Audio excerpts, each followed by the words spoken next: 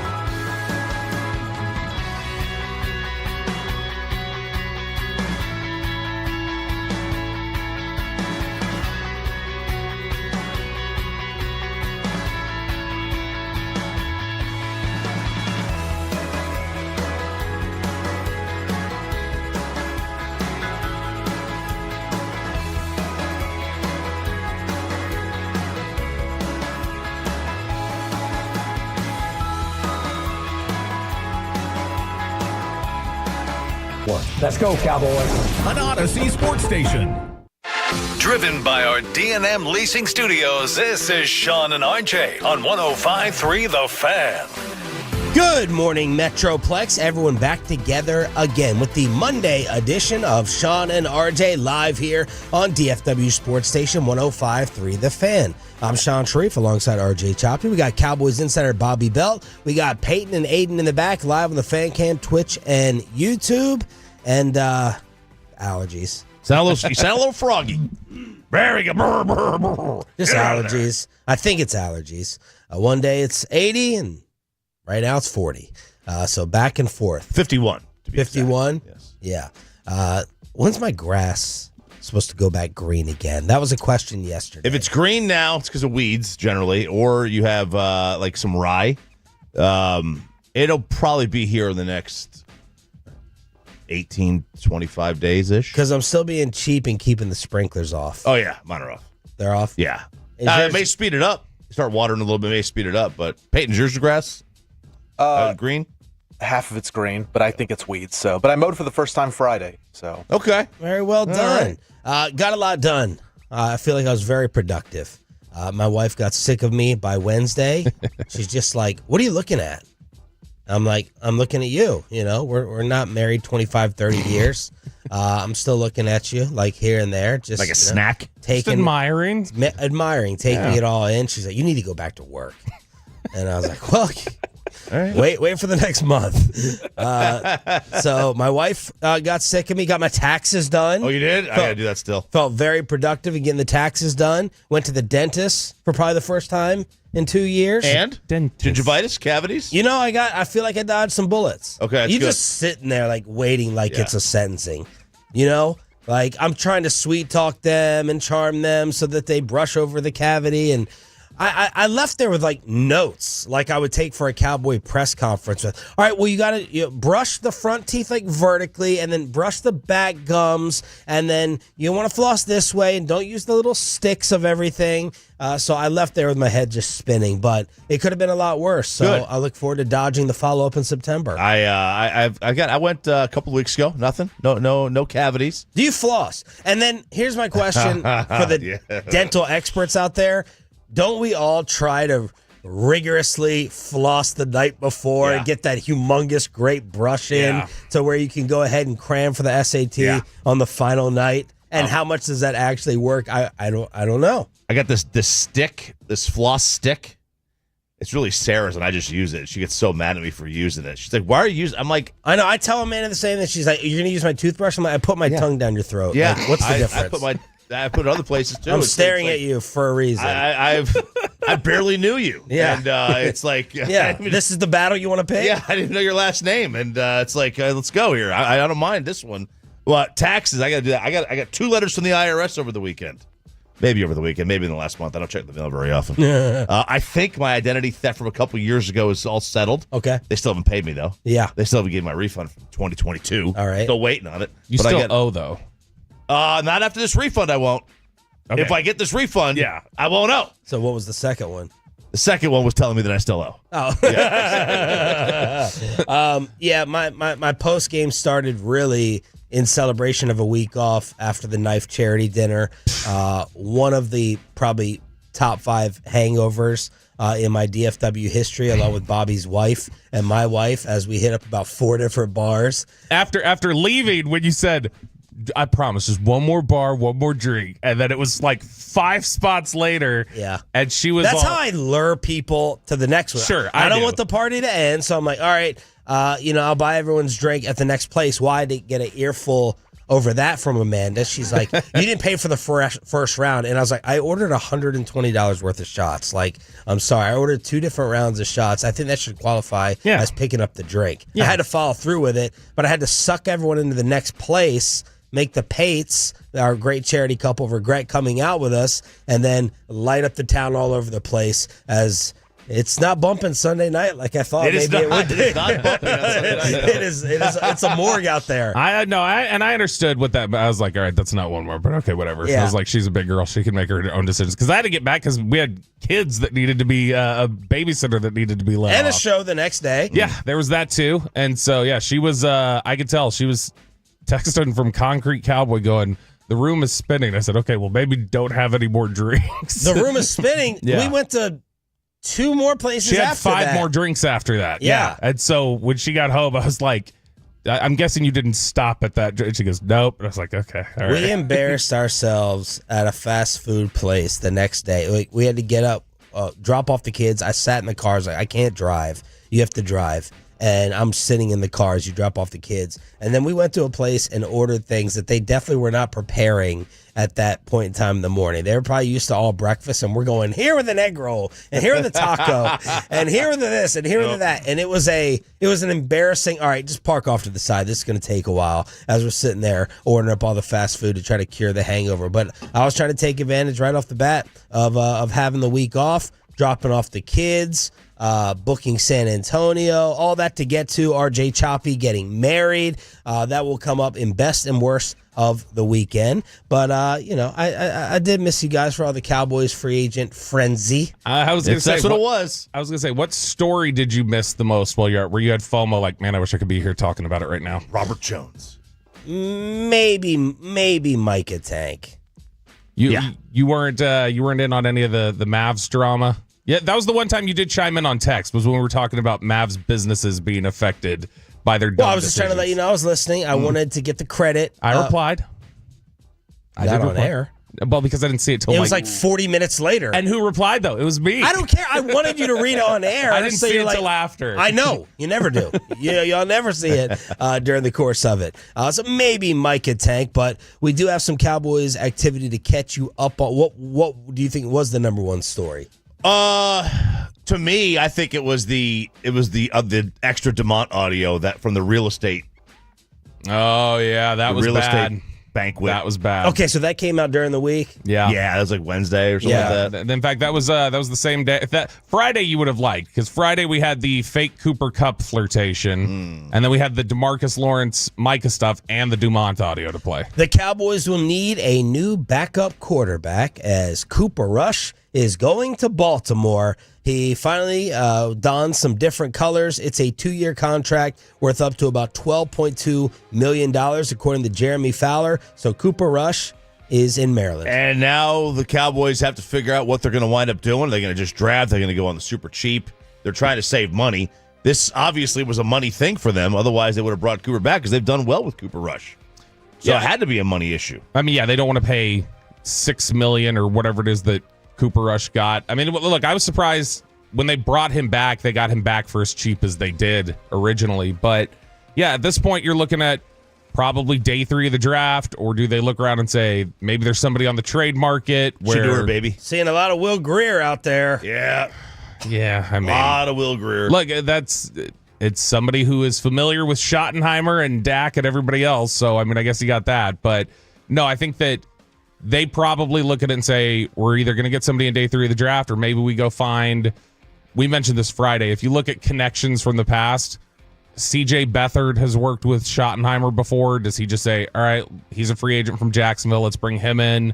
Do they go look at, hey, let's find somebody who's just languishing as a backup, the third somewhere that they want to get out? I think that the likeliest scenario right now is they draft somebody on day 3. You know, they've had a philosophy, which we've debated many times on this show before, about going really cheap with the backup quarterback or the no-name. Do you think that they've gotten away with that, like, so far? Cooper Rush allow them to just continue to say, we can go with the no-name and we can go cheap because Cooper Rush was a fine backup. He was fine. Yeah. Yeah, I mean, look, I couldn't even tell you who the backup is to Josh Allen. No idea. Trubisky Oh, yeah. was. I don't know who it is now, but it was Trubisky. And you know, like, We're talking to the now. it's I like a Welcome backup. back. Oh, dang it say for the Buffalo Bills. It Hell does still yes. say? All right, very good. Bastard. But I think that's the point. Like, you know, you don't really, the backup quarterback is the position that you don't pay any. It's an insurance policy. You know, do you want to overpay for insurance or underpay for insurance? Are you looking for the cheapest route or not? This is a team that needs their insurance right This now, one does. given the injury history of their quarterback. Cooper Kupp, 3 for 45 with Seattle, and now Tank Lawrence. Would you have wanted the Cowboys to pay $15 a year? I would have done it. I was okay with it. That was probably a little bit more than I thought he would have got. We were thinking, what, in the 10 to 12 range? 12 was about what we were thinking. You know, I still would. I mean, you got to. We talked about this last week. You got to spend the money somewhere.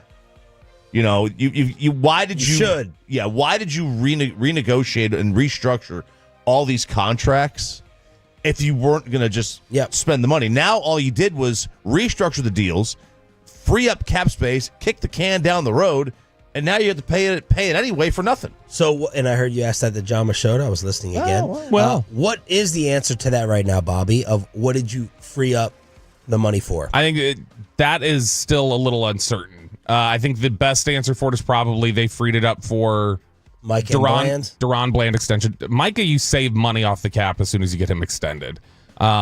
Just for this year anyway. Bland is going to cost you a lot of money if you get his extension done now. So Bland is part of that. We know they wanted Dre Greenlaw, and they lost out on him. It could be that they freed up some of the money for that. There may be other players that similarly they freed up money for, trying to be competitive in that space, and then they fell short. When they initially flipped a lot of those switches, they didn't have Osa done yet, and so they didn't know if he was going to count $20 million, $25 million against the cap. So I think it's just some accounting things they did that ultimately things have not panned out, and now they're just sitting here with a bunch of money they have nothing to do with. $15 a year for Kupp, a little bit too rich for my blood. And again, it's a total complete unknown with a guy like that, and that's why he was available. You just never know what the health is going to be. If Cooper Kupp goes to a team right there at the edge and he's healthy, can he help them win a Super Bowl? Maybe. ESPN has this metric that maybe the Rams relied on. One of you guys said the Rams really rely on this type of stuff analytically when deciding on their roster. But ESPN's metric said that Cooper Kupp and his ability to get open, 2021, number 15 in the league of 160 receivers. 2022, number 71. 2023, 102. 2024, 141 of 159 receivers' ability to get open declined. Yeah, Greg Branos of the Coach Speak Index, he had said a big red flag that the Rams, who have one of the league's best analytics departments, completely shut the door on any chance of Cooper Kupp returning. A guy that Sean McVay and Les Snead and everyone else in the building absolutely loved. So you're talking about high character guy, one of their leaders, one of their big influences positively on the locker room that everybody had great relationships with, and their analytics department looked and said, no shot. Don't even think about it. If you end up with Diggs or Lockett at a much nicer price, I'm not going to be mad at that whatsoever, and I understand why they didn't go 15 per for Kupp, even though he's the bigger name. Would you rather do Diggs at 16 or Lockett at 10? I would lock it at 10. Diggs' injury is what? Injury history or the one he's coming off of? It was an ACL, wasn't it? I think it was an ACL. Well, that's a little scary. I think we all like the Dante Fowler deal. Yes. He had tweeted out in Washington, tired of the disrespect. So he was ticked off over the way he was not being rewarded or the way they viewed him. 1 year, $8 million. I think we all really like that. So Dante Fowler coming back to fill a tank spot. I think it's a good spot to get. You have guys out there. You have teams paying basically $2 million per sack now. Yeah, more than that. You're gonna get $40 million for an edge rusher. I mean, if they get 20 sacks, which 20 sacks is a hell of a year. You're paid $2 million a sack. You're gonna get this guy for less than $1 million or right around $1 million. Well, and he looked like he really popped last year, where it was like, oh, he had 10.5 sacks. Didn't do that in Dallas. It's still essentially the same guy efficiency-wise that he had been in Dallas, because he had his 10.5 last year on 570 snaps, and the 2 years in Dallas where he had 10 sacks, he played 600 snaps total between 2 years. So he has been this guy efficiency-wise for the last 3 years, so it's a good investment to me. Cowboys did add a receiver in Eagle free agent Paris Campbell. It's another 1 year contract. Cowboys become the third NFC East team for which Paris Campbell is going to play. Okay, that one just was like the first. That's one of the first deals they've signed this offseason. Was just like, okay, I don't see the angle at all. But sure, if you tell me that's what you want to do, a guy coming off of a 6 reception season who has generally been considered a flame out. Now, the only connection I could find, because I look at that and I go, why are you throwing a dart there? The only one I could find is first round pick. Yeah, no, I did wonder that. I was trying to remember if he was. He was a second.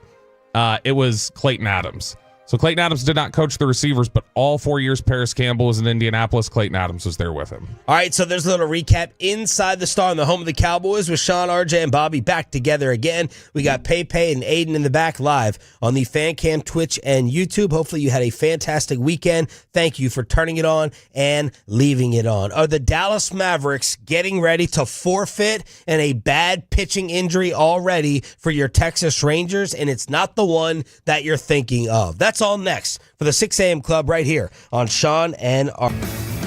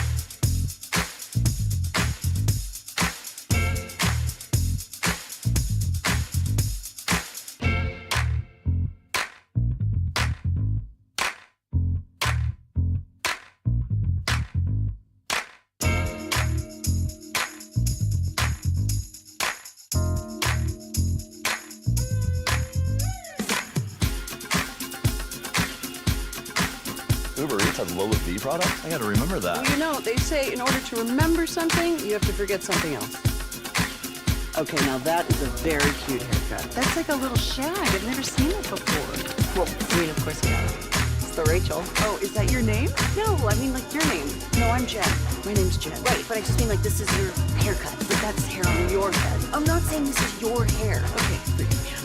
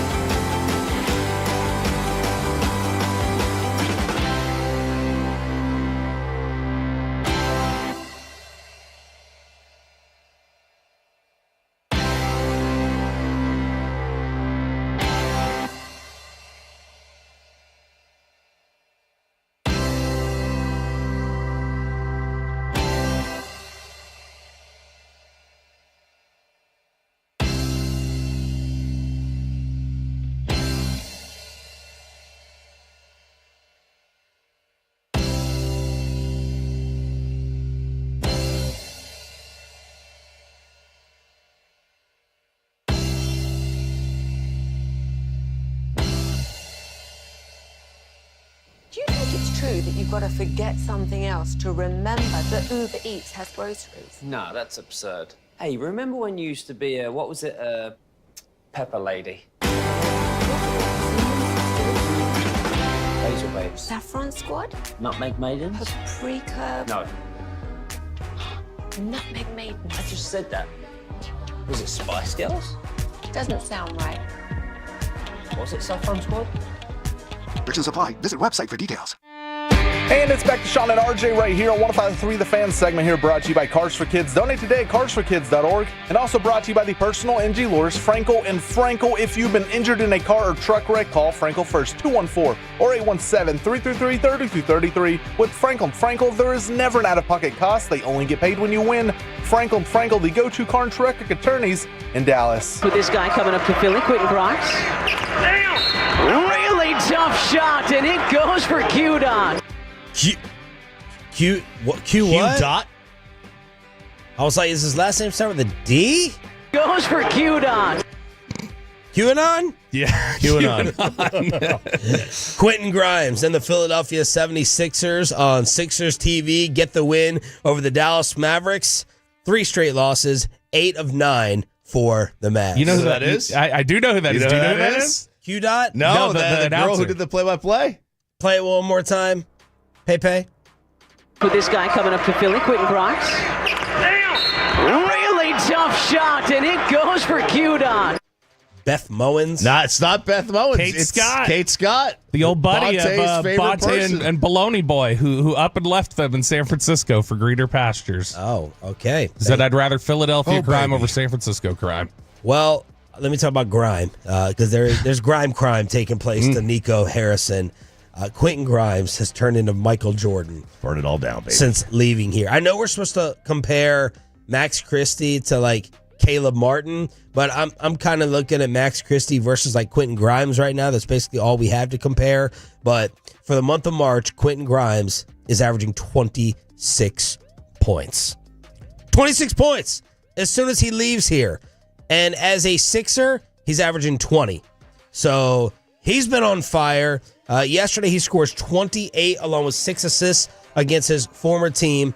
And the Mavs did not have to forfeit. So I guess that's the good news. Yeah. How about that story that came out? So it's like, I don't understand this because, in baseball, you can bring guys up as many times as you want. Now, you have limits on each individual player, but so you can only bring a player up and down X amount of times. But if you wanted to just go down and you had guys that had a bunch of options, you could just continue to do it. Here's ESPN money guy Bobby Marks, friend of the station, explaining the possible Mavs forfeit. When Dallas made the trade, the signing trade to acquire Klay Thompson and, of course, the Najee Marshall signing, that triggered the first apron hard cap.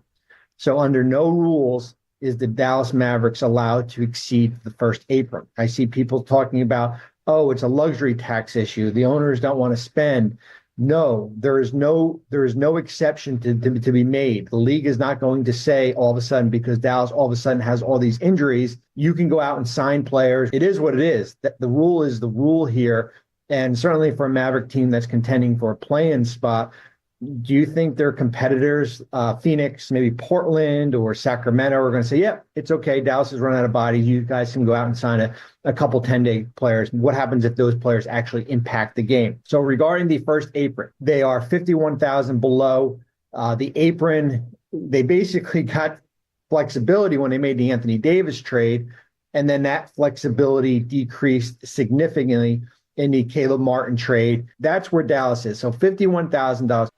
All right, so that's kind of explaining the finances of it. But basically, two-way player rules, salary cap restrictions, there's the chance they could be forced to forfeit, according to Bobby, at least one upcoming game. It'd be Monday. Due to not having enough healthy players. And this became a more realistic possibility because Dante Exum has the season-ending injury Friday against the Rockets. They only dressed 9 for that game, 1 above the 8-player minimum. Yeah, and you've got to have, they got like a bunch of guys that are kind of questionable.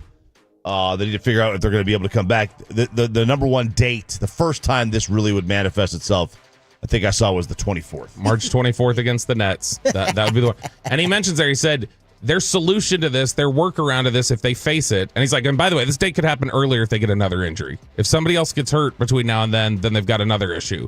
But he said that basically Dallas's only response to this would be to lie. We have to lie on the injury report and say Anthony Davis is healthy or something like that. And he's like, and then they probably get themselves in jeopardy with the league. And so he's like, there's really no positive answer. And it's poetic. It's nice that not only is Quentin Grimes playing well, but that the Quentin Grimes trade is the reason why financially they don't have enough, because they took back more salary from Caleb Martin. I want blood. I want blood. They did it to themselves. They deserve it. This is their punishment. This is their punishment. I want blood. Has PJ Washington lost some fans after yesterday he sat at the podium and finally said to you, enough is enough with the fire Nico stuff? Yeah, at the end of the day, the trades happen. We understand we have a new team now. All that fire Nico stuff, we're sick and tired of hearing it. We just want to go out there and play, win with the fans to support us, no matter who's in the floor. So that's just how I feel about it. At the end of the day, trades happen. We're sick and tired of hearing it. How is that going to go over? Did he say it with his arms crossed? He was standing on business. Yeah. No, look, this is, in the one sense, I think what he's replying here to, he had told somebody apparently to sit their ass down yesterday. When fan? When he was up there shooting free throws, somebody was chanting "Fire Nico," and he said, "Sit your ass down." And so I'm guessing he's talking specifically about we just want to play basketball, but I don't care. Like I don't care what it is that your reason is for it. If you're PJ's wife and he's like, "I'm going to say something," what would you have said? No, don't say anything. You're trying to weigh team leader, right? He's doing a nice team thing versus the outrage. I totally get. He's hunkering down. He's like, it's us against the world kind of thing. Athletes do that all the time. Teams do that all the time. I'm not angry that he said this. I expect a leader to say something like this. Like, this is our team. Like, this is who we have. I don't care. I don't care what he has to say. I don't care what distraction he's worried about. Sorry, this is what your organization brought on you. So either you have sympathy for the fan base, like the only thing you need to say about it is something that's, I understand they're hurt, yada, whatever you want to say. That's one reply. And the other reply is just shut up. Don't say anything. Because right now, fans can feel about it any which way they want because you have gone through, what are we now? Like 47 days of fan hell now since the Luka trade. So, no, just shut up. Don't weigh in if that's going to be your take. Meanwhile, St. Patty's clip from Fox 4, the chants continued out on the streets.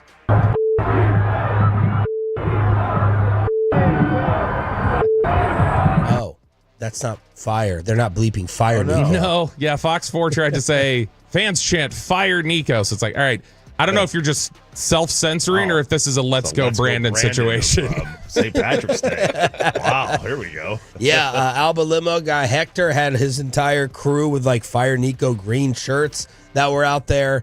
So these poor Mavs workers though, sitting up there just throwing beads. Like they probably don't want to be that brave. They're just throwing beads to people and they're getting screamed at. It's not their fault. Meanwhile, yesterday showcase game on ESPN. Luka without LeBron. Luka Doncic scored the last 10. Going for 13 in a row. Got it. Doncic on fire. I think this is like the 7th straight 30-plus game against the hated Phoenix Suns for Luka. What he does. That's what he does. Against them, yeah, for sure. Lakers get a win. They had been skidding a little bit without LeBron. They had lost 4 in a row. So they get a much-needed win. They were at the number 2 spot in the Western Conference. The Lakers are now the 5. So just to reset the West because, I mean, at this point, you want the Mavericks to make the play-in because Phoenix is not, like, coming up there to grab it. The Suns aren't doing you any favors. The Suns with Kevin Durant and Devin Booker and Bradley Beal getting hurt again lose to the Lakers. But you got OKC. They've won the West. Houston and Denver, along with Memphis, are all 13 games back. Rockets, Denver, Grizzlies. Then you got the Lakers. The Warriors have surged with Jimmy Butler. They've won 7 in a row. They're the 6th spot. Minnesota's the 7. The Clippers are the 8. The Kings are the 9. Dallas is the 10, and they are a game and a half up on the Suns. Yeah, you really need forfeits. We need these forfeits to happen. Yeah. Honestly, well, you don't really need it. Right, you don't really need it. You need Phoenix's opponents to forfeit because I've never seen a messier basketball team. There's no excuse for them not catching the Mavericks at this point. No. That's a pathetic organization. They won't come up and get them. No. It's ridiculous. The fact that Dallas has been, I mean, what? Dallas is in their last 10. They're like 2-8 or something. I mean, they're 7-13, I think, since the trade. And a lot of that's come in the last couple weeks. And Phoenix just refuses to make any ground because they continue to lose games. Kevin Durant yesterday in that game looked so pissed off. And so there's like a mic'd up in the middle of the game when they were coming back from break, and he's like yelling at them like, guys, Luka's going to score. Just let's not also let him get 15 assists on top of that, please. Like, if he's going to score, he's going to score. But my gosh. Luka, 33, 11, and 8. 4 threes made, 2 steals. Since the All-Star break, I love how everyone's like, oh my God, look at these numbers. They're just typical. Yeah, they're just normal Luka numbers. They're Luka numbers. He's 28, 9, and 8 since the All-Star break. 3rd in points, 7th in assists in that span. Yeah, this month he's 42% from 3. Just this month. Yeah. I remember when like 39% was like, oh my God, you're going to the Hall of Fame because you're Craig Hodges. Yeah, like 39%. What a defensive stopper. Luka's turning into with his 2 steals a game for the Lakers and his defensive rating, which is a career best right now, which is the number of points they estimate you allow over 100 possessions. It's the best of his career. So do we want the Mavs to just go ahead and hang on and try to make the play-in to get a possible dream Laker matchup? Maybe not a dream matchup, versus you can't fall that much farther. We had said a couple weeks ago the worst they could probably do is the number 10 spot. They're a game and a half up on Phoenix, and then after that, you are 3.5 clear of Portland and San Antonio. Yeah, well, San Antonio, they have no more Fox and no more Wemby, so they've already kind of packed it in. You know, the Lakers scenario is not, obviously it's not going to happen because the Mavs, the best they could probably do, they're not going to go beyond. Yeah, but you need the Lakers. The Lakers just a game back of those 3 teams, 2-3, 4. You know, but we would be the 8th seed if we won the play-in. So if I think, right? We would be the 8th seed. As it stands right now, like if Dallas were to make the play-in and lose, they're still in the lottery, but their chances of making the top 4 would be 4%. So if they switch spots with Phoenix and they're out of the play-in completely, their chances to make the top 4, it's still small, but it doubles. It's about 8% to make the top 4. Miss. Yeah, I mean, you want to miss. You truthfully want to miss. And it's just a game in the loss column for Phoenix. We've got another extra game in hand. So what's the biggest thing you took from DeMont sitting down and talking? He was like, the biggest thing I took, he's like, look, we went to the finals and we lost. So this wasn't good enough. And it's like, okay, the lesson of the NBA is the breakthrough. Yeah. Dude. It shows you never watched the NBA. If DeMont was running the Bulls and Michael lost to the Pistons, got to go. He would have traded Michael or Scotty, one of the 2. Kobe, the Kobe air balls against Utah. They couldn't beat Utah for a long time. Gone. Kobe or Shaq. They would have got rid of him. Nico would have got rid of him. For what I took is that it's, first of all, the Pistons went through this against the Celtics. So Isaiah, you'd be gone. They're not and he's talking trying to each other. They're not together. Nico had a completely different take at the podium the day after the trade. It's about win now, and then DeMont's like, "Well, it's about the future." He said the future. Yeah, that was bad. The thing that stood out to me, 25-year-old you shipped out. And the thing that he got mercilessly mocked for was, if you're a basketball guy, why are you calling the NBA Finals the championship games? Like, the dude clearly doesn't. It's like saying the World Series, like, we made it to the MLB championship. Like, nobody calls it that. Yeah. Like, you're such a weirdo. 877-881-1053 in order to hit us up on DFW Sports Station. We got some bad news from the Rangers pitching staff in Surprise, and let us know what you did to celebrate St. Patty's as Bobby's going around pinching everyone in studio today. All that next right here on 105.3 The Fan. But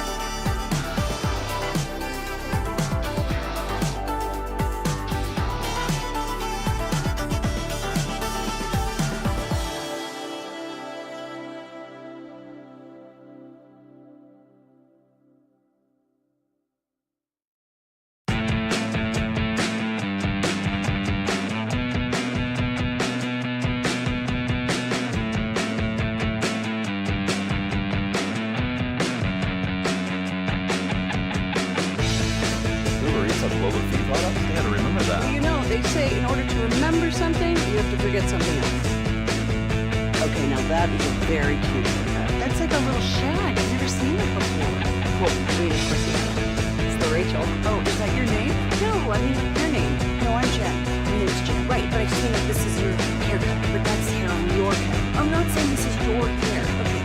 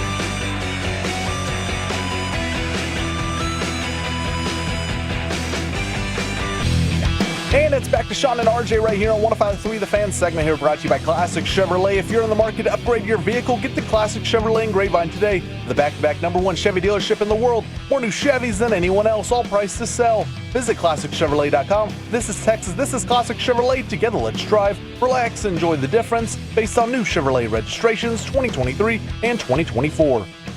Are the Texas Rangers already falling apart? Jared Sandler will join us at 9 o'clock this morning from Surprise, Arizona. Baseball season right around the corner, as you can see by my sweatshirt. And, of course, we are your home of the Texas Rangers with Sean and RJ, 105.3 The Fan. John Gray, right wrist fracture. He was hit by a line drive going up against the Rockies. That knocks him out of the game. Bochy says, not good news. It's terrible. I feel awful for him to be this close to getting the season going. There is a fracture. Gray, Cody Bradford is going to start the season on the injured list because of soreness and his throwing elbow. Who else did they miss? Tyler. Malley got scratched with a forearm soreness, but he was supposed to return to pitch in a minor league game. But the big news and the headline is John Gray. It is, and that's look. I mean, they have a plan. You know, when all things were equal, it's going to be Evaldi as the game one, opening day starter, and they were going to have DeGrom be at the back of the rotation because the way explain that because there's some Tolos not happy saying you got DeGrom and you got all this money and you got all this expectation. He can't even start off your season. Yeah, look, the way the schedule shakes out, if you pitch him on opening day, then his second start comes on regular rest 5 days later. All right. So if you pitch him as the number 5, he gets an extra day's rest for his first 6 starts, each start. So he won't have to have a start on regular rest till the end of April. Like, you're basically... I'm in. Yeah, I mean, this is... This is not about April. This is not about April. And you do still have to manage him. You got to manage him. You got to manage that the entire year. And it would not surprise me if, like, every 5 starts of his, they skip a start throughout the course of the year. It wouldn't surprise me. It wouldn't surprise me if they tried to kind of manipulate the rotation to give him an extra day off here or there. I don't have a problem with that. You paid the guy $185 million or whatever. You've gotten nothing out of him. And you have to manage his innings, his pitches, his time off during a second Tommy John, which nobody does well after a second Tommy John for the most part. So you've got to really manage this. Did you see the bullpen session he was throwing? That was awesome. That's really cool. Where there are these Cleveland Guardians pitchers just standing around wanting to watch him throw his bullpen session during spring training. And that's the great thing about this, that you have Jacob deGrom, and he's such an insane talent and the kind of guy that people are just they're reverent around when they talk about him. That's but then a good word. you kind of wonder, like, how much is that worth it when you talk about the investment you make and how you're still having to go through thoughts like this? Like, can I pitch him on normal rest early in the season? Can I do that? Yeah. I understand you have to think that way. It's just, it does make you go like, all right, how much was this investment worth it then if you're going to have to stagger things like this so consistently? Well, number one, it is what it is, right? You already signed him. But number two, this was the gamble. This is the gamble that you've lost. Make no mistake about it. You've lost the gamble of the signing so far. You're going to have to come up with a championship or a championship appearance to make you feel decent about it. So now what? Eovaldi, DeGrom, Gray, Malley, Bradford. There's 2 O's in that depth chart now. Eovaldi, DeGrom, Malley, what? Well, what? Rocker Lighter? Rocker Lighter. Rocker's control issues are starting to become a problem, though. Like hearing this. So we had read this article last week where Chris Young said Tatis took off the head. Yeah, he hit Tatis in the head. If you include the spring games, that's the 3rd time he's hit somebody in 6 innings. He's walked like 5 in 6 innings. He's a little erratic right now. And Chris Young had mentioned last week, look, we've got him kind of in the lab, as they call it there, that we've got him down there trying to figure out what's up with your mechanics, because mechanically you don't look the same as you did at the end of last year. So what's going on? And so you've got a concern there. And then there's always the Jack Leiter concern, because he's not panned out yet to the extent that you want him to. I know a guy who'll pitch for free. Bassick? Oh. Bauer. He'll pitch for the league minimum. All right, Jared Saylor will join us from Surprise at 9 o'clock on your home of the Texas Rangers. Happy St. Patrick's Day, as Bobby is celebrating with the high school hat, right? Yep, I got the Lake Worth hat on, the Bullfrogs, I think they are. And it was just because it was green, because I anticipated that everybody was going to be wearing green today, and I was going to get pinched if I didn't, but y'all didn't even observe it. I have green boxers in some sort or way. You were quick to want to see those. I'll prove it to your mama. That's gangrene. So Ask your mama, she'll tell you.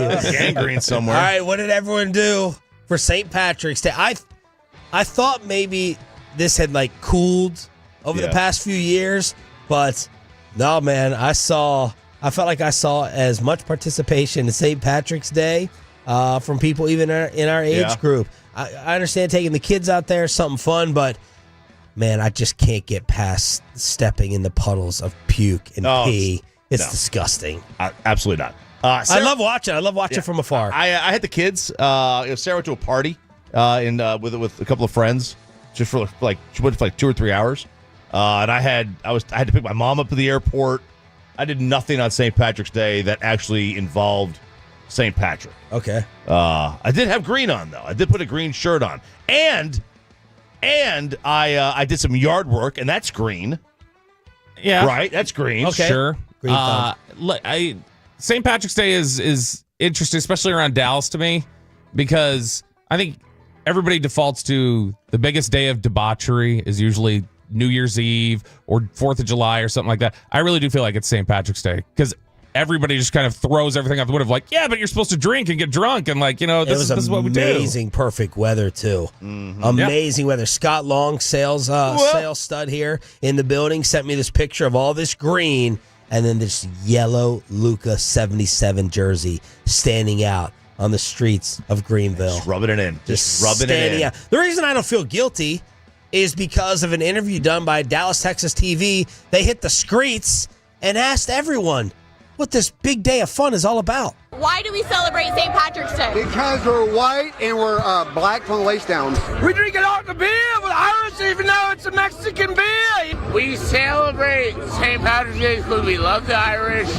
We love America. Because we have to drink as many Guinnesses as possible. Irish independence. Get slutty. Because there's a lot of green and drinking beers involved. To get fucked up. To go. Oh, hey, well, what a great. Alcoholism is the fucking greatest. Put a Irish. Any excuse to drink. An excuse to have a lot of free drinks. Excuse to get drunk. Get drunk. Enjoying America. I'm a leprechaun.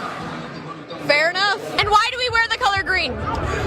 Money, baby. Because Patrick asked us to wear green. Football field green. Money green. My shirt green. We green.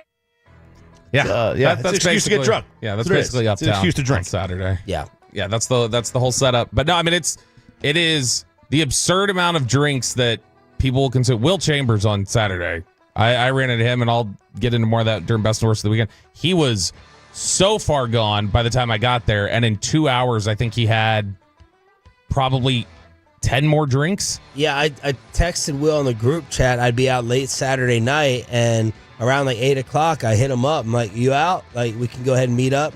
Never heard back. I never and got that the never text. happens. I never got the text. I could have met up. He was already tapped.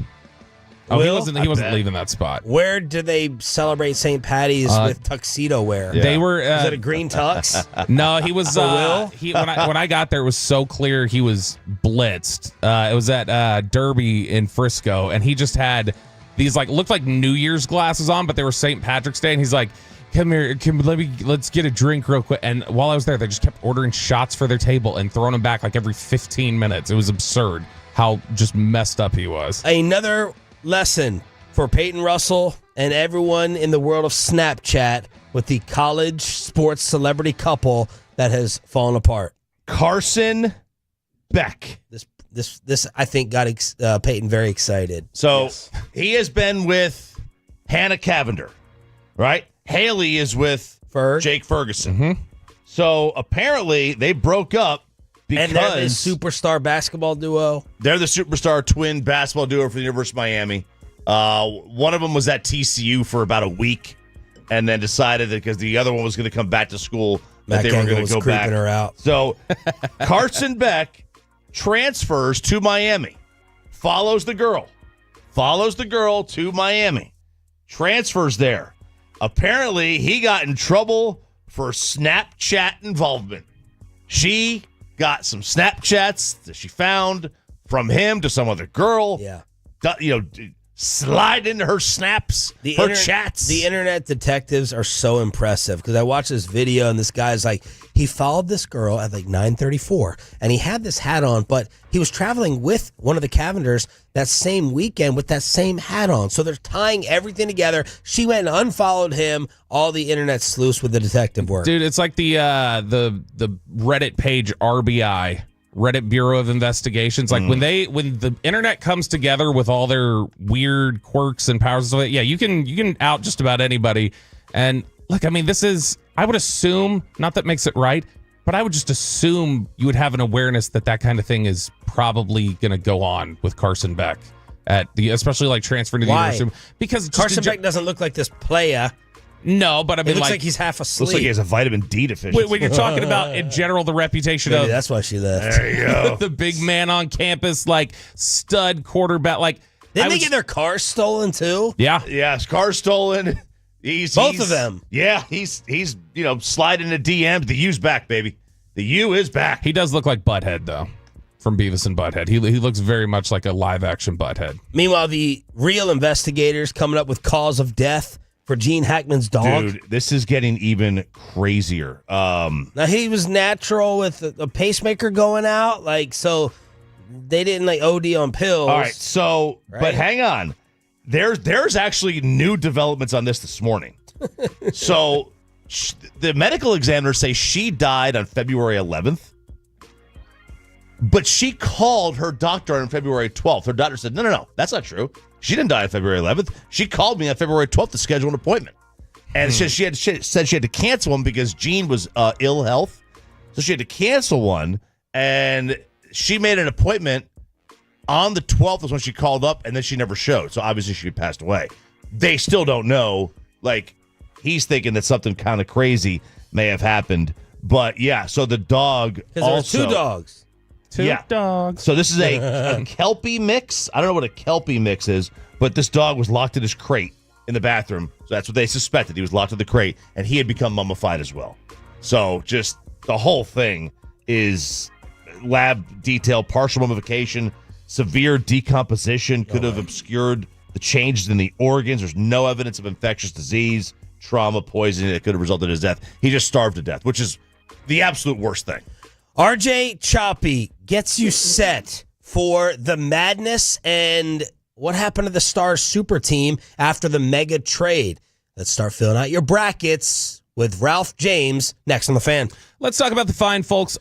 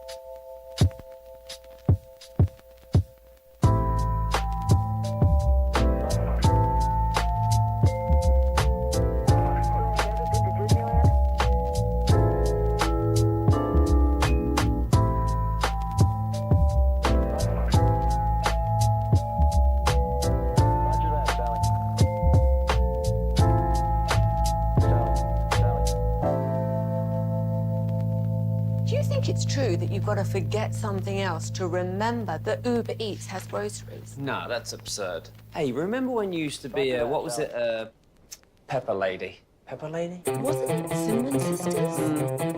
Basil Babes. Saffron Squad? Nutmeg Maidens? Paprika? No. Nutmeg Maidens? I just said that. Was it Spice Girls? Doesn't sound right.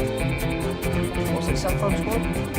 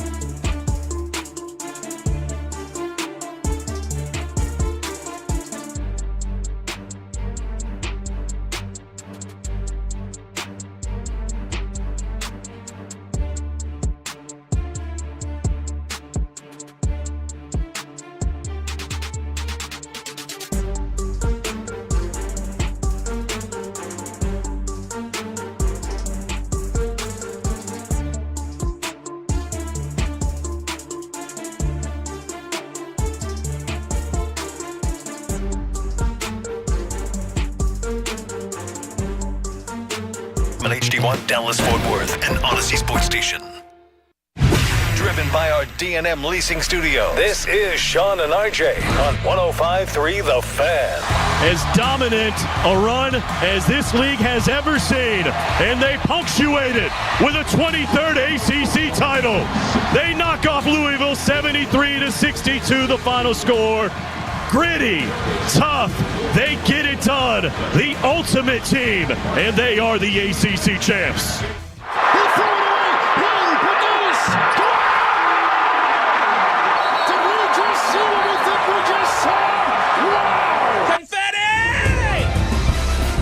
Oh, it's time for Kevin Harlan. This is the good Kevin. This is the good time of year. This is the good. This is where you want over the top Gus Johnson, over the top Kevin Harlan, over the top Brian Anderson. It's when you want it. It's when you want it happen. And it's happening. And it starts tomorrow night. Speak for yourself. We want Kevin Harlan year round, or I do anyway. Especially if he's listening in Dallas. Yes, right. right. Not hopefully. Love you, Kevin. There's a lot of questions coming into last night's bracket reveal that I was wondering what they were going to do with certain situations.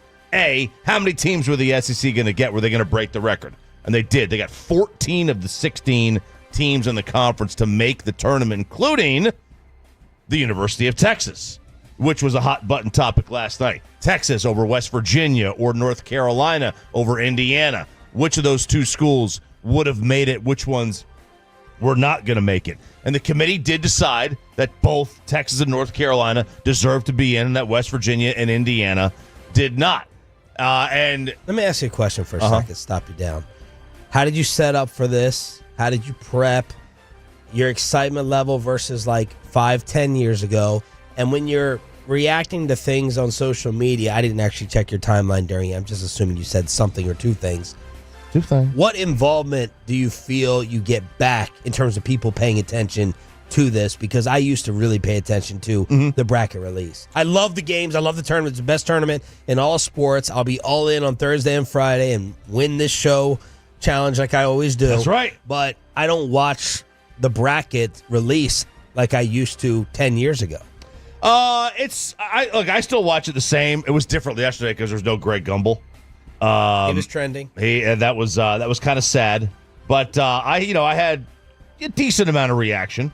You feel like you still got like diehards? Yeah, the diehards are there. We're not the number 2 college sports podcast in the country. Whoa. For nothing. College sports betting, right? College sports betting. Yeah.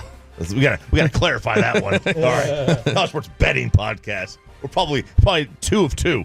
We're probably number 2 out of 2 podcasts. But it was still a decent amount. I think obviously the games when you get to Thursday, people still don't care. I don't believe about the Tuesday, Wednesday games. Now they have something here. Actually, I kind of do. Because the American University Eagles, Mount St. Mary's, we're a 3-point favorite. I think we get Duke if we win. I think you do get Duke if you win. Yeah, they're vulnerable right now. Yeah, Duke is vulnerable. So you guys play on Wednesday.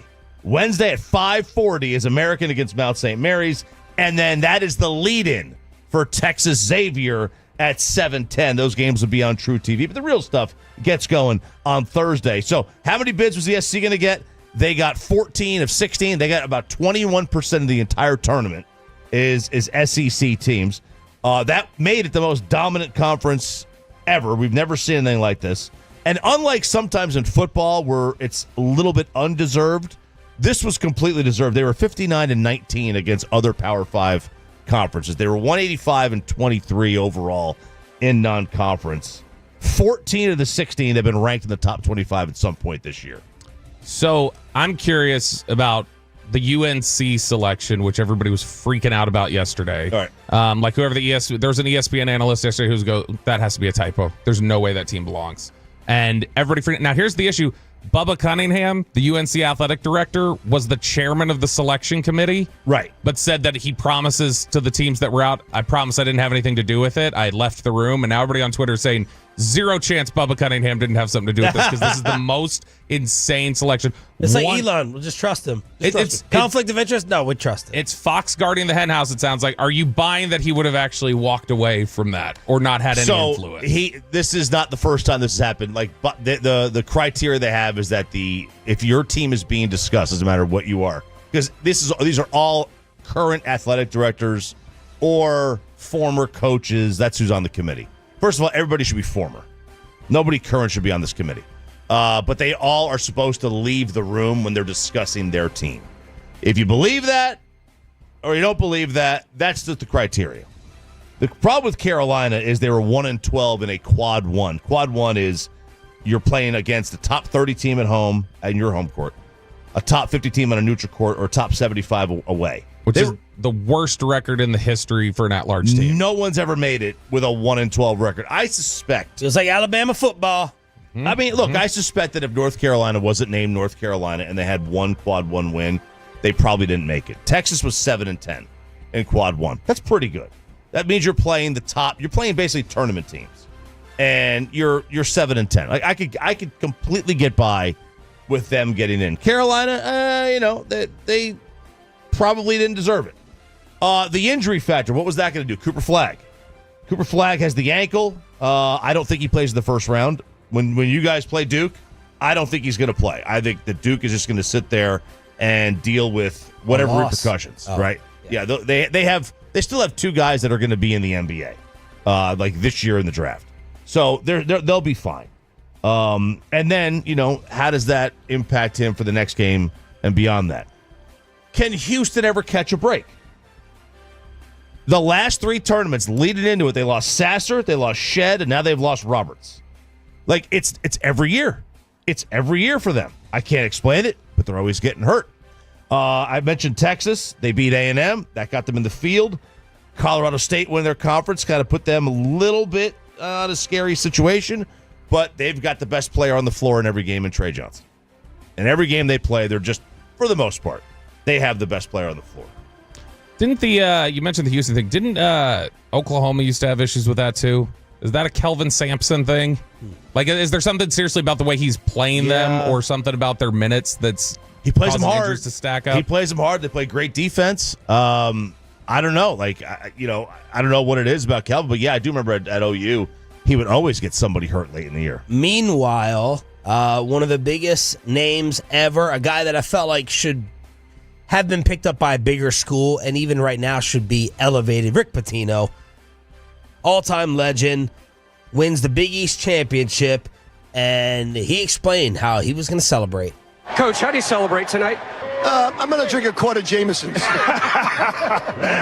Patty's Day. Good for you. A quart, huh? I've never heard anybody describe the amount of alcohol they drink in quarts and pints. It's like we're talking about a eighth or dime bags. Yeah.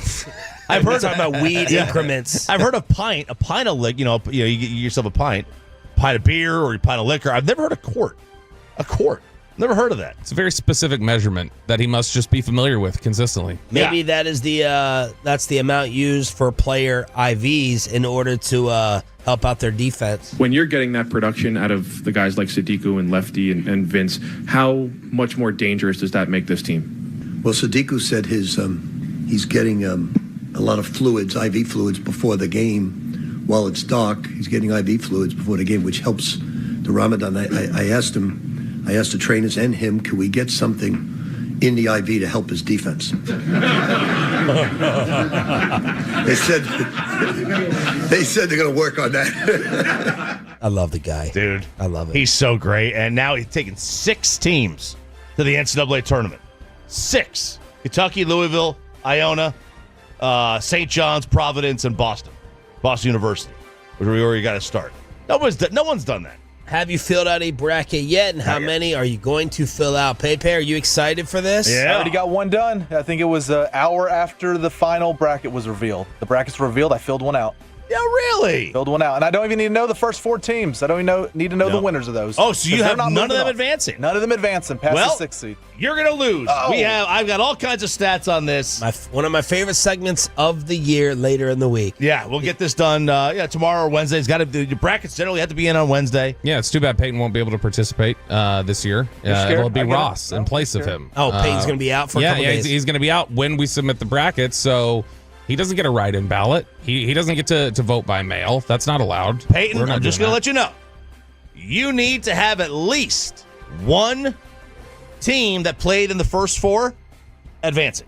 Texas. Easy. There you go. There you go. There you go. 877-881-1053 to hit us up on the Franklin Franco Injury Attorney text line with the madness about to begin. Is there some madness going on with the Dallas Stars after the trade? Dropping it back to McCarr. Now McCarr cuts to the middle, shoots, scores!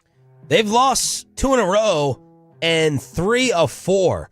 There's the call from TNT. Well, what's going on with this, Choppy? What's going on after this deal? Supposed to have this unbelievable super offense. Mm-hmm. Not supposed to lose to anybody. Well, you're supposed to have a super offense, but you did not address one of the main issues, which was they needed some defensive help. They've given up 8 goals over the last 2 games. Yeah. Now look, the good news is that you were facing 13 over the last 4. Yeah, you were facing a tremendous goalie in Hellebuck and the Jets. And then Colorado, obviously, is a very good team still. Yeah. And they've played really well since they traded away Mikko. Because you talked about this schedule. It's actually 14 goals allowed over the last 4. Yeah, I mean, look, it was a tough schedule. I mean, they had a Western Canada road trip, and they ended it in Colorado. But, I mean, Edmonton, Vancouver, Winnipeg, and the Avs, I mean, those are 4 solid teams. And, oh, wow. The money puck. Bobby coming in. You can't talk. Bobby coming in with the money puck at 72% for Colorado. So, look, they had a tough schedule that they played over the last week or so. They had a few days off. They got back to it. Now it's a 4-game homestand. I like it. I like how the NHL does this, where they do like 4-game homestand, 4-game road trip, 4-game. That's what it's been like for a while, and then they'll have another 4-game road trip where they go out west again at the end of March. They go to Edmonton, Calgary, and then Seattle for back-to-back. Well, you were talking about this trip. Yeah, it was just a difficult trip. I mean, they wound up losing 3 of the 4. Ironically, the only game they win on it was the one that Otter didn't even start. It was to Smith. But this was a tough trip, and this was going to tell a lot about your team. And I think that Winnipeg game, that didn't sit right, because I mean they kind of were they weren't punked in the game, but they were completely kind of outclassed. How about the golf update? Saw a ton of highlights from the players, and this getting carried over to today to decide. 8 a.m. 8 a.m. We're going to have the final 3 holes, the playoff for the Players Championship, the largest purse of any regular tour event, not including your majors. But yeah, we got the Players coming up here at 8 a.m. and it's going to be Rory and JJ Spawn in the final. So you get a little Rory action there, Bobby. No Matsuyama though. How did you feel about Rory versus the Texas kid? That kid was from Texas, right? Yeah, I thought Rory was. I don't know. I kind of had. I get a bad taste in my mouth of Rory now. Like he's either great. Well, the kid was heckling him. The kid was heckling him. I saw Rory getting called the B word by a lot of people. Wasn't the kid just heckling him? The kid was heckling him, but I mean, this is like you're about to be a future guy. Shut your mouth, punk. Shut up. Be quiet. But Rory went over and took the cell phone. Yeah, he took the cell phone. It's like, come on, man, what are we doing? Why'd you take the phone though? Like, was he playing clips off the phone? Like, he should have just slapped him. So it was coming from his mouth, right? The kid. If you deal with like athletes of other sports, if they ever play with like a PGA Tour, like if Jordan ever plays with a PGA Tour golfer, he just trash talks the whole time. Because there's a lot of them that are not used to getting trash talked. It's a very, they're not used to it, so you can kind of get in their head. And I guess Rory's just not used to getting heckled. And he got heckled. He isn't? He should be. I would think at this point with all the live stuff, he's way used to it. I hate live. Kid's not playing with him, and like you're a prospective future golfer. I don't know. Little punk move by the kid. He should have done that, but Rory should act. I mean, you should be okay. You're a professional golfer at that level. you should be able to handle a little bit of heckling. All right, so there it is. The rest of your weekend recap here on Sean and RJ. We got our Cowboys insider Bobby Belt to answer this question. Did the Cincinnati Bengals late last night just screw up things with Micah and the Cowboys even more? And the one word that you're using to describe the Cowboys offseason so far, this blew up yesterday. We need you on the fan text at 877-881-1053. We take you inside the Star. We go commercial free with the Expressway. And we have a PBR ticket giveaway for you turning it on, leaving it on right after this.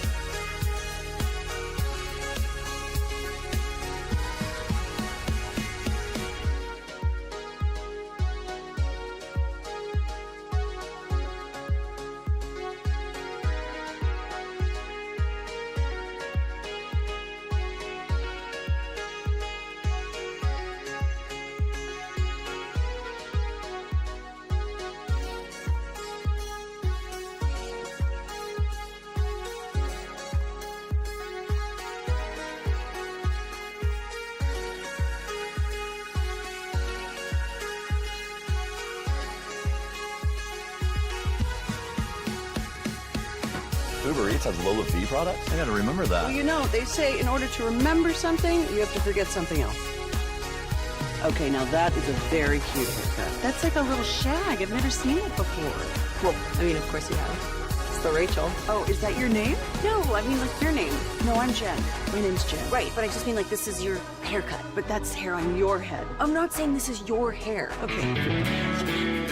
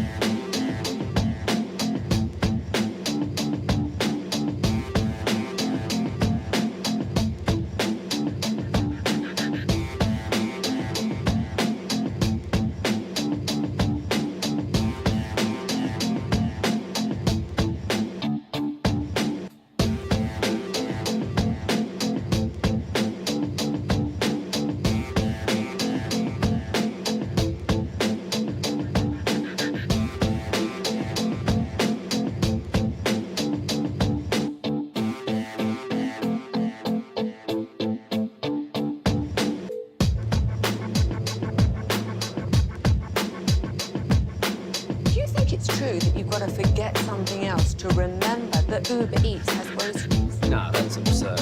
Hey, remember when you used to be a, what was it, Pepper Lady? Pepper Lady? Wasn't it Cinnamon Sisters? Basil Babes. Saffron Squad? Nutmeg Maidens? Pre-curb? No. Nutmeg Maidens. I just said that. Was it Spice Girls? Doesn't sound right. Was it Saffron Squad?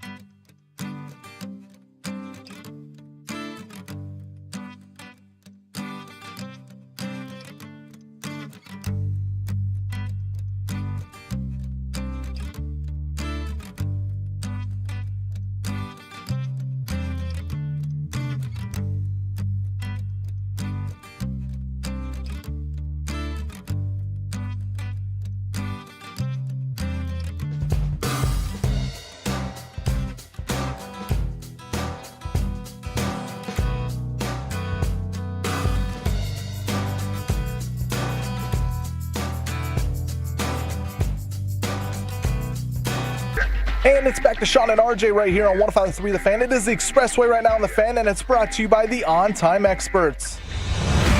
From news and notes to the coaches and players for America's team, let us go inside the stars on 105.3 The Fan. Good morning, Metroplex. Got the entire crew back together again. I'm Sean Sharif alongside RJ Choppy, partner of 15 years. Cowboys insider Bobby Belt. We got Pepe and Aiden firing up the Fan Cam, Twitch, and YouTube. And we are now commercial-free with the Expressway. And we're going to try to thank you for turning it on, leaving it on. That's the station moniker and slogan. It's Tolo.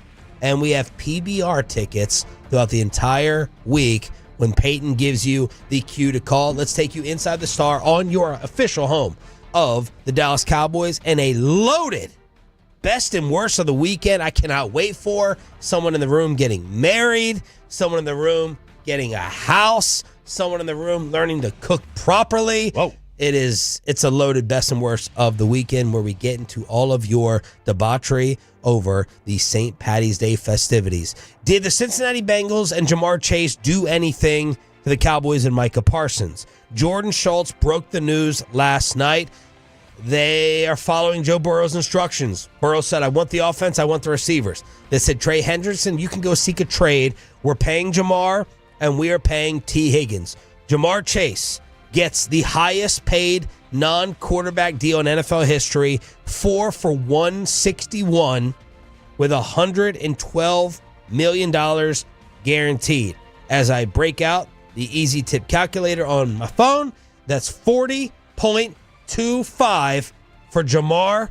Bobby's head was spinning when he saw what T. Higgins got, 4 for $115, making him the highest paid wide receiver 2 in NFL history. It's the receiver market has just exploded recently. I think Brandon Ayuk's a good player, but should Brandon Ayuk be the 7th highest paid receiver in football? Should T. Higgins be the 9th highest paid receiver in football? Should Dak be the highest paid quarterback in football? Exactly. That's the way it works. The leapfrog of the NFL. Right. Quarterback has always worked that way. This is an explosion in the receiver market like we have not seen before. And I don't know that we've ever seen somebody jump the top of the market at receiver by this much. Justin Jefferson was 35 a year. And that was last year. That was after CD? That was right now. It was June. Okay, so it was June, right? And then CD signed right in camp. Less than a year later, he jumps the market by like 18%. Jamar Chase is really good. There's an argument Jamar Chase is the best receiver in football. I've never seen them just go, all right, we're no longer talking about quarterback. We're no longer talking about the highest paid receiver. You've got to identify yourself as, no, I want to be the highest paid non-quarterback. So you're now having to measure paying somebody not just by their position, like what is this position being paid? You're now having to pay certain people based on what is the top of the market for somebody who's not a quarterback, and that's me. And that's an evolution. That's a change in the way these are negotiated. It's a lot. And then, like they had 3 guys they had to sign, and they decided on the 2. With Trey Hendrickson, they decided on the 2, and they decided to go offense. And we now have a new starting point for Micah and his agent, 40.25? Probably. Yeah, I mean, that Myles Garrett clearly set the baseline for Jamar Chase. What, Choppy?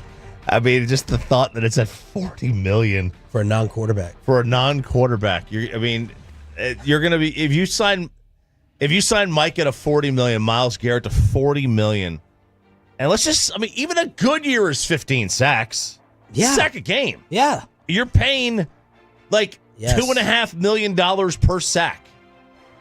Yeah, now obviously it's the effect you have on the game that's broader than that. I get it. But let's say it's like you get like 3 pressures a game or whatever. It's like still, Yeah, I mean, look, it's a lot of money, but also, again, it's relative to just where everything is going up around you. It's all relative. It's all... And the league. Yeah, it's all inflation. It's the way that they've operated. But yeah, this will definitely... Micah's starting point, or you're not starting point.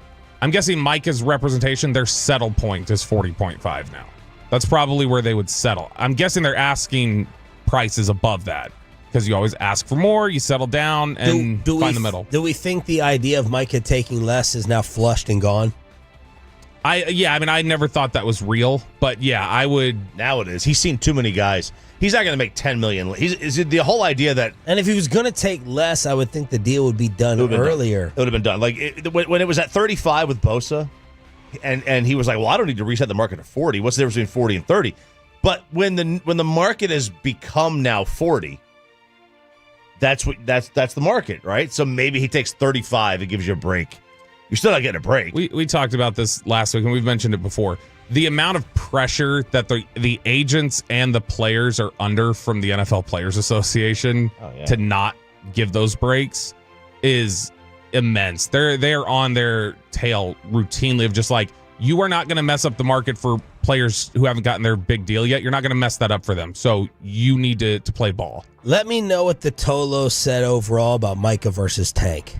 I'm dying for a fan text, Twitter, social media, Twitch recap. Split. Honestly, half of them were saying D-Law's 100% right. We say these things all the time. Not going to win anything here. Yeah, a lot of that. And then the other half was, well, I can say something about my family, but you can't. You're not here anymore. You don't get to talk like that. And Micah's right. And so it was kind of split, I would say. Yeah, it was kind of split. I'll tell you this, though. Now that Seattle gets Tank and Cooper Kupp, like, can you make a legitimate case that they're better? Than Dallas? Mm-hmm. You might have been able to anyway. They were a 10-win team. No, you can't legitimately make the case. There are too many variables and questions with what they've done. Their quarterback is Sam Darnold. You don't know if it's a flash in the pan thing yet. We don't know about Cooper Kupp's health. Like, there are too many questions for them to definitively There are. I'll say this, though. Yeah, because no one's going to say, I wouldn't say Cooper Kupp is not an upgrade over DK. No, he's not. No, he's not. He's a. You could argue they downgraded with their 2 big moves. They downgraded with receiver for sure. Tank is. I think Tank's still a no. I meant a quarterback. Yeah. Now argue that Darnold is not as good as Geno. I think they made a mistake. I think Geno's better. Now I love what they did getting off the hamster wheel, but then they got right back on it the next day. Yeah, it made no sense at all. But they looked at both. They said we could pay the same amount of money to both of them, and they chose Darnold. I don't know. 214, Tank and Micah are both failures who are overpaid. Another 214, him or Micah don't show up in playoff games. 214 said they were siding with Tank. 817 says trade Micah. So give me the hottest take that either of you had on the fight, on the squabble. As Bobby had been telling us for a long time, this is not a surprise that there were some feelings behind the scenes. We saw back and forth during the Super Bowl a couple years ago. Mm-hmm. What was the hottest take that either of you had? We had a hot take on it. I think Micah Micah's aware of everything that goes on, and Tank really hit him exactly where everybody can hit Micah across the league, which is, man, if you spend more time in football instead of podcasting or tweeting or whatever. This is why Brian Schottenheimer got hired. That was my biggest take. This is the kind Bobby found a way to take it to McCarthy. It's not about McCarthy. It's about just in general. Schottenheimer's pitch was so effective to the Joneses because they knew stuff like this existed in the locker room, and they they want to stop it. My takes were, was it a cheap shot from Tank? Yeah. Correct? Probably. But you're also not winning jack squat, or you're not winning anything major. Who's burned out, man? In Seattle. What I would ask Tank is, did you do enough to make it happen in Dallas in terms of winning big? Were you a good enough leader to stop what Micah Parsons was doing behind the scenes, or these feelings you had towards him? You're supposed to be one of the top 3 leaders of the football team. So did you do your job? These are questions. Did they not respect you enough, or were you just unreachable? For Micah, this is some clown-ass. Diggs also, of course, had to chime in. He's got to do the Micah tag team. Then he deleted it, saying can't go to war with somebody who really be hating on you. Micah says all the leadership things, but when is it ever going to truly happen? Right. That's what I want to know. You say, oh, this is my time now. He tweeted that after Zach Martin retired. Yeah. And I'm like, what? At first, it kind of rubbed me the wrong way. And then I'm like, all right, is he just trying to say I need to be the leader? People who are naturally fit for the position don't have to just tell you all the time. Absolutely. And Micah Parsons has to just tell you all the time. But the initial reaction I got from Tolos when Tank said it was, he ain't wrong, he ain't lying. And then you got well, you can't say that about us. Michael Toro had ordered a Seattle number 90 jersey with tired at the top. So the cheap shots Burnout coming in. So I get Micah trying to defend the star. He's now the leader in there. But a lot of people were trying to take this to, well, what type of chemistry was really in that locker room? Yeah, I mean, this is what was the dynamic. And I came up with the hot noise because I was Tank Lawrence. He talked way too big, in my opinion, for his production and the Cowboys' lack of production in the postseason. A lot of hot noise. I had heard, right, I think John Machota said Micah never really went down for that. He was never like, let me be a part of the hot boys and the hot noise. So I pick from both sides. Yeah, and look, I still will, to this day, defend, or not defend, will explain away the DeMarcus Lawrence we were burned out thing as just what actually happened. There was Micah knew, or DeMarcus Lawrence knew there were issues of preparation and chemistry, and some of these tension points existed with them in the locker room as a whole. And when he got asked about it, he was still here. He was not going to blow up his spot. He didn't view it as productive. So the real answer was, we had bad chemistry. We have some guys in there that we don't get along very well, and we don't prepare the right way. And these are all issues that he wasn't going to say that, though. And so instead, just kind of grasping for something, we were burning. DeMarcus Lawrence wasn't tired. Nobody was too tired to play. It was just a scramble for an answer. Yeah. And I understand people still want to hold it against him. I think he was trying to protect their culture at that moment. And so that was what just kind of came out of his mouth. It just doesn't seem like, I wonder if your Tank and your Malik Hookers and your Jordan Lewises loved, embraced, and welcomed the new leadership coming in with Micah and Trayvon Diggs. Doesn't feel like that right now. So are you going to be better off with Micah leading things defensively for your locker room? You're not going to have J. Lou there, and you're not going to have Tank Lawrence there. We will find out. We'll find out. All right, I asked Tolos yesterday, this kind of blew up on social media, for just one word to describe Cowboys free agency so far. Because we have a lot of activity. They've done a lot of things. It's movement. It's movement. Movement. That could be one word. I'm just going to roll through some of the words. You want a single word? A single word at 877-881-1053. Franklin Franco injury attorney text line. Can have a hyphen in it? They can have a hyphen. Okay. They can have a hyphen. Aggressive, value, bland, inexpensive, mediocre, bottom feeders. There's a hyphen in there. Selectively aggressive, haha, Stephen Jones. Mid, expected, Dollar General. Someone sent me an Ollie's sign with an old man, Albert Einstein, saying good stuff cheap. Meh, bargain, Dakotage. I think that's trying to say Dak's contract sabotage you, so you're screwed right there. Depth, improved, underwhelming. So that's improvement. Mid, meh, mid. These are a lot of the words. What would you grade them so far, Bob? Do we feel good about the depth reestablished? Yeah, you've covered your bases early. Because that's their goal, right? They're like, we want to plug any possible holes so that we don't have to draft this. Contingencies. That's what they look for. Yeah. They look for contingencies so that when they go into the draft, they can just approach it however they want. The word I would use is standard. Like, this is kind of just their standard approach, and they're meeting it. I like some of the moves they made. I think Solomon Thomas is a good player. I would probably say right now it gets ultimately a B minus, something B like minus. Yeah, right around there, I would guess. B minus to me B minus is a pretty good grade, man. I'd have killed for a B minus in a lot of my classes. Well, so C is just they're doing what they do, and I expect it. So they're a little above. Standard means to me C and average. You said standard. So right, and so I'm saying they're going a little bit above it because they've been more active early and are covering bases. So that gets a little bit above it and a little bit of a positive grade. I do like some of the things they've done. It could elevate much higher if they would bother addressing wide receiver 2 or some of these other starting positions that they haven't done a damn thing with yet. Man, it's like they went to Uptown Cheapskate and just got like some clothes that hey, you know what? Hey, I've had a pair of Chubbies once, like there. It's the swimsuit. It's like a $70 swimsuit got for $12. That's what they did. They went to the Goodwill, and those Goodwills are expensive now. I know. It's really sad. Yeah, they're very chic. It's really the new sad. trendy thing to do. You got rich people going there taking all the clothes that people actually need. But yeah, it's a standard expected C. It's a C. It's a C free agency. They addressed some needs. They spent some money. It felt like they spent money because they had to spend money. I'm with Bobby. They didn't address a lot of things. Guys, a lot of totals on the fan text saying depressing from the 214 and 817. 940 says uninspired. And a lot of totals also texting boring or mid. Average is the word that they're using. So I did not expect them to re-sign Osa. They get credit for that, and it was a good deal.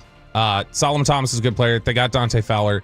Last year, in the entirety of the free agent period... And in case you missed it over the weekend, Cooper Rush to Baltimore. Yes. The entirety of the free agent period last season, the Cowboys gave out $6.1 million in total guarantees to outside free agents. That was it. So far this year, and we don't know what Fowler got yet. We don't know what Jack Sanborn got yet. They've given out $7.5. And then they've traded for Elam, who also has $2.5 million guaranteed. So they're already up in terms of acquiring guaranteed money. It's at least 10. It's probably over that, depending on what Fowler and Sanborn got. So they are being more active. Last year was so bad that this offseason, I think, where it's just kind of a return to how they've typically acquired in past offseasons, it's a return to normalcy. I think it's being viewed a little more like, oh, this is a little bit aggressive, when in reality it's kind of a return to what they've been previously after last year they completely sat out. Let's hook you up. We are your home of the Cowboys, in case you did not know or could not tell, here with Cowboys insider Bobby Belt. We're also your home of the commercial-free Expressway every day at this time, where we say thank you. All right, Tolos, that's right. Right now, caller number 10 at 877-881-1053 wins a 4-pack of tickets to the PBR World Finals at AT&T Stadium on May 16th through the 18th. That's caller number 10 at 877-881-1053. Every Monday at this time, we need to get into your debauchery from St. Paddy's Day or the entire weekend in general, and we are loaded with best and worst. Ladies and gentlemen, the weekend. I'm having a bad fucking weekend. RJ Choppy? Yeah. Married? We got the marriage license. Let me see your left hand. Oh, we're not married. Was that official yet? Right? You got the guy's got to sign it. Right? We need to have the. Once you get it, you got to wait 3 days. Whatever. I don't know. And then and you have 90 days. Go into the courthouse. We went to the we went to the Vital Records office, and said we got to apply for a marriage license. Took like 10 minutes. Okay. In and out. So we get the marriage license, and now we had to wait. So that was on Friday. So I guess technically we get married today if we wanted to. So you have to go back to the courthouse. We have to go somewhere else. Now we have to go to either a courthouse or we just find a Marion Barry pastor, somebody who's licensed. They sign it. So we're gonna do that. We're gonna do that in the middle of April. So I think we're gonna do it actually on our anniversary. Be the same day. Oh, on the show. On April 11th. So middle of April, you're going to officially be married. We're officially going to we're going to tie the knot. Yeah, I can still trade her in. Okay, I've got that 30-day window here. Yeah. It's a non-refundable. And I said I bought you $70. I said she brings out the credit card. Oh, man, what a loving statement. She goes to bring out the credit card. I said, no, I got this. I'm buying you. And I hand it over to him. Look, I try to make a joke at everything. Yeah. So somewhere in April 11th or 12th, we're going to do it at a park or the courthouse. Yeah. And so April 11th or 12th, you'll have another ring on. I'll have a ring on, yes. Okay. I'll have a ring on my finger on April 11th or the 12th. And then, we'll probably do a party. Yeah, a little like a dinner, get together. You sound a little panicked last night in the email. Well, that's the thing. We cannot figure out if we want to do the courthouse on Friday or a park on Saturday and then a party after, or wait till we get back from our honeymoon to do it, because we're running out of time here. And your honeymoon is when and where? We're going to go to Europe. Switzerland. Well. It's in 2 weeks. In 2 weeks? No. It'll be after we get married. It'll be like the middle of April. So we have. I thought you were getting married in the middle of April. I am, and then the honeymoon right after. Okay. Yeah. So that's what we're going to wind up doing. We just don't know what we want to do before. If we want to do the party right after the wedding, because it's not going to be a big party. It's going to be a handful of all of us, and just go to dinner or something. But I'm like, we don't know if we want to rent a place out or go to a big bar and just do a big bar setup.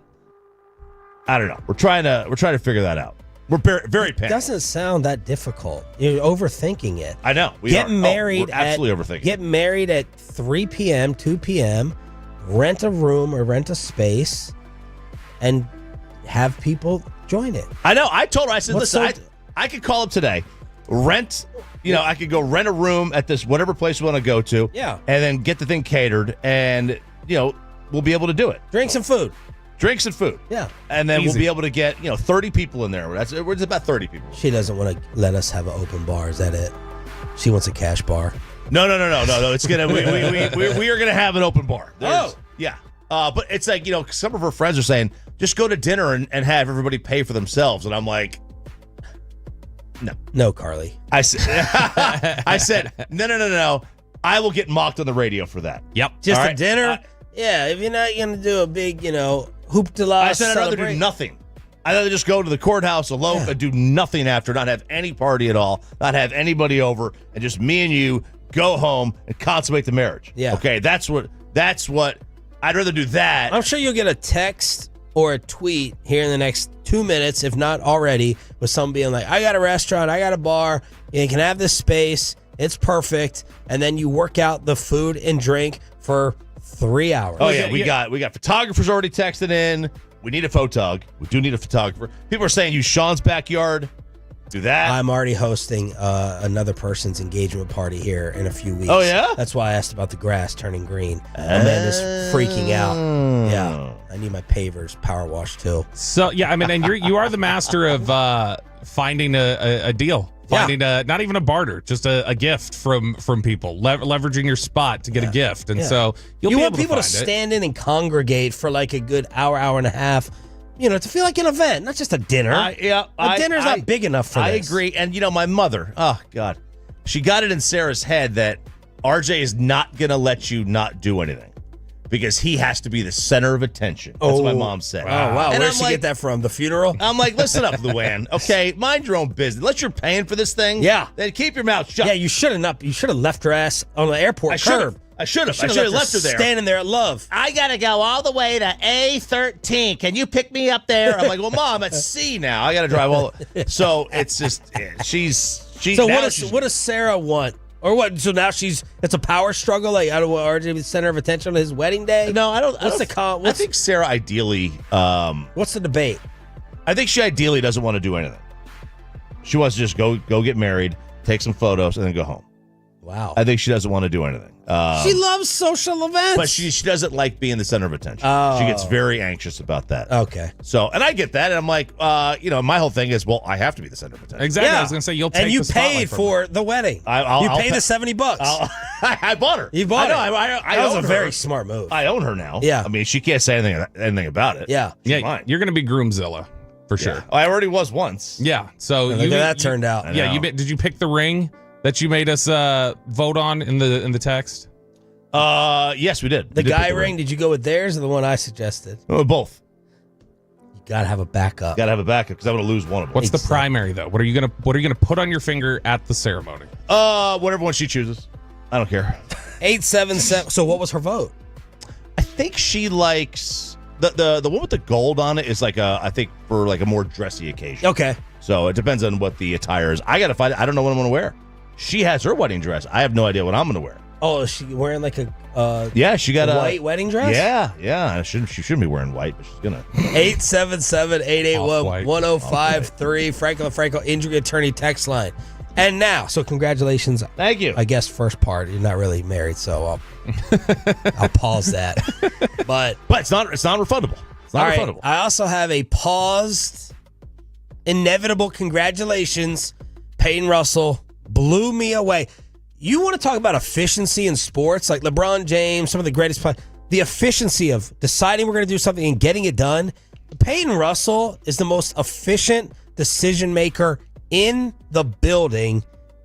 As you're about to close on a house, we are under contract, Sean. Whoa! Under contract. Renting is Kristen no Bell, more. listen up. No more renting. We are now buyers. We are, so much has happened. I've learned so much in this process of doing this, and I've only been doing it for about a month, it seems like. You never asked a question. Never asked any of us. Any help. Well, I brought it up last Thursday. We had some advice. But yeah, I mean, so much has changed in the last 10 days because the house we originally put an offer in, the seller took the other person's offer. So we're like, okay, well, we'll, keep looking. That's the one where you undercut by $25K? Yeah, by $25K. That house is gone. Bluff. Yeah. Originally, that house was gone because someone else, bid a little more than we did, so they took theirs. And then I guess something financially under contract happened. I guess contracts can come and go. Nothing's ever official. Sure. And so then the seller hit us, Mackenzie and I, back up and said, hey, we're back to negotiating. Their contract fell through, so we had to come up a little bit, but we got like some credit and closing cost coverage, all that. So, we tried to negotiate our best, but I think we got settled. And closing day, we're a little over 20 days from closing. So wow, there we go, just like that. This guy said, "What a turnaround!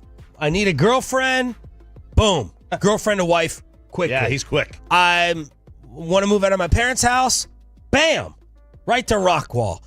I'm tired of renting within a year. Mm-hmm. Rent to buy. Rent to buy. I mean, your efficiency. I'm proud of you. I have goals in life, Sean. I have goals. I got to achieve them. Okay. So this is basically it's almost done. Almost done. I think earnest money or whatever that's called. That's next, and then we got down payments. So we'll figure out something there. Have you gone through the lending process yet?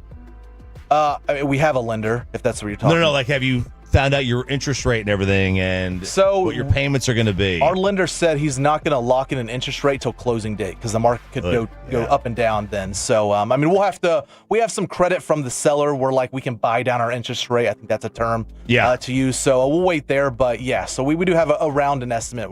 So the style of house, you guys were in two different continents. Yeah. This house favors whose style? Mackenzie.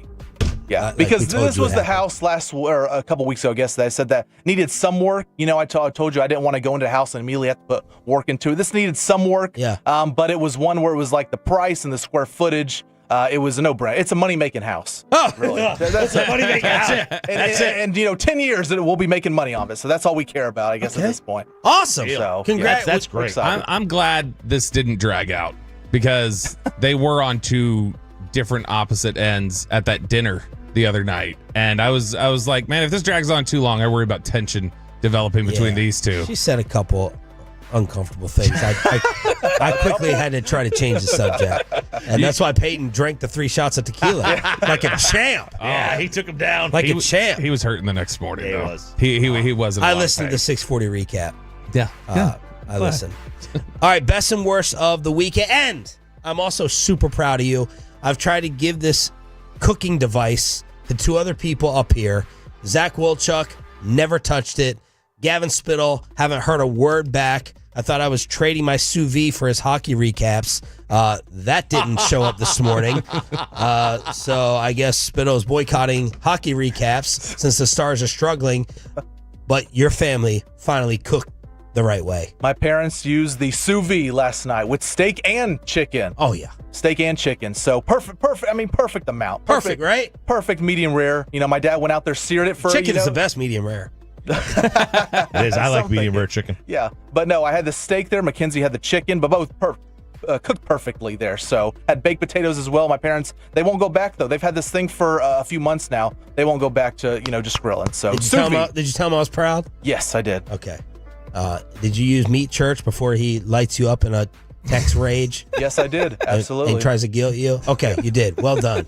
Bobby, best and worst of the weekend. I went to Derby in Frisco on Saturday night after I was looking for plans. I was like, see, I thought I got the horse racing schedule wrong. Yeah, I was like, Will Chambers, I'm heading to the Derby. The Derby. I'm like, I know you're a Kentucky wannabe. Yeah. Stop hearing about Kentucky. What did I miss the Derby? No, that's not till first week of May. No, yeah, this is the bar. They're in Frisco. Which is this where he's trying to watch the game Saturday? Yeah, Thursday, Friday, Saturday. Somebody a bar that has recently partnered up with us here at 105.3 The Fan. And the owner of the bar, Matt, was there, and he listens to the station, and he was most excited about, okay, let me come over here and get some time, because he wanted to get all the tea on how things played out last October. I know. He wanted to know, how did y'all know Jerry was going to get mad at y'all? What happened then? Were you guys freaking out any? Did you really think you were going to be in trouble? Everybody, that's what people want to know. Do you feel like there's a good and a bad. Like, I went to a 5-year-old birthday party. This guy tapped me on the back, and Jerry party. And I told him, man, I've been typecast. We've been typecast. I've been staring. I don't want to be known for one thing. Or is it the RJ Choppy approach? At least you're known for something. Like, that's all anyone ever wants to talk about is the Jerry fight. Well, think of it like this. I don't want to be typecast. It's still fresh, though, when you think about it. We're 5 months removed from it. 5? Yeah, it was October. It was October. So a lot longer. We've got, we're just 5 months removed from it. I don't want to be Urkel, you know? Look, I mean. Hey, Urkel was a powerful figure. Costanza? Yeah. I don't know. I want to be known for a lot of Matt Vin Diesel? Matt was a cool dude, and he actually said that was where he was like, that's when I knew I wanted to partner up with you guys. When I heard that, that's when I was like, oh yeah, these are the guys to be around. That's when the strip club also sent us over champagne. Oh yeah, that's right. Maybe we should hype it up even more. Yeah, no, exactly. We got to strip stir club. things up more. The champagne in the studio, dear. Yes. Now when we stop by the Red Garter. No, well, hey, come on. No, wait, that's was it supposed Red to be a Garter? secret. Was it called Red Garter in Indianapolis? Was it Red Garter? That was called? Yeah. That was never supposed went to be a in. secret. Never went in. No, right. Officially, we never went in.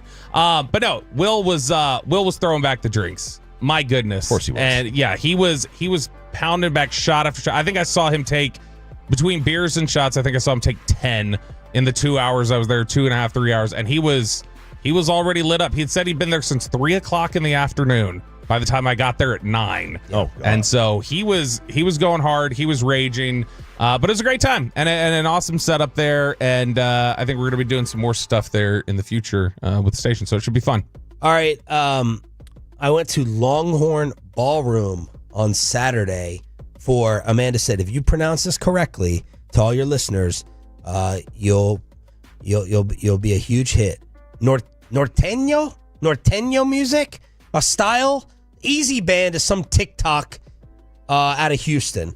And it started, of course, I don't attend any show with my wife unless there's a Selena aspect. So there's a Selena cover band. I was like, all right, this girl's good. Gomez or Quintanilla? Gomez? Selena Gomez or Selena Quintanilla? Which angle does she need? I don't know anything you're asking me. Well, Selena. The singer who got killed. Quintanilla. Okay. So there's I don't think you need to clarify that. I think people know which one that he was talking about. Clarification. Well, Selena Gomez, the little pop star now. Yeah. Quintanilla. Just stop messing up my cred from the Cholo Tolos, okay? And then this band decided to go ahead and try to reincarnate like a musical style back in the day, and they wanted to go and see it. So we went with our friends, and it was a good time. They started off a little slow. Like accordion is being incorporated into this music, and there's so many white people in there. I was like, what are all these white people doing in here? I detected a Persian accent. And it's like, is this a polka feel to this type of music? Like, waltz. What is going on? But They got it hyper and more active throughout the evening. So Easy Band is what I went and watched at the Longhorn Ballroom. Had never been there. Little scary drive heading there. Oh yeah. But once inside, it was a good fun venue. Yeah, you got to broaden the horizons. Got to. Everything we do is Mexican, so I'm not broadening it that much.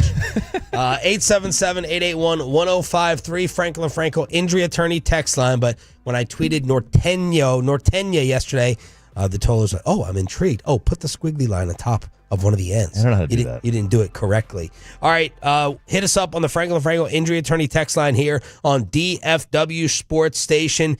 Did Dirk finally give his honest thoughts, unfiltered thoughts on the Dallas Mavericks? Next. After we get you over.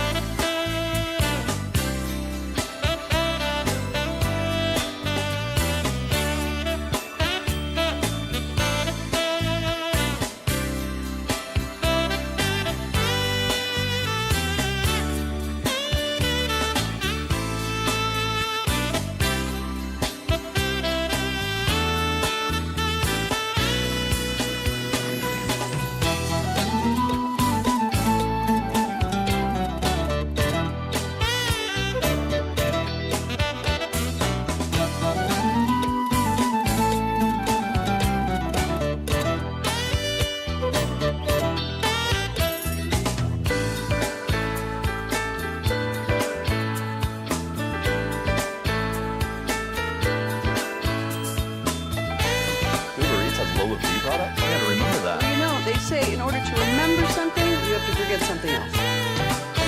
Okay, now that is a very cute haircut. That's like a little shag. I've never seen it before. Well, I mean, of course you have. It's the Rachel. Oh, is that your name? No, I mean like your name. No, I'm Jenny. My name's Jenny. Right, but I just mean like this is your haircut, but that's hair on your head. I'm not saying this is your hair. Okay, great.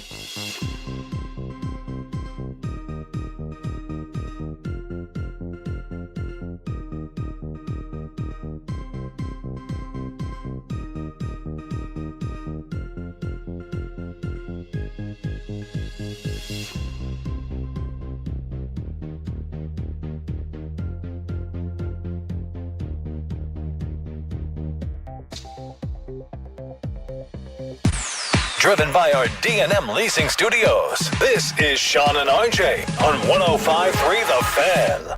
8 o'clock hour here on your home of the Texas Rangers. We're going to have a little audible here because Dirk gave a German interview. I think it's his sister who has a podcast. And rather than relying on like one person out there on social media for the translation, Bobby just found a reputable website that went through all of it. So we'll bring that to you to 8:20.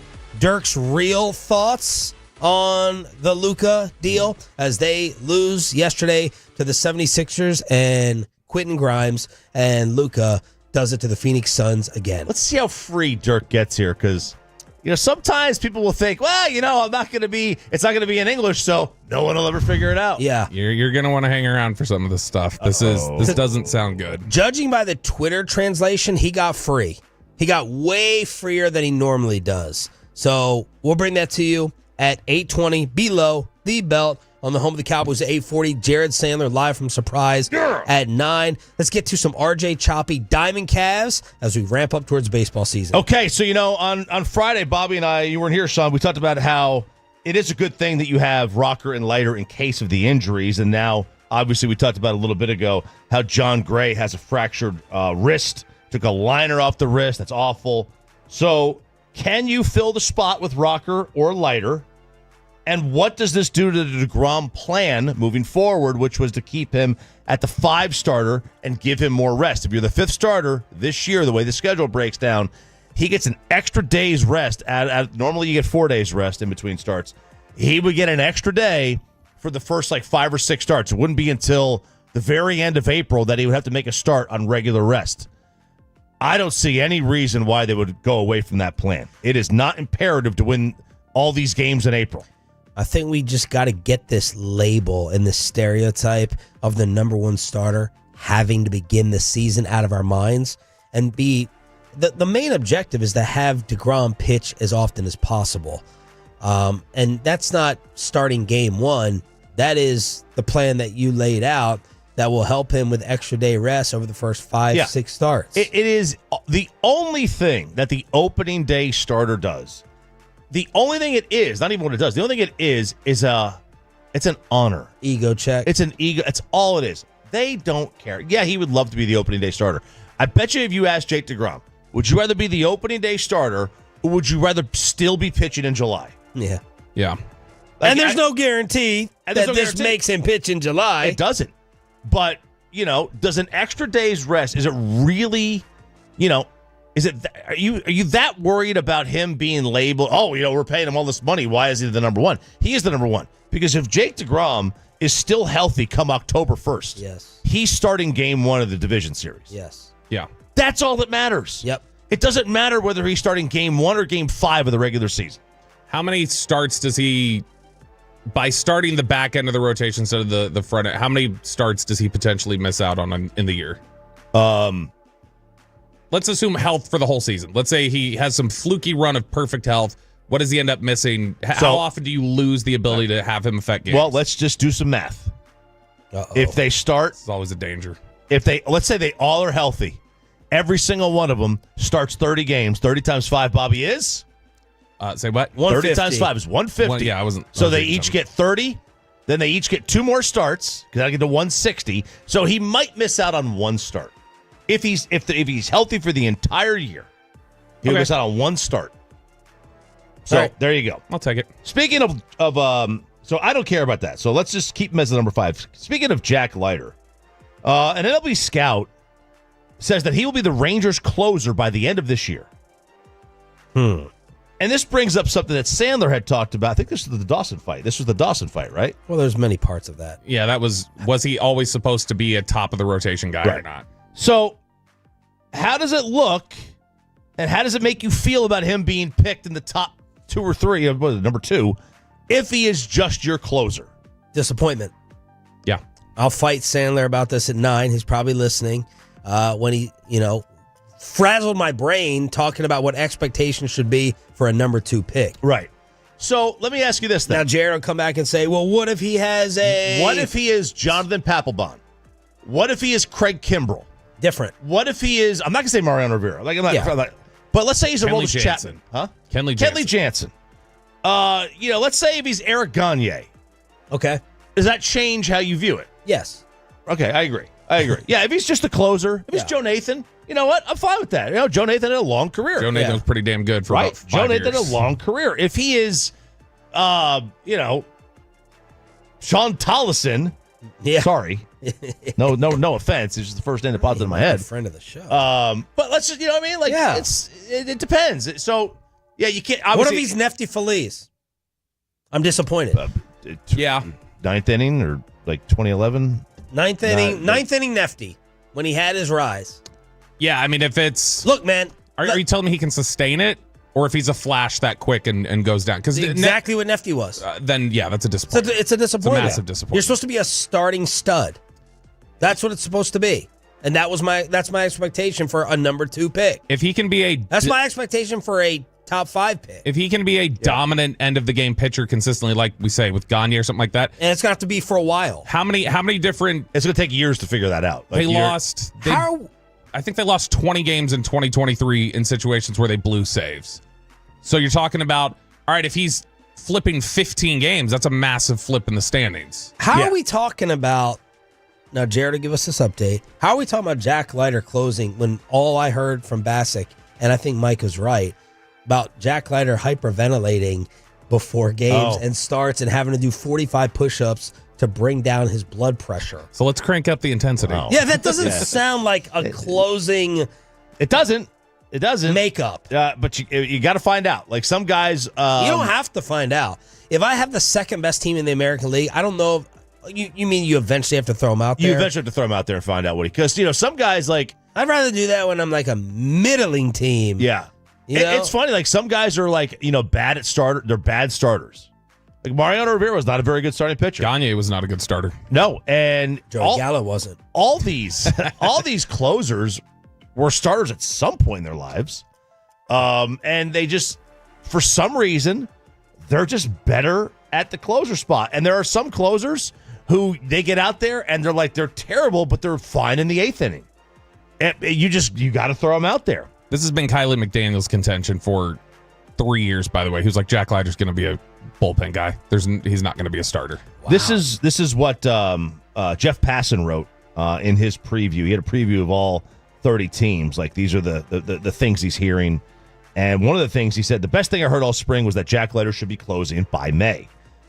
He's clearly a better version of himself than last year. He had a kick change and a sinker that he added this winter. He also gets allergic to the strike zone at times. Typically is a ticket to the bullpen. And because of some of the injuries and Rocker's struggles, Leiter might actually wind up in the rotation. But as they enter the season without a defined closer, he could find himself there if a solution doesn't present himself. So that is the idea of Jack Leiter moving into the closer role. Again, I don't hate it if he turns out to be Kenley Jansen or Craig Kimbrell. Yeah. And I'm not even going to talk about Hoffman and Wagner and Rivera and Lee Smith. Well, you'll talk about Wagner because I'll talk about Wagner's Wagner. very good. If he's only Billy Wagner, I'll be like, you know what? Then screw it. Keep him in the starting rotation. By the way, his ERA for his career in the first inning is 4.50. His ERA in the second inning is 19.06. Jack Leiter. First and It's second. a 19.06 ERA in the second inning of games.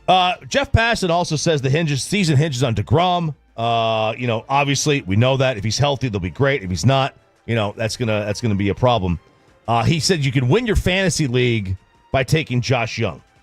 That if he stays healthy, he's only on 8% of the rosters. He's a better bet than half the guys out there.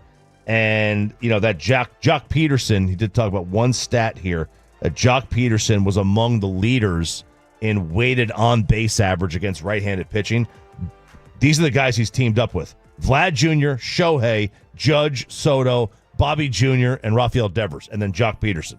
Those are the leaders in that stat. If. There's a lot of ifs. That's what this entire season is banking on is if. I keep hearing that. The straight up Texas or never ever quit, right?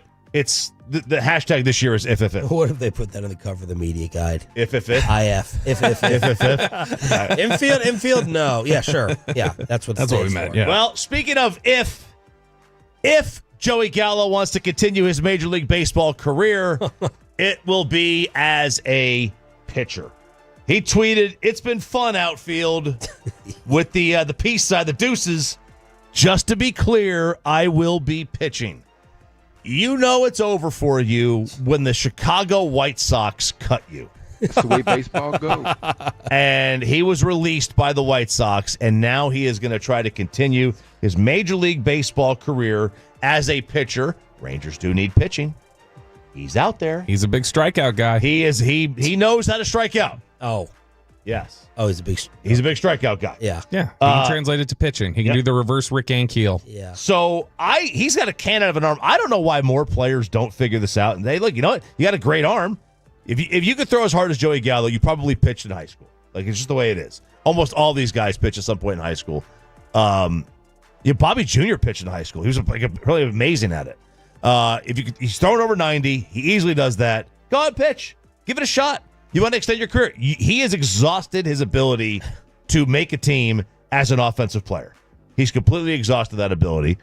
Give it a shot. See what happens. It's such a fall from where we were talking about, oh my gosh, is Boris just going to take Texas to the cleaners on a contract? And it was like, well, if we can't afford it, we were debating, can we afford him or can we get a Mark Teixeira return for him? We were at the first game, and you felt like you were watching the next. Yeah. We had the next, Odor and Gallo. And then we were in California when he was traded in the middle of the season. And the Rangers got Duran and Josh Smith, who have gotten, I think, 6 times the WAR. Oh, and people complained, myself included, complained about that return at the time. It's like you didn't even get a top 5 prospect from a bad Yankees system. How does that happen? Yeah. How many years? Don't look. How many years do you think Joey Gallo has played? What was it? 20? He came up 15, 14? 15 or 16. Yep. Good memory. It does not feel like, in my opinion, 12 years. He played 12 years. 2015. 2015. He played 36 games. 2015, 1, 2, 3, 4, 5, 6, 7, 8, 9, 10, 11, Okay, 12. all right, I see what it's doing. It's doing the time where he was traded in the middle of the season. Okay, so it's I'm sorry. So take out 21 and 22. Yeah. Okay, my bad. All right. So they added years on that. They added, so it's 10 years still. It's 10 years in the league. Give me his lifetime career average. 198. 194. Well done. All right. I would have thought it was lower. Close, man. Guy got a house. Now he wants to buzz. He has not hit over 177. Well, in 2021, he hit 223 and then 160. Hold on to your breakfast. 160, 159, 162, 177, 161. Those have been the averages. So Joey Gallo going to try to get there on the mound. How many career strikeouts did he finish with? Does it have that number there? Do you want to guess, Eddie Wood? Give me the amount of games he's played. He has played in 940 games over 17 seasons. 940 games. I'll say he has 1,250 strikeouts. I'll say choppy. Don't even. It's Diamond Cast. He's owning his segment. What is it? 1292. Yeah. Well done. Buzzing Peyton. He was wrong. But I was under. I was under like Bob Barker. 1292 in 940 games. Does he have 200 homers? He's got 208. WAR. Well, it doesn't do the career. But he has not had a WAR above 0.5 since 2021. That's bad. Like Joey man. Gallo, here's how bad it went for Gallo. He was born in the perfect era for him. Yeah. And he still can't stay as a hitter. He was born in the perfect era for him. They don't care about average. It's only power. He's 31, and it's already over. He's at the plate. got. I mean, look, that's young. That's really young. He could go out there. Like, if he could find the strike zone. I mean, look, he took Greg Maddox's daughter to prom. Maybe you can call him up and say, "How do you find the strike zone?" Did he take her to prom? Yeah, that was the prom date, right? And he pitched a game. They took Maddox's daughter. Joey did. He did a lot of damage here in DFW. He has more strikeouts than he does hits, walks, and stolen bases combined. Did Dirk finally let loose? And is there bad blood between 41 and the Dallas Mavericks organization? We have it translated next on The Fan. After we get you over to Platinum Forward in Terrell is, of course.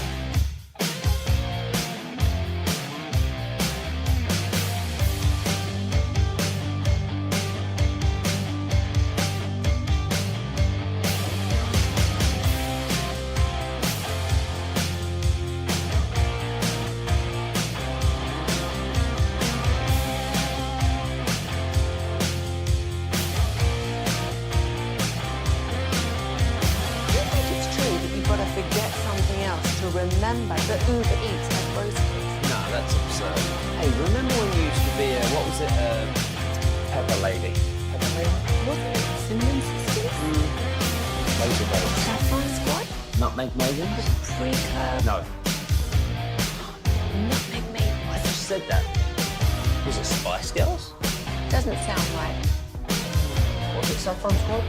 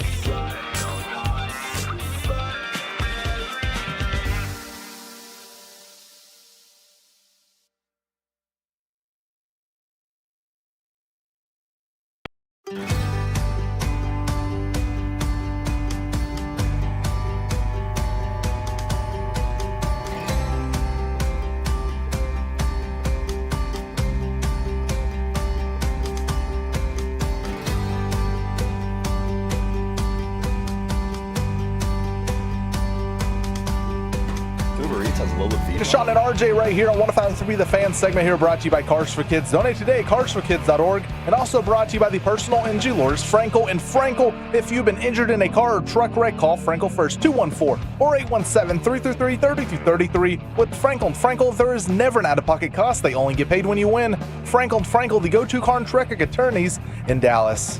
Here's Doncic, who's played 34 minutes, 28 points, 10 boards, 8 assists, drives, count the basket, and one. Look at Doncic to go back to the line. He's already taken 13 free throws in the game.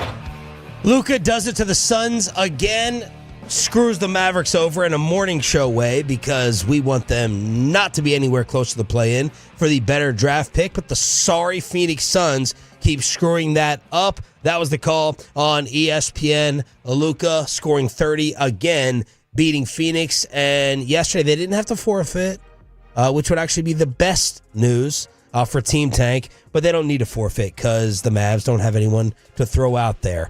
They lose to the 76ers and Quentin Grimes. The Mavs have lost 3 straight and 8 of 9. But Bobby Belt here on Sean and RJ has been working on the Dirk interview. Yeah, this is one that he gave. It's basically through his foundation. So he has an initiative through his foundation called 41 Campus.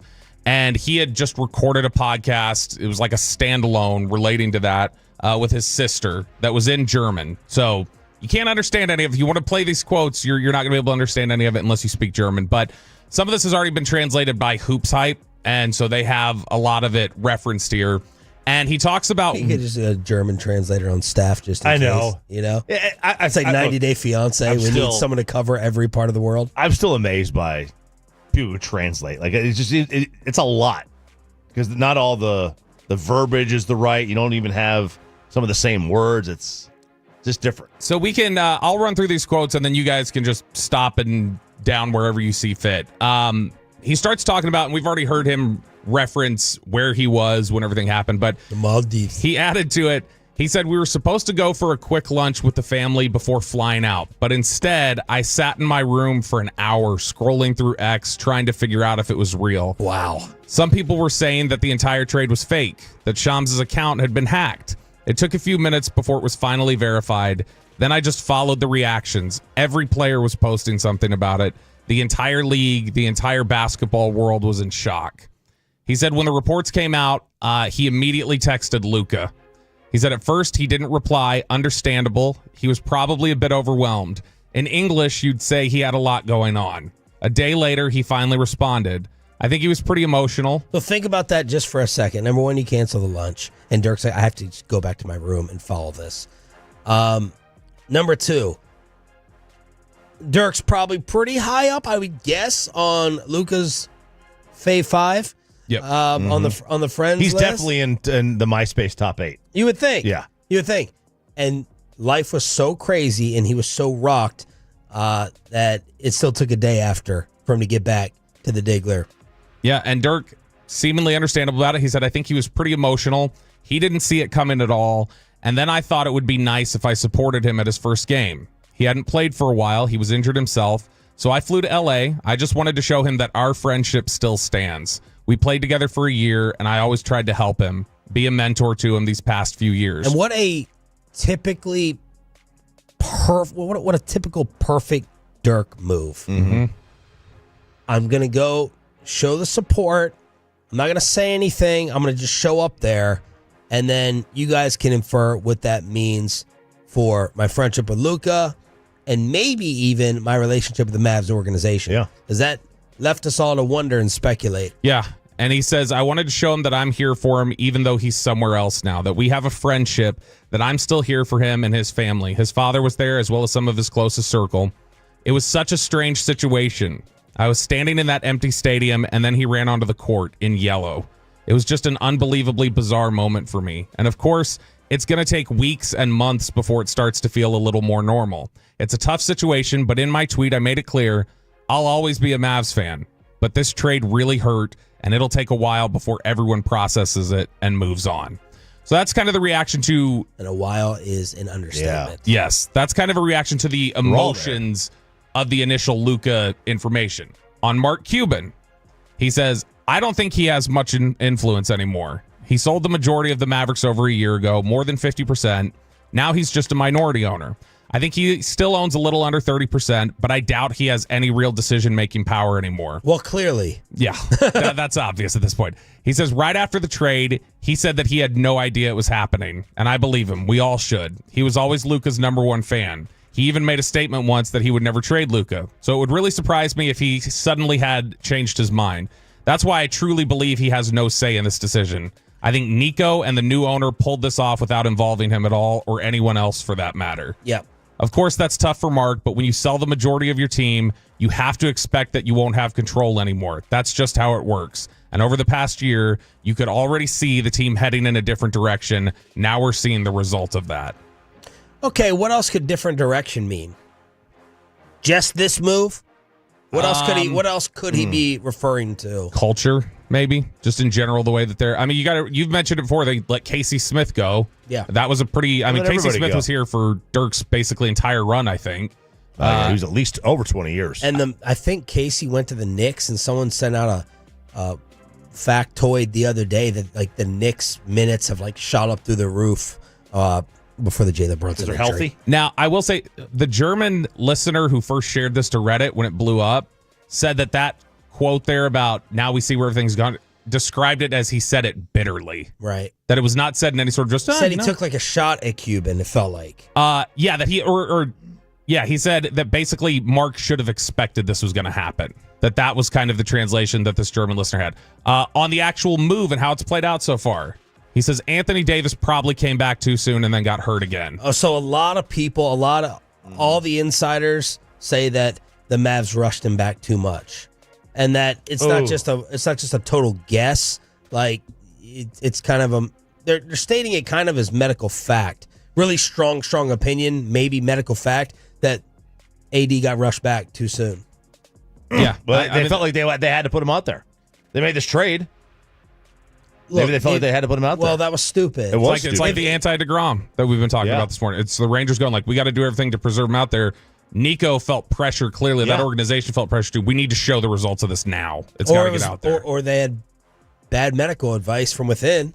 So he said Anthony Davis got hurt again, came back too soon. He said that meant Kyrie had to carry a huge load over the past few weeks, playing a lot of minutes, and then he tore his ACL. It's just a really strange situation.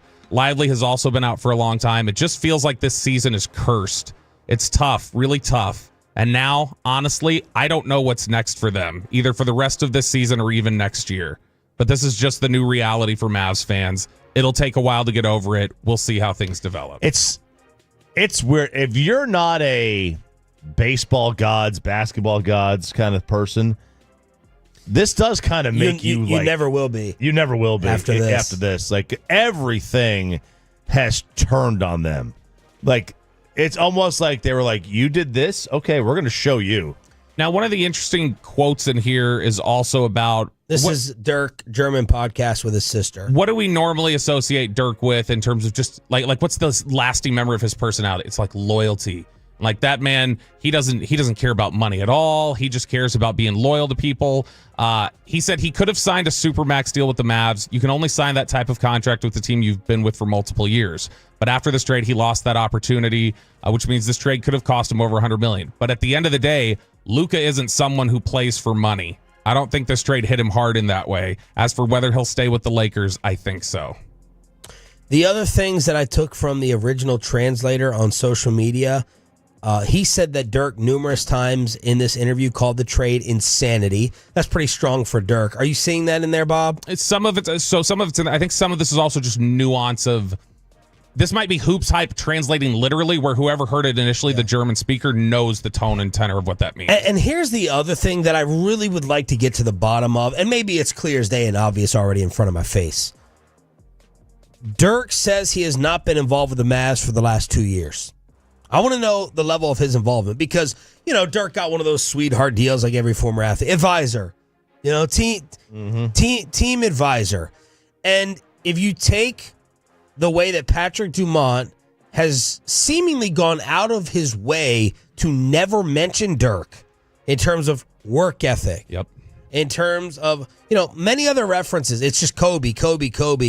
It feels like on the surface, there's bad blood.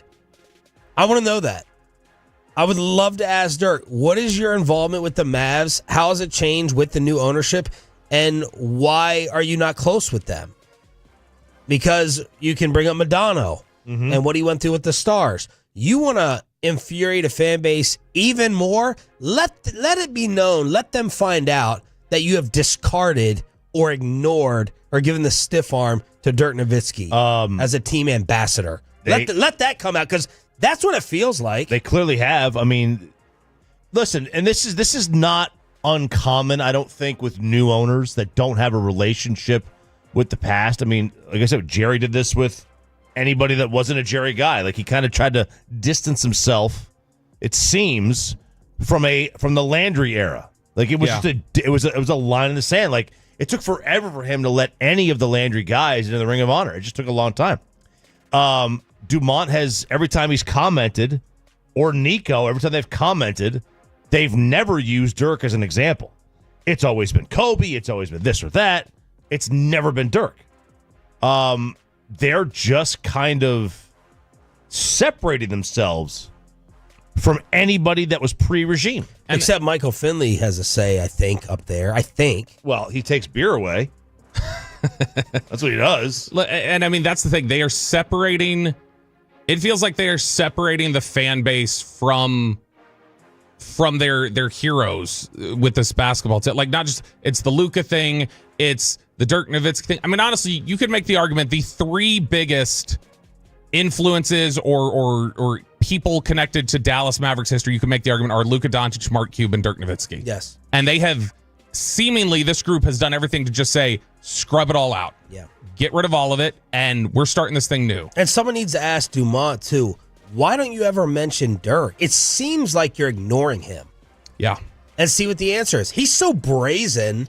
Yeah. He might come out honestly with it and give a disrespectful answer. Defiant. The way he's been going. His tone is always defiant. Now, the audio we saw last week, and I don't know if you had known this, Sean, the audio we played last week, that leaked out finally. That was something that was said on February 13th. So that would, like, it was a month ago. It was when they still were in their defiant stage a little bit. I don't know if he says some of the same things today. Right. But it didn't get out to us until last week. Is that everything? That's everything that Hoops Hype has translated so far. I'm sure we're going to get more throughout the day. Shams went on the Young Man in the 3 pod, and he talked about his hands trembling and shaking when he got that news. About 11:05, I got tipped off that there's something going on with the Lakers and Mavericks. So you hear about one player. Obviously, wasn't Luka or AD. You hear about this player getting traded here. Like, okay, interesting. And I'm digging more and more. By person 2-3, I hear, Hood Schifino's going to Utah. It's a 3-team trade. Markieff Morris going to the Lakers too, and Maxi Kleber. And I'm like, I'm picking all these pieces apart, and I'm like, what's the trade? Like, what is going on here? And by the time I got to the 4th and 5th person, I got all the details of the trade, made one more call. I basically is this real?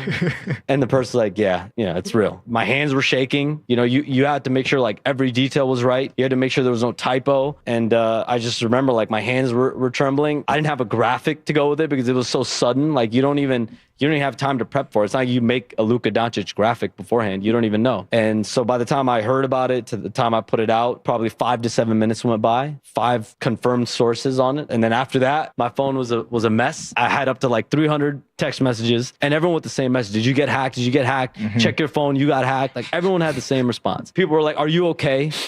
Did something happen? Who took your phone? Are you unwell? Are you unwell? God. So that's crazy how that happens. Like somebody tips them off that one. Like you have to go down the list. Like, okay, so this guy's involved, and you don't get the big dogs until the very, very end.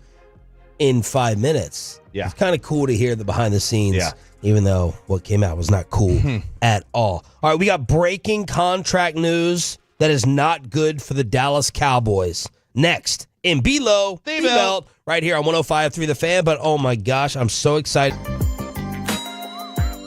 Remember something? You have to forget forget something else. Okay, now that is a very cute haircut. That's like a little shag. I've never seen it before.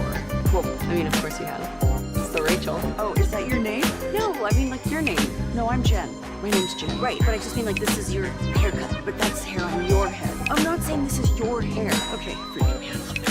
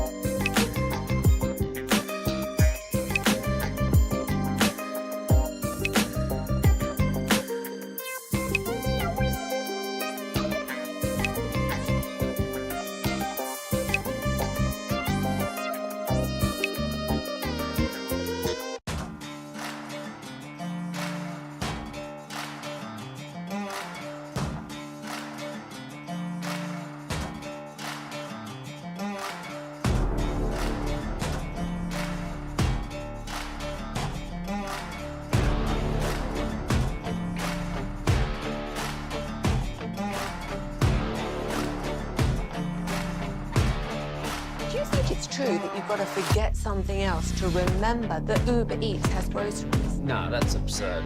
Hey, remember when you used to be a, what was it, Pepper Lady? Pepper Lady? Wasn't it Cinnamon Sisters? Hazel Babes. Saffron Squad? Nutmeg Maidens? Pre-curb? No. Nutmeg Maidens. I just said that. Was it Spice Girls? Doesn't sound right. Was it Saffron Squad?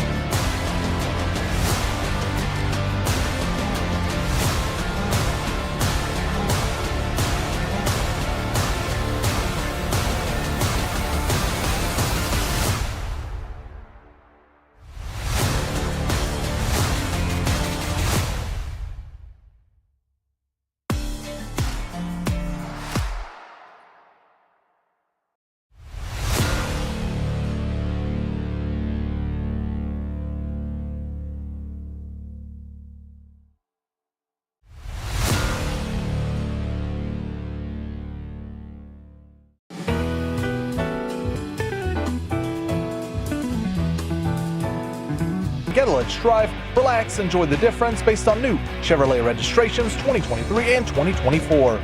The great Bobby Belt. Bobby Belt is an idiot. Don't make me take off my belt. Don't make me take off my belt. We're not. Over to you, Bobby. Oh, yesterday's price is not today's price. A timeless truth in the world of NFL contract negotiations, and the Cowboys might have just cost themselves a little bit more money. We'll talk about it here in Below the Belt, which is brought to you by Mercedes-Benz of Plano, a first-class buying experience. The breaking news coming from Twitter, and we were just in the middle of talking about Dirk and everything else, and this popped across the screen, and I shuddered because I couldn't believe the number. A new record contract at the cornerback position. Last week, we got a J.C. Horn extension for $25 million a year, highest paid corner in the history of the NFL, highest paid DB in the history of the NFL, despite only playing, I think, 30 games, something like that. He played 15 last year. It was the first year he was fully healthy. Negotiated by David Mulugeta at Athletes First, who is the agent for Micah Parsons. Well, David Mulugeta has done it again. The Texans have re-signed or given an extension to their all-pro cornerback, Derek Stingley Jr., J.C. Horn's $25 million a year is no longer the standard. 3 years, $90 million for Derek Stingley. That's $30 million a year. He gets 89 of the 90 guaranteed. This is a legit $30 million a year Derek Stingley just got. Why'd you not guarantee the $1 million? We'll guarantee 89 of the 90. That's David sitting at the negotiating table. Sure, here you go. Yeah, you want to win? Here you go, guys. You can have your $1 million. Feel confident in that. But $30 million. This is another jump. This is a huge jump. Trayvon Diggs, when he signed, and the Cowboys, you felt like at the time got a bit of a deal on Diggs when he signed. He was under what the market was. It was similar situation to like when you signed Jalen Smith. It kind of played out similarly, where Jalen had come in kind of under what you would have thought. It was still a lot, but it came in under what you thought, and you're like, oh, we got ourselves a deal, and then it just didn't pan out very well. Diggs so far has not panned out very well, but if you look at Diggs' contract, Diggs annually was $19.4. This is a 55% jump over what Diggs got as a player that was considered at the top of the corner market 2 years ago. This is a huge jump, and it's bad for two reasons. One, this is another great example of the negotiating power that they're running up against in David Mulugeta at Athletes First. And this is an example of how Micah can say all day long that he doesn't need this dollar or that dollar. His agent's going to go in there and he's going to get it. Yeah, see, that's the problem. He could say all that, but if you have Scott Boras, you have Scott Boras for a reason. You don't have Scott Boras to sign a deal with 3 years left of arbitration. Yeah. You're going to go through it. You don't sign, apparently, Mulugeta for the same reason. He's going to get you. Well, he was also with him from the beginning, so, right? Yeah, that's true. It's not like he went and hired him this offseason. Right. Look, in the world of NFL, agents are like people listening. That's why I liked having David Cantor on. Mm-hmm. We had David Cantor on, thanks to Bobby, and then everyone in DFW, not because of that interview, but after all the Cowboy moves, a lot more people became familiar with David Cantor's name. Yeah. David Mulugeta is someone you have been talking about for a while. He has emerged up that list because we grew up with the Tom Condons, the Bob Lamonts, Drew Rosenhaus, who's Mahomes' dude, really nice guy, Lee Steinberg. Mm-hmm. Well, this is the new crew. Yeah, I mean, if you look at, this is the example I always give when we're talking about what are the Cowboys going up against in negotiations. Do you remember about 7 years ago, the safety market, everybody was just talking about the safety market's dead. Nobody's paying safeties anymore. Why are all these safeties hitting free agency and none of them are being signed till June? And they're being signed for like 1 year and $4 million. What the hell's happening here? So a year after that happened, David Mulugeta had a few different safeties come up. And he got, between Budda Baker, Kevin Byard, a couple others that he got over $150 million in contract guarantees for safeties in 1 year. And that was more than $60 million over what the entire league had spent on combined contract values of free agent safeties 2 years earlier. Like he had gotten guaranteed money like almost double what the entire league paid free agents at that position the year before. So, I kind of subscribe to Mina Kimes' thinking when she's like, you want the Micah deal done? Here you go. Take the highest paid defensive player or non-quarterback, which is now Jamar Chase, 40.25, add a little, deal done. Well, now I'm like, okay, we're getting big jumps from Horn, from Higgins, Chase, and now Stingley. So is 40.25 not the floor? That don't sound like the floor. It might be the floor, but Mulugeta's like, well, what's the fourth step? We're not taking the first step up. We're not taking the second step up. We're taking a 17% jump from what we're all thinking the next leapfrog is. It's going to have to. There's two options. First of all, I don't think the Cowboys are going to pay this. Do you think they're going to pay this? I don't think this being what for Bland or for Parsons. I'm talking about for Parsons. I'm talking about for Parsons too. I don't think they're going to pay the $45 million. You don't think you don't think they would pay 45? I think they will. You think so? I think they're going to figure out a way. It'll be like the way they got with Zeke, where it was like, just get it done. Just do it. I think they're going to get to that point with Micah. But what the hell could the Bland deal look like? So it's 140. It's 140 million. 130 million. 140 million between the two guys. Between the three guys. Between Parsons, Lamb, and Dak. It'd be 140 million. It's half your cap on three guys, and then you add. Let's just say what's Bland going to get? So that's the next question. I would guess, I had thought all along Bland was probably going to be in the 20 range. Now with these deals coming through that they were 24, probably. All right, so 164, 165 over with four players.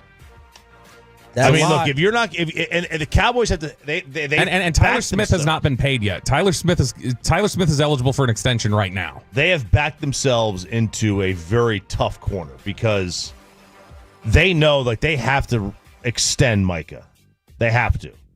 But they also they have to decide, are we going to go down this road or are we going to let the contract expire and then risk him leaving? You either got a surprise trade. You either got to sign him now or you got to trade him before the draft. What you're saying is we need a Nico influence. Yeah. We all know that this is not smart team building. No. We all know that. Mm-hmm. Like, the longer they wait now, it's bad. But we're like trying to hang on to the player, the talent, the return. But we know that what you just wrote down, those 4 or 5 numbers next to those names. That's not smart team building. That's not smart. No, honestly, the smart team building thing would be to trade him for 2 firsts this year. Right now. Yeah, as opposed to pay $45 million. Now, it's not the win now move. What's the more eye-popping overpay, Stingley or Horn? I mean, Stingley's an all-pro, but I mean, it's just Stingley's a beast. It's so above that. Like that's why are teams doing this? Why are teams allowing this jump? Because they have to spend a certain amount of the cap, right? Yeah, I wonder if. Yeah, but you got Stroud coming up in Houston in a couple of years. Like you'd think you would find other ways to commit that money. You could still spend giving $1 million more than the Horn deal or $2 million more. That it's not cap compliance to me is not a factor in this. Yeah, and why are these owners and GMs jumping this? So I think that what you're seeing in some ways is they have more money freed up than they thought. Like cap projections, I don't think they were expecting this year's cap to go up like it did. Right. They thought it was going to flatten a little bit. I wonder if because it jumped again, if now they're looking at some of this and saying, okay, well, we project out now. All right, our projections are changing into the future as well. Because you got to remember the NFLPA, it got talked about that the players had to agree, the PA had to agree on some stipulation of, all right, are you going to max out the potential of the cap this year, or are you going to roll that extra $4 million over into next year? PA chose to roll it over into next year. So that's already new on the books that's going in there. And it already had jumped higher than they thought. And so I think what you're seeing is just teams recognizing they've got more money to play with than they thought, and they're trying to get out ahead of some of these ridiculous jumps. But they're taking ridiculous jumps in the process. Because Panther fans are like, good job paying Horn now. Good job. Yeah. You got ahead of the Stingley deal. Although JC, I don't think can match up to Derek in terms of production so far. Certainly not, right? Yeah. Comparable as you're not next to each other as players. What does Micah say at the first presser after he signs for 40 plus on why you didn't take less? Can he now blame the Cowboys and say, well, I was going to do that if the plan was take some of that on big dogs? And he can look at 19 signings or whatever it is and say, okay, our biggest names are Dante Fowler and Oso Digizua. Yeah. That's not what... I'm not... why? Yeah. That's not why I was going to take a break. I did sign for less. Do you know what I could have gotten? I could have gotten more than this. I could have gone to the market. I could have held out longer. Yeah. This was a savings. It's the top of the market, but it was a savings. I saved you money. It's not wrong. All right, so throw a figure. Well, I think it is wrong. If it comes in at 45, you're not going to convince me you left money on the table. Oh, no. If he comes in at 45, I'm saying if he takes 40, let's say he takes 40. Yeah. He did say the Cowboys a couple million because he could have pushed for the next reset. All right, guess the number right now, Bobby. Guess the Micah number after this deal. I'm guessing he's going to end up 4 years, 168. Oh. So we're talking 42 a year. Okay. I'll say 43 a year. And I guess Micah would say at the podium, that's a $2 million savings. Look, I mean, he has been, again, that's the reality is if he were to hit the open market right now, the way teams are paying things, he might get 45. Yeah. He might. Mm-hmm. Yeah. And that's the question. Now it's become. But he sold this as like, come on, let's stop being. Now I asked you, to be fair, what he would say. But when you say something like that, I'm talking about it has to be at least a $5 million savings if you want to sell it to the fan base as you were trying to really help the team. Right, exactly. That's what you need to try and pitch. But he would, and I'm guessing that's what he'll do. He'll say, I did save money. You know what my agent wanted to go for? My agent wanted to go for so much more, and we thought we could have gotten so much more. By the way, David Mulugeta, now, like I mentioned, his negotiations, the top 3 highest paid quarterbacks in the NFL are Derek Stingley, J.C. Horn, Jalen Ramsey, all negotiated by Mulugeta. This guy's an assassin. Mm-hmm. Below the belt. With the breaking news brought to you by Mercedes-Benz of Plano, a first-class buying experience on your home of America's team with Sean and RJ. We are also your home of the Texas Rangers. How in trouble is this starting rotation after the John Gray news? Our lighter or rocker here to save the day, Jared Sandler, with the very latest from Surprise, next. After we get you over to Zerez and get that carpet cleaned,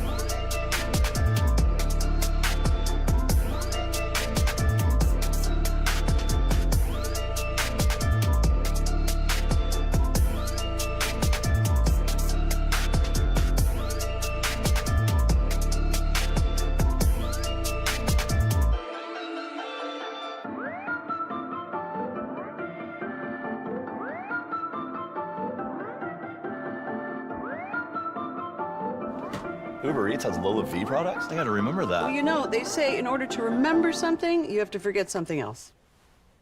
Okay, now that is a very cute haircut. That's like a little shag. I've never seen it before. Well, I mean, of course you have. It's the Rachel. Oh, is that your name? No, I mean like your name. No, I'm Jen. My name's Jen. Right, but I just mean like this is your haircut, but that's the hair on your head. I'm not saying this is your hair. Okay, freak.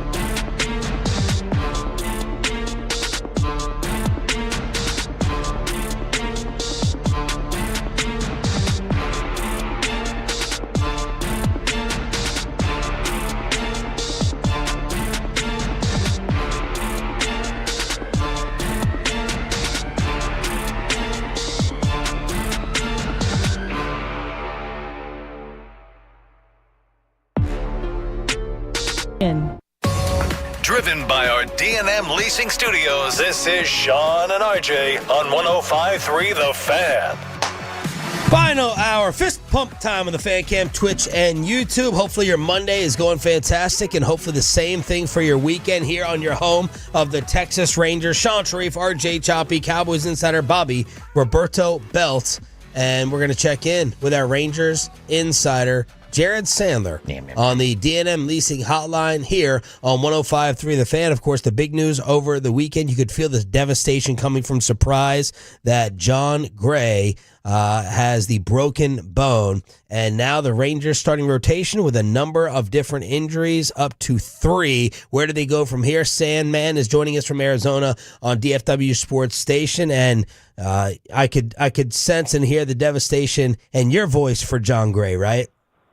Yeah, I just feel for the person. You know, I spoke with John a couple weeks ago about goals, and a lot of these guys say, I don't really do goals, or I don't know, I just want to go out there and be the best that I can be. And John was like, I really want to go 200 innings. That's been a goal since I started with the Rockies. I've come close, but and he was like, I understand that I've had some injury issues, and maybe people have said a few things, along those lines about my ability to stay healthy, and I want to go 200 innings. And so, it doesn't mean he can't have a good year this year. We'll find out probably today or tomorrow the results of scans, whether or not he requires surgery. Surgery obviously will really change the complexion of his season, but he's not going to be able to get to 200 innings. And you just feel for a guy who's been through a lot of bad luck injuries. In 2023, he had to come out of 3 different starts because he was hit by comebackers. And once, I think, it resulted in an IL stint. So just some bad luck for John. Just feel for him. Matt, do you know how many pitchers threw 200 innings last year? Not many, RJ. 4. Dwindling number. 4. I mean, Yeah. that was like that wasn't the standard, but you know what I mean? I mean, it was a lot more than 4. That is terrible for the league.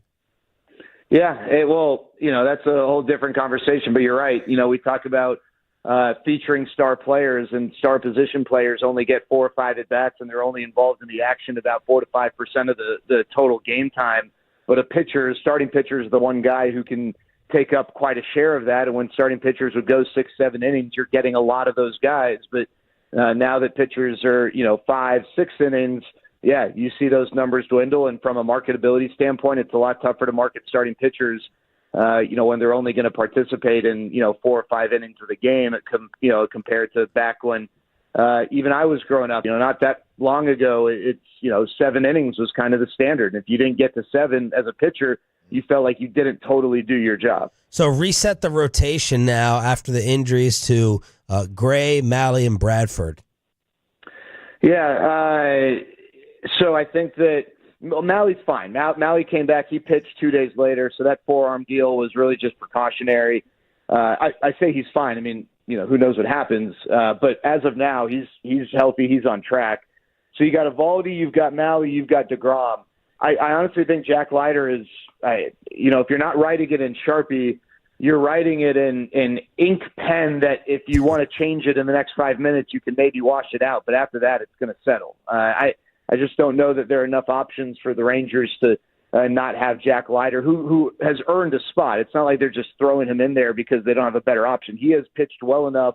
I'm not sure, how you can necessarily go in a different direction. And then that last spot could be Adrian Hauser. It could be, it could be Kamar Rocker. It could be Dane Dunning. It could be Patrick Murphy. It could be a bullpen day. They could go a lot of different directions. A lot of people have asked, well, could they sign someone? Kyle Gibson's out there. Lance Lynn is out there. Spencer Turnbull's out there. Bauer. Alex Wood is out there. Bauer. Here's the problem. They're up against the luxury tax threshold, which they have made very clear they do not want to surpass this year, so as to not have to incur third-year penalties for going over that. And I'm not sure how they can make a deal work with one of those guys without making a trade to shed some salary.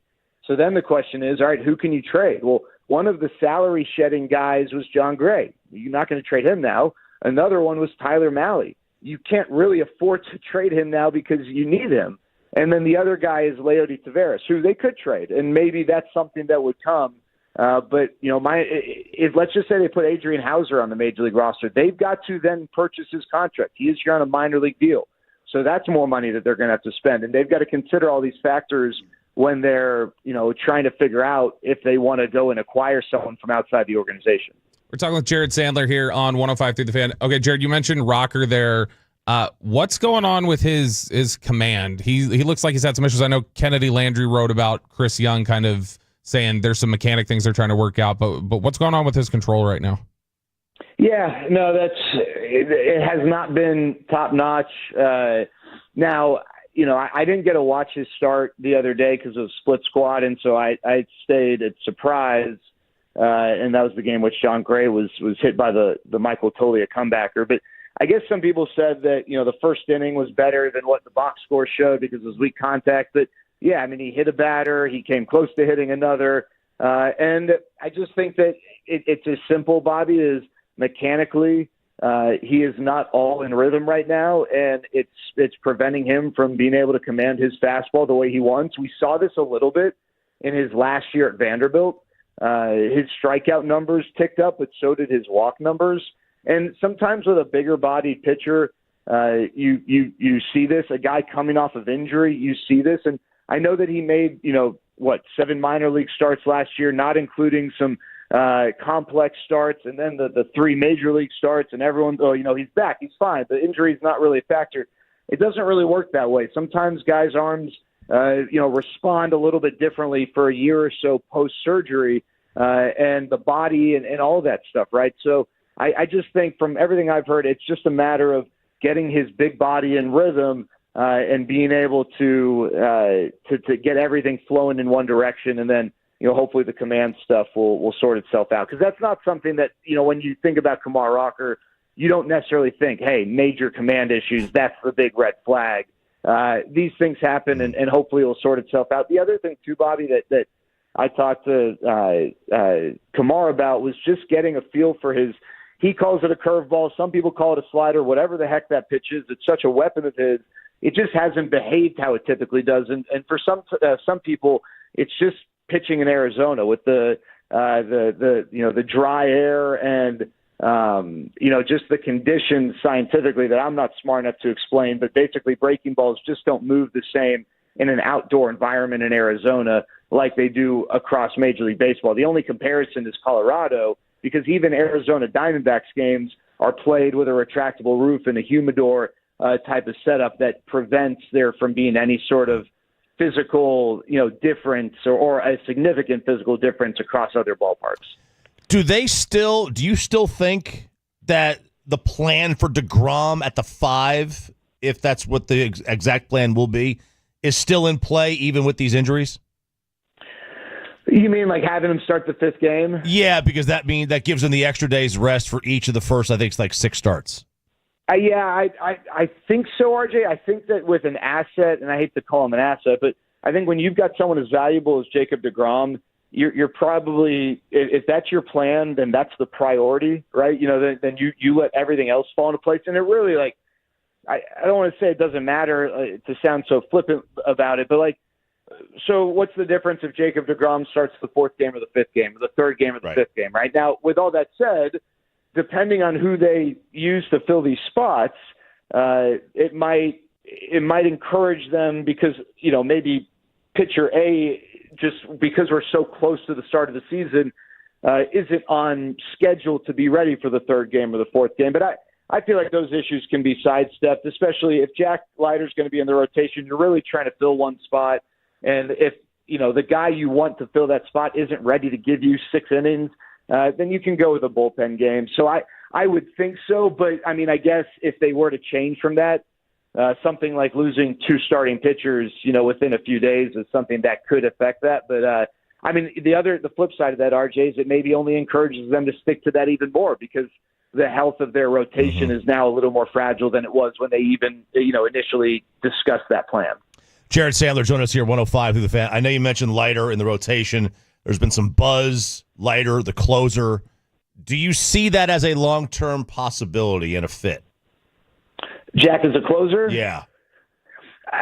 I'm not going to say that it wouldn't happen. I just think that he's got too much going for him as a starting pitcher that, I don't – like if he was a 2-pitch pitcher and just couldn't figure out a 3rd pitch, then all right. Let's look at Emiliano Teodo. I'm not saying he can't figure out a changeup, but right now he's a 2-pitch pitcher, and they are 2 really good pitches. And that is why I really think this guy is going to end up closing games for the Rangers at some point this year. That's not Jack Leiter. He's got his elevated fastball. He's working on his sinker. He's got the really good slider we know about. He's got a curveball that's a good pitch, and now he's added this kick change that wasn't great yesterday, but in his previous outings it's been really effective.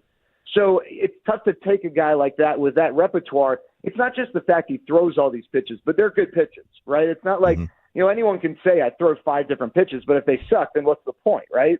These are good pitches. Maybe the sinker is still a work in progress, and he's going to have to find a little more consistency with the kick change. But, the rest of it is just a matter of putting the package together. And he's got the ability to carry velocity deep in a game, so it's not like he's a guy who's throwing a 99 out the chute, and then by the 3rd inning it's down to 94.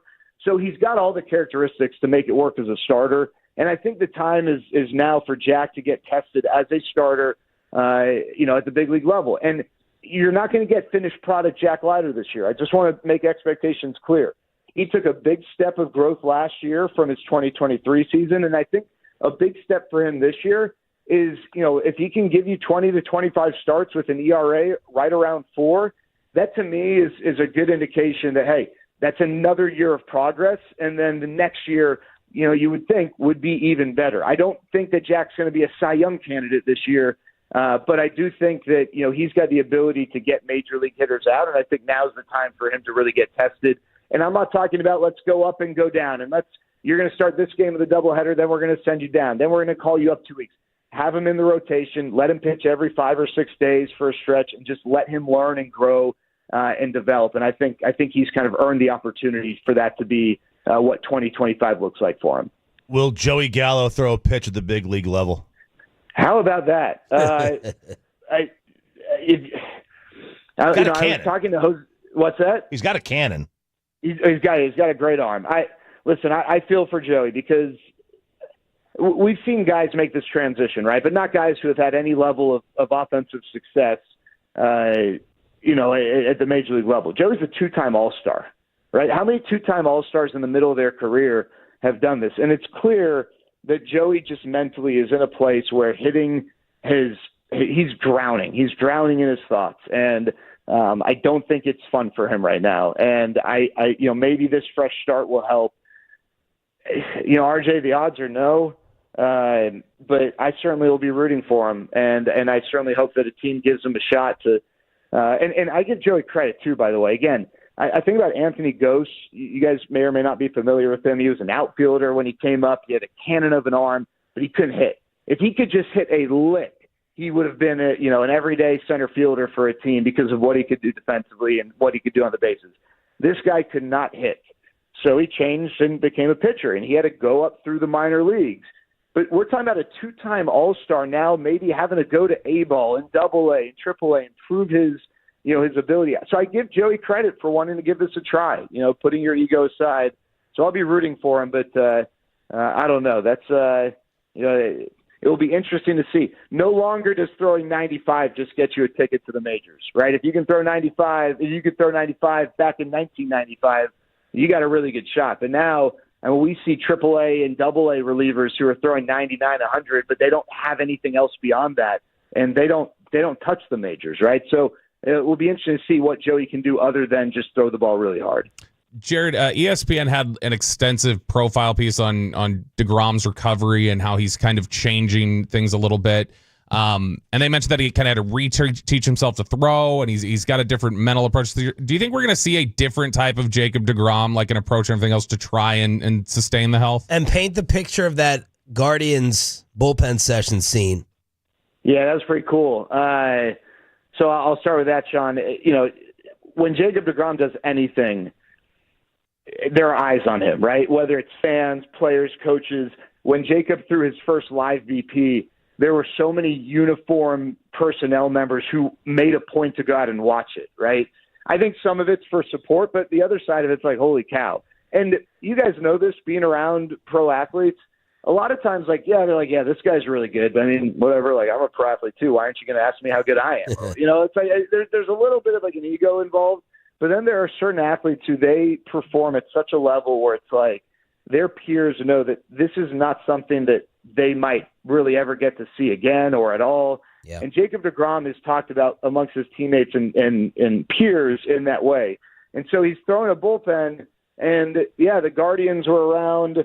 They had a game, I think a backfield game, some minor leaguers, and they're sometimes will share some of the facilities when a team, especially a backfield situation, will go and play a game. But they had stuff to do, but these guys went out of their way to just stand there and watch Jacob DeGrom pitch. And if you've done it like they've done it, I think they appreciate watching something like that at a level that maybe it's tough for all of us to comprehend.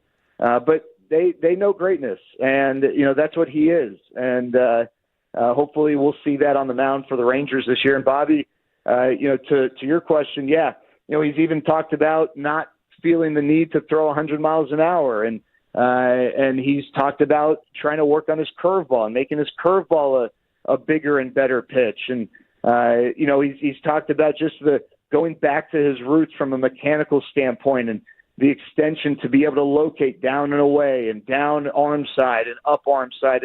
And it just seems like I don't want to say he's going back to the start, but he's really focusing on things that I think maybe in years past he just hasn't really given the time to focus on. And I think the Rangers are hoping. I think he's hoping that it's going to result in another really, really good season. The absolute beast, Jared Sandler, Rangers insider and broadcaster. Wait, I got a question. Can I ask a question? RJ, was there ever any discussion whether or not your last name would be changed to Countryman? We've discussed combining it and calling it Choppyman. Got it. Okay. That could work. Who's calling the shots now that you're married? Because sometimes, before you're married, they let you feel like you've got some power. But do you feel like you still have a little power, or did you have any at all? Well, we're not married yet. She's got the marriage license, so we still got to go do the whole ceremony thing. But I paid for her. I bought the license. I'm in control. Okay. All right. I have no control whatsoever, to be Can't wait till perfectly she cuts your balls off. Yes, I have no control. Thank you, brother. Appreciate it. The great Jared Sandler on the D&M Leasing Hotline. The brackets are out. RJ Choppy helps you fill them out. He gets you set for the madness after this. And this is...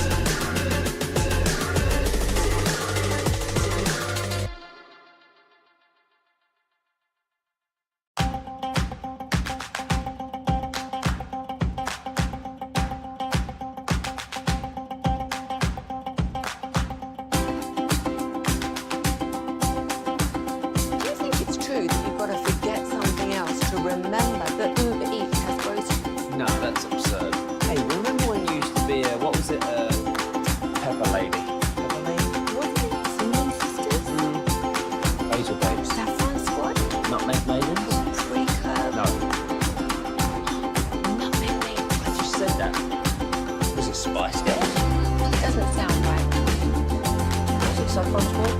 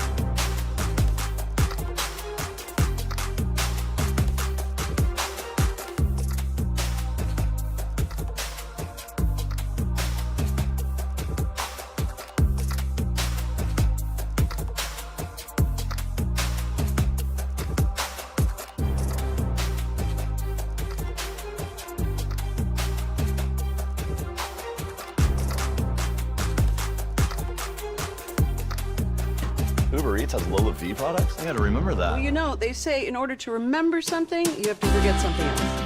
WSecurity.com. And it's back to Sean and RJ right here on 105.3 The Fan segment here, brought to you by Cars for Kids. Donate today at carsforkids.org, and also brought to you by the personal injury lawyers Frankel and Frankel. If you've been injured in a car or truck wreck, call Frankel first, 214-4817-333-3233. With Frankel and Frankel, there is never an out-of-pocket cost. They only get paid when you win. Frankel and Frankel, the go-to car and truck attorneys in Dallas. Richard will hold. Shot clock start. Chop this one up for the Gators. Chop up an SEC tournament championship for Florida. 86-77 is the final score. Florida wins the SEC tournament for the first time since 2014. Did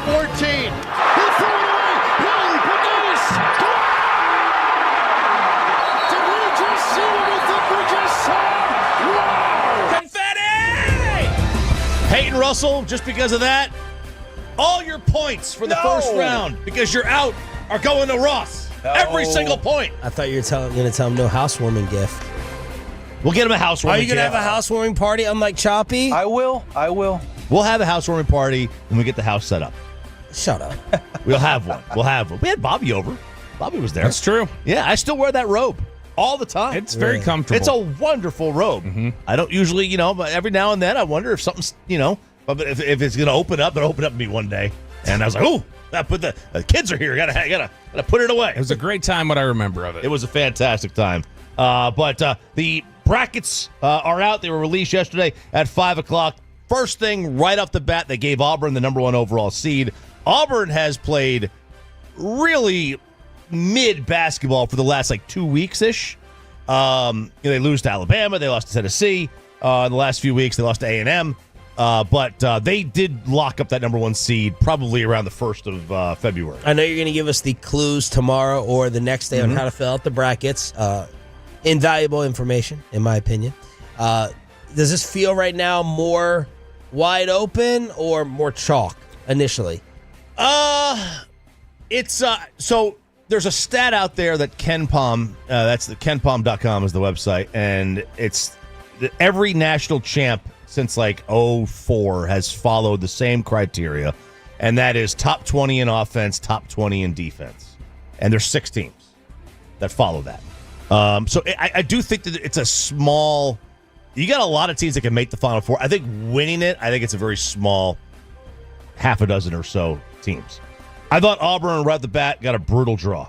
They either get to play Louisville in Lexington, Kentucky, so about an hour and a half drive, or they get a really good Creighton team that's about 3 lines underseeded. I thought that's a terrible draw for Auburn. The committee told us they don't care about quad 1 wins because Carolina has just 1. It's a name. That was a name pick, I believe. They are pretty high on a lot of the metrics. They are high, so credit them for following that. But to have just 1 quad 1 win and get in, I don't think you're going to see a team like West Virginia, who was the first team out, get the same kind of grace. I was going to say, your KenPom.com says North Carolina is way ahead of Texas. Yeah, they're 36th or something like that. 33rd. Yeah. 33rd. So yeah, they deserve it from that perspective. It's just the eye pop of the 1 quad 1 doesn't sit well with a lot of college basketball. But Carolina's the big questionable topic that everyone is relying on, kind of like Bama football. Carolina and Texas. Those are the 2. Now, look, those are 2 of the biggest names in the sport. Texas carries a lot of eyeballs. Carolina carries a lot of eyeballs. Not supposed to matter. It's not supposed to matter. You did tell us after Texas won last week. You told us on Friday, you were like, they're in. They're in. I thought beating A&M got them in. How much did both of you follow, or, well, I won't ask but did you follow Longhorn basketball? The Manziel 0.0. Didn't even follow Longhorn basketball this year. Throughout the season, I did. I mean, they were ranked early on. They had a tough, out-of-conference schedule. But, I mean, as the SEC schedule went on, I knew that there were going to be double-digit teams making it from the SEC conference. It was like whether or not Texas would be one of those. They had to finish strong. They struggled getting in the tournament. But I felt like, gosh, Joe Lunardi had them out of it, Sunday morning. Yeah. And so I was like, man, what happened? I thought 2 wins in the SEC tournament would get you in because you have, now 7 quad 1 wins, but they got in, so now it's on to Xavier. Well, if Lunardi has you out, that means you're in. Okay, you want to go. If you're a bubble team, you want him to have you out because like Jim Cramer, college basketball. I think Duke got a really kind of a gift with the region that they're in. They get to play in the East. They kind of always have a big following in the New York area, and that's where the East Regional is in Newark. People think Bama is a tough one. I think Bama is, if Grant Nelson's not healthy, and then I think Mark Sears is wildly overrated. I know I'm kind of on an island with that one, but he just seems like a volume guy to me. He'll put up 30, but it'll be a bad 30. It's just like one of those 1997 Jordan 5 for 24 games where he still puts up 32. Yeah, he's basketball Cam Scatterbo. I mean, sure. Cam Scatterbo's getting sued for a golf cart incident. Did you see that the other day? He's reckless. Jumped on the back of a golf cart and tore up some kid's leg, according to accusations. Frat boy. So dumbass frat boy. The Midwest is going to be in Indianapolis. It's got Houston, Tennessee, Kentucky, Purdue, Illinois, Clemson, and the Zags. That is a brutal division for Houston. Houston might get the Zags in the second round. Clemson, who was in the Elite Eight last year, they're a 5 seed. Purdue is a 4. Illinois, who might be one of the most talented teams in the country, is a 6. It's a really, really treacherous division that they're going to have to go through. Houston is to get to the Final Four. Like I said, Texas got in. OU also got in, and I thought they deserved it too.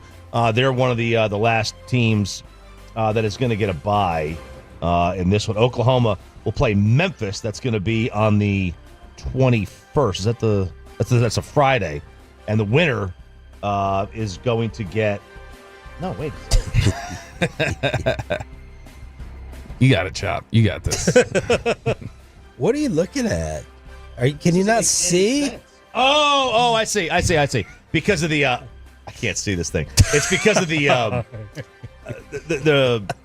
play-in game. The play-in game screwed me up. Okay. Oklahoma plays UConn, and that is the interesting one because here you are, poor Florida. You get the 1 seed, and your reward is going to be probably a UConn team that's going for the 3rd straight national championship.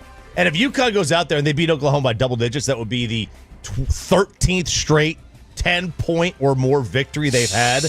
Like, are you sitting there as UConn, as Florida, and you'd be like just petrified of the entire thing? And watch their head coach again walking around to his fans going, 2 rings. The worst. 2 rings. We could get 2 rings. Absolute juiciness in the second round. You might get St. John's against Arkansas. What does that mean? Cal versus Patino. Oh, the Will Chambers game. Round. The Will Chambers game. Arkansas sneaks in as a 10 seed. St. John's got a 2 seed. I think it will be such juiciness in the second round. That's it. RJ Choppy with a full bracket preview with the madness out. Let us know how many you are filling out at 877-881-1053. I think I mentioned UConn a minute ago. If Florida gets by UConn, I think they're gifted a spot in the Elite Eight. I don't trust Memphis. I don't trust the Crab 5 from Maryland. The Crab 5. That's what they call themselves, the Crab 5. Yes! That's brutal. That's amazing. No, come on. That's good. You hate on Maryland like my wife does, Bobby. Shut up. That's great. Only thing you guys have in common. Yeah, we got getting more. That is fantastic. It's the Crab 5. The only thing better than that is that UConn. Are they all freshmen? No. I don't think so. Oh, okay. The only thing better than the Crab 5 is that UConn has a player named Solo Ball. He's playing solo ball out there. It's a great name. Is he a gunner? He's a good player. They've got a lot. Caravan's there. He's a really solid player. One nut? Like, is he a gunner? Let's go. Okay. No, that's his literal name, Solo Ball. Oh, okay. Sean and RJ here on DFW Sports Station 105.3 The Fan. NFL news of the weekend. Cooper Rush to Baltimore, so the Cowboys now need a new backup quarterback. Miles Sanders joins Javonte in the backfield. Dante Fowler come on down, and Parrish Campbell is your newest receiver. T. Higgins and Jamar Chase got paid. Jamar, 4 for 161 with 112 guaranteed, highest paid non-quarterback in NFL history. T. Higgins, highest paid, number 2 in history, 4 for 115 with 2 years guaranteed. and Derek Stingley just blew the top off the corner market. A lot of money coming out for Derek Stingley, $30 million a year, and he gets 89 of the $90 million guaranteed. You mentioned the Miles Sanders signing, which I think is intriguing at least because he's been a good player in the past. A lot of these are just, hey, I'm buying a lotto ticket, which is fine for your depth. I sure hope you're not banking on this as our group. Like, these are the guys we're going to lean on to be consistent stars for us. If they become something, fine. That's great. Would you have, one of the things we were kicking around last week, would you have paid Dowdle rather than just one of those two, Sanders or Williams? Would you just said run it back with Dowdle? So give me the total money in years for...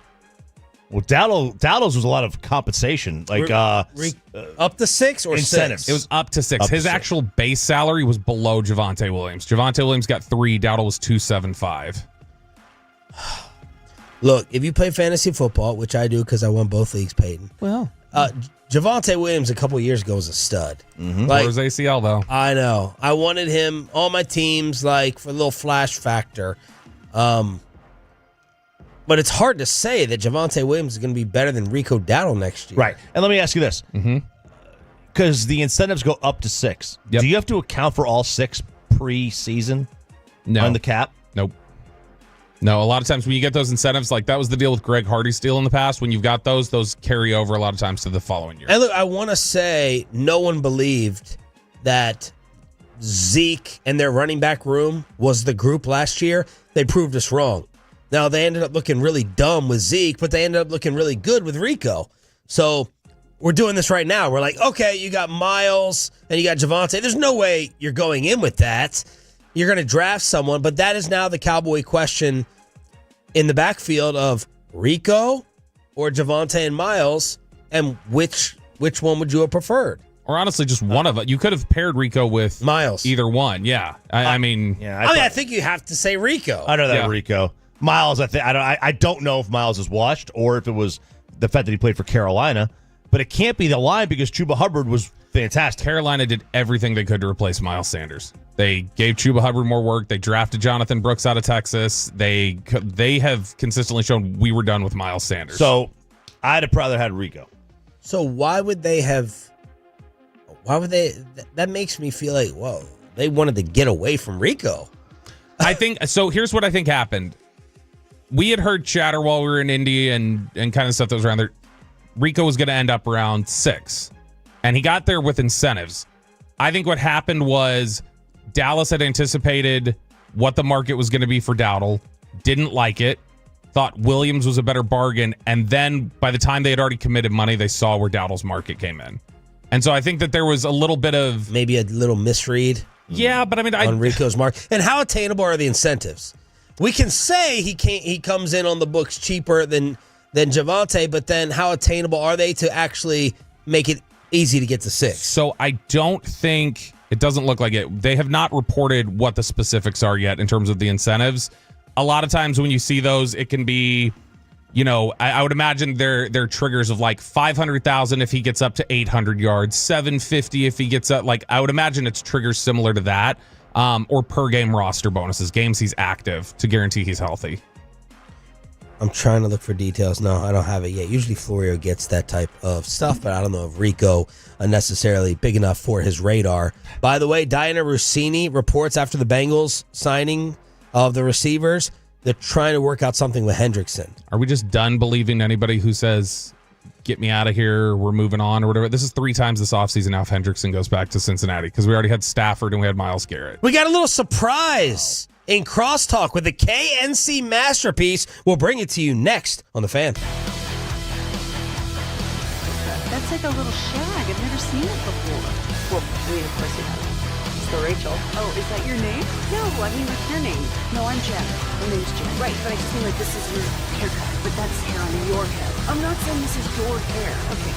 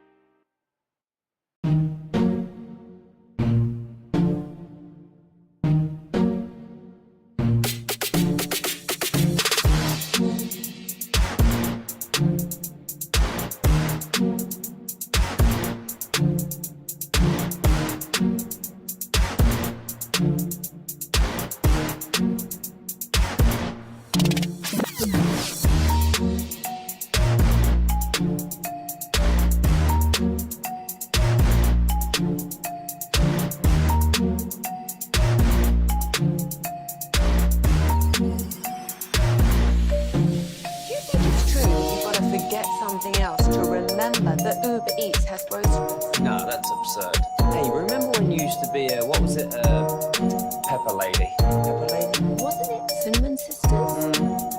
Hazel Waves. Saffron Squad? Nutmeg Maidens? Krl? No, Nutmeg Maidens. I just said that. Was it Spice Girls? Doesn't sound right. Was it Saffron Squad?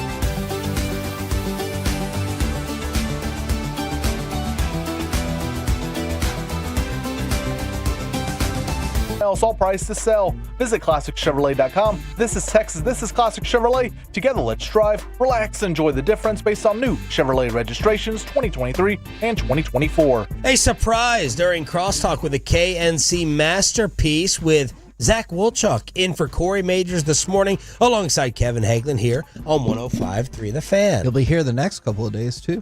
Oh, yeah? Corey's on vacation. Where'd he go? Ooh. Staycation? He's looking at schools with his kiddo. I'm not sure which school. Well, aren't you supposed to be like best friends? Yeah, no. But, I know they were going to go to UNT, but I didn't want to throw that out there because that doesn't feel like I got to miss work for that. Yeah. See? Didn't I tell you? Look at this. I told you he's a broadest gatekeeper. Yeah. He's a broadest guilter. That's a day. I mean, Denton's far away, man. Mm-hmm. It is. Solid 45-minute drive. So I don't know. It's basically the other It's part of his the world. vacation to use, Kevin. But I just told you I don't know. And then you were like, well, You're just throwing out schools that you would find unacceptable to take a vacation North for. Texas is one of them. I don't know the other ones. Okay. What's coming up on the program? After a disastrous weekend of injuries, obviously we'll talk the Rangers. Right out the jump, March Madness and why Tennessee's not going to make it at 10:22. At 11:22, we got Buster Olney. Oh, well. That actually won't be the focus of 10:22. I don't think so. I promise. Probably not. My school would get yours if we win our playing game. Do you know who those two possible matchups are? One of them is American. There you go. Once an Eagle, always an Eagle. Who's the other one? Is it Vandy? St. Mary. Now St. Mary's. Oh, okay. We're 3-point favorites. I thought you were pulling for Vandy. Well, for the Vandy godson. football. Just Vandy football. Vandy football. We don't care about any other Vandy sports. There's been some ballers, though, at Vanderbilt this year. They got a really good guard. And the women they do. Isn't Mount St. Mary's like right down the street from American? Oh my gosh, Bobby! Did you say stop? Because he said in the women. We have a meeting today. I just shut up. We're we have a moving meeting on. today. Zach, how have you been? Been doing good, man. Good. What? Been good. What? That's like that was a terrible answer. I've been all right. How do you view the? Why just all right? Just okay. Parenting. Yeah. We're starting to get to the toddler. You know, the outbursts, the screaming, the How old is she? tantrums. She's about to be 13 months.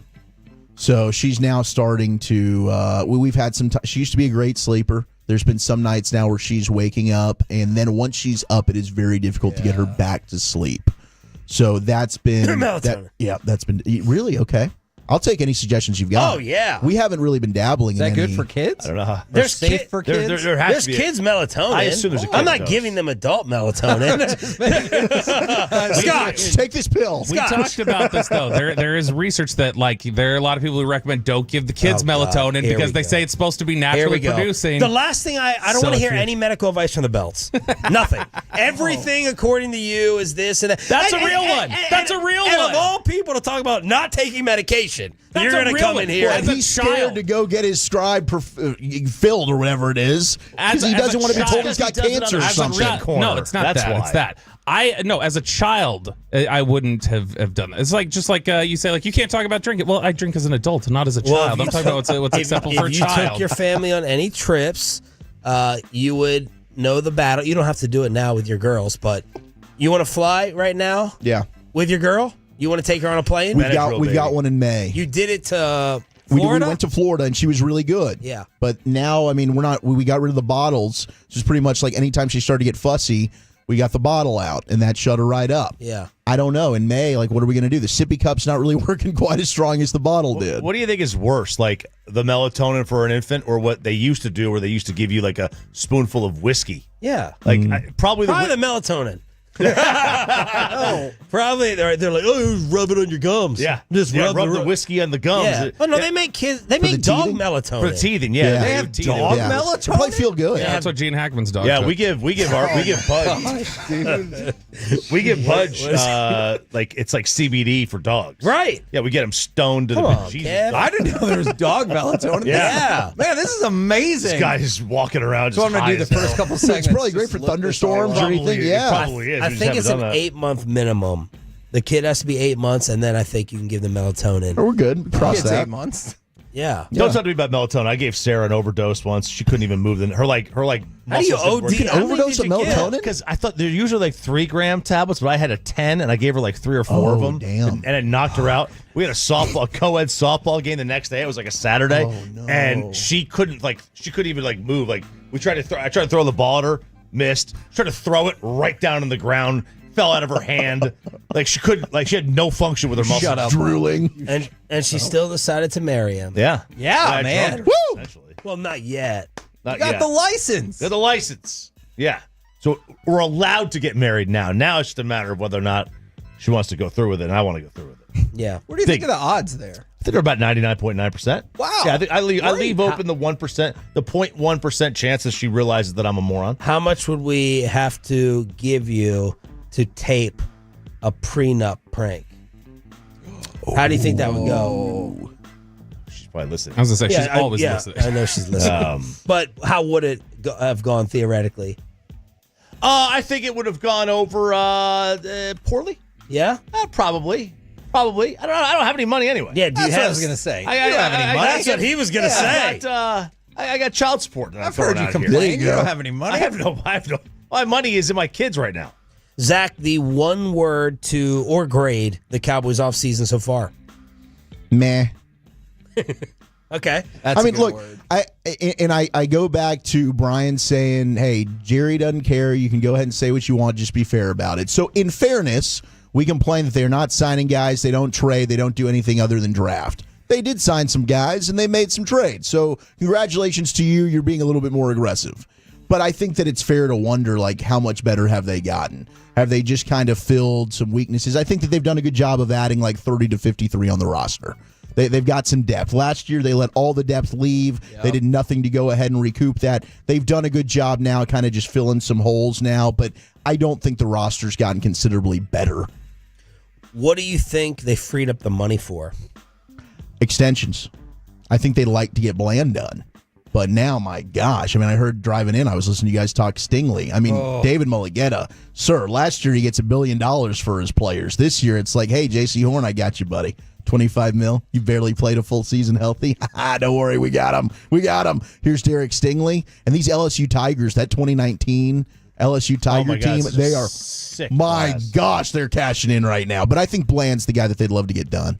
Greg Rosenthal from NFL.com just said, it should be embarrassing for the Cowboys that the 2022 draft class picks are starting to get their extensions before Micah Parsons. And that's right. Like, you're getting a whole bunch of money by wait. You're getting a bunch of these first-round picks that are getting paid from that class now, and Micah's still sitting there waiting. They should get Micah done, and Tyler Smith should get done. What do you think Micah's number will end up at now? 45. We did this here. Lamb's at 35. If Mike is at 45, and then Dak is at 60, Hagee, that is $140 million on 3 guys, and the cap is 278 ish. 279. So you're talking about half your cap on 3 players. Yeah, but did you see how awesome this team was last year with all 3? I wonder if we went back and did a case study. Like, I think the Cowboys had done this though when he was here. They did. They were 3-5, and they were not looking good. And he was awesome the year before. Hey, but he's still the 6th best quarterback in football, according to Bobby. And so he got hurt again. Oh, 7th. So okay, he's definitely going to be good to go.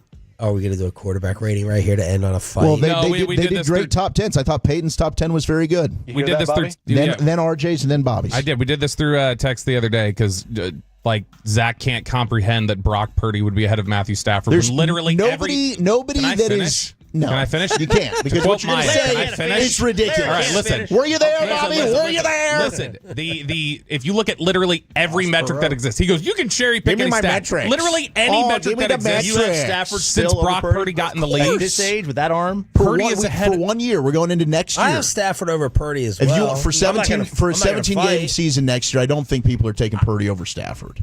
I don't think. I mean, Stafford's still obviously very, very good. I'm just concerned about the shoulder a little bit. And I get that. You but guys have made up this shoulder for 2 years. You've been wrong about it. They've talked about it. Bobby hates Stafford for whatever reason. I don't get it. Here's the thing. If you look at literally every metric that exists to measure a quarterback since Brock Purdy got in the league, he has been better than Stafford in every single one. You don't clean sweep every single one by a fluke. He's better right now. No, I'm just... Okay, I think next year on these quarterback lists, let's make it interesting. Next year on these quarterback lists, we'll take the athletic one, the Fowler one, the main ones we kind of do during dead off-season time, and let's put a little wager and fun on who comes out higher, of whether the league votes Stafford or Purdy, and I'll say they'll have Stafford higher. The league is going to also have Jaden Daniels in like the top 5. Okay, see. So, but he wants to be right about Jaden Daniels. But these are evaluators. These are your indie drinking buddies. So why not just go off these lists? You missed it. You missed who I had in my top 4 the other day on my quarterback list. Was this all not on the radio? No, we did it on the radio. It was a whole set. Who was your top 4? I had Lamar Jackson in my top 4. That's growth. Yeah, it was growth. Who had the hottest take? Is it Peyton? Peyton with Hurts at 5. I had Hurts 5, Goff 6. I had Jaden Daniels 7th. Okay. Dak was not on my list. I mean, the guy did just win a Super Bowl. Hurts, Lamar, Dak, these are ping-pongers. These are back and forth. 1 year, Lamar's not top 10. Sure. Then he wins the MVP. Same thing with, Dak. Same thing with Hurts. Hurts is in that category. What is Jalen Hurts? What is Purdy? So I'm here to say that you're right, Zach. Thank you, Sean. Football authority. Appreciate it. And I kind of want to change the first segment and let Bobby stay and have those two argue. He had Baker 10 as well. He had Baker in the top 10. He was the one who had him there. Baker's been playing really good football, man. Who did you have him over in order for me to call that crazy? Purdy. Dak. He had him above Purdy. Baker had Okay. Yeah. Okay. That's insane. It's not insane. It's insane. Baker's not insane. Baker's been fine. Baker has not been, and Baker's in you can put Baker in like the group of like 15 to 17 that we talk about. There's no way you can say he's better than Purdy. So you have no hesitation in paying Purdy this next deal that's coming? None. All right. There you go. Bobby Belt hanging on for dear life. First takes, just to be right. It's the Cancy Masterpiece with the Wooly Bully, Zach Wilczuk, and maybe Bobby next.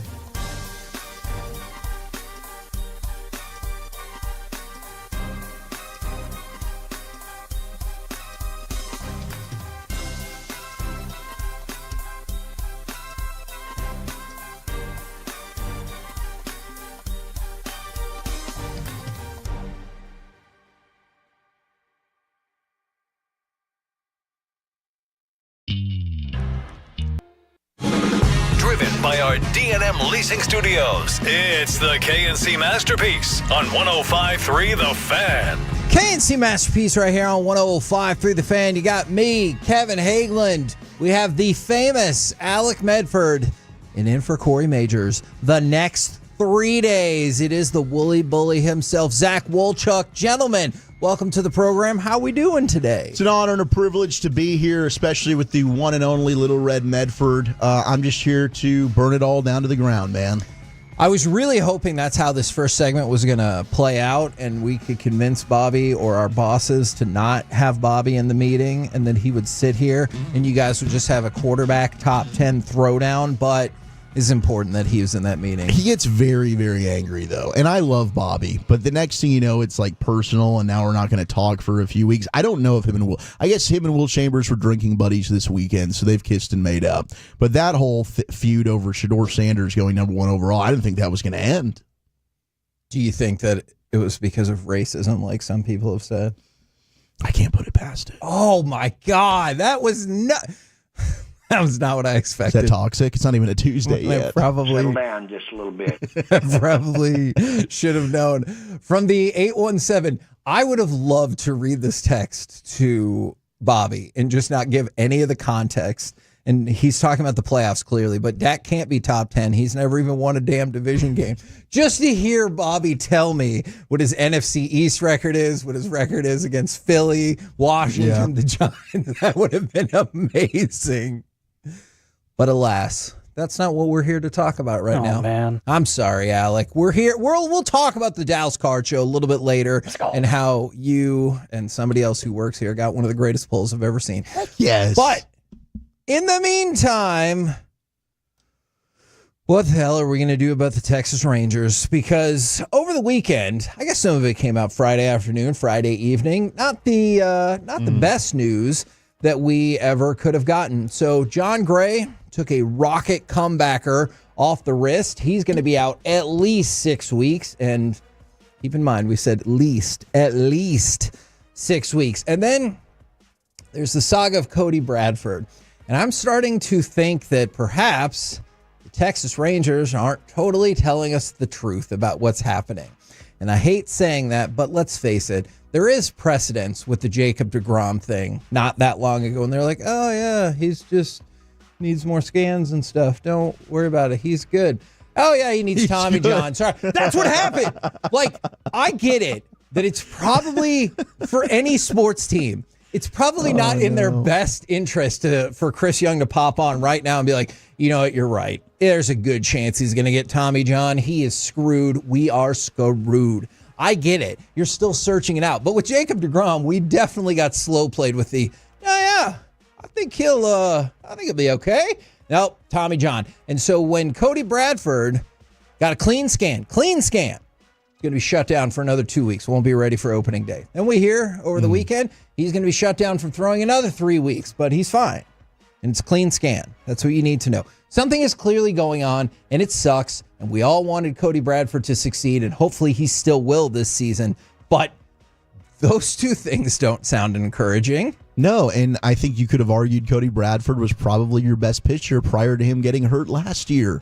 And getting to chat with him in the clubhouse, man, he was ready. He was ready to get back and pick up where he left off. And we talked about this in the clubhouse, in the bullpen there, when we were prepping for the show. And I heard you and Corey talking about this last week, but it's an excellent point.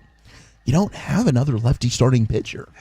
Like, what are you going to do? You go up against a lineup that just absolutely crushes righties, and you don't have a lefty to throw against them. Jordan Montgomery? Can you buy cheap on Monty? Can you bring him back? It seems like Mike Maddox has been the magic elixir for one Jordan Montgomery to get him to be an all-star World Series type of pitcher. They need to add some lefty help, and I'm about done with we're gonna give Leiter and Rocker some cushion and more time to develop here. All right, slip up. I'm done with it. I'm over it. I understand, and I've talked to Jared about this a bunch. Everybody develops differently when it comes to Major League Baseball. Rocker's barely pitched a bunch of minor league innings with all of the injuries that he's had. We're talking about two guys that were the top pitcher taken in their drafts. Heck, Rocker was a top 10 pick twice. The time is now. I need you guys to step up. And the fact that Chris Young can't really come out with a bunch of confidence, he's like, hey, I got a lot of confidence in these guys, but neither of them are really guaranteed to make the big league team right now. To me, I don't want to hear this anymore. This is exactly why we were talking about the depth for the starting pitching. It should be okay if you don't have Cody Bradford for a month or two. It should be all right if you don't have John Gray, because you got Leiter and you got Rocker as reinforcements. And Rocker didn't look bad when he pitched at the end of last year. So I get the spring's been a little up and down for both of them. It's time, boys. There's no more time being given, in my opinion. I take you to 5 months ago. By the way, just real quick, I want to read this text and clear this up. I was only kidding. From the 254, disappointed to hear Kevin and Corey aren't friends off air. That is not true at all. We get along very well. I was just kidding because he said best friends. I was just kidding about that. Corey and I get along very, very well. Sure. However, I take you back to our buddy Gambo in Phoenix. Gambo? Always breaking news. 5 months ago. They had Ken Kendrick on, which has to be a fake name. Ken Kendrick? Yeah. You getting ball sack? That's that was the owner of, or still is, of the Arizona Diamondbacks. Do you remember this quote? Quote, looking back in hindsight, it was a horrible decision to have invested that money in a guy that performed as poorly as he did. Talking about Jordan Montgomery. It was our biggest mistake this season from a talent standpoint, and I am the perpetrator of that. He goes on. Big mistake. If anyone wants to be blame anyone for Jordan Montgomery being a Diamondback, you're talking to the guy that should be blamed. He is still on that team. How is he still on that team? When you talk about him being able to be picked up for cheap, I would just walk by and just like play that audio when I walk by Jordan Montgomery and just see if he caught it again. He's like, and see if we can get him back on the cheap. He's getting dangerously close to saying another That's swear right. word. My computer's gone, and I had to use a stupid Apple computer this weekend, and I hated every minute of it, so I'm going to be salty I mean, today. we've got brilliant lip readers that are watching on Twitch and YouTube. They saw you swear. Maybe the FCC didn't pick it up. I saw what you mouthed. It was vulgar. It will have to be pixelated in the replay. Carter, fix this. It's only Monday, man. Come on. Okay, look, I'll try to keep it in check. We'll see. The sooner I get my computer back and don't have to work on Apple, the better. But you would think, yeah, that's right. I really hate Apple products.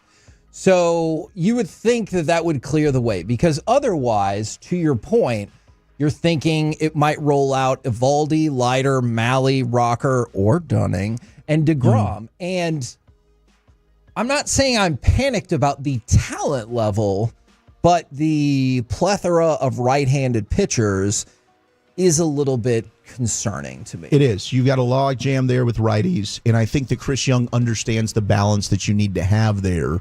And I wonder, I mean, could there be another trade on the horizon? Do they maybe just feel like they've got something, with some other arms that we're not even discussing right now? I mean, I know like Teodo was a guy that Jared had mentioned as a closer. Yeah. The Rangers still have not ruled out him as a starting pitcher. True. Like, is Teodo a guy that they end up giving some options to? Because I think that this is something that's going to, hopefully we get Bradford and Gray back in a timely fashion. Yes. But this isn't going to be the last time we're talking about a pitcher being on the IL or having some type of soreness needing to be shut down. Like, I think it's pretty much a foregone conclusion. Tyler, maybe all of these guys at some point are going to be on the 10-day IL. We've seen Nathan Eovaldi every year he's been with the Rangers. He's got some type of arm fatigue. You see the velocity start to fade at some stretch in the season. He's going to go on a 10-day IL stint.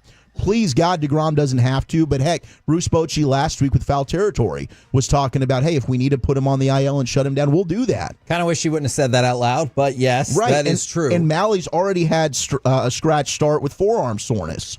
So you need to be planning for what is your depth looking like. And I think a month ago we were feeling great about it. But based on the performance from Leiter and Rocker now in spring training, and really their hesitancy to just go full on and commit to them, I'm a little bit nervous. From the 817, the 732, the 214, and another 214. Don't blame the messenger. I'm just telling you, the Rangers are not going to pick up Trevor Bauer. That's not what I heard. Shut up. They heard from where? You did not hear anything to the contrary. Ken Kendrick told me they might be interested in Trevor Bauer. He's a person that is really real, but he's not with the Texas Rangers. Yeah, wink, wink, nudge, nudge. Okay, look, I will admit I will be stunned if the Texas Rangers picked up Trevor Bauer. I know his name comes up all the time. I know the next question is, well, he's not going to be here. But why? I'm just telling you, the Texas Rangers, as far as everybody I've talked to, have no interest in bringing in Trevor Bauer. No matter if he wants to do a minimum deal with incentives, zero interest from what I understand.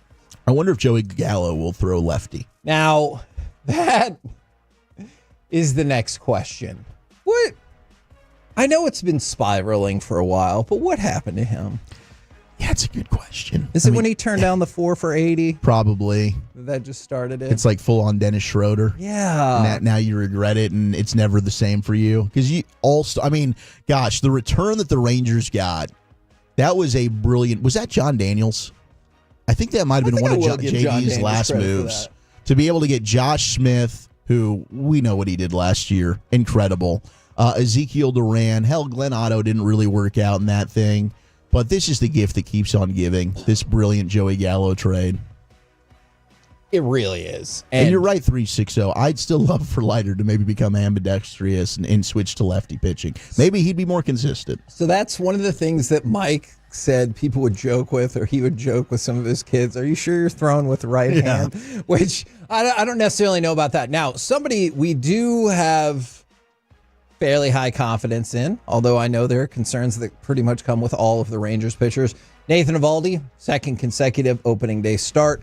I know for a lot of people that is a big honor. I'm excited for him. Are you excited for him? I'm pumped. And this was, as you mentioned, like not a very good kept secret at all. I think we all knew this would be the case. Especially once it was announced that DeGrom would start at the back of the rotation. So it's like, I think we know who's going to end up starting here, and it will be Nathan Eovaldi. But did you see I think Kennedy Landry and other Rangers beat writers had this nugget.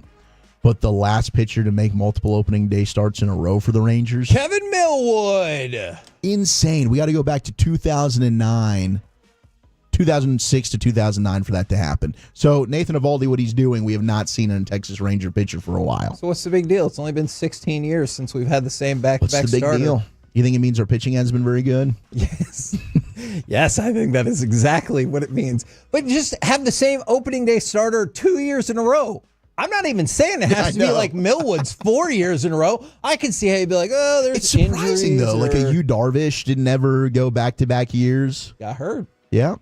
That's Lefty got us. Yeah, so we need to bring back Jordan Montgomery. That's what it all is. Comes back to. All back to Monty, baby. Him or trade for Yu Darvish. That's what I just heard of the or two Trevor solutions. Bauer, I guess. No, we're not going to pick up Trevor Bauer. It's just not going to happen. They think he is toxic in the clubhouse, and everybody just about he's ever played with thinks he sucks as he a likes human to do being. weird stuff in the bedroom? No, I'm not just putting all that aside. I'm not even going to get into that. I think you judged him for it. No, this has nothing to do with that. It's that everybody in the locker room thinks he's a jackass and that he is toxic to the room. I am not factoring in this. I'm not going to say anything about he got proven innocent. I'm not even talking about that. Just baseball.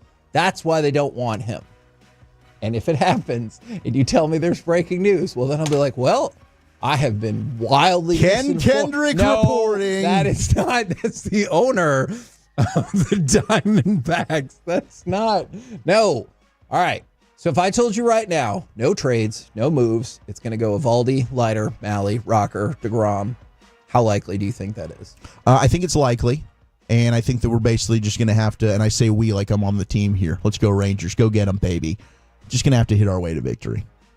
I can see it's going to just need to go back to being the best offense in the American League, maybe the best offense in baseball, which they have the potential to be. Yep. And if you're scoring 10 runs a game, I think you'll be able to weather the storm. Okay. Man, hot take out of the gate from Wolchuk. If you score 10 runs a game, it's going to be okay. I think we're going to be okay. Let's go. Double digits, baby. We're the KNC Masterpiece right here on 105.3 The Fan. God, it's going to be a long 3 days. Coming up next, our initial reactions, overreactions, and predictions for the March Madness bracket. Do you already have a Final Four? Let's hear it. We'll do it next right here on The Fan. Do you think it's true that you've got to forget something else to remember that Uber Eats has roast? No, that's absurd. Hey, remember when you used to be what was it? Pepper Lady. Pepper Lady? Wasn't it Cinnamon Sisters? Basil Babes. Saffron Squad? Nutmeg Maidens? The Pre-Club? No. Nutmeg Maidens. I just said that. Was it Spice Girls? Doesn't sound right. Was it Saffron Squad?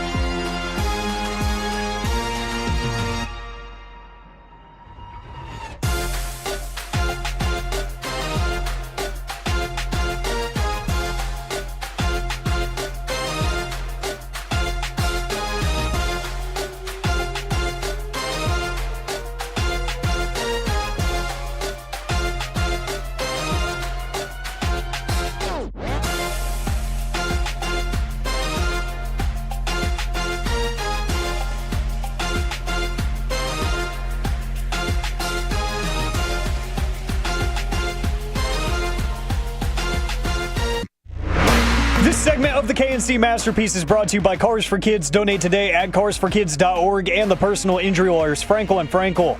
If you've been injured in a car or truck wreck, call Frankel first, 214 or 817-333-3333. With Frankel and Frankel, there is never an out-of-pocket cost. They only get paid when you win. Frankel and Frankel, the go-to car and truck wreck attorneys in Dallas. Richard will hold. Shot clock start. Chop this one up for the Gators. Chop up an SEC tournament championship for Florida. 86-77 is the final score. Florida wins the SEC tournament for the first time since 2014. KNC Masterpiece right here on 105 through the fan. We got Zach Wolchuk with us for the next 3 days, unless today doesn't go well. Our initial reactions, overreactions, and predictions for the, I'm just kidding, for the March Such a poor start. Madness bracket. But also got a couple of other things for you. Go ahead and send in. You already have radical Final Four picks. Great. Are you going to be like CBS and pick nothing but 1 and 2 seeds to make the Elite Eight and only pick the 1 seeds to make the Final Four? Well, that's a decision as well. Somebody asked about Dane Dunning, and I don't think we talked about Dane Dunning enough in the last segment. I think Dane Dunning is there ready to go, but I think Dane Dunning was there. Let's get into the season and see when we have to use him, because obviously you're going to need at least, it feels like 8 to 10 pitchers or whatever the case might be. And so I don't think they were ready to use him as a starter straight away. We talked with Dane Dunning a lot at spring training. He's got in phenomenal shape. He has one of the best pitching minds I've ever talked to. Super smart dude. And so I think he will be available. My guess wouldn't be at the very start of the season. I think you're right. I think that they like him as, a long reliever, especially if you've got a Malley or a DeGrom, and I'm just using them as examples, but guys that even if it's a lighter, like could he be in a tandem? Yeah. So if you do have to have Leiter start in place or a rocker, Leiter yesterday I think had 80 pitches through 4 innings. That's been an issue for him, right? He gets ahead of the count, and the next thing you know, a guy's drawing a walk. I think he walked the 9th batter yesterday twice. So if you've got Leiter who's not, maximizing his pitches where he needs to be, and now he can only go 3 or 4 innings, now you've got Dane Dunning who can go ahead and alleviate that, so you're not just taxing the bullpen. And then in other news that might shock some people this morning, if you haven't already heard, the Bengals are going to pay all of the people all of the money. They gave Jamar Chase a 4-year, $161 million deal that includes $112 million guaranteed. And then they gave T. Higgins 4 years, $115 million that per Fox Sports is guaranteed for the first 2 years. We're going to get into wide receiver tandems later, but are y'all surprised that the Bengals followed Joe Burrow's advice and said, the hell with it, let's just give you all of the money? I am a little bit, yeah. And I'm happy that they did. I mean, go ahead and end up, making your quarterback happy. But I did think if this was an either or, if it's you keep Trey Hendrickson or you keep a T. Higgins, you need to go ahead and help that defensive side of the football. Yeah. Trey Hendrickson led the league in sacks. He's probably been one of the more underrated defensive ends throughout his career. Your defense was an Achilles heel last year. Oh, my God. It like was the you're worst. paying, and I do believe in Joe Burrow. I think he's a top 3 quarterback. You pay Jamar Chase. You give him his number 1 target. But with all due respect to T. Higgins, go ahead and trade him then if that's the case. I mean, building from the outside in, especially when you've got an offensive line that I think you're putting the 28th most amount of financial resources in, it's a little weird what they're doing. But if they can keep all 3, good on ya. Now we move to college basketball. Do you guys already have ridiculously early Final Four picks? I'm curious if people get the bracket on Sunday night, make their picks, and they're like, I'm not looking back. I'm going to outthink myself, and I'm going to end up making changes that I didn't want to change to begin with. And were you guys in on college basketball over the weekend? Obviously, I cared about college basketball a lot, especially since I broke on Thursday and fell apart as a human being. But I was able to get it back together and watch Duke win the ACC tournament. There was a lot to unpack there. I was still trying to recover from the whole incident that we had to replay about 6 times on Friday over the PA speakers at the Dallas Card Show. That was awesome. But yeah. And then the idea of having people win stuff at the Dallas Card Show by coming up in a commercial break and saying, repeat what Kevin said. And somebody walked up while we were talking, goes, are you guys in commercial? And we're like, Like, you can see us talking right now, right? We're not. That is amazing. So, and it was cool to be at the Dallas Card Show yesterday because that was kind of the talk of the town. Everybody was after some of those premier college players, trying to collect their stuff, and people were just, kind of just conversing about all the different madness and people already getting hyped about it. So it was kind of hard to avoid it if I was trying to at all this weekend. It was just everywhere all at once. But I think I'm going to sit down and make the official bracket tonight. I think that's what we're going to do, and I know we always do our company bracket, too, that I always end up getting totally destroyed within probably 2 days.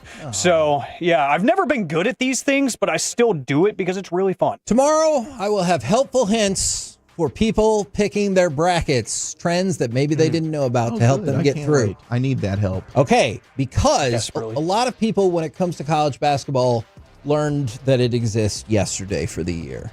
Is that fair to say? Look, I love college basketball, but I can accept that most people don't care. Yes, I am one of those people that I'm definitely not paying attention while football's going on. It's kind of as soon as the Super Bowl's over. Now I'm going to pivot to college basketball. Okay, all right.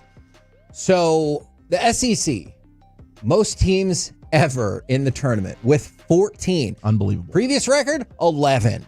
So they smashed that record.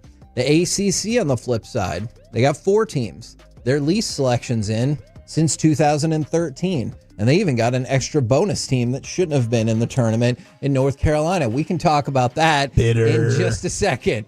I mean, it was amazing that both North Carolina and Texas made it in. I thought Texas A&M helped clear the way for Texas by being like, hey, you can beat us again. And so I think that got them in. I was surprised that North Carolina made it from the 3-2-1.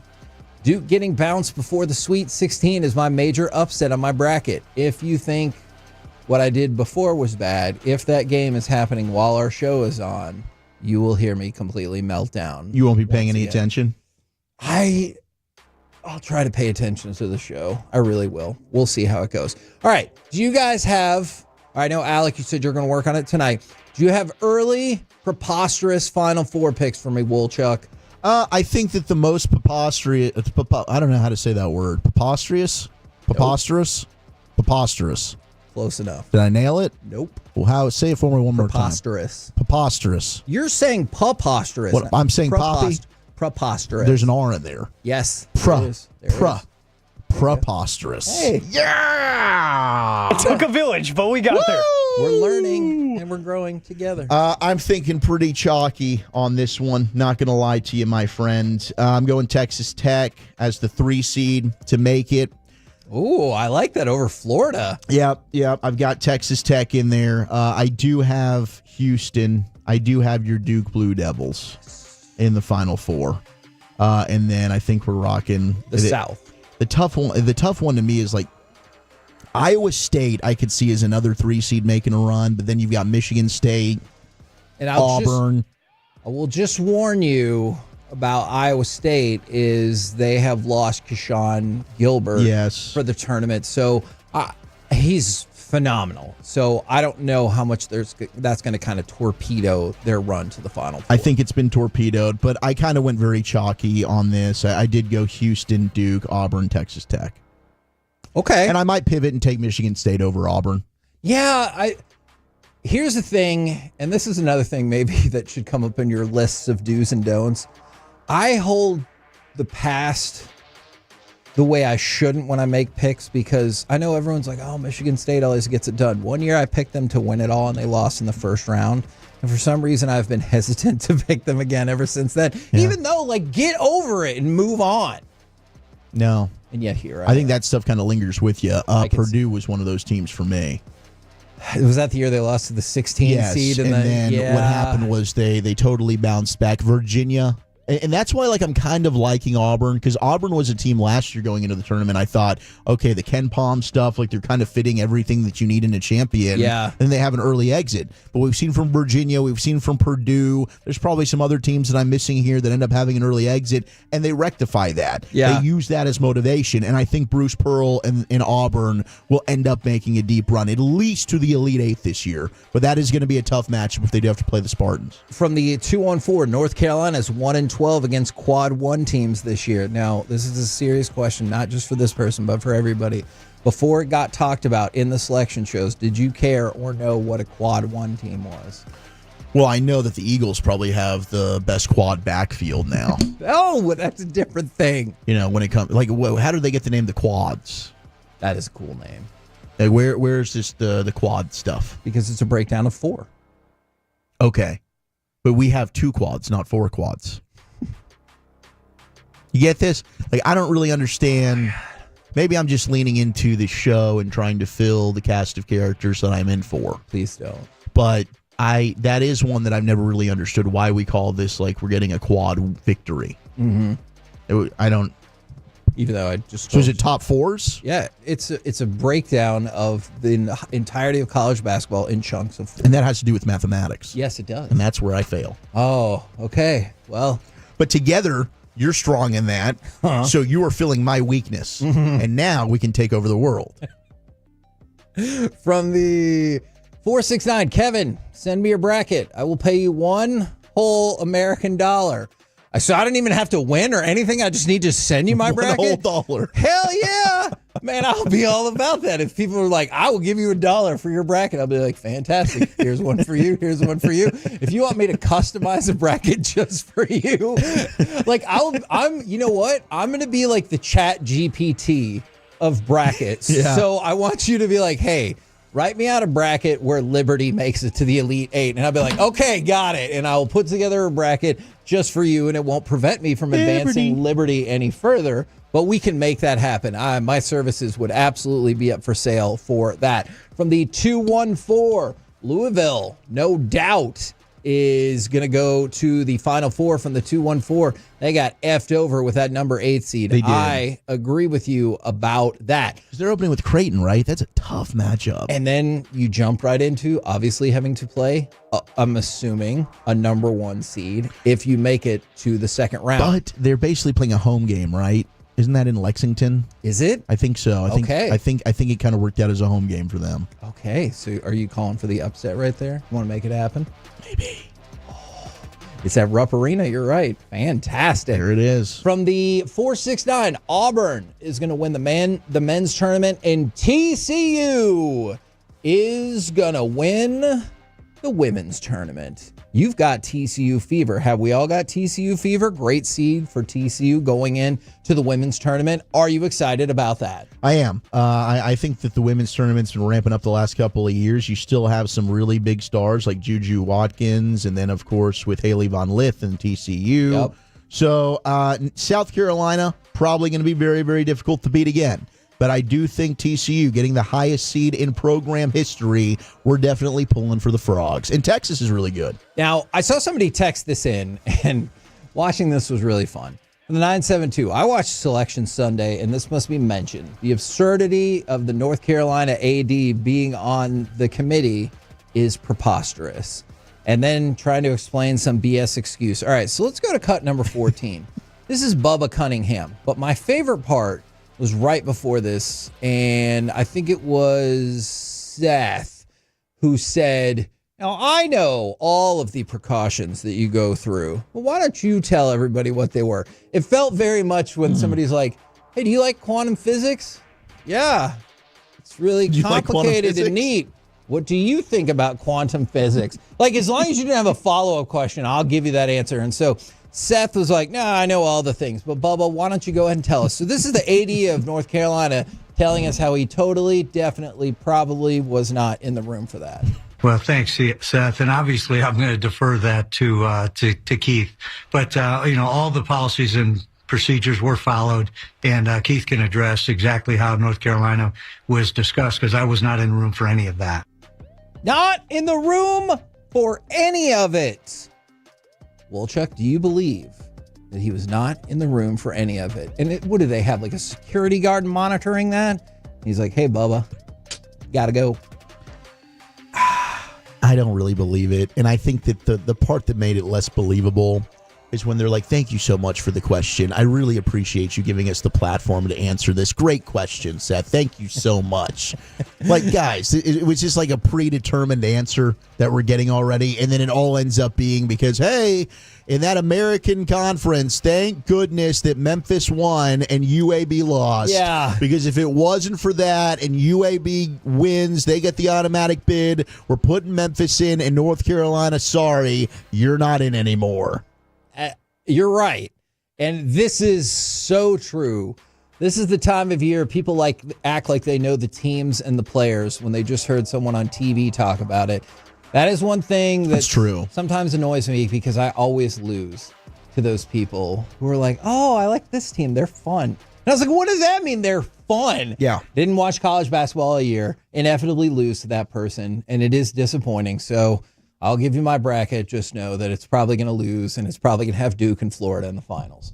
We're the KNC Masterpiece right here on 105.3 The Fan. Coming up, I accept. Duke's got a great chance. Fair. Coming up next, it's time for Baseball Nuggets. Who is the second best player in all of baseball? The confusing but interesting question next on The Fan.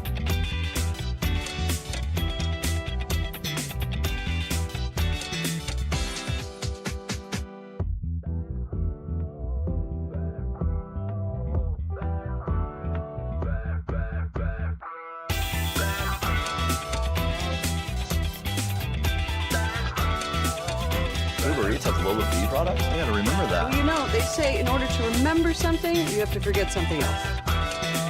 Okay, now that is a very cute haircut. That's like a little shag. I've never seen it before. Well, I mean, of course, yeah. It's the Rachel. Oh, is that your name? No, I mean, like your name. No, I'm Jen. My name's Jen. Right, but I just mean like this is your haircut. But that's hair on your head. I'm not saying this is your hair. Okay, but wait a little bit.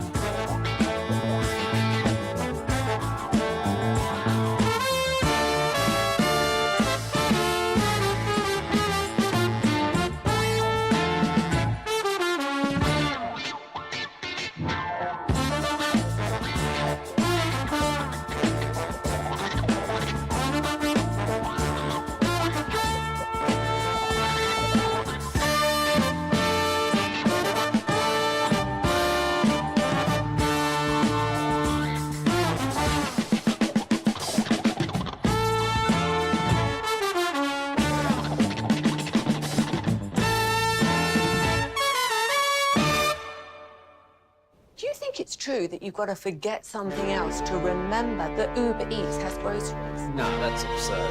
Hey, remember when you used to be a, what was it, Pepper Lady? Wasn't it Cinnamon Sisters? Basil Babes. Saffron Squad? Nutmeg Maidens? Pre-club? No. Nutmeg Maidens. I just said that. Was it Spice Girls? Doesn't sound right. Was it Saffron Squad?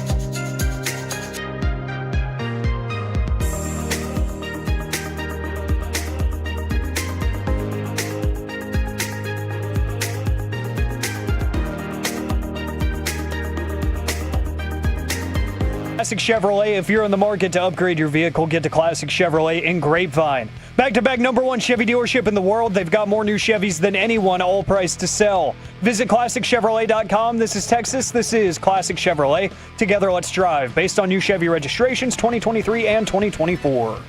Swing and a high fly ball. Deep right center. Their center fielder's back. He's looking up, and that ball's out of here.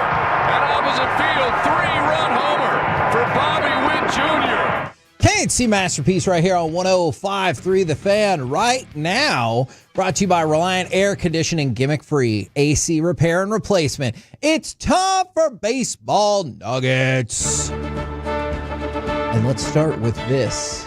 Buckets. You probably could have guessed. Buckets. That is the sweet, sweet voice of Zach Wolchuk, who has some shocking opinions about going back in time in the break. Oh, wait, that was me. I didn't disagree with you. MLB.com had more than 100 people participate in this question.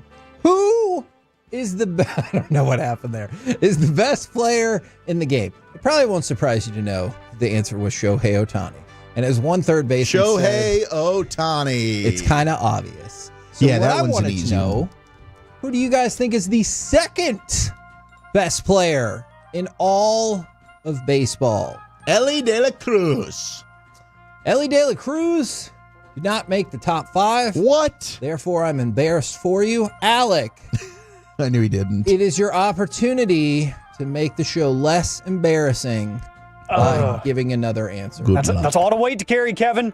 My heart wants to say Jake Berger because he's just the best ever. But no, I'm going to go with Aaron Judge. Aaron Judge, number 3. Number 3 on the list. Number 3. Shohei is 1.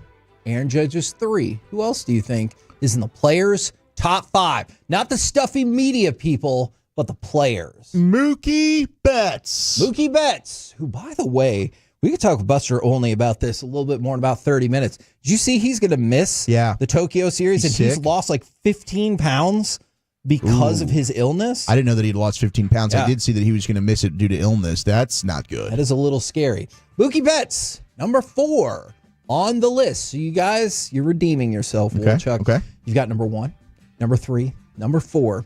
I'm hoping that you can take some hints from the audio we played to come back and see if you can figure out number 2 on the list. It's not Joey Gallo. Weren't listening. Is it Colleyville Heritage's own Bobby Witt Jr.? Bobby Witt Jr. Is second. One National League outfielder said, it's obviously Shohei, but I can see a case for Bobby Witt Jr. He's only 24 years old. The players have voted him the second best player in baseball. That is not even close to what I thought was the most surprising thing on this list, though. Shohei's 1. Feel good about that. All right. Bobby Witt Jr.'s 2. Yeah, okay, sure. Aaron Judge, 3. Oh, why the hell not? Mookie Betts, 4, for sure. Number 5 on the list, Corey Seager. Oh, hell yeah. And I'm surprised Paul Skeens didn't get up there. Yeah, and then you'll hear this quote and wonder if all of these people were qualified to answer this question. One NL first baseman said about Corey Seager, he's a great defender. Oh. When the ball's hit at him, he makes a play. He takes a great at bat. I definitely agree with the great at bat apart. I don't know how many people would put Corey Seager in the great defender category. And also, it felt like he undercut him when he goes, when the ball's hit at him, he makes a play. If it's hit directly at him. Does that make you a great defender? No. If I hit the ball right to you and you're like, I got it. I think that would be called maybe a routine play in baseball terms.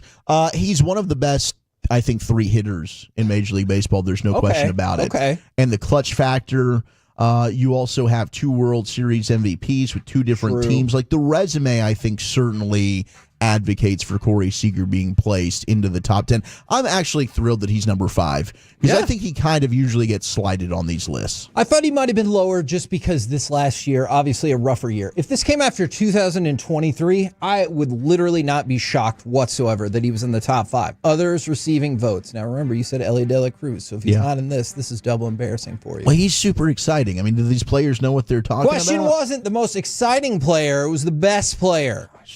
Others receiving votes: Ronald Acuna, Juan Soto, Jose Ramirez, Mike Trout, Francisco Lindor, Freddie Freeman, Jarrett Duran, and Garrett Crochet. Garrett Crochet? Yeah. Not just a fun hobby. He's a good baseball player Come as on. well. It's an arts and crafts time, boys. This is who's actually damn good at baseball. You don't think Garrett Crochet is damn good at Crochet's baseball? pretty good, but I think there's a lot of pitchers I would put ahead of Garrett Crochet, would you not? Yeah, I could see that. I mean, is he the best pitcher on his own team, or is Max Fried going to be better than him? And Paul Skeens didn't get any votes in that either. It's weird. Which is a little bit odd. By the way, the Pirates did announce Paul Skeens as their opening day starter. That feels like the easiest decision that they've had to make in the offseason. What would you not be willing to trade for Paul Skeens right now? Like if the Pirates wanted to just get ahead of this because he's not going to re-sign there, they say, you know what, we're opening Paul Skeens up for bidding. Okay, I'm only joking when I say this, but I do want to talk about how much of a fever I've caught for this player, Alejandro Ozuna. He's my only untouchable right now. Okay. No, I'm just kidding. You could, but by the way, like me saying Derek Lively's untouchable because I love Derek Lively. Yes. So by the way, Ozuna probably gonna still go back to the minors, but his on-base percentage in spring, .529. His on-base percentage. That's 7 in all of Major League Baseball. And Bruce Bochy said he doesn't stop impressing you. I was glad he got up there in that moment. He got up with the 9th inning, helped them with the comeback. And he's a ball player. This guy does everything so well on both sides. So I love me some Osuna right now. I think he's been the unbelievable breakout star of spring training. To your actual question about Paul Skeens, I don't think... Is it foolish if I say only Wyatt Langford? Do you think it should be no restrictions if for some reason Paul Skeens was going to get traded? No, I think you have to. I mean, I was kind of thinking, could you start a package with like Jack Leiter and Evan Carter and build around that? Yeah, maybe. I'm curious the value that Evan Carter I think he's has lost right a lot of now. value. Maybe that's why I'm trying to hope Pittsburgh is not realizing what's going on with him. I think that's fair. And then something that's got into my head, because it's not just Mike, it's Jared. We've heard other people say this. Not that they said it definitively, but the school of thought is there's two kinds of pitchers, those who have had Tommy John and those who have not had Tommy John yet, especially when you throw that hard. So I think that keeps getting into the back of my head where, like, you're going to have to probably at some point count out Paul Skeens for like a year and a half, and I can't get around that. No, that's very fair. Sorry, I was eating a burp. That's okay. Let's go from that. You've made a couple of allusions to it. If you missed the news, Joey Gallo was released by the White Sox, and he said he's going to reinvent himself as a pitcher. It was kind of confusing because he tweeted out, "It's been fun, outfield," and I think people thought he was retiring, and then he had to follow it up and go, "Just to be clear, I will be pitching." Yeah, I'm dumbfounded. Oh, wow. You and me both, Poach. I can't believe it, but I guess... And it's sad because, like, Joey Gallo was always one of our favorites when he was here. And honestly was a pretty darn good player for the Rangers, at least batter. But, man, have you hit rock bottom once you get released by arguably the worst team in Major League Baseball? And last year, the worst team maybe in the history of Major League Baseball. And supposedly he requested his release, and they granted it. So it wasn't like, oh, you just stink, we're getting rid of you. But it's probably because he saw the writing on the wall. They were getting rid of him. So now you have to reinvent yourself because you don't believe that anybody else is going to give you serious consideration as a pitcher. So, I mean, as Jared was talking about with Sean, RJ, and Bobby, like, is he going to have to go back to single A?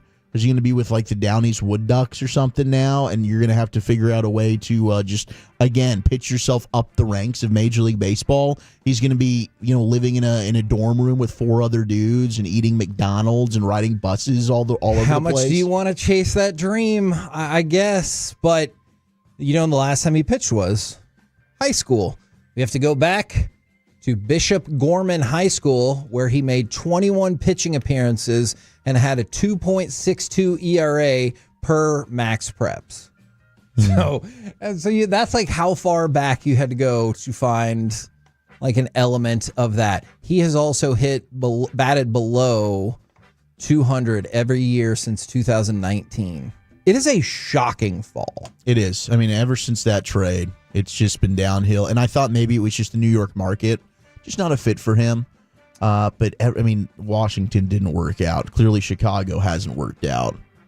It's sad to see, but I do wonder if he makes this, if he ends up being a starting pitcher in Major League Baseball, do we revisit the Travis Hunter-Shohei Ohtani debate? Does this now make Travis Hunter's case that this is way harder a little bit more relevant? Actually, I really do think it would.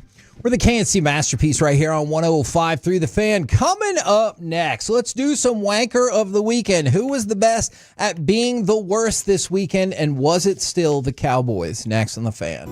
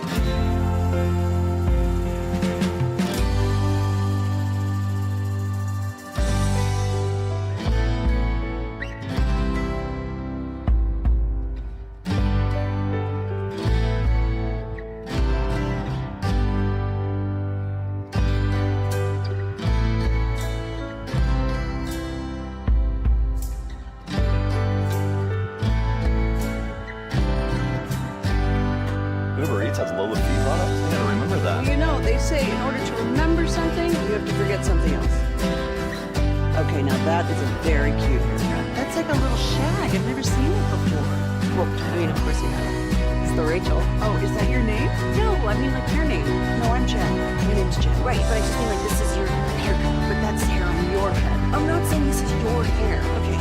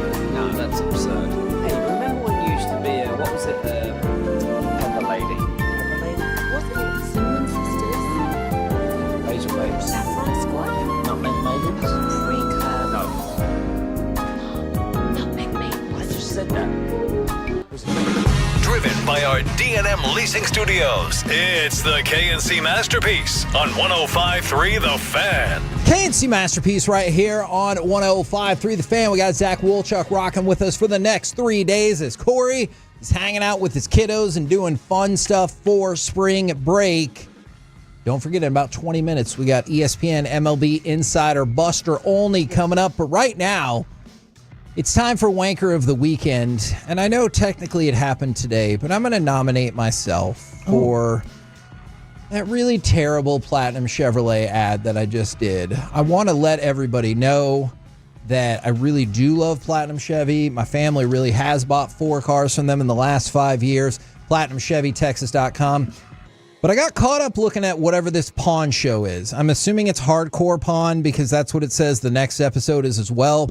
Lex Luger showed up at the pawn shop with a wrestling robe that he was selling. And I got caught up and looked over that for just a second and kind of forgot where I was. And then I stumbled over the rest of my Platinum Chevy ad. I apologize. They're great, but I would like to nominate myself for that. And also Why is this pawn show always on in the morning on the Q network, or maybe that's what it's called? I'm really not sure.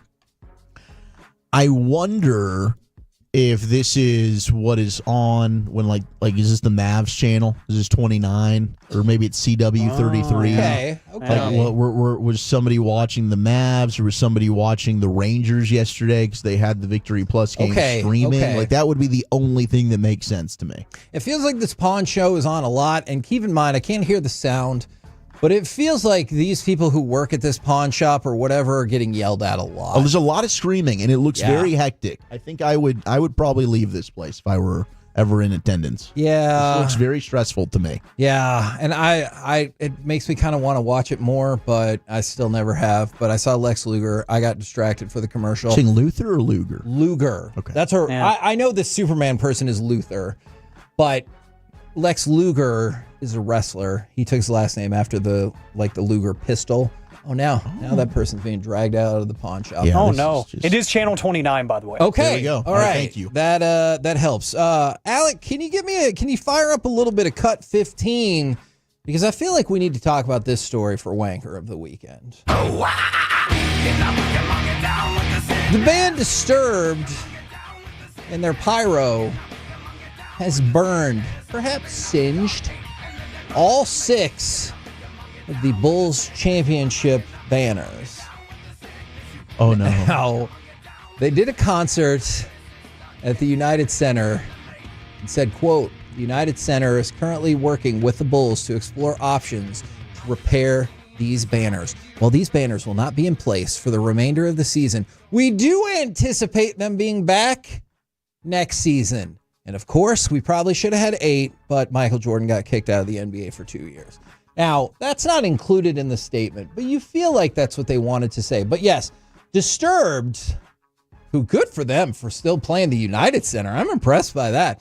Their pyro made some minor damage to the Bulls championship banners. Do you think that the band is on the hook for that? Or do you think the facility, I don't know, should have rolled them up or something? Because we got big time pyro happening at our show. Is that something that's forgivable? Like, is that one that's like, okay, this is an understandable oversight? We have a lot of concerts. Not everybody's using the pyro flames and all this, so we're not really ever having to think about, okay, how the banners, and is there a possibility of them catching on fire? And I mean, like, second thought, it's like, come on, guys, you should have a plan for this.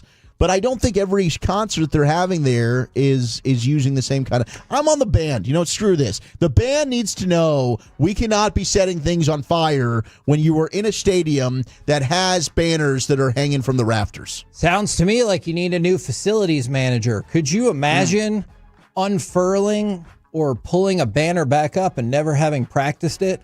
Like, what if when they put all these championship banners back down, you roll them all out and there's a huge crease or wrinkle in all of them because you didn't practice it ahead of time? Well, the Rangers got made fun of because of the wrinkles on their banner, right? Is that where you're going with it? Yes. You're going with the wrinkles? Yes. Come on. I mean, heck, we can't even make sure that we are unveiling these properly. Sometimes they're upside down. I think once we've got them finally revealed, we're leaving them as is. And the season's not over for a month. How long does it take to fix minor damage to a banner? Now, I know the answer is clearly more than a month because they said it's not going to be back this season. But are we lollygagging? Sounds like a skill issue to me. And, I don't blame the band here. You know why? Because they played the Target Center before that. They didn't have any issues, Well. So there's no banners up there. They didn't get to Touche, Medford, touche. Do they not get to have the Minneapolis Lakers banners up there? Or? I mean, they took them with them. Did they make banners back then? That's a good point. Who even knows? Nobody knows. Ooh, Disturbed's going to be at Dickies Arena here in a few weeks. Hey, let's get those banners lifted up. Yeah. All right. Yeah, City of Fort Worth. Come on. Now everybody's going to be looking at their banners and thinking, crap. From the what are we going to do? From the 469, Kevin's feeling spicy today. All right, look, I've apologized to everybody. Carter, I want to apologize to you as well. I feel disorganized today because I just got sick of the Apple computer that my wife has and I was using last night because I broke my computer. Actually, Noah broke our computer, but whatever. Blame the child. Because can't even read. He can't. He's getting better at that, though. So rude. Give us another year. We'll be there. All right. Is Trey Donaldson, the Michigan guard, a wanker of the weekend for... So he spit his gum out mid-play during the Big Ten championship game. All right? So one would think, hey, somebody will scoop it up, whatever. He decided in that moment, he did the right thing, the polite thing, and he went and picked up the gum. However, while he went to go pick up the gum, the guy that he was guarding was left wide open, and he got an easy bucket because the guy picked up the gum. And, well, it was an easy drive to the bucket, then he got fouled. But you get the point. Uh-huh. Is he the wanker of the weekend for A, spitting out his gum on the court, or B, going to pick it up in the middle of a play? I think it would just be the spitting out part. I think once you've done that, now you're realizing, crap, I need to pick this up. This is not acceptable. Okay. That makes sense. Just don't spit. There you go. It's like he knew. Or just swallow it. You're not supposed to swallow gum. It stays in your system for 7 years. Is that true? I thought this was like... I have no idea. Okay, the watermelon seeds, like that Rugrats episode where they eat the black seed and now they've got a watermelon growing in their belly. I thought that was a myth. I'm sure it is. It scarred me as a kid. It did me too. I was like, I'm never going to swallow the black seed of the watermelon. All right, so that was off air. Don't you dare react to that. All right. So that's the thing where I know people will jump in and say, hey, Google exists. I understand, but I just never looked it up. I probably should have. Even now, while we're talking about gum staying in your system for 7 years, I'm not going to Google and typing, does gum really stay in your system for 7 years? So don't know. I'll probably never know. It won't? No, I didn't Google it. Oh, well, then I'm going to Google it. I just refuse to. I'll Google it. All right, let's stick with college. I'm not scared. Okay, I am scared. I'll Google a lot of things. I've heard. So that's why they had to send you here for a few days. I'm on probation. The G-Bag Nation needed a, quote, cooling off period. And so Zach Wolchuk is with us for the next 3 days. Got really ticked off. All right. So let's stick with college basketball. Diapers for men. The Conference USA, the championship game was marred between Jacksonville State and Liberty because there was a leak in the ceiling of the roof. It led to a 66-minute delay. How many people who weren't related to people in that game stayed for that 66 minutes? And they're like, I gotta see the rest of this game. There you make it into the tournament, I get it. Yeah, maybe 10 super fans. Okay. But that's it. And then everyone else is relatives or girlfriends and best friends. How long are you waiting? 20 minutes, 30 minutes? 30 minutes. Okay. I think 30 minutes is fair. And then you're like, I'm at, unless I just like really have a devotion, like I'm committed here. Maybe we're from out of town. We've made plans. We really just want to see our school play. Okay. All right. I'm glad you said your school play because the way you sounded at first made it sound like your trip was to just go see the Conference USA final, even though you had no vested interest in any one of the teams. They're like, yeah, we do Conference USA every year. In the Nazi arena. What? Yeah, did you not know this? I saw this story yesterday. The Nazi arena? What does that mean? Conference USA played their tournament in an arena that is named after a former Nazi. It is? The Von Braun Center is named after a former Nazi scientist.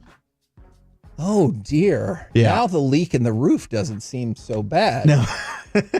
That feels like a far bigger problem. Are you serious? No, I'm dead serious. There's a whole article about this, and I guess that this was the United States during World War II. We stole some of the brilliant minds, if you will, and he was one. So he got his start in Nazi Germany.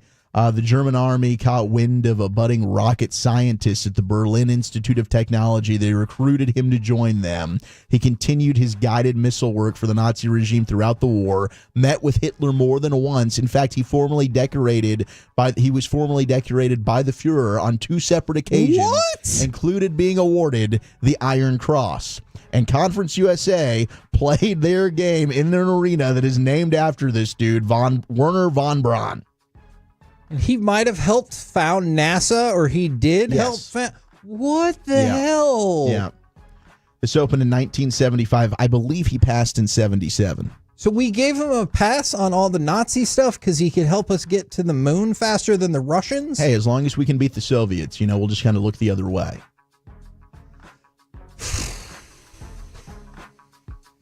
I'm sorry. I know we have other content to get to. It was a jarring kind of blowing my mind revelation. here. I didn't know about this either, but when I saw it yesterday, and of course it does hit a little close to home, I was Why like, is that? damn, can we, well, yeah, I did have some relatives that didn't survive the concentration camps. Yeah. My goodness. There's no way I would have thought that discussion about Conference USA I know. would have left us it took a down. turn. You never know where you're going to go on a Monday. I'm sorry, In the man. K&Z masterpiece That with is a little the Medford. worst. Hey, so let's somehow try to pivot back to the Can we get Cowboys. positive? Yes. Hey, please. my daughter had chocolate shake for the first time this weekend. Did she love it? She did. She loved it. And she gave it the little chocolate shake mustache and everything. It was freaking adorable, dude. That is adorable. It did look like a Hitler stash. Shut up! Just to bring it back. That is not what I was going to say. I knew what you were Zach. thinking. And honestly, when I posted the video, I thought to myself, somebody's going to make a comment that my daughter has a Hitler stash of the chocolate milkshake right now. And I thought about taking it down. And now that we're talking about it, maybe I'm the wanker of the weekend. It was because you were staring at me. And then I thought, oh, I get where this is going. Yeah. God darn it. Hey, let's talk about Drew Pearson real quick. Drew Pearson is the best. He is. But he also decided to talk to TMZ Sports and weigh in on what's happening with DeMarcus Lawrence and Micah and everything like that. And he said, take care of your business on the field. The other guys will follow suit. Get off of Twitter. Is there any chance that these players will listen or that they know and care about who Drew Pearson is? There's no chance they're going to listen. I do think some do care and know about Drew Pearson. I think there are a lot of players that really do love. I mean, we've seen this in baseball, right? The history of the sport. I think there are a few. There are some, like when we asked Tyler Guyton who his favorite Cowboy of all time was, and he couldn't come up with a single name. Some just like to play the sport. Okay. By the way, we need clarification on this because this is factually inaccurate. From the 469, Kevin once said Hitler was better than him during Are You Better? I was going to say false and fake. And What that were almost, you going to say? I was going to say false and fake, and that almost led to a problem. Fake. You and Bryce Mitchell, man. That was Jeff Kavanaugh who debated about whether Hitler could have been better than him, because I remember I was covering something for the newspaper at the time when we were part-time and doing weekend stuff. I was in the car. I was listening to the segment, and Kavanaugh said something to the effect of, or that's a thinker, or something like that you're like, no, it's not. And I think eventually he came to the conclusion that he was better than Hitler, but it just took way too long to get to that conclusion. That was not me, and Kavanaugh said he was better than Hitler. Wow. Damn it, Jeff. Dang it. With a KNC masterpiece right here on 105.3 The Fan. Coming up next, we will talk with ESPN MLB insider Buster Olney, unless he was listening to the last segment, in which case we're going to have to figure out something different next on The Fan. Full KNC Masterpiece shows available anytime on the...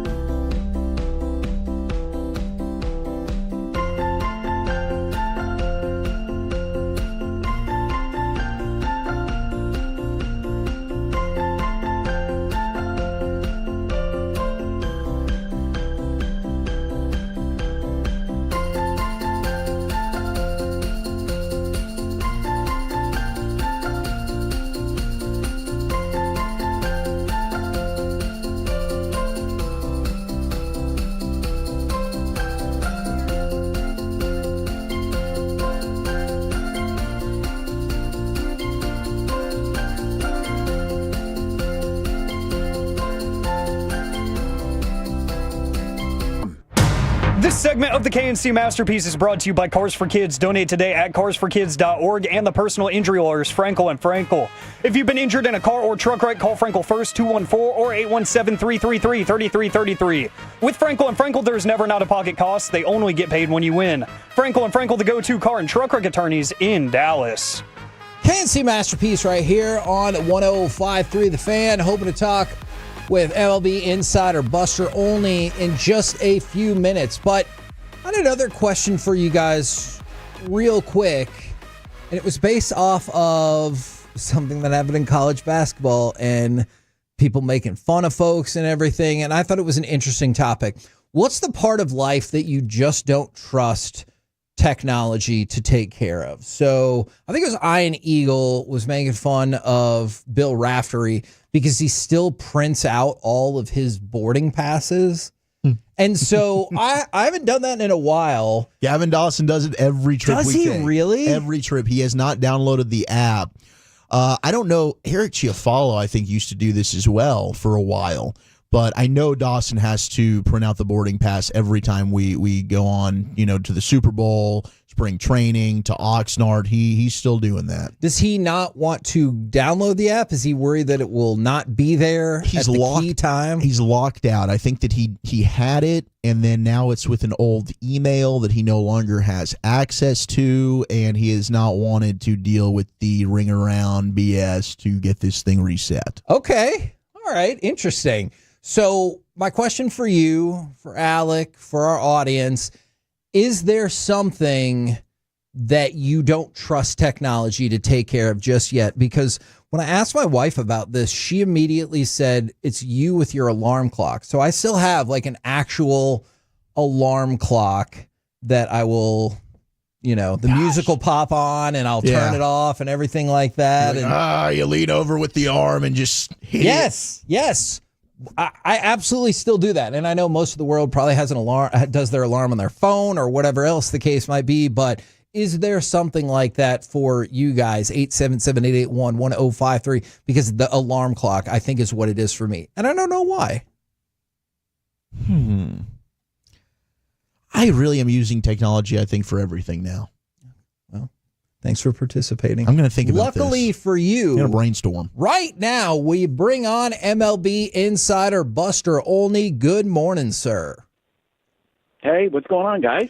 Well, there's a lot of excitement around here for the Texas Rangers, but I have to admit, I have become somewhat concerned over the last week or so, and now you add in injuries to John Gray, further complications with Cody Bradford. What is the proper concern level for the rotation at the start of the year? Well, I think given especially where we've seen injuries in baseball in recent years, I think for the Rangers at this point, probably a 6 or a 7 would be the level of concern. If all things go right with the guys that they have, they'll be fine, I think, in the end.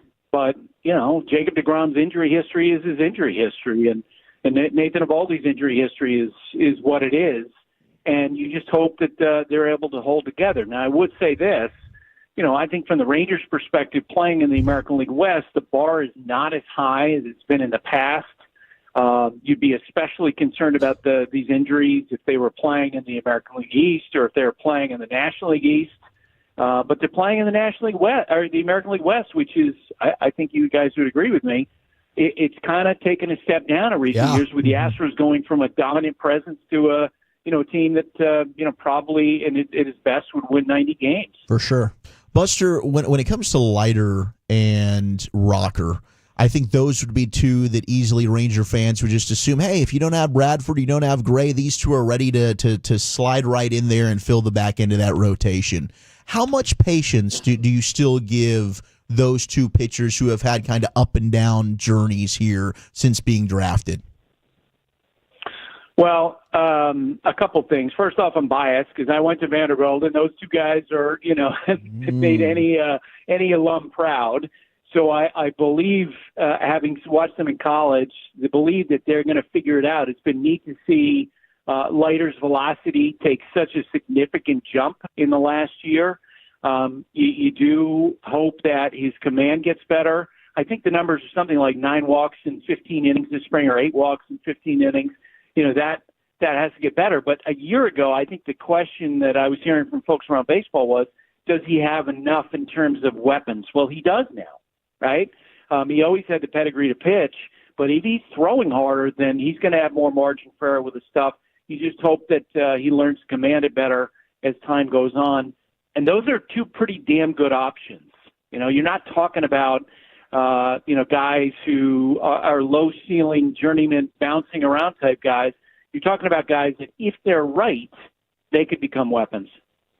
Now, the big news that's going to be happening, I want to say tomorrow in the morning, is the Tokyo series. We've talked a lot about some of the buzz that this has picked up. Do you feel a lot of buzz going into this Tokyo series? And then we can dive into the Mookie Betts illness. Yeah, no question about it. Look, there's a lot of debate among baseball fans about, are the Dodgers the new evil empire?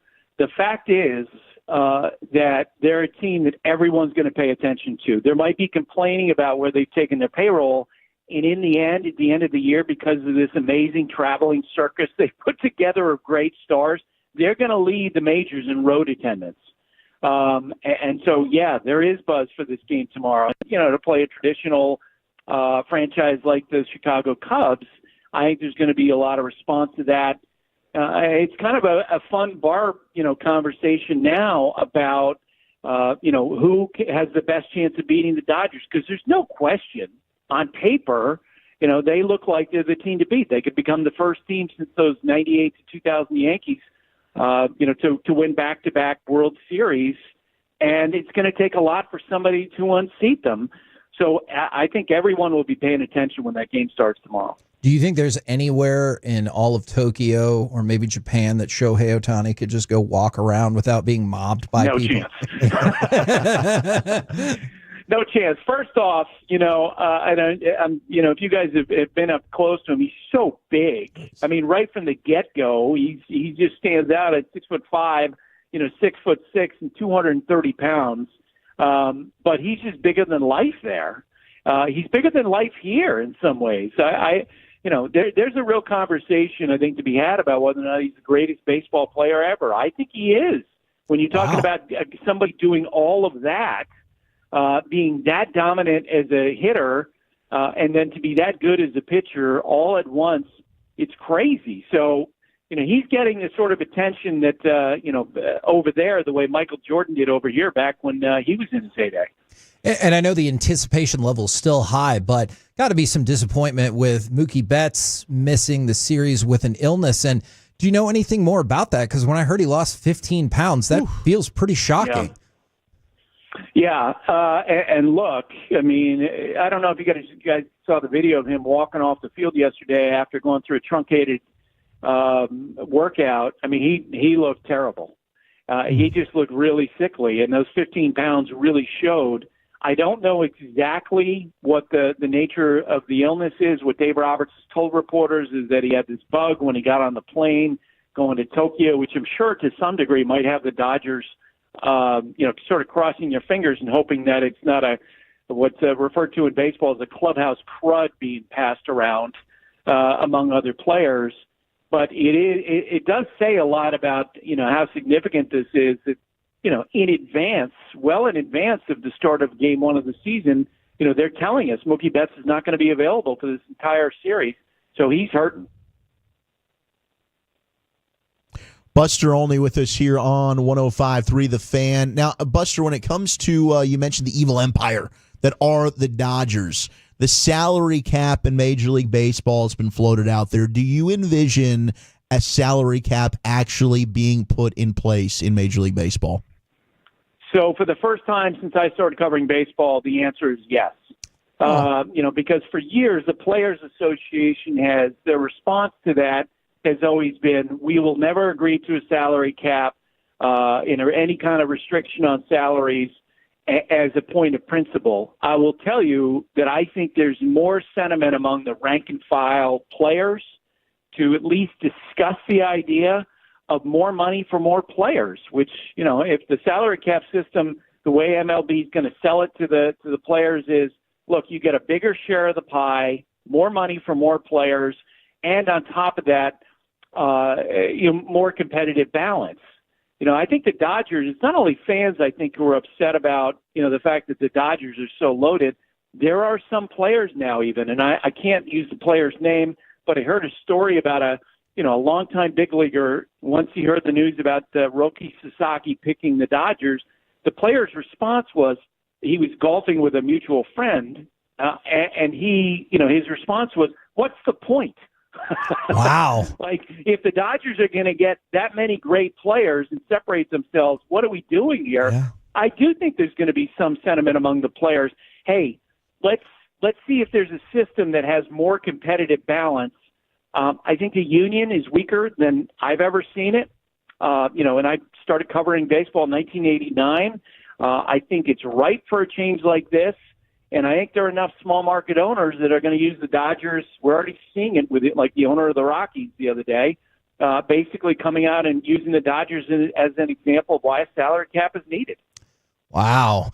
So you mentioned Roki Sasaki. For people who haven't had a chance to see any of him in spring training, what should they expect when he takes the hill on Wednesday morning? Arguably the best pitch in baseball, okay? I can't remember who it was. I had a conversation. Tim Kirkchin, who you guys know well. Yeah. He works with us. He used to cover the Rangers back in the day. Mm-hmm. And I asked him, okay, Tim, what's your view of what the best pitch in baseball history is? And he said, Nolan Ryan's fastball. But in that conversation is Roki Sasaki's split-fingered fastball. People just marvel at this thing, which drops so quickly and is thrown so hard that, there's already a conversation, I know, among people who know pitching about whether or not right now that's the best pitch in baseball. And the guy hasn't thrown a pitch in the major leagues. That's how good he is. 23 years old, absolutely dominant stuff. I can't wait to see him in an actual game to see how that split-finger fastball translates, along with his 100 to 101 mile an hour fastball. It's going to be dynamic. Sticking with pitching, I think one of the big concerns we've got with our Rangers is the closer. They don't really have anybody that is solidified as a closer. You've mentioned how long you've been covering the sport. Are we overrating that as a fan base, being so concerned going into the season? Is that something that will just easily figure itself out? Yes, in March. And shoot, 2 years ago, we had a great example of it. Who thought Josh Force was, by the end of the postseason, would be one of the most dynamic relievers in the sport? There's time for that. Especially, I'll really date myself here. I played in a rec league basketball with Bruce Bochy back in the 90s. Oh, wow. And I can tell you, next time you have him on, tell him, and I saw this, I witnessed this, because you're figuring he probably, as a basketball player, his best part of his game was like being a banger inside. No, he had like a sweet 12 to 15-foot jumper. But Bruce Bochy knows pitching so well that over the course of the year, he'll figure it out, right? And Chris Young is aggressive enough, and if the Rangers are in contention, maybe they're the team that goes trades for Ryan Helsley. The great closer for the Cardinals almost certainly is going to be traded this year. There's plenty of time to figure out the closer thing. If you had an issue at shortstop, you had an issue at second base, you had an issue at, number one in your rotation, those would be big concerns. Having a closer situation sort of be in a state of flux in March, not a big deal. Now, I wanted to just get your thoughts about a former Texas Ranger who has had a kind of a shocking fall. This is somebody who I think a lot of Rangers fans wanted to build the franchise around several years ago, but Joey Gallo being released from the White Sox and saying he's going to become a pitcher. Where are we going with this? Well, it tells you the trajectory of where he is as a hitter, that he's entertaining this. And if he, just publicly, came out with that yesterday, he's been thinking about it probably not even for months, but for years. You hope that it works out. He's a great athlete. The best, most important factor of being a pitcher is being able to repeat your delivery. You can't do that unless you're a great athlete, so you hope that it works out. But I'm sure that there'd be people skeptical that he can make that sort of transition. If he's willing to put in the work, shoot. We've seen guys like Rick Ankiel make a similar transition, and hopefully it does that for Joey. And appreciate all of the insight that you've brought us. Believe it or not, we're about to start the season tomorrow morning. Then there'll be a little bit of a break, and then the rest of the season will go. Thank you very much for the time and info, good sir. All right. Thanks for having me, guys. There you go, Buster Only, right here on 105.3 The Fan. And look, he told us a lot of information. Yeah.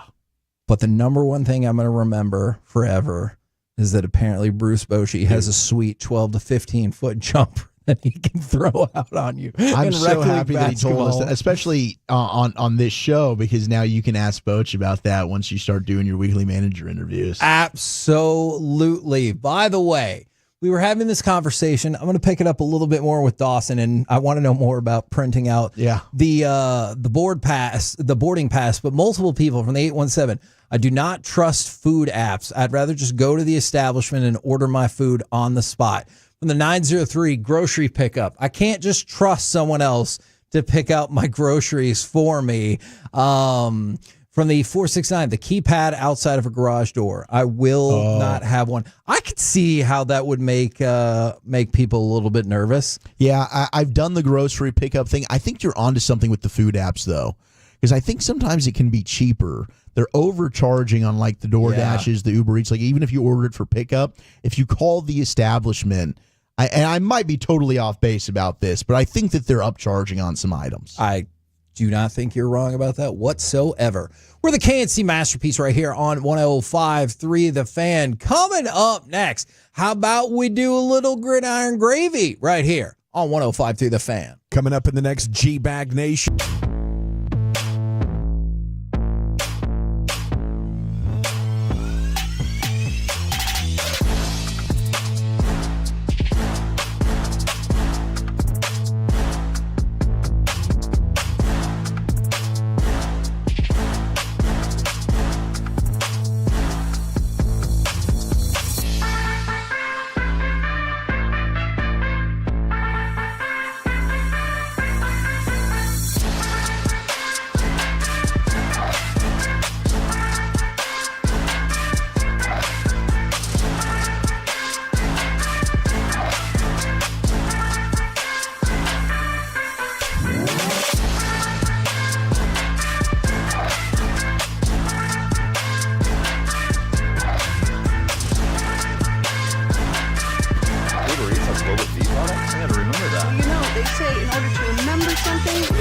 Something else. Okay, now that is a very cute haircut. That's like a little shag. I've never seen that before. Well, I mean, of course you have. It's the Rachel. Oh, is that your name? No, I mean, like your name. No, I'm Jen. My name's Jen. Right, but I just mean like this is your haircut. But that's hair on your head. I'm not saying this is your hair. Okay.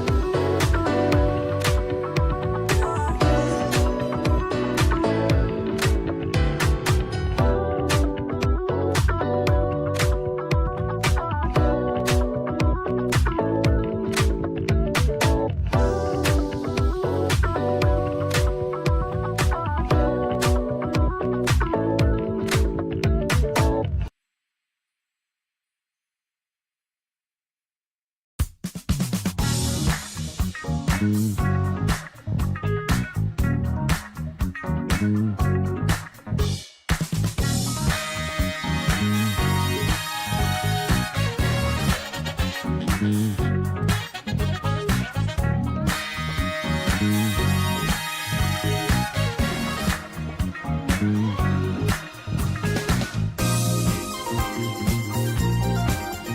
think it's true that you've got to forget something else to remember that Uber Eats has groceries? No, that's absurd.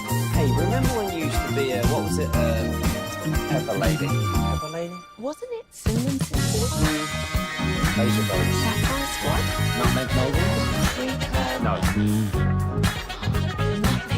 I just said that. Was it Spice Girls?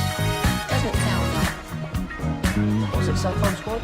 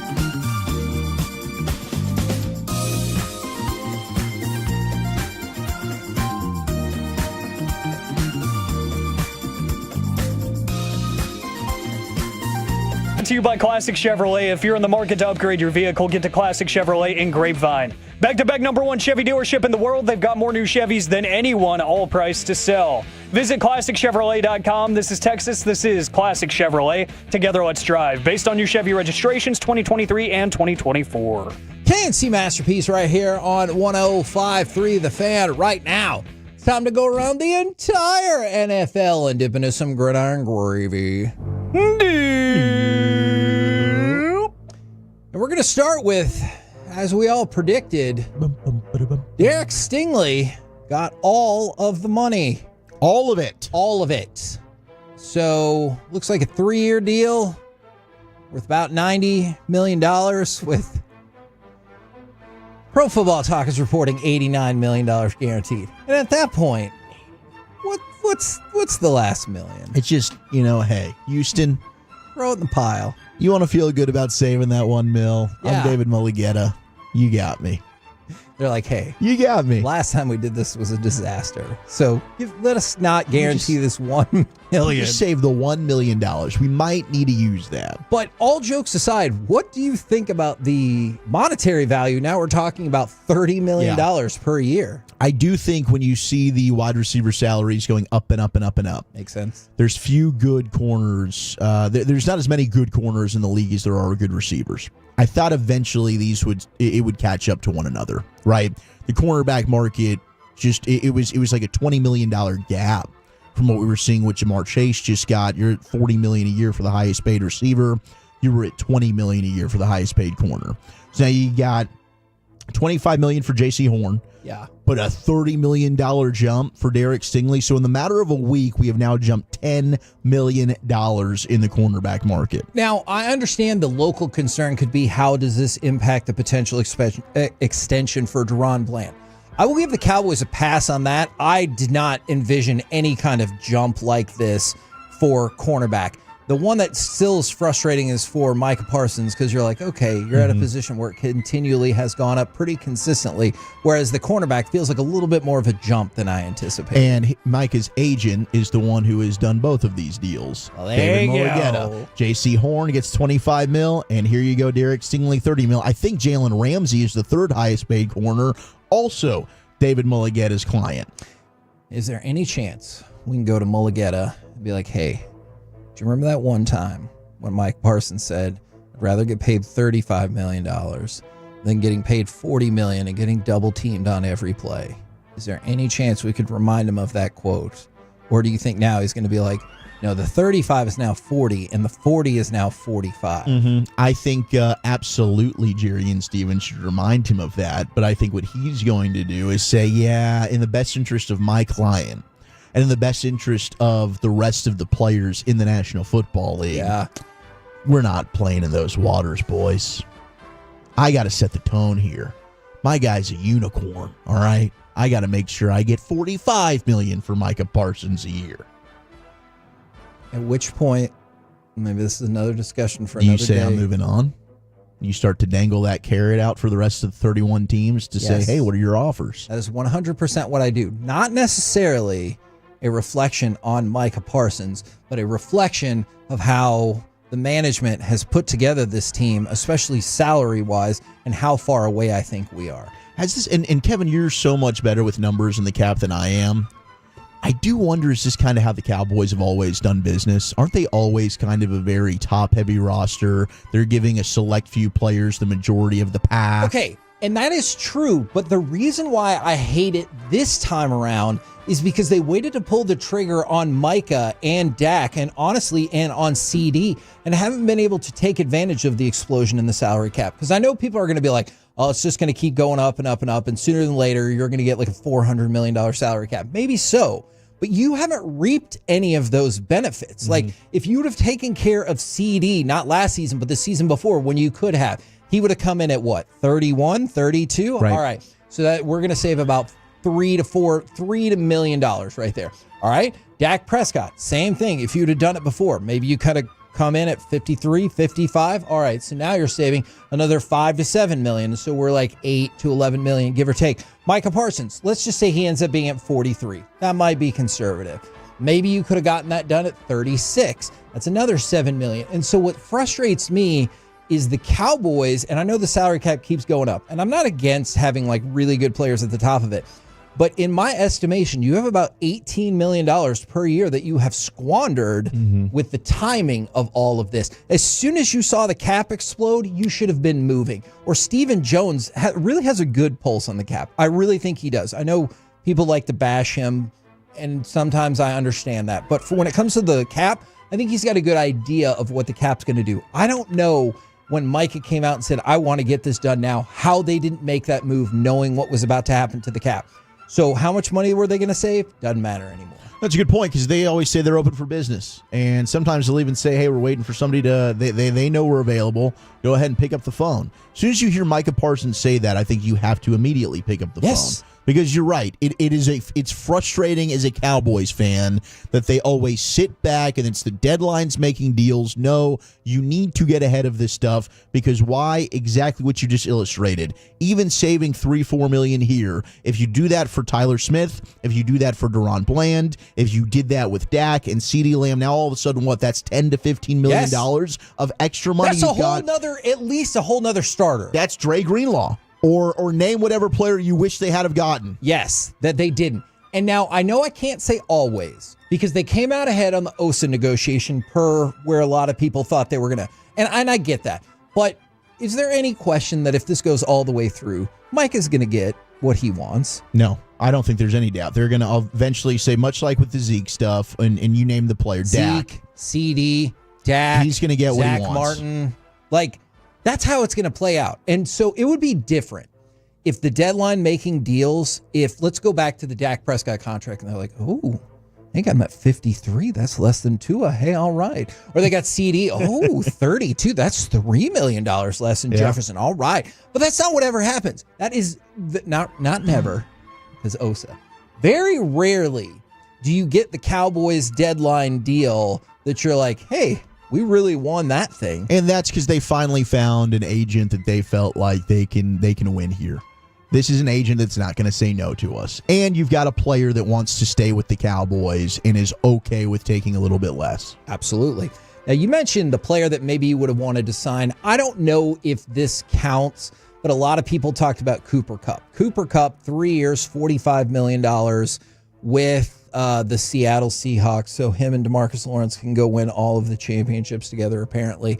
Was that a player you would have considered, or did you always know the number would be around this, and that's prohibitive for somebody who has missed a lot of time? I had heard that the Cowboys were always out on Cooper Kupp, even if the price dropped. And at $15 million, they were definitely never in. Yeah. The receiver that I'd like for them to go and add is Keenan Allen. I think Keenan Allen would fit very nicely with CeeDee Lamb, 6'2", big-bodied receiver. If you watched him in Chicago last year, still very productive, good route runner. To me, and I said it on Love of the Star, which you can go ahead and check out, Odyssey Podcast. You can find it wherever you get your podcast with myself, Eric Chiafalo, Brian Broaddus. We'd love you to give that a listen. But he's also like not the diva mentality kind of guy. Like, he's cool with his role. He understands where he is at this stage in his career. Cowboys have a lot of younger receivers they're trying to bring along here and groom as well. I think he'd help in the locker room with that. So out of the guys available that I don't think are going to be overly expensive, sign me up for Keenan Allen. Instead, the Cowboys in the short term, well, we got Paris Campbell. So go ahead and pencil Paris Campbell in to play for the Commanders in 2026, because in 2023, played for the Giants. 2024, played for Philadelphia, which means he's a Super Bowl champion, despite catching 6 whole passes in 5 games for 30 yards. This year, he will be with the Dallas Cowboys, so next year, get ready, Commanders. But he has the one thing that the Cowboys love above all else. Some people will say low cost. Disagree. Used to be a high draft pick, 2nd round pick in 2019 to go along with the, I think, 4 former 1st round picks. Zach, on a scale of not at all to maybe a little bit, how excited are you about Mr. Campbell coming to town? It's a sexy pick. It is not. That would be a not at all, Kevin. A not at all, because you just told us exactly what he did last year on a Super Bowl champion roster, and that was nothing. On the flip side, I do think some people are upset about this. The writing was on the wall. Cooper Rush, 2-year, potentially $12.2 million deal with the Ravens, but it includes $4.2 million guaranteed.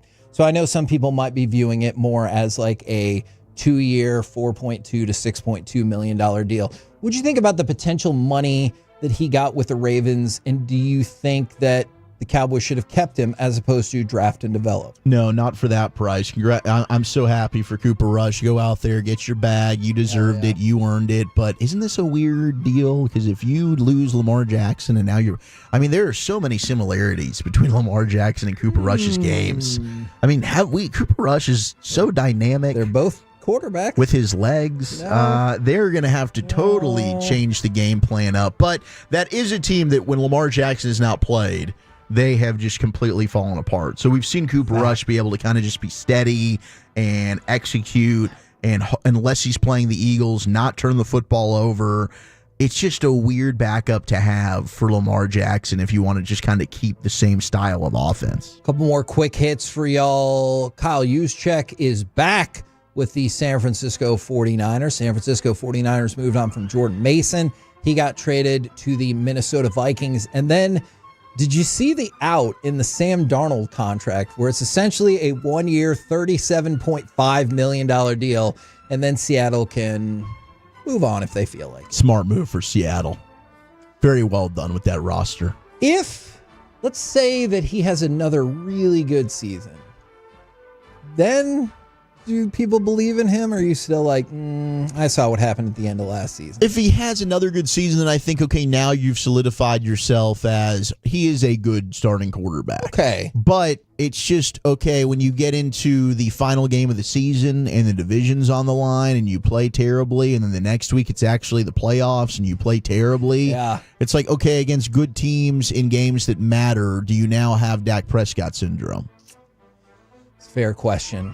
I don't know what. Should I not have said that? You should not. I'm so upset that I just am living in this world. I used to fight that too. I used to be so against it, but I can't fight it anymore. I think it's reality. So he might finish second in the race for MVP? He might finish second for runner-up for MVP and then be one and done in the playoffs. Oh, yeah, I forgot about that part. We're the KNC Masterpiece right here on 105.3 The Fan. Coming up next, we can talk about Mavs 76ers if you really, really want. But what I actually want to talk about no, Quentin you Grimes. Don't want to talk about that. He's still a Maverick. Will Dallas fans heed PJ Washington's request. Next on The Fan.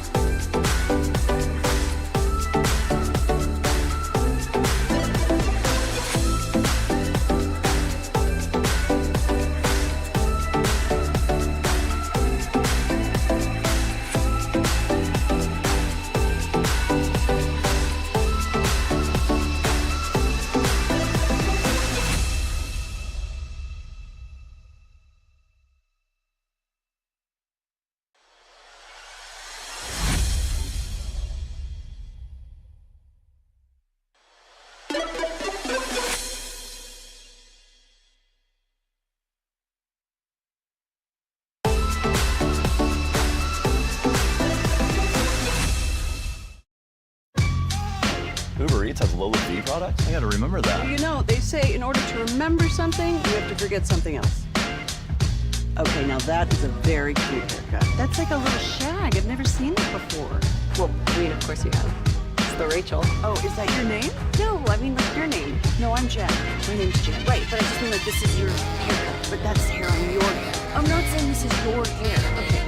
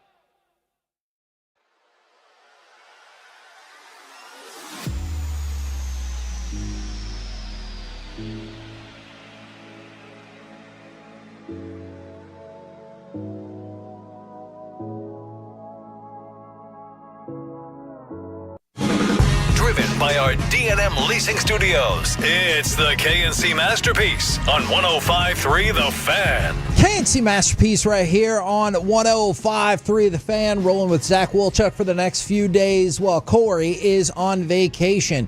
Now, if you're a glutton for punishment and you want to talk about the Mavs 76ers game, we can do that. In fact, go ahead, if you can, and give me cut number 1, please. With this guy coming up to Philly, Quentin Grimes. Really tough shot, and it goes for Q-Dot. There you go. We talked about it. The Mavericks lost to the 76ers 130 to 125, and Quentin Grimes had 28 points. Man, I don't know where he came from, but that guy's been playing really well. Yeah, this Quentin Grimes, I wonder if you could trade for him. Yeah, you probably could. Or you could probably trade for somebody who is still struggling to get healthy. Oh, who would that be? That would be exactly what we did with Caleb Martin. By the way, in the month of March, Quentin Grimes averaging a robust 26.4 points per game on 53.5% shooting to go along with 4.5 rebounds and 4.5 assists per game. Oh, and 2 steals per game, in case you wanted to know that. So, that happened. We don't need to talk about that game anymore. Don't care. What I do care about, unless you do care. No, I don't. I'm not misreading I didn't watch a single second of it. I'm going to be honest with you. I'm just so over it. Okay, so there you go. So what I really wanted to talk about is I was fascinated by this statement from PJ Washington. And I kind of get where he's going with this. He said he's sick and tired of hearing all of the comments. You saw on the video board, somebody got shown and they started mouthing fire Nico. Right. And PJ Washington said, at the end of the day, trades happen. The trades happened. We understand we have a new team now. All that fire Nico stuff, we're just sick and tired of hearing it. We just want to go out and play and for the fans to support us. I'm not saying that the trade was good. It was horrible. Obviously, the ensuing Grimes trade has not been looking very, very well. But PJ Washington and the players who are still on the team, they didn't make that trade. No. So what do you think about this concept, and do you think fans will buy into it and be like, all right, PJ Washington's been our guy for a minute. I know not a really long time, but let's support the team and put aside how much we hate everything that's been done to them this year. I think the fans that can put it aside already have and are supporting the team because it's not their fault. But they're still angry with Nico. I think this is the difference between a player mentality where I still have a job to do and a fan who has attachment to Luka Doncic. And if you've grown up a Dallas Maverick fan like I have, and it was really, okay, when I was conscious and able to really understand what's going on, it's Dirk, it's Finley, it's Nash, and I grow up with Dirk. And then you seamlessly are able to pass the baton over to Luka Doncic. And it's Mark Cuban that's built this thing on loyalty and value. And we don't, one superstar player is enough for us. We're going to build around him, and we're going to win it the right way, win it the hard way. We're not going to try and microwave a championship necessarily, right? So from a player's perspective, I totally understand why even Max Christie is saying on the Fire Nico chants, definitely not pleasant to hear. We're professionals, and our job is to come out here and perform regardless of the circumstance that we're in. End quote. He's right. That is. But the fans are hurting, and I don't think it's that easy to be able to just turn the page and move on. And Dirk is all of us, right? Dirk is one of the greatest athletes, if not the absolute greatest athlete in the history of the Metroplex. Not just because of how good he was, but how appreciated and how active he was in the community. And even he threw out a few things that I was like, sure. He did the podcast sit down with his sister for YouTube, and he said about the Luka trade, I was shocked too. Yeah, that's a good word for it. We're on a family trip, had been in Europe for a long time, even in winter, then traveled through Asia for a bit. Feels like a brag. At the end of the... I'm just kidding. I'm kidding. Look at me. I'm just kidding. I'm kidding. We're in the Maldives, just relaxing on the beach. It was literally the last day. I was in my room about to pack my things up. Then suddenly my phone exploded with calls and messages from all over the world. I went on Twitter, read the news, and at first I was shocked like everyone else. I don't think anyone saw it coming. And then eventually he goes, we were supposed to have a quick lunch before we're flying out. Instead, I sat in my room for an hour scrolling through X, trying to figure out if it was real. Some people were trying to say the entire trade was fake and that Sham's account had been hacked. It took a few minutes before it was verified. Then I just followed all the reactions. Every player was posting something about it. Then he said he texted Luka, and he goes, at first he didn't reply. He was probably a bit overwhelmed. And he goes, you would say in English, he had a lot going on. Yeah. And then he said a day later, he finally responded, I think he was pretty emotional. Didn't see it coming at all. And that feels like it speaks for every single person in the Metroplex who is a Mavs fan. What did you do when you found out the news? Did you interact with other people who weren't immediately next to you? Or did you just scroll through Twitter to be like, that's not real. This isn't real. Or did you just stare off into a void of nothingness and try to figure out what the hell was going on? Because I feel like that's where we all were. I was in a glass case of emotion, and I had nobody that I could bounce my thoughts off of. I had to wake my wife up when I found out at 4 a.m., and she told me to shut up and go back to sleep. Nobody cares. Oh, my gosh. Because she didn't care. Then did you go, everybody on my sports show is going to care? Everybody cared. And immediately I was texting around, and some of my friends were also awake, and they'd seen the news and couldn't go back to sleep afterwards. And so then the question becomes, can you support the team while still not liking and maybe, in fact, hating all of this? So to go with that, I've got some feedback, and then we'll dive into it. From the 561, trade AD, fire Nico, apologize to Mavs fans, and shut up about Kobe for 5 minutes. All right. That last one definitely seems doable. Trade Anthony Davis. He's working out with the Legends today, so potentially the return. We're getting closer. Play in, baby. The run to the championship starts now. Stop what you're doing. From the 940, Nico can get fired too. And this is something that Mike brought up a while back. I'm not disputing that obviously that can happen. And that fixes what? So let's say Nico gets fired. You don't get the player back. Your team is still in disarray. And I don't know if that makes anybody feel better. It's the third one. Apologize to Mavs fans. Now, who do you want that apology to come from? Is it Dumont? Is it Nico? By the way, tomorrow morning, assuming that Sean and RJ do not edit the heck out of this Bobby Belt piece about the Dallas Mavericks. Incredible. I don't know what time it's going to happen yet, and I don't know if he's going to get the whole thing cleared. But if he does, it is phenomenal. It is very, very funny. Hilarious. But who do you need the apology from? Like, is there somebody that could apologize to you and you'd be like, okay, now I can start to move forward? Or you'd be like, I thought I'd feel better, but I'm still mad. I don't think an apology even does it justice. You're probably right. That's the thing. It's like you can't escape it. You're constantly, and the people that are like, why are you still talking about this? You need to move on. It's not that easy.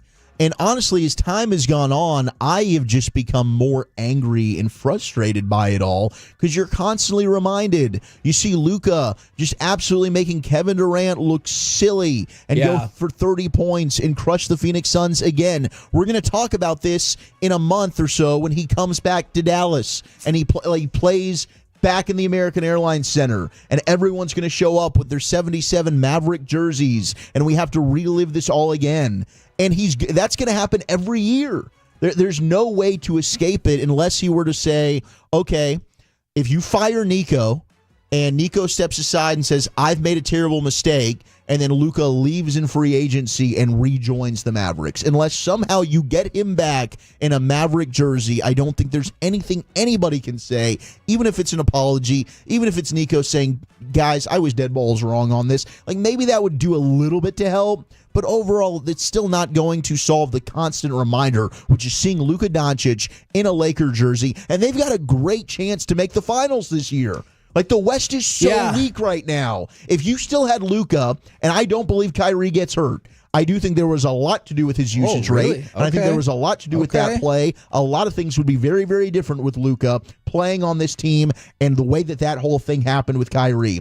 I do think in an alternate reality, if you still have Luka, that trade never happens. You've still got Kai. And if you're still trajecting, okay, we get Derek Lively back and Gafford back, this team is still in position to make a run to the finals. How does Patrick Dumont not go and buy out every interview he did at the beginning of this trade cycle? Because I know last week y'all were talking about it in the first segment, and it was for an interview that had just come out, but he had done like a month ago, and you'd think surely he wouldn't say all that same nonsense now, but I don't know if that's the case. If there's any other bit of pre-existing footage or discussion of him talking about this trade, he needs to go find it and buy it up, because the more he talks, the more people seem to get mad about all of this. So I made this comparison on G-Bag last week, but I was like, who does this Dumont guy remind me of?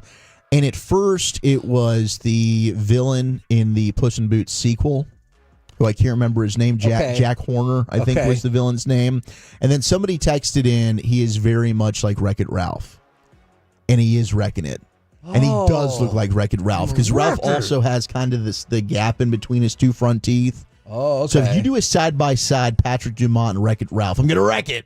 Yep, that's exactly what he's done to the Mavericks. And the convergence of we're going to trade Luka for a sub-market value deal, and then the big piece that you traded for, Anthony Davis, gets hurt, and then you take somebody else in Quentin Grimes and trade him away, and then he shows off while the guy that you traded for still can't really get on the court, and then Daniel Gafford gets hurt and Kyrie Irving gets hurt. It's a terrible stretch, and you controlled the first couple of things, but then a lot of this stuff has been out of your control, and now we're to the point where I investigated this a little bit more. The idea that the Mavericks might have to just forfeit games. First of all, thumbs up. I support this because I want a better draft pick and an opportunity, even if it's 5%, to draft Cooper Flagg. The NBA has really ridiculous rules about this. All right, so yesterday, the Mavericks used 8 players. There was concern that they would be as low as 6, but they got up to 8.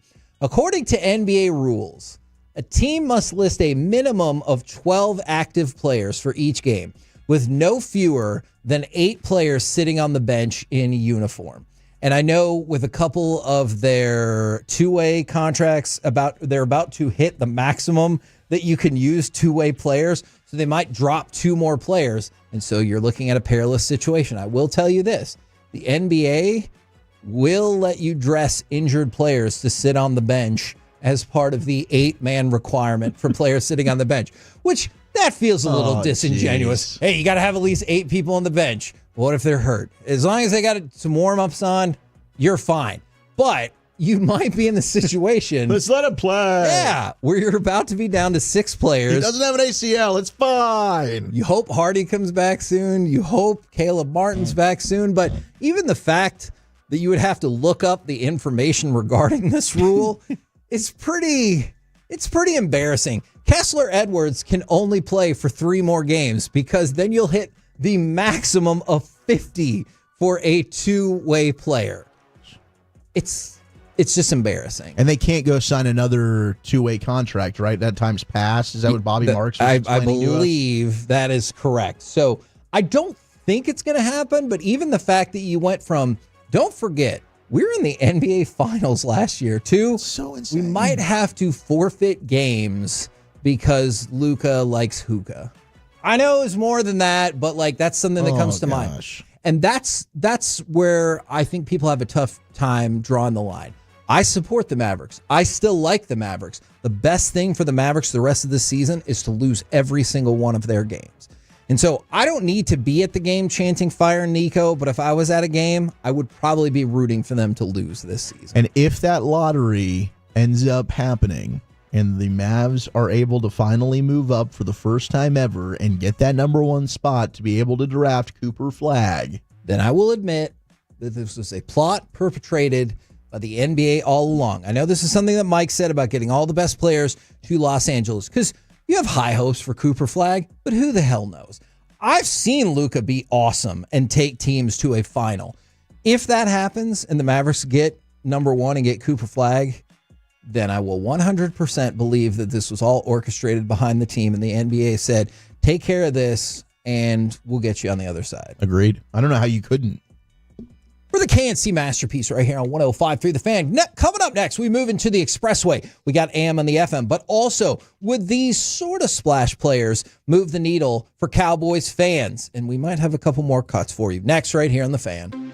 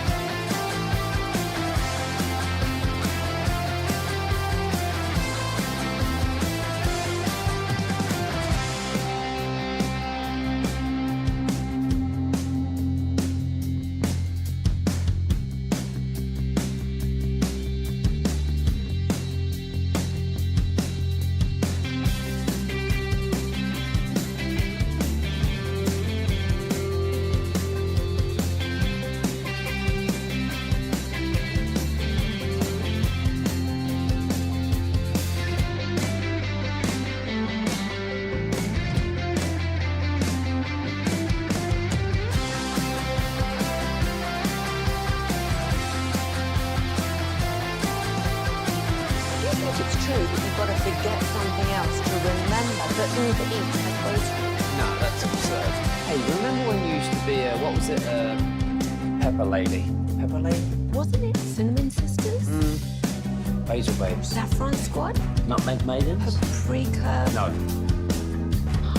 Nutmeg Maidens. I just said that. Was it Spice Girls? Doesn't sound right. Was it Saffron Squad?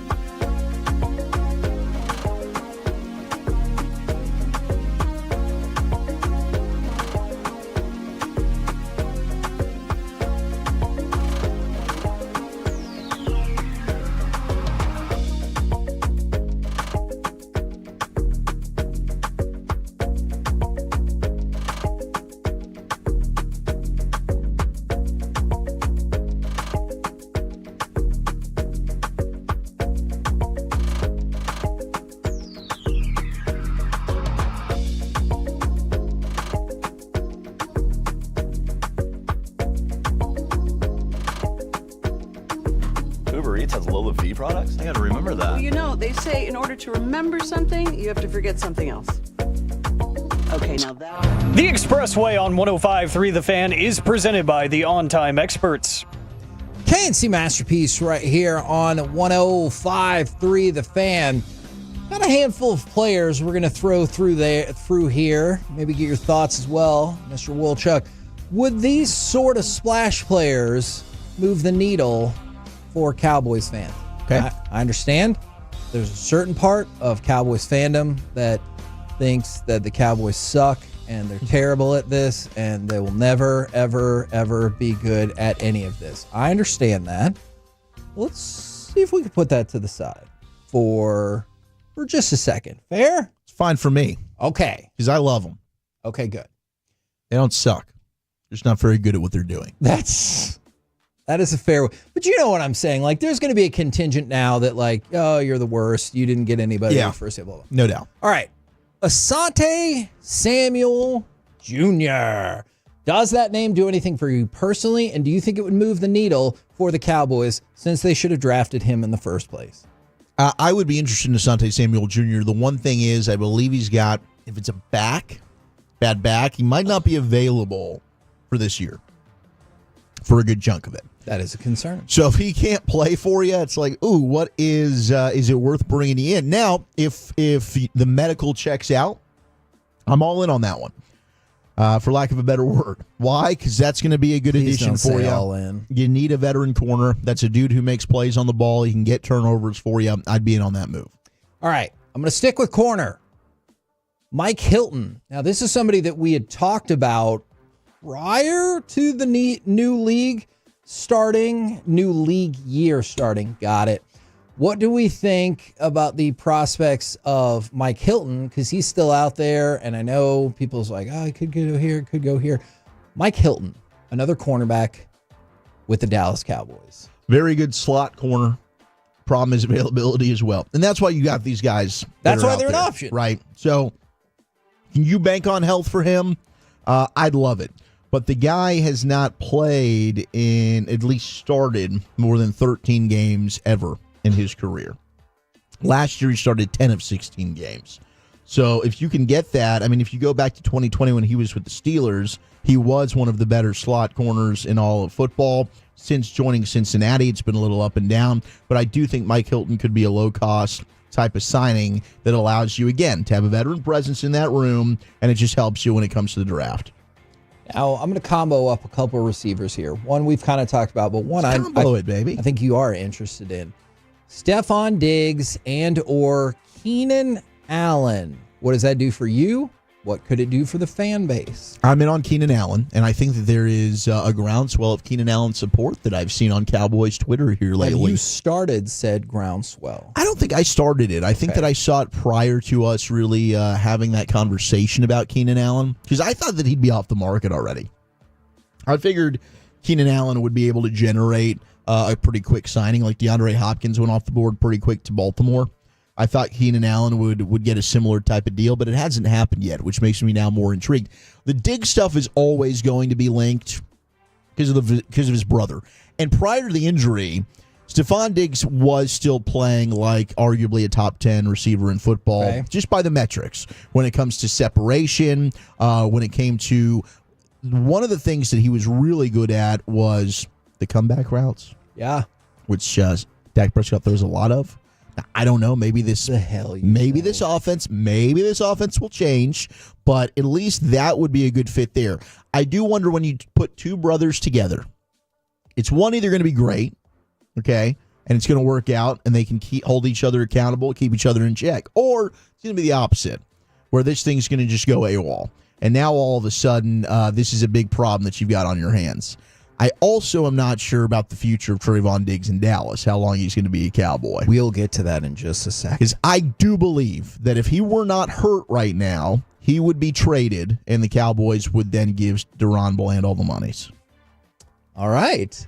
Now, one more for you on the potential additions. We'll get to those potential subtractions. Plus, in this segment, we absolutely positively have to revisit a news report that I swear I'd never seen this whole thing in my life to celebrate St. Patrick's Day. Azeez We'll get to that in a minute, all right? Azeez Ojulari. Now we're talking about we're moving back defensively. Former Giant. Going with the edge. What do we think about him? I'd be in on Azeez Ojulari. Now, is he kind of what you've already signed in Dante Fowler? Okay, and by the way, because we didn't get a whole lot of time to talk about that, what did you think about the Dante Fowler move? Because I know a lot of people were okay when he left. Then he had a big season, and you're like, why did you let him go? What do you think about him being back? So they signed, when it comes to Solomon Thomas and Peyton Turner, I think Thomas can give you something in the middle, also has some flex at end, but Peyton Turner's a good run defender. So I think when you lose Tank, you're losing a good presence when it comes to run defending. One thing about Peyton Turner, he hasn't shown to really be the pass rusher that he was hoped to be when he was drafted by the Saints out of Houston. So now with Dante Fowler, this is a dude who just came off a double-digit sack season.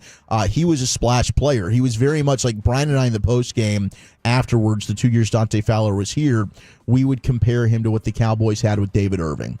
Like anytime he's on the field, It seems like a big type of play is happening with Dante Fowler Jr. So now you've added a guy that's actually going to give you some good pass rushing ability. Maybe you only have him as a pass rush specialist because he did struggle against the run. But Brian's breakdown of him with Washington was an improved player in run defense, which made me excited. So I was happy with what they did because they needed a guy who can really get after the passer, because Marshawn Nealand is a guy that I think is a really good run defender.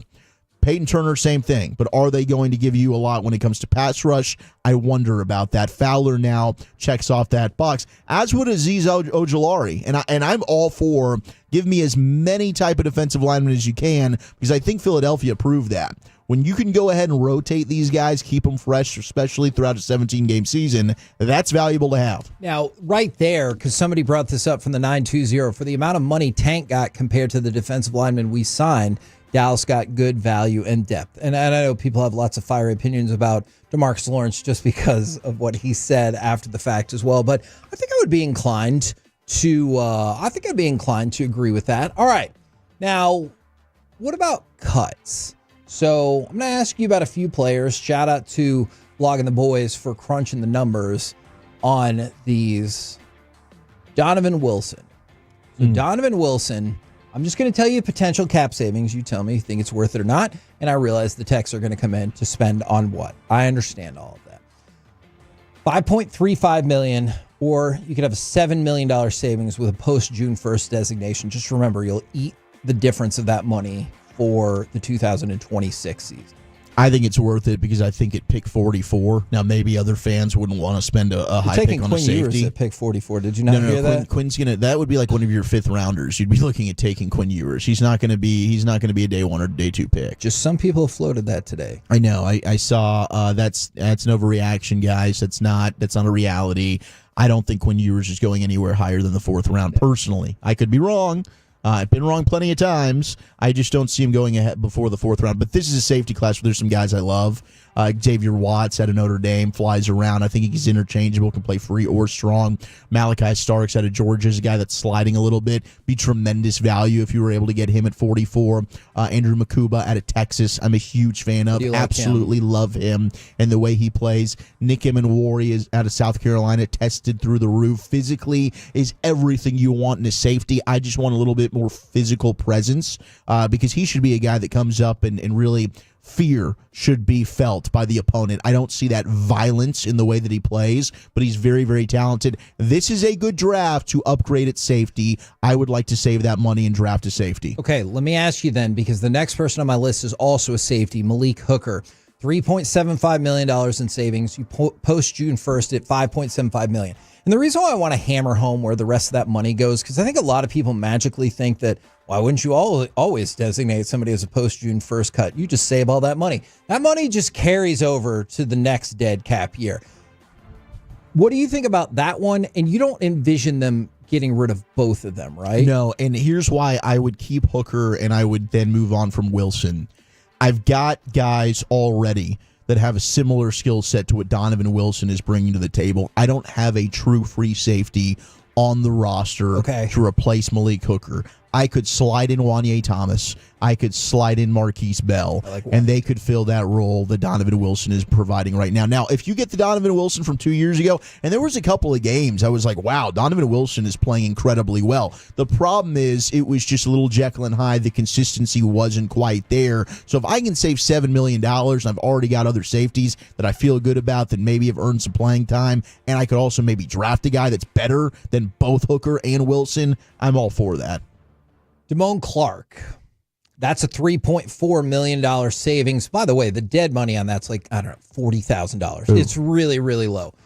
Damone Clark has been a name that I feel like has circulated a lot as a potential cut. What do we think about this one? You save $3.4 million. Kind of surprised they haven't done it already. I am too. Right? I mean, they clearly don't have any vision for him contributing because they've already added 2 linebackers. They signed Jack Sanborn. They traded for Kenneth Murray Jr.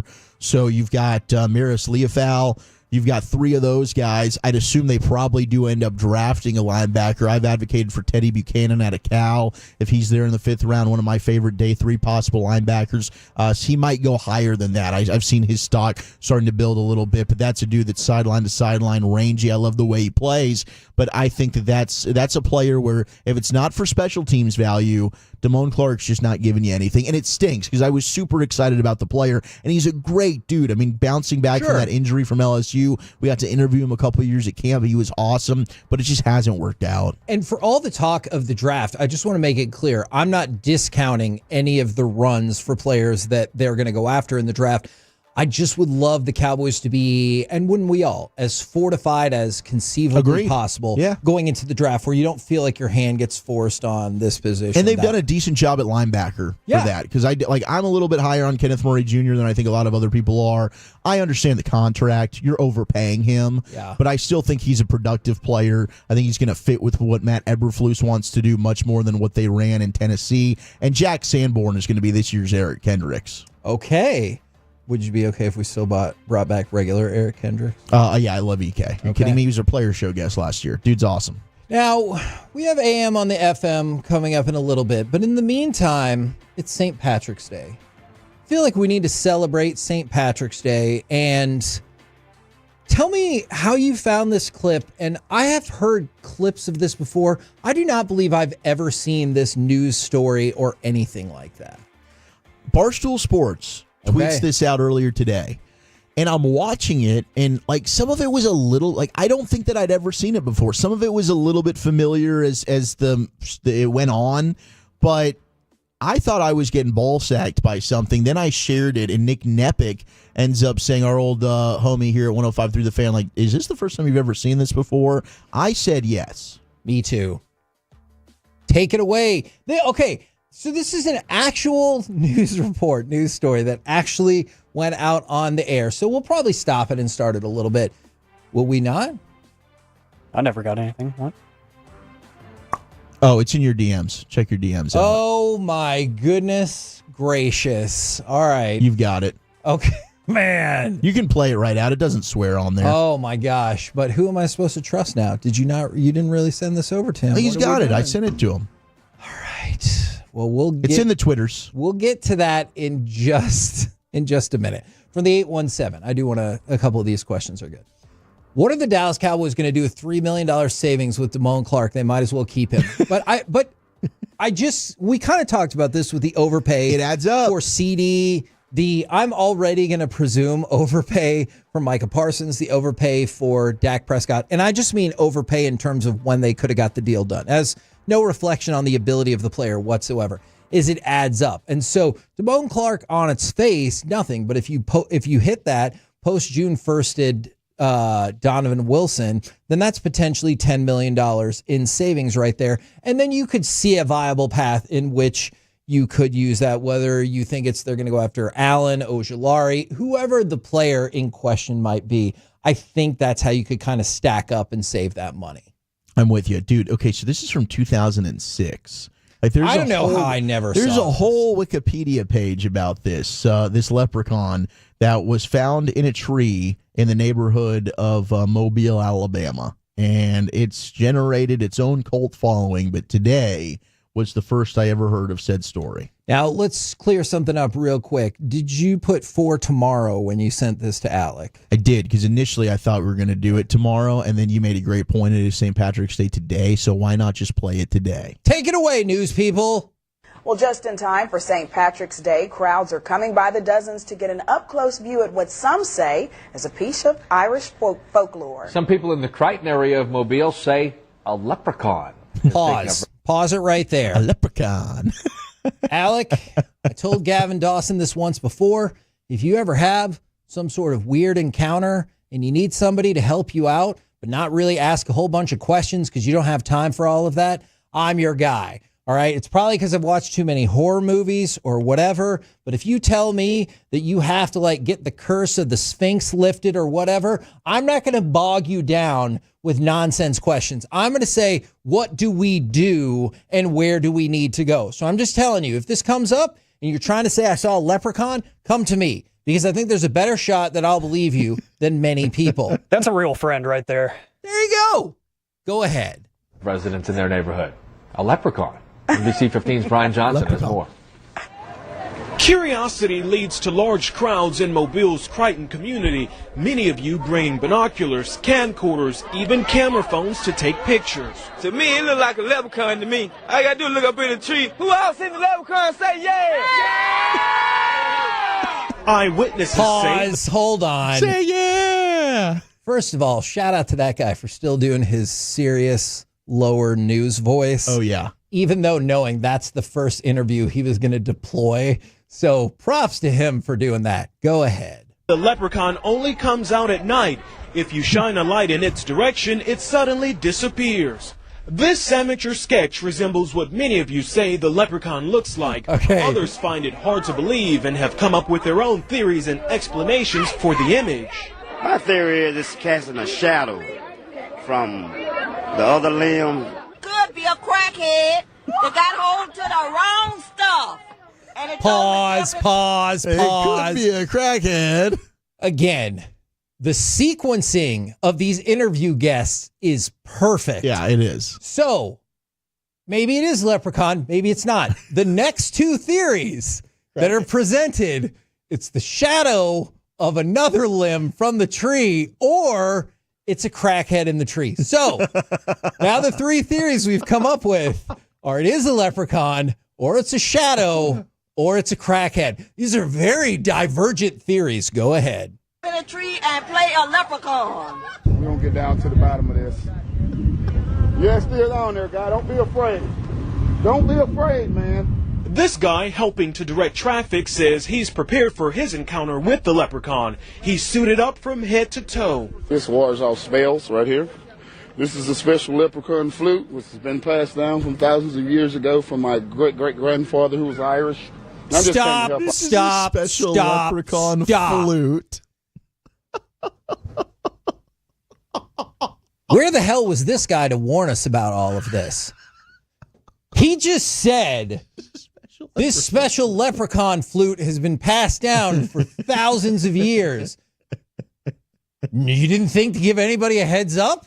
And does the leprechaun just go where you are? Are there leprechauns everywhere that we're just not aware of? I don't know, but I feel like that guy let us down by not giving us a heads up that there might be a damn leprechaun around here. There might be. Back to the news report. Others just came to get lucky in hopes a pot of gold may be buried under this tree. I'm gonna run a backhoe and uproot that tree. I want to know where the gold at. I want the gold. Give me the gold. I want the gold. Stop. Stop. I want the gold. Stop. Give me the gold. If you think it's a leprechaun, you at least need to familiarize yourself with what the stories are. All right. The pot of gold is at the end of the rainbow. It's not necessarily buried under the tree where the leprechaun is. All right. That is just inaccurate. Secondly, did that guy actually bring a backhoe there? Because at this point, why the hell not just dig it up? I don't think the gold's going to be there, but is he really willing to invest the amount of money needed to either bring his A, backhoe over there, or B, rent a backhoe in hopes that he'll cash in on the other side with this magical pot of gold? There's a lot of backhoeing. Oh, man. Could be a crackhead. All right, finish it up. That's what that lady said. It could be a crackhead in the tree. That's what that lady said. It could be a crackhead in the tree. It could be. Back to the news. Brian Johnson, NBC 15 News.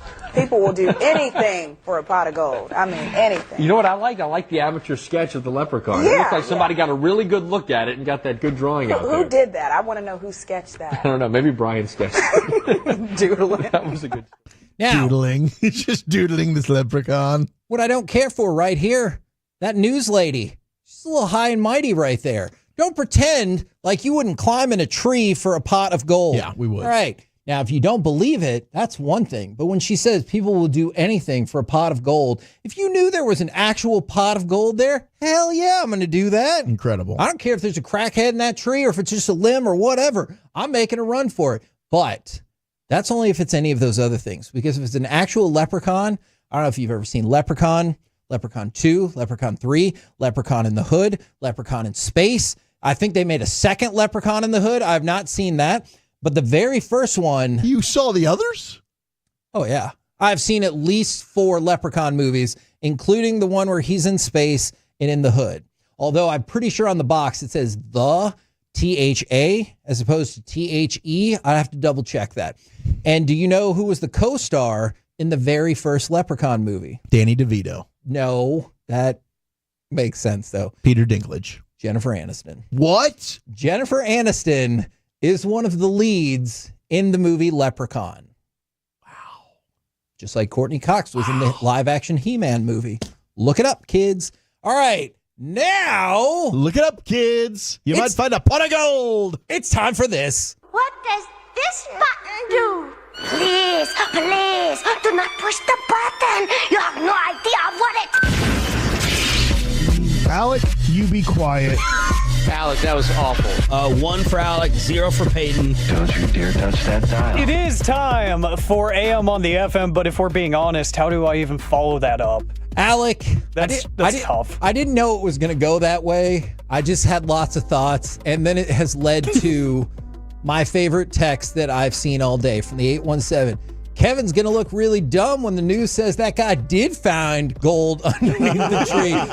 I'll own it. I'm pretty sure this happened like 20 years ago, but I will own it if they said they found a pot of gold underneath the tree. Like, I was today years old when I found this video. Maybe I just, I've slept since then, or it could be weed, one of the two. But my goodness gracious, this is a gold video, and you're right. Like, this is 20 years old. 2006 is when this came out.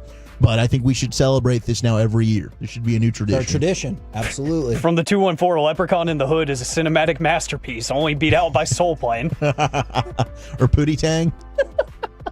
This is the dumbest sequence of events. Because it doesn't matter where you go. People think that they can defeat the Leprechaun. It's the same thing with Friday the 13th. Mm-hmm. Jason Part 10 is Jason in space. And they're like, oh, we're advanced and we can take down this old-timey killer. But you can't. You can't. And you didn't. It's like Chucky. Yeah. I've watched every Leprechaun movie against my will. Because my dad is obsessed with them. So he made me watch them growing up. And that's one thing. I've seen all of them. Going into a horror movie scenario, you need to be prepared that things might not go the way you think. Like, sure, have I seen the Chucky movies? And the TV show, by the way, the TV show is fantastic. Oh, is it? And think that doll's running at me, I could just kick him out of the way. Yes, I have thought that. But that's flawed logic that's going to get you killed. You need to be prepared for all the ins and outs and possible things that could happen in these. I think we learned in Small Soldiers, it's not that easy. Yeah, oh, for sure. These little toys are crafty. Yeah. And you think you can step on them, but no. They're going to find a way to get you. 877-881-1053, the Frankel and Frankel Injury Attorneys text line. If you want to tell us if you've ever seen a leprechaun or if you want to answer my question of the day, I'll leave that up to you at this point. Twitch and YouTube want to hear from you as well. And a story from yesterday about how bullying worked. Oh, no. Yeah. Do we want to promote I'm not advocating for it. I'm just telling you how it worked one time. No, not advocating, but it did work. It helped one of our teammates make some money. Okay. Possibly a lot of money. No, I'm all for that. Definitely a lot of money. I know this story. We'll get to that in a second. The question of the day is kind of in that same vein. When was the last time that luck was really on your side and something awesome happened that the odds were ridiculous of something of this caliber actually happening. 877-881-1053, because I think of a few things. You know, I remember like growing up, I was big, like I was the dork growing up in school that actually listened to radio. And I won a few like call-in giveaways growing up for just like some little like, you know, swag packages that they would mail to you. And I thought I was the coolest dude on the face of the planet because I won some stickers and stuff like that, and like stuffed animals and little gift baskets and whatnot.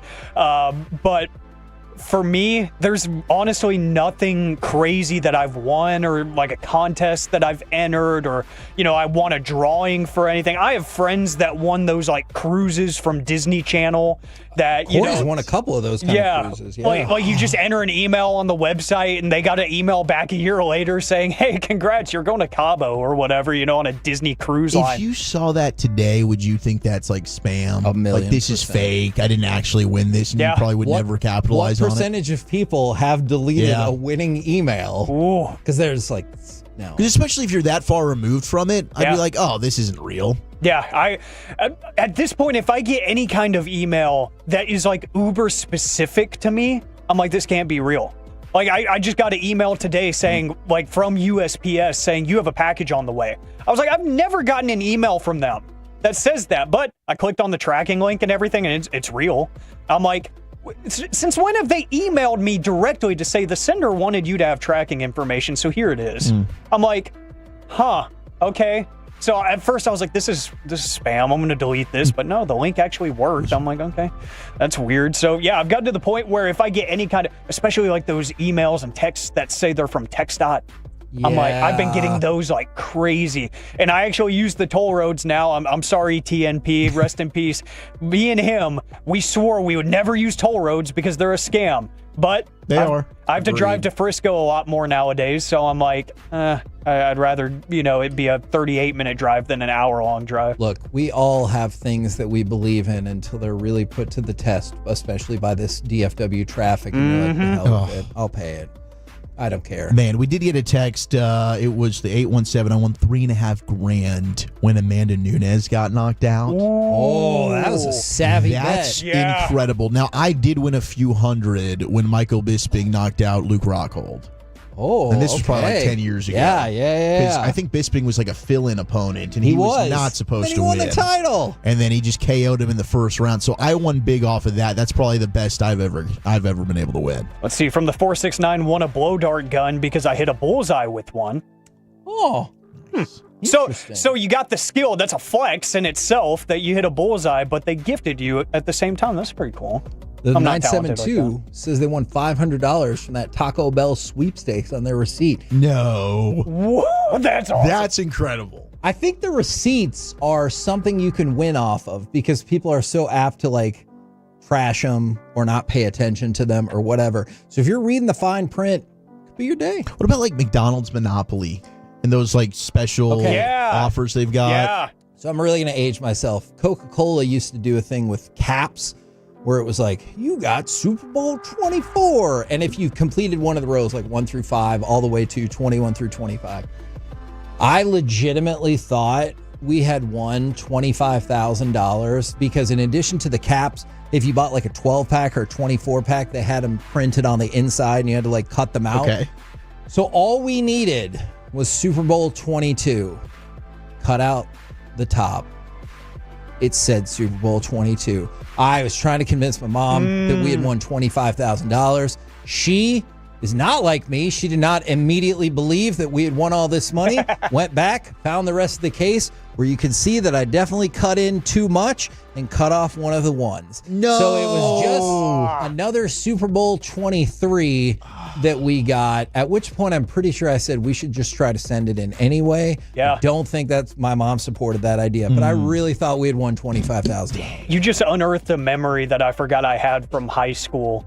Back, I want to say it was like my junior year of high school. Whenever we would be en route, we had, like a secondary campus, a career campus. That's where I took the radio classes with Nate Wood. So we could drive ourselves there. We would go get lunch all the time in between. So we had like an hour and 20 minutes to burn.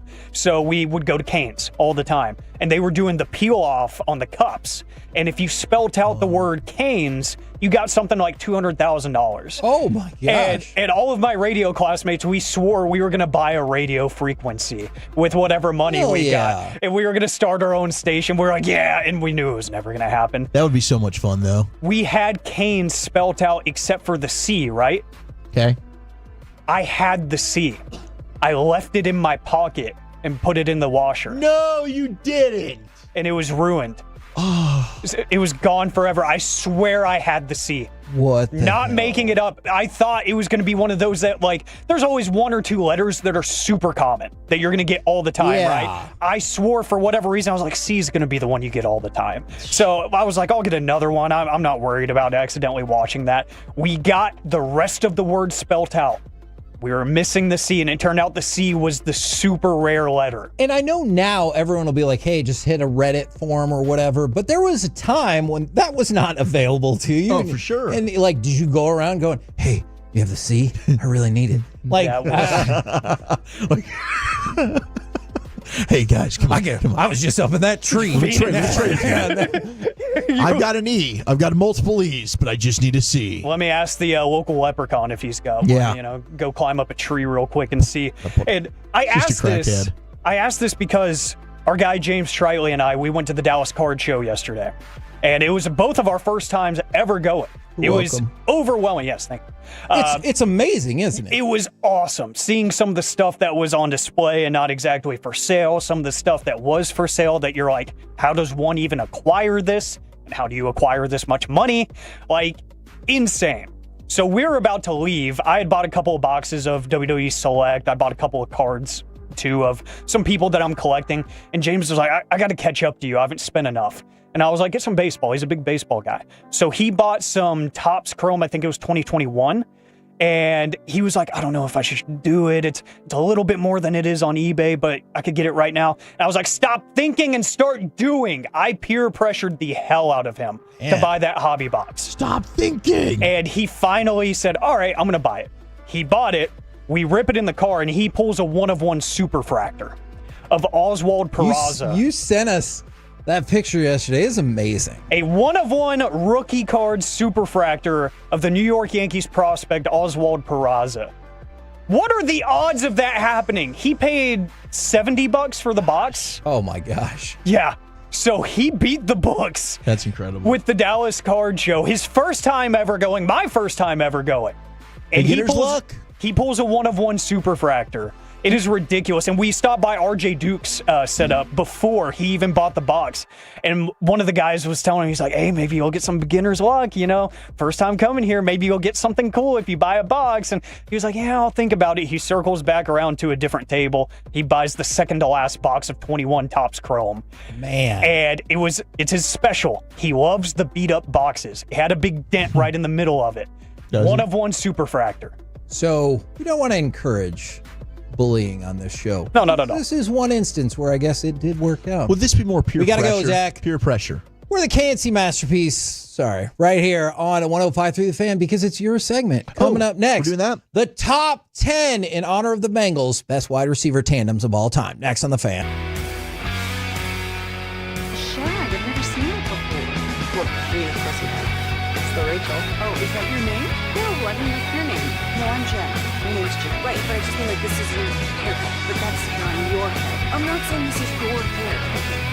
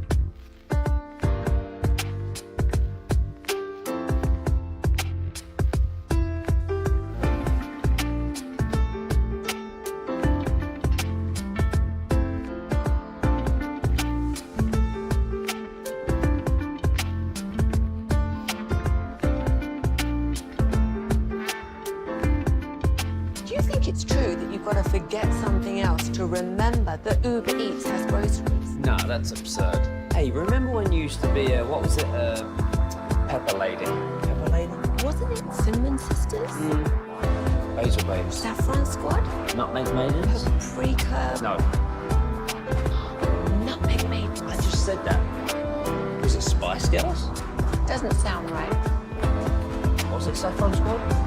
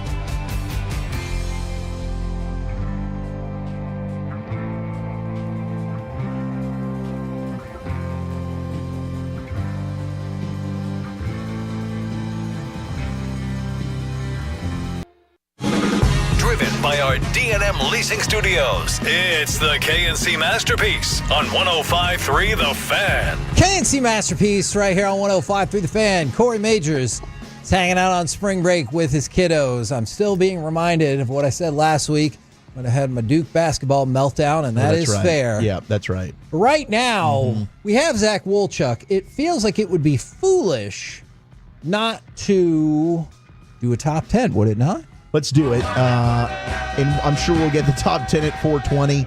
I've sent Eric a couple of ideas just to try and help out. We'll see what Eric decides to do. So you want to make sure you stick around for the top 10 at 420 with the G-Bag Nation. Do you ever get caught up in no, that's my idea? No. And so you're like, I went to this show for now, so please don't use my idea. I don't care. They could actually reuse the list. But there was a couple lists that I saw that I felt like this would be Eric specific. This would be good. Nice. Like the most jacked basketball players of all time.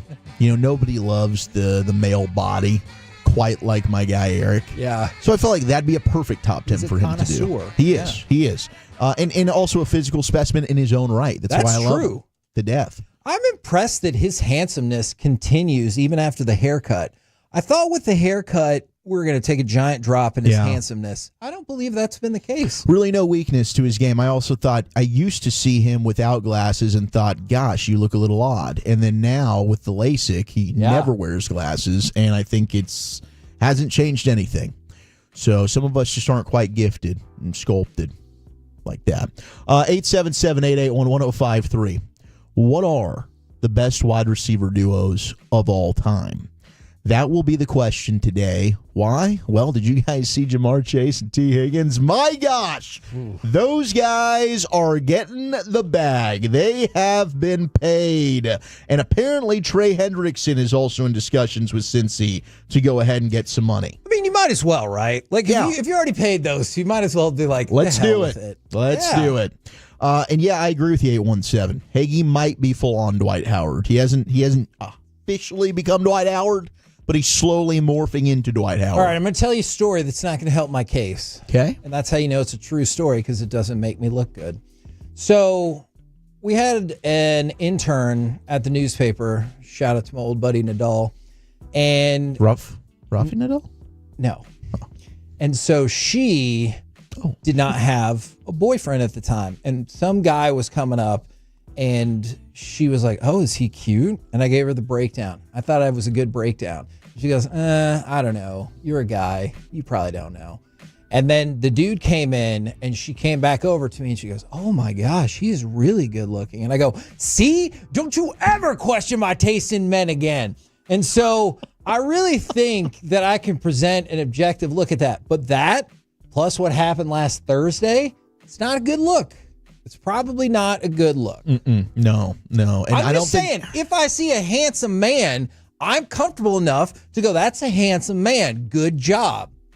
So, like, if my wife and I are watching a TV show and somebody takes their shirt off and they have abs for days, I'll just be like, good for him. You pause and rewind? No, I'm just proud of him that he has the devotion to stick to it that I did not have. Yeah. No, it's... Trust me, it's tough. It is real tough.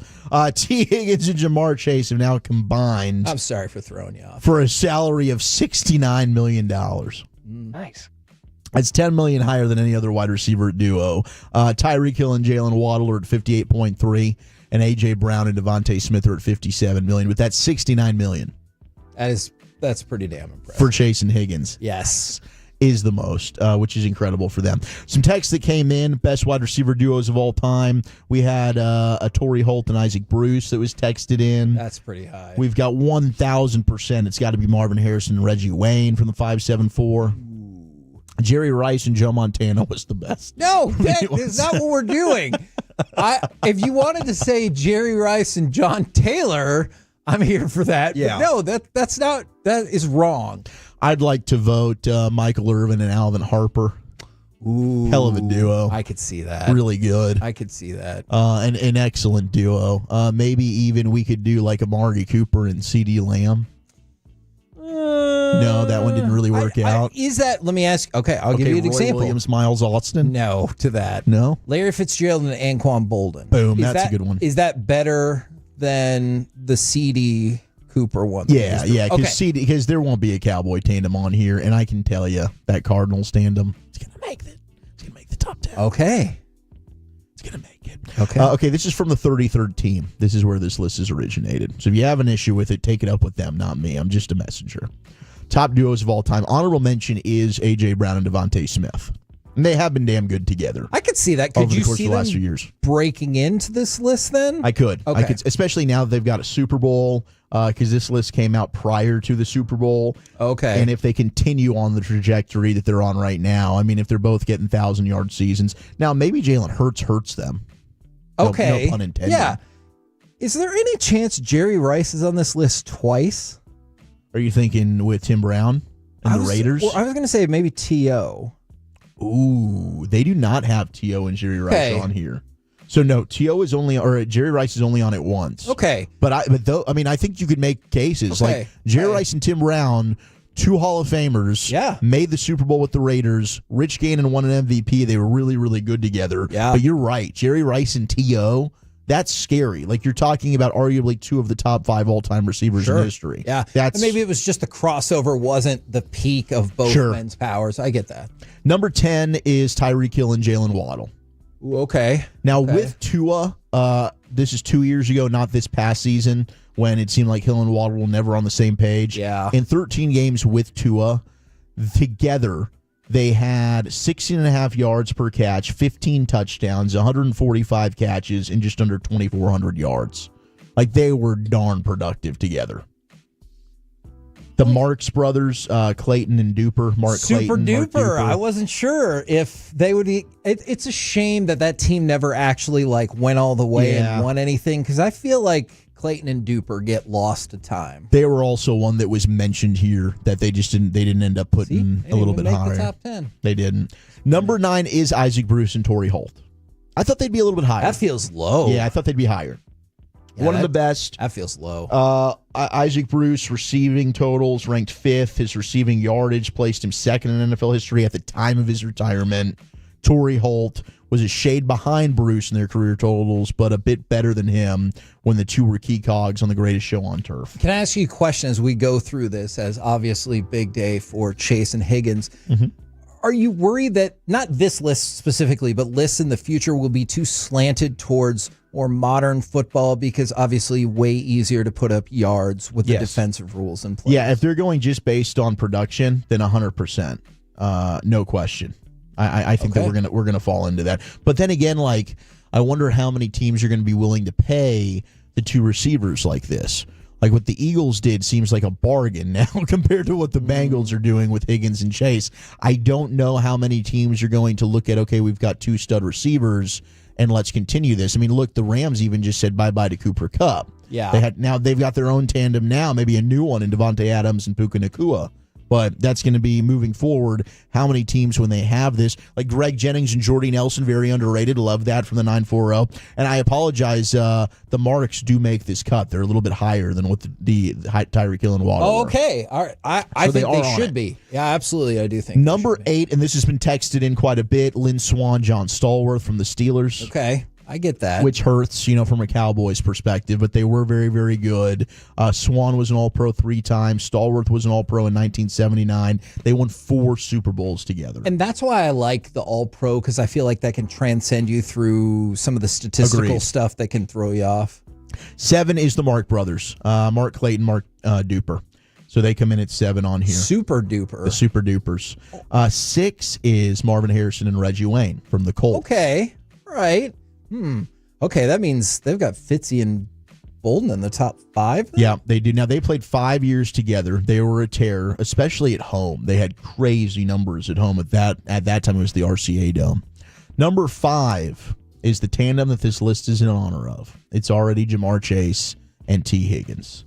Together, those two have been extremely productive. They made the Super Bowl a couple of years ago. Now, last year, both of them, well, really, T. Higgins was pretty banged up. But you also have, they're just a year apart in age. So I think Jamar Chase is 24 right now. Yeah. T. Higgins is 25. They've both signed. They have a chance to become number 1 with how long they're going to play together. This feels a little projected to me. I think that's high. I think it is a projection. Now. I don't think you should be. I don't think you should put them ahead of Marvin Harrison or Reggie Wayne right now. I don't think they should be ahead of Swan and Stallworth, and maybe even your Marks. The Super Dupers. Yeah. Maybe even they should be higher. So I agree with you on the projection. Number 4 is your tandem with Fitzgerald and Bolden. It's got to be, right? They come in at 4. Yeah, Anquan Bolden was really good, but Larry Fitzgerald, I think you can make the claim that he's, the 3rd best wide receiver of all time? You can have him pretty high up on the list. Larry Fitzgerald absolutely should. I've never seen a receiver basically go on a Super Bowl run by putting the team on his back like he did in that postseason. He had a touchdown every single game. I think he went over 100 yards every single game. Heck, in that Super Bowl, he had 2 touchdowns and almost won it for Arizona. Number 3, Randy Moss and Wes Welker in 2007. Ooh, I was just waiting for Chris Carter. I do not think I would have guessed that. Yeah, and Randy Moss is the only receiver who's on here twice. Okay. I'll tell you that. So Moss and Welker caught 112 passes, 8 touchdowns in 2007. Obviously, Randy Moss had the 20-touchdown season. Yeah. So they were absolutely brilliant together. For just the one season, though? Is that where that feels? I think it's too high. I think it's a little too high, too. The body of work here is just not quite as long as some of the other tandems, but gosh, that was a magical season. Number 2 is Jerry Rice and John Taylor. Okay. Now, go ahead. They write the toughest decision they had to make was whether to put Rice and Taylor ahead of Moss and Welker. John Taylor wasn't a great receiver, but he had a 3-year period where he was terrific and a great compliment to Rice.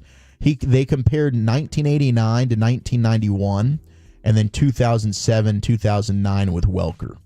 So you have receptions would go Welker over Taylor, yards, but average catch and touchdowns, John Taylor has a big-time edge over Welker. 16 average per reception, 10 for Welker, 26 touchdowns to 15 touchdowns. Okay. And I think that makes a lot of sense. Yeah. But number one, best wide receiver duo in the history of the NFL, it's Randy Moss and Chris Carter. Okay.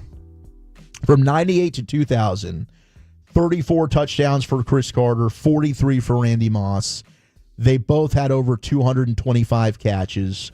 And yards per catch, you had 18.4 for Randy Moss, 13.4 for Chris Carter. They were absolutely unbelievable. And I will always argue that 98 Vikings team may be the best that never won it. And I know that people are going to say the 07 Patriots, and I get that. I was so excited in 98 because you were going to get Broncos against the Vikings, and you were going to have the two teams that, like, clearly most of the year felt like they were the best two teams in the NFL. And when it was the Falcons, I was like, well, that sucked. And then they got absolutely blown out in that Super Bowl. Ugh. Excellent. Top 10 today, Wooly Bully. Thank you, sir. Thank Usually you. Brian craps on it. Oh. Would that make you feel more at home if I kind of ran down your list a little bit while we were going along? No, I appreciate sometimes the words of affirmation. It is my love language. We're the KNC Masterpiece right here on 105.3 The Fan. Coming up next, we puck around and find out, is the Stars division dream done? And what's up with Leaky Ottinger as of late? Leaky? That and the Savannah Bananas next on The Fan.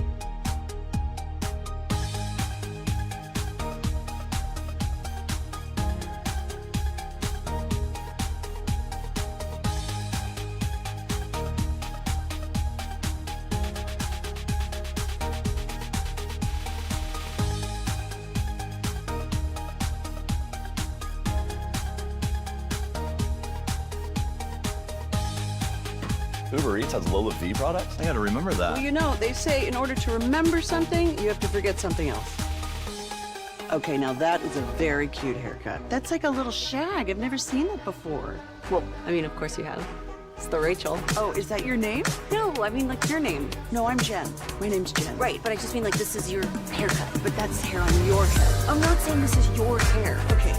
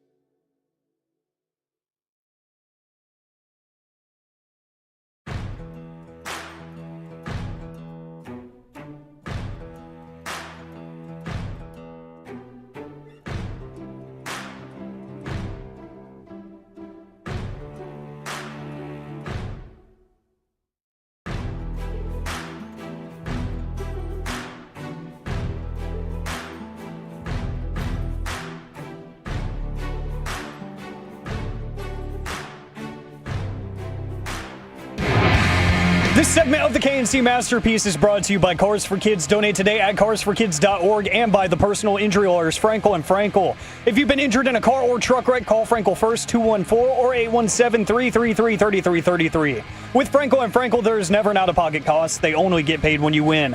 Frankel and Frankel, the go-to car and truck wreck attorneys in Dallas. Opening minute of overtime. Here comes McKinnon, dropping it back to McCarr.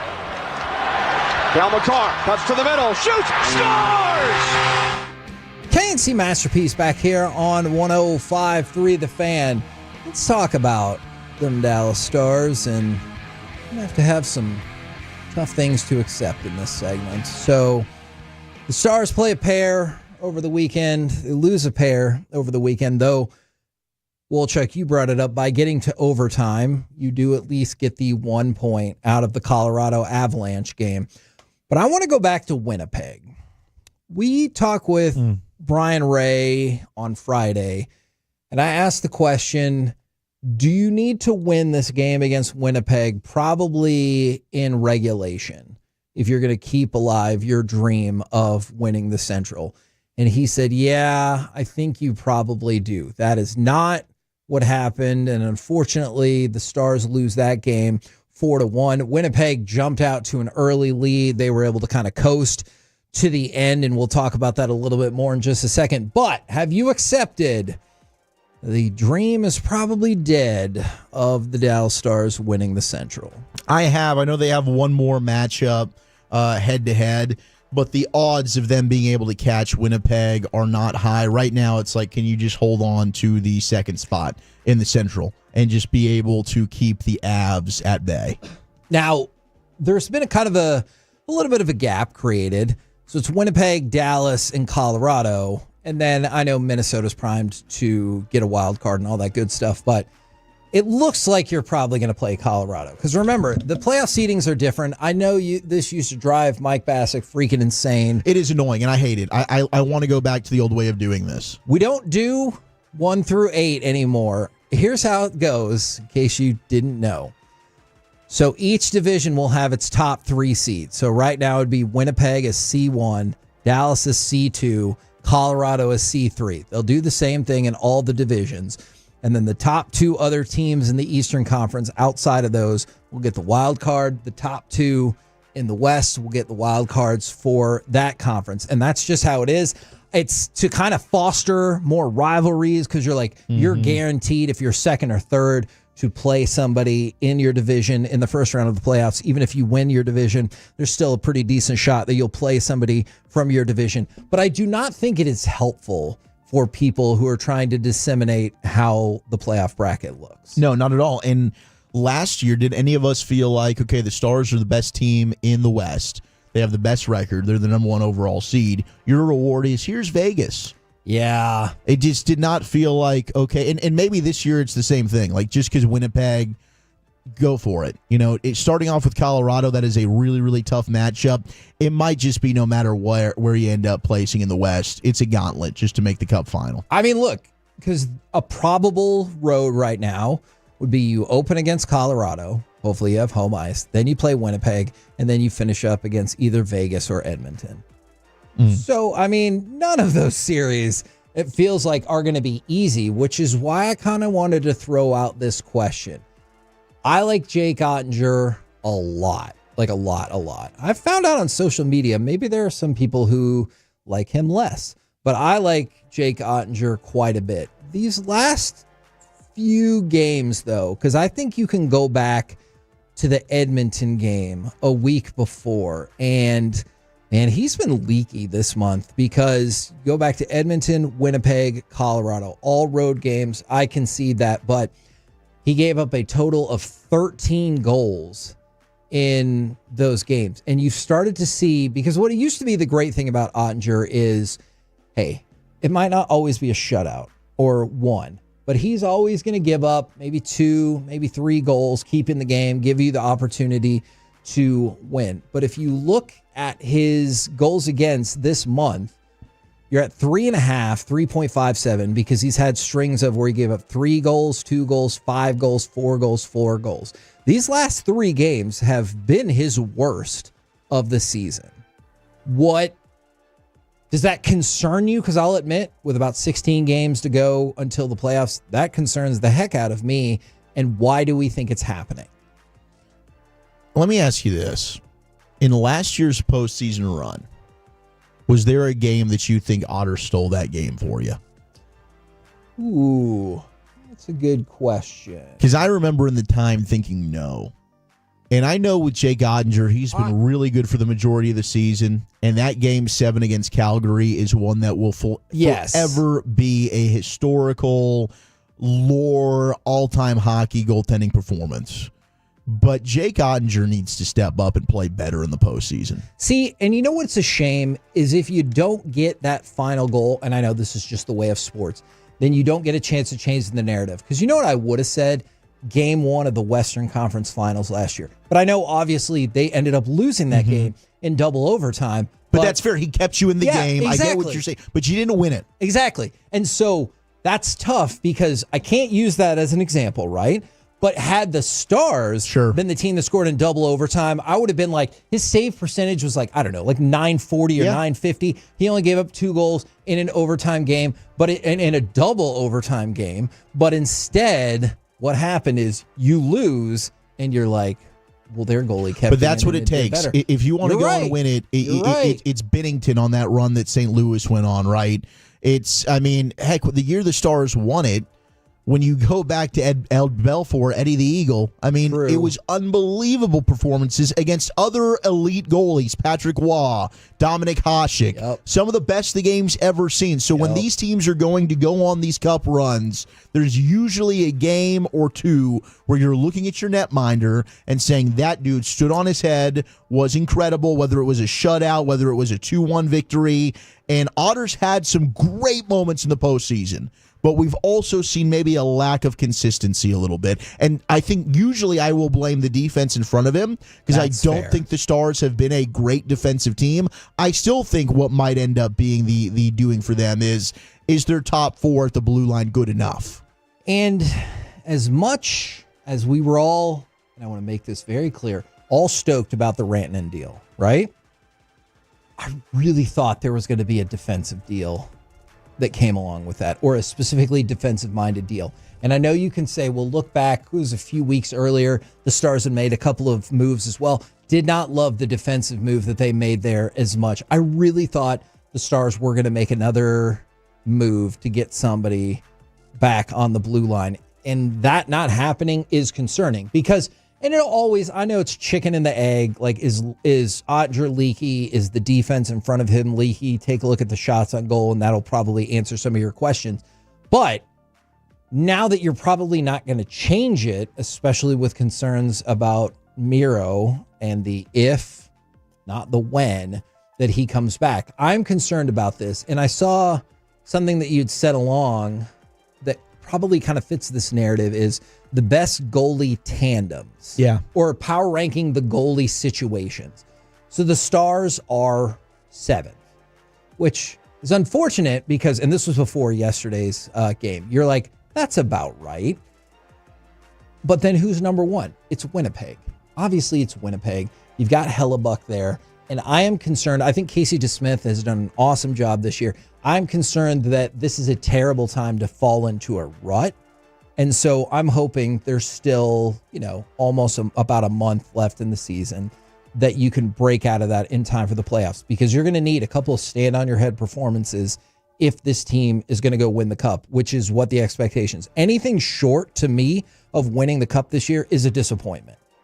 I agree. I mean, they essentially did that with the Rantanen move, right? Yes. When you're forfeiting your future and basically spending a bunch of picks, and Jim Nill's done this a couple of times with the Granlund and CC move. And it's got them so close. And it has. And now, and last year, the Tanev trade, I thought was like, okay, is this the one? But you're looking at it, it's like you need Liam Bichsel to step up for you because your top 4, that's kind of what we talk about come playoff time when you're rotating guys in. And I thought Ray did an excellent job of describing like the 4 lines and how other teams, like they really maybe only have 3 lines that they feel confident in. In the postseason, you're kind of shortening the bench, if you will as well. So you're hoping it's Miro and it's Lindell. Then what's he going to be? Harley and Bichsel. And I know those are going to be 2 young defensemen, but like, do you feel great about Lyubushkin? Do you feel great about Dumba? Do I feel great about Cody Cece?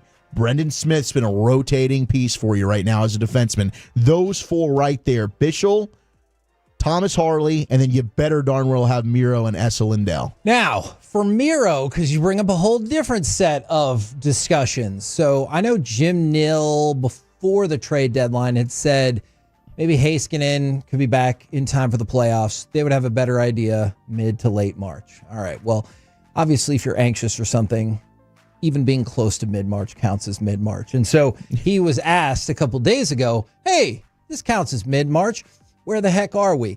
And Pete DeBoer said that Heiskanen hasn't even started skating yet, and there's no further update on his status. So that's not to say that he wouldn't be available or he wouldn't be available in the second round or anything like that. But it's tough to have these discussions when the update on Miro is he has not started to skate yet. Mm-hmm. Like, that's because at least Sagan's skating. Yeah, that's tough to do too much more with then. Yeah.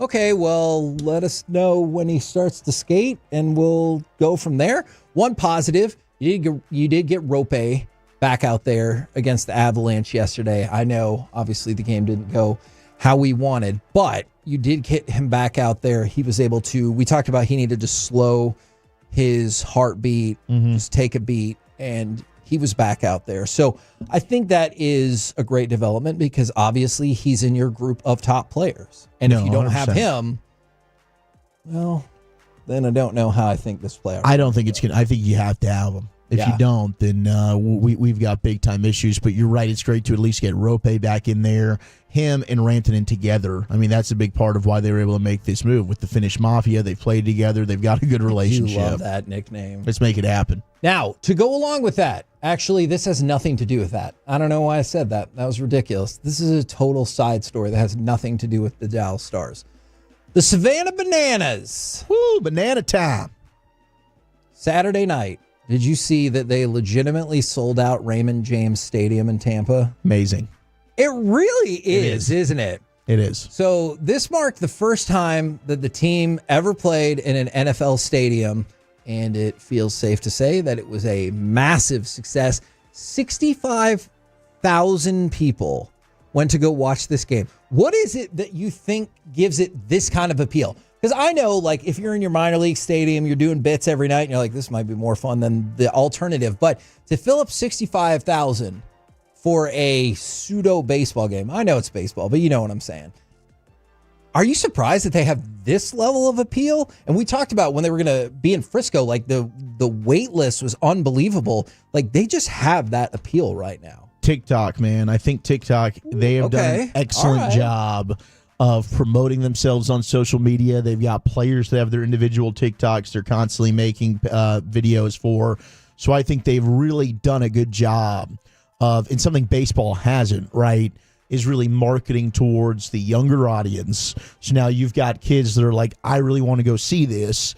And it's, I mean, the entertainment value of it. Yeah. Like, maybe it's a one and done thing. I've never actually gotten to go see them. So maybe it's like, okay, I've seen it once and it's like, okay, cool. Like, have you done that? Does the novelty wear off? But I do think they do a great job of appealing to the younger fan base, but also what they've done with social media to generate interest in what they're going to do. All right. That is interesting. Alec, is that kind of where you fall? Because I'm also curious about the return.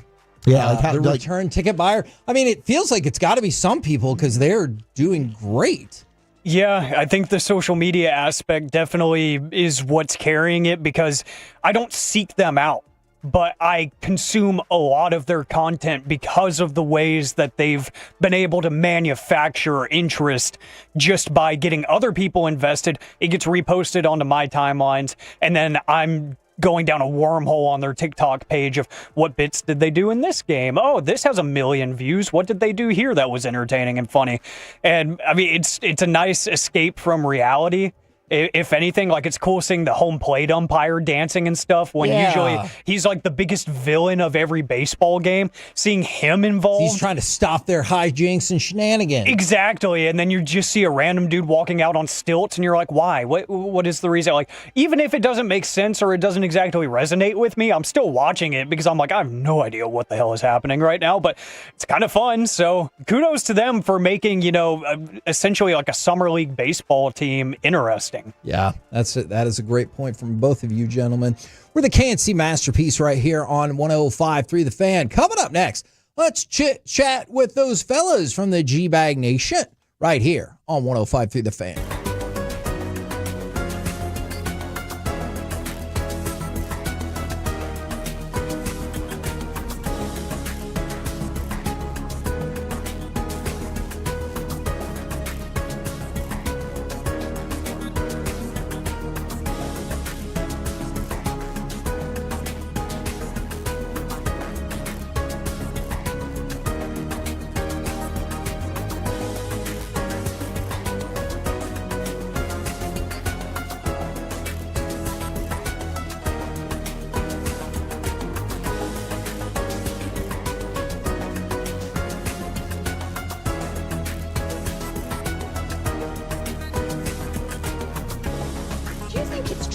Gotta forget something else to remember that Uber Eats has groceries. No, that's absurd. Hey, remember when you used to be Pepper Lady? Pepper Lady?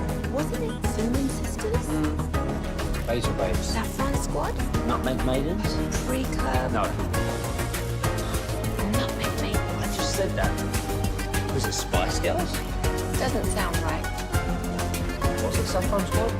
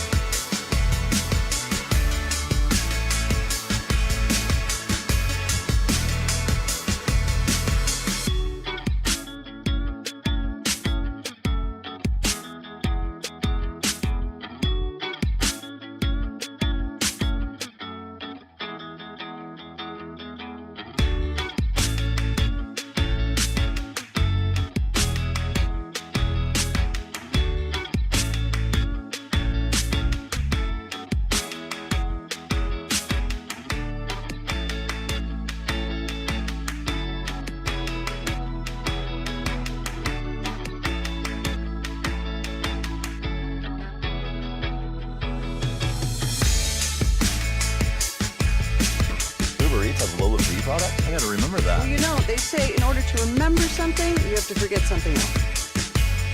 Okay, now that is a very cute haircut. That's like a little shag. I've never seen it before. Well, I mean, of course you have. So, Rachel. Oh, is that your name? No, I mean, like your name. No, I'm Jen. My name's Jen. Right, but I just mean like this is your haircut, but that's hair on your head. I'm not saying this is your hair. Okay, freaking me out a little bit.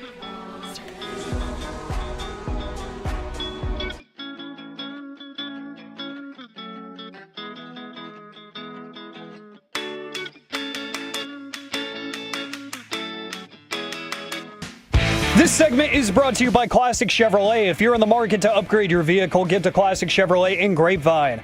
Back-to-back #1 Chevy dealership in the world. They've got more new Chevys than anyone, all priced to sell. Visit ClassicChevrolet.com. This is Texas. This is Classic Chevrolet. Together, let's drive. Based on new Chevy registrations 2023 and 2024. Here comes the pitch. That's right down the middle for a call. Third strike. Fastball catches Baldwin looking, and John Gray gets out of a second and third, nobody out situation, doesn't give up a run. Inning and a half complete. Rangers lead it 2-0. Fancy masterpiece right here on 105.3 The Fan, trying to figure out why the morning show is still the most toxic show on The Fan. Right now, I'm kidding, Sean. I'm kidding. Relax. I don't know. Bobby got really mad. I'm kidding too, Bobby. Right now, courtesy of D&M Leasing, it's time for our chit-chat with those fellas from the G-Bag Nation. Gentlemen, how is ya? Terrific, Heggie. I'm going to be doing okay, even though you didn't ask. That's okay. If you tell me not to be worried about the Rangers pitching conundrum. Oh, no. Oh, Brian's not the right one to ask. I can't say that for sure right now, Thank Hagee. you. I think there's a part of all of us that just wants to be like, no, they were champs and they've spent a lot of money and this is a good team, damn it. You We're can't good. stop me. There you go. But, this is rough. What did we do? What did we do in this city for sports? What did we do wrong? Yeah. Seriously, what did we do Exo wrong? got hurt too, and hey, are they going to have to forfeit games to go along with still being sad that Nico is gone? Now that Luka is gone. Now the Rangers pitchers are getting hurt. What did we do? Can we point our finger at something? Well, I think it starts with the Mavs decision makers, and unfortunately, we're all having to deal with these repercussions. Because what did the Rangers do other than win a World Series championship? Unless there was a secret deal they made. What did we do with all these injuries and bad karma BS things that we're going through? How do we get rid now? of this? Yeah, what do we need to do? I think we might need a sacrifice. Ostrich egg sacrifice? What are we doing? Needs to take the ham slap. Hey, if that's what it's going to take, yeah, I'm up for anything. Let's do it. I've always been willing to put my body on the line for the betterment of the team. It should probably start with firing Nico, just to see if that cleanses everything. Okay. And fire him by way of the ham slap. So we do it downtown Dallas, in front of a crowd, everybody chanting and stuff like that? That would absolutely. Back in the medieval times? Yeah, you got to do it up. Are we talking the firing squad? No, not that. Saying shame. No. Too far. A firing squad of ham slaps. No, he just has to. Which one's it gonna be? be? He hands it his badge and he walks out, that kind of thing. Yeah. All right, that's interesting. Now, we didn't really get a chance to dive all the way into this, and I want to know your answer because Iron Eagle was making fun of Bill Raftery because he has to print out sneak beers out. Yeah, Bill's a known drunk. It's known now. He admits it. I know. He does. He I'm not admits disputing you. It's just jarring to his hear somebody happy go, hour. he's a known drunk. It is. His favorite time is happy hour. Oh, wait, is he the one that just recently said something along the lines of my favorite call is last call? Last call. Yes. Double up. Yes, he did. On the drinks. Yeah. So he does lean into it. Yeah. He got made fun of because he has to print out his boarding pass for the airplane.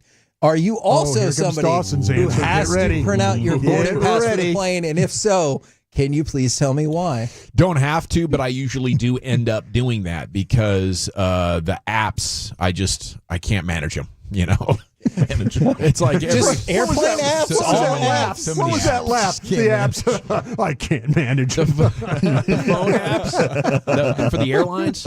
I think a couple that I signed up for back in the day was on our email when we were on CBS. I don't know why I signed up with a work email, but I did. And so having to jump through the hoops to get that transferred over to a new email, I would just rather print my boarding pass. Okay, so we asked the question, is there anything you don't trust technology to do for you? Because my wife goes, you still have an alarm clock. And so I still have an actual alarm clock that I'll push the button, get up for, and everything How like far that. away from your bed is It is it? right next to my bed, but I never push the button and go back to sleep. Does your wife set it like an hour and 10 minutes early or later? No, it's set. We've been talking about that here lately. So that is a thing in my house. Dawson's problem. But I think the alarm clock is good because I like to wake up. Well, I wake up like 12 times in the middle of the night, but I like to see what time it is. Okay. So the way Jess does this, and she knows this drives me insane, when she was still full-time teaching, she would set 6 alarms in the morning. And they would be really loud. Yeah. And I'm really glad. This was before we had Noah. I'm really glad that she's teaching the next generation on all of that stuff.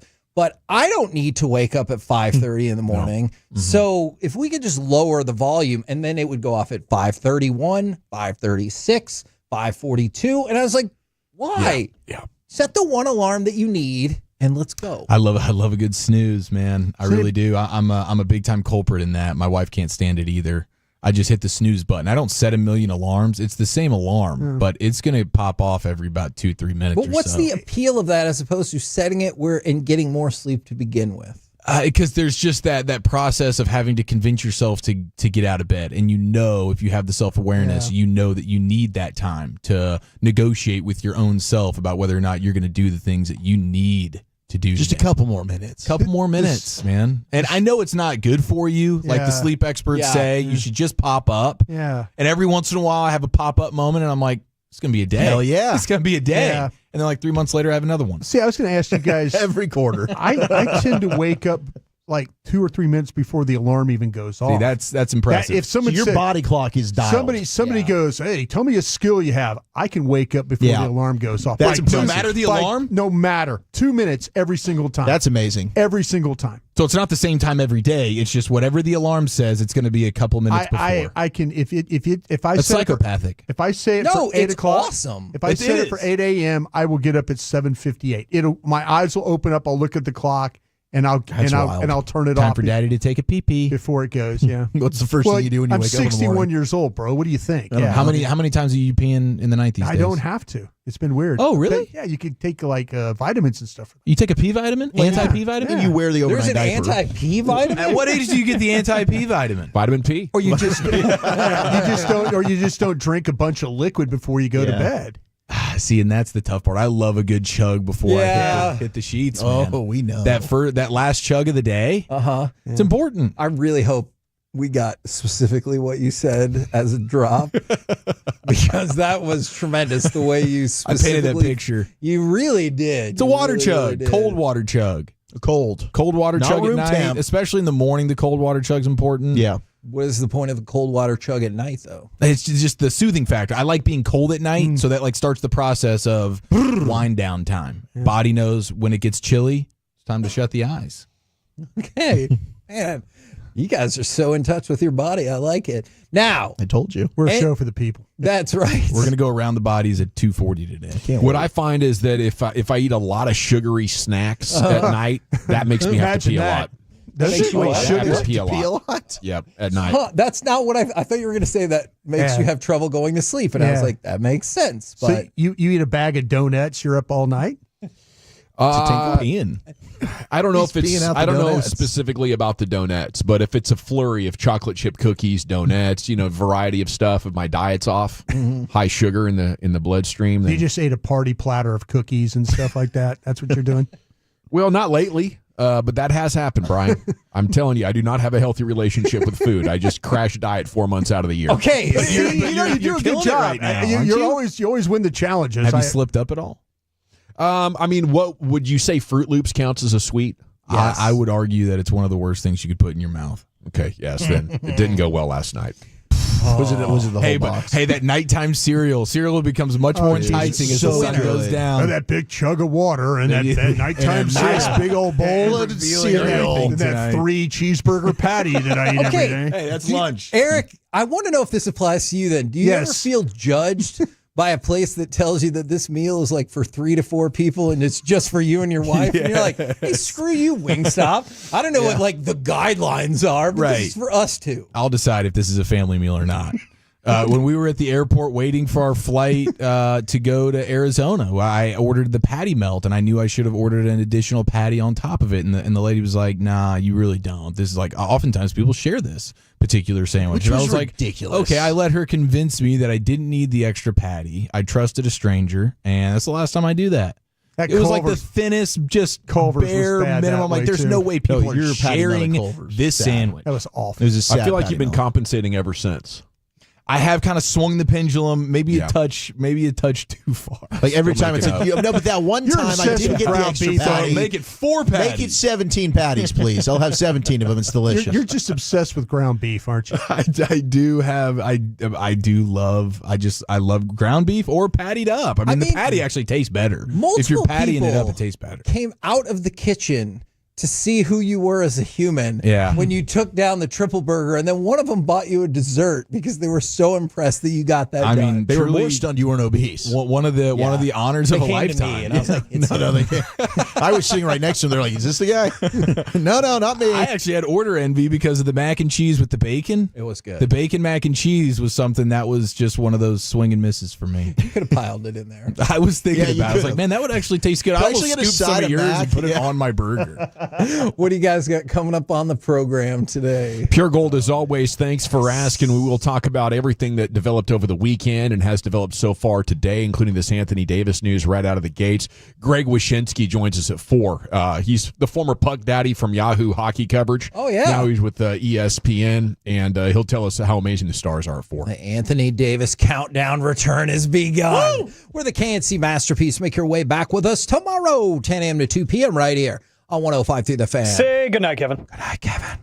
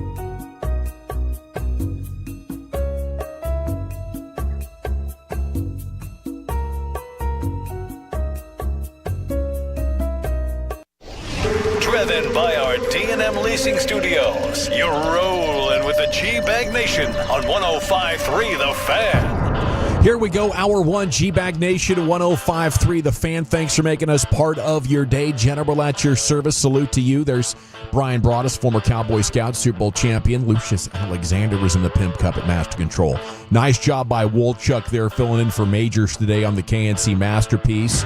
He just, signed off for the day. So I hope he enjoys his afternoon with his family. Of course, you do have his nosebleed brother, Eric Chiafalo, in the house. Good afternoon to you, sir. Likewise. Good to see you, gentlemen. And Carter Freeman's coordinating your video. You can watch us on YouTube, on Twitch, 105thefan.com, wherever you may be, as long as you're connected to the internet.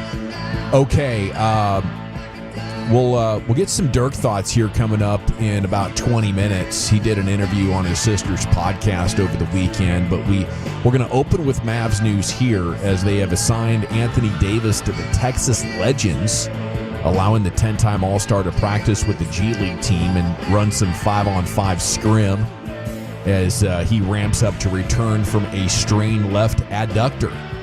There had been discussions about shutting Davis down for the season, but the superstar has been steadfast in his determination to return. Are they making the right decision here, gentlemen? What do you think? I mean, it's tough when you have a guy in Anthony Davis who's clearly fighting to make his return, but I would be doing everything in my power to just talk some sense into him, like, hey, we got to think a little bit more big picture here. We're really playing for nothing. You're playing for pride. That's admirable. We appreciate that. Now we get that out of the way. You're not playing again. In fact, we're hoping that we have to forfeit games and just not play them, get no one else hurt, and take the L in the loss column, which is actually a tally in the dub column, because the loss is the win right now for the Mavericks. We do not need, and God help us if Anthony Davis comes back out there and then now we're talking about him hurt again and he's missing the start of next season or whatever. Just, hey man, the season's done. Flush it. Let's move on. Yeah, I mean, you could talk about the tank angle, and I think that's realistic. At least it has been for this franchise in multiple points throughout history. But I don't want you to get hurt again. We got to have 100% Anthony Davis at the beginning of next year, and this season seems snake bit. Like, best case scenario, you come back and average 35 and 15 and get the fans excited. That's the most we're going to do. Mm-hmm. And we know how good you are. You already proved that against the Houston Rockets in those three quarters. Brian, what do you think? Yeah, I tell you what, I really do appreciate what you guys are saying, but sitting in that chair, they want those players back. And they'll tell you they want those players back, as far as to try and see what they have and play the games out. And they'll tell you they signed up for 82 here, whether it's good or bad, So I totally get the part about, a loss is a win. And that the fans and people like that think that way, and that's fine. But I know just from them and talking to those guys over there, they want to see all their players on the court, and they want to see what they can do. Yeah, and this is where a good GM and this is where a good owner would tell them to be quiet. Yeah, well, that's and I like I said, we're going to manage who's available, and you try your hardest to win those games. Mr. Owner guy steps up. Hey, nobody's losing their job. Well, Mr. Owner guy should have stepped up when they were trying to trade Luka. We're not firing coaches or anything. Yeah. I get these coaches have their own livelihoods and stuff like that, but hey, I'm not firing any assistant coaches. Yeah. But we're going to take this thing into next year. The owner should have stepped up about a month ago, 2 months ago, whenever that was. Yeah. I just hope it works out well. I assume if Anthony Davis is playing, they would have enough to beat out the Suns, even though they won over the weekend. Yeah, and the Mavs have been losing. The difference is a game and a half right now. Sure. I would like the better opportunity to get Cooper flagged that the 11th place finisher is going to have compared to the 10th place finisher. I don't think you really have any chance of. We see that, but they don't see it that way, and that's the biggest difference right now is that they're wanting. That's why they're making this move to send him to the G League just to get him some work. Yeah, they're trying their best to say, okay, we feel like if we could just get in, it's that theory. Yeah, but that's how they're thinking. I totally understand what you guys are saying there, but I know what they're thinking, and they're thinking like if we could just get some more. As they like to say, get more soldiers back onto the battlefield, then they feel like that they have a chance to win games. The Franklin Injury Attorney text line is open. If you want to leave your name and city you're texting from, we can make you famous right here in the G-Bag Nation. What you got, Chief? Did you guys see the AI hype video that they cranked out, the Mavericks? No. They're getting laughed at once again. It's There's a song that plays with it. I could actually pull it and we could play it later. I don't know that the song's necessarily that bad, but this AI video of them using players, the third player to make an appearance is Dwight Powell on a white horse, on a white stallion. They're going like Old West style, but it's all AI. So the players aren't actually in it, but there you got Clay. There's Clay. Then who do you think that next player is? Is that Spencer Dinwiddie? No, it's Kyrie. It's Kyrie, though it takes a second. Powell. And then there's Dwight Powell coming in on a white stallion before you get to Dinwiddie and Max Christie and whatnot. But Man, they're getting torched right now. Yeah, I mean, I guess it's pretty cool artistry and use of AI tools to build stuff. I guess, but any hype video that has Dwight Powell in it at all is not a hype video, let alone when he's the third appearing star. Maybe they're telling you what their plans are to continue to play with him, and then you guys get exactly what you want. I would much rather see an AI version of Anthony Davis play out on social media every day than the real version. I just don't want to see him get hurt. You know, this year's snake pit. But here's you were just talking, Brian, about what the front office is thinking here, and again, the news is Anthony Davis going G League. He's going to work towards coming back. I think for the decision to tank or not tank, if you made the decision to trade Luka for Anthony Davis, you think Davis is so great that he can take you to the conference finals. He can take you to the finals, maybe even without Kyrie. Yeah. And you have to justify to everybody observing that you think he's that great. We can't tank. What are you talking about tanking? We got Anthony Davis. Yeah. And that just speaks to their lack of basketball knowledge. At no point throughout Anthony Davis's career has he been the guy to put a team on his back without his second best player and take them to the Western Conference Finals. Even with LeBron, they're barely a playoff team. They're barely a playoff team. And now Luka gets there and they're amazing. I think that really speaks volumes. I think they're looking at what they saw in those 3 quarters, and that's what's booing them. It's so flimsy, dude. It is what it is. And it's such it's a mischaracterization of the player. That's all you have. You're putting all this on Anthony Davis like he's been this guy for a decade. He's been running the league and carrying teams to conference. I can't disagree with you. I'm just telling you what they're thinking. But if you still had Irving, then what happened in those 3 quarters is valid. Right. Get him back and see what happens. And if it completely falls apart, you got your day in the sun. But just see, that's just their attitude. Let us see with him playing. That's all they want. And if it goes badly, it goes badly. And everybody, it's like, okay, they lost enough games. They have a chance. They got a 3% or 4% chance to get the top pick. Good. Well, this is where Patrick Dumont could save us because, as you mentioned a few minutes ago, we need him to step up and fire Nico. Yet. No, we need him to step up. Hello, Patrick, wake up. Yeah. Right? Your GM's screwing up here. Now he's putting the one asset that you got for Luka at risk. Okay, so wake up, dude, and fire the guy because Nico can't tank, right? Yeah. Nico needs to tank, but he can't tank. He can't tank because he made the trade. Yes, yeah. He can't tank because he made the trade. It's already playing out, as I warned a couple of weeks ago. You got to get rid of Nico because he is so dug in on this working that he won't be able to see what's in the best interest of the organization, Eric. Yeah, I mean, it's not like he's intentionally tanking by just not having Anthony Davis return. He's injured, right? You just paint that injured picture for the rest of the season. Yeah. Anthony Davis wasn't able to come back. Anthony Davis, it probably won't be good enough. It probably won't. Yeah, but you're also risking the future. I mean, and that's part of the flimsy nature of this particular trade is every time Anthony Davis is on the court, lurking around the corner is a month on the injury report and out. And according to this story, he really, really wants to come back, and I understand that. You can see how he was already connecting with the fans in that one game. He wants to make this okay. Yeah. And you love Anthony Davis. That's why everywhere he goes, everybody in the whole entire city and organization loves the guy. I appreciate it. Right now, we don't need a hero. You try to be a hero against Houston coming back early, and we re-injured. Okay, so let's see what kind of a text action we got going on here in just a minute. But the Mavericks did lose over the weekend, 130-125. They have dropped 8 of 9. Quentin Grimes had 28 points again, Brian. Yeah, that third quarter was just awful for them. And that's really where they lost the game. A nice rally at the end. Philadelphia kind of trying to give it to you, but they made free throws down the end. But yeah, it's just like I say, this team's not good enough. They're just not good enough to win these games. And even Philadelphia, as decimated as they are, they're just they were fortunate to hold on to that game at the end. But it's like I said, they're just not good enough, and naturally they're going to lose games. And they've got some games coming up. They're going to probably lose in Indiana on Wednesday night. They're just not good enough. Yeah. Until Anthony Davis gets back, one thing they've done is they've scored recently. So we'll see if the offense can get going. You get some defense and rim protection. I wouldn't be surprised if with Anthony Davis back, if you get Lively and Gafford, that they could win a play-in game. They're gonna, if they get Anthony Davis back, they're gonna be at least a play-in team. So we'll see how much better they can be without a real point guard.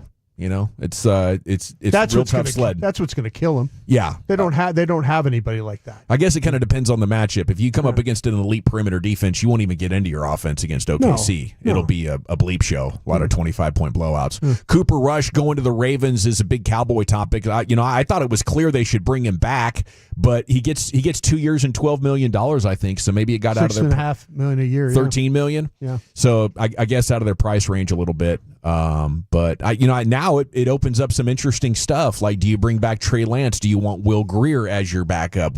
How high are you willing to draft a quarterback? Dak at 32 in July. This is probably it's definitely his last contract. We don't know how many seasons are left. Like, when it ended for Tony, it ended suddenly. Yeah. Like, everything's going great. We build him this good line. He's got 4 or 5 years left in him. And then, boom, he went injury that ended a season.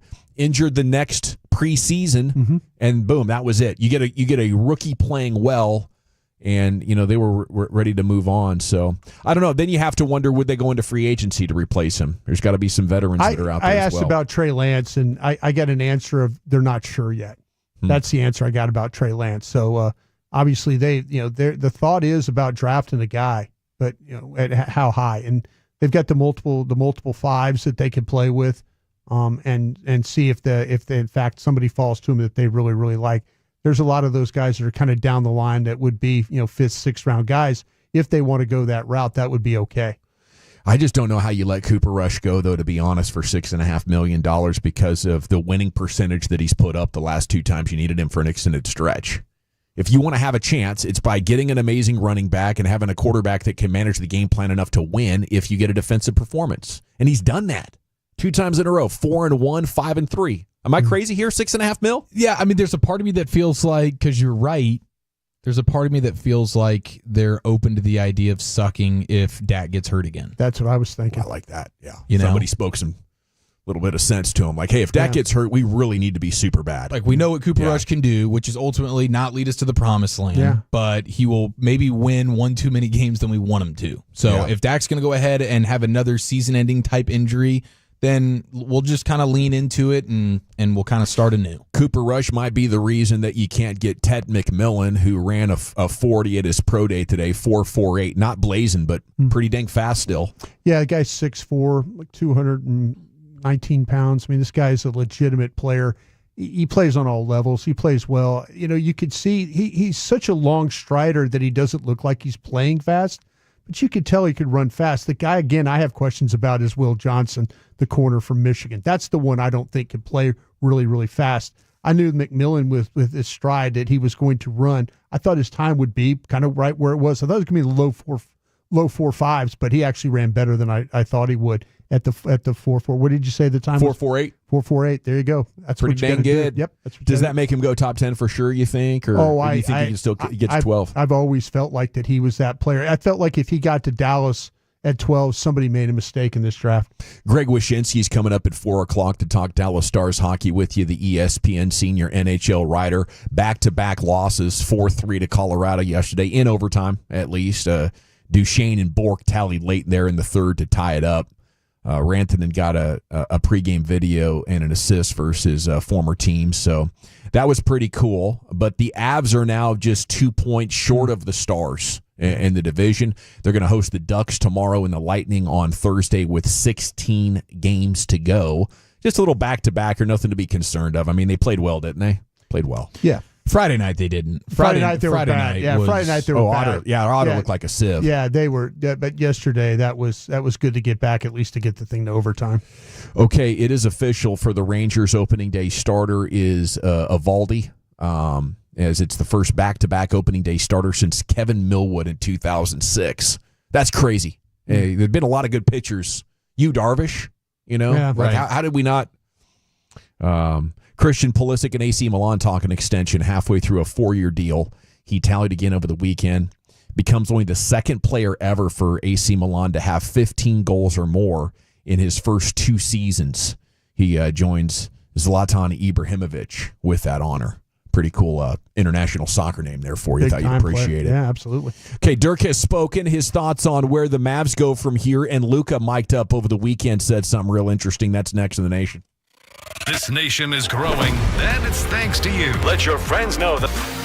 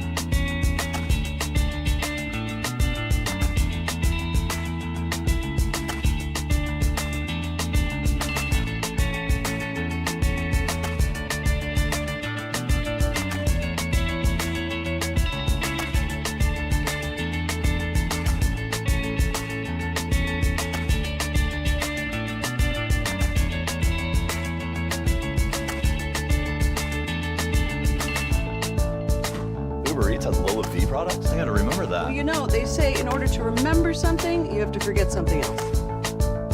Okay, now that is a very cute haircut. That's like a little shag. I've never seen it before.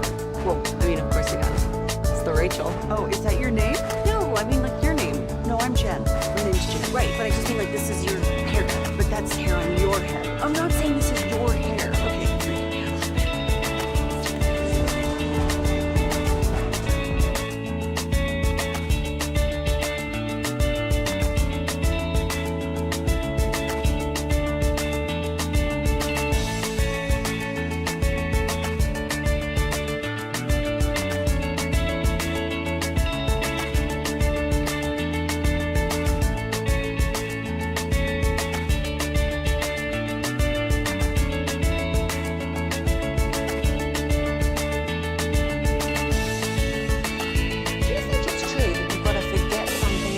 Remember that Uber Eats has groceries. No, that's absurd. Hey, remember when you used to be Pepper Lady? Pepper Lady? Wasn't it Cinnamon Sisters?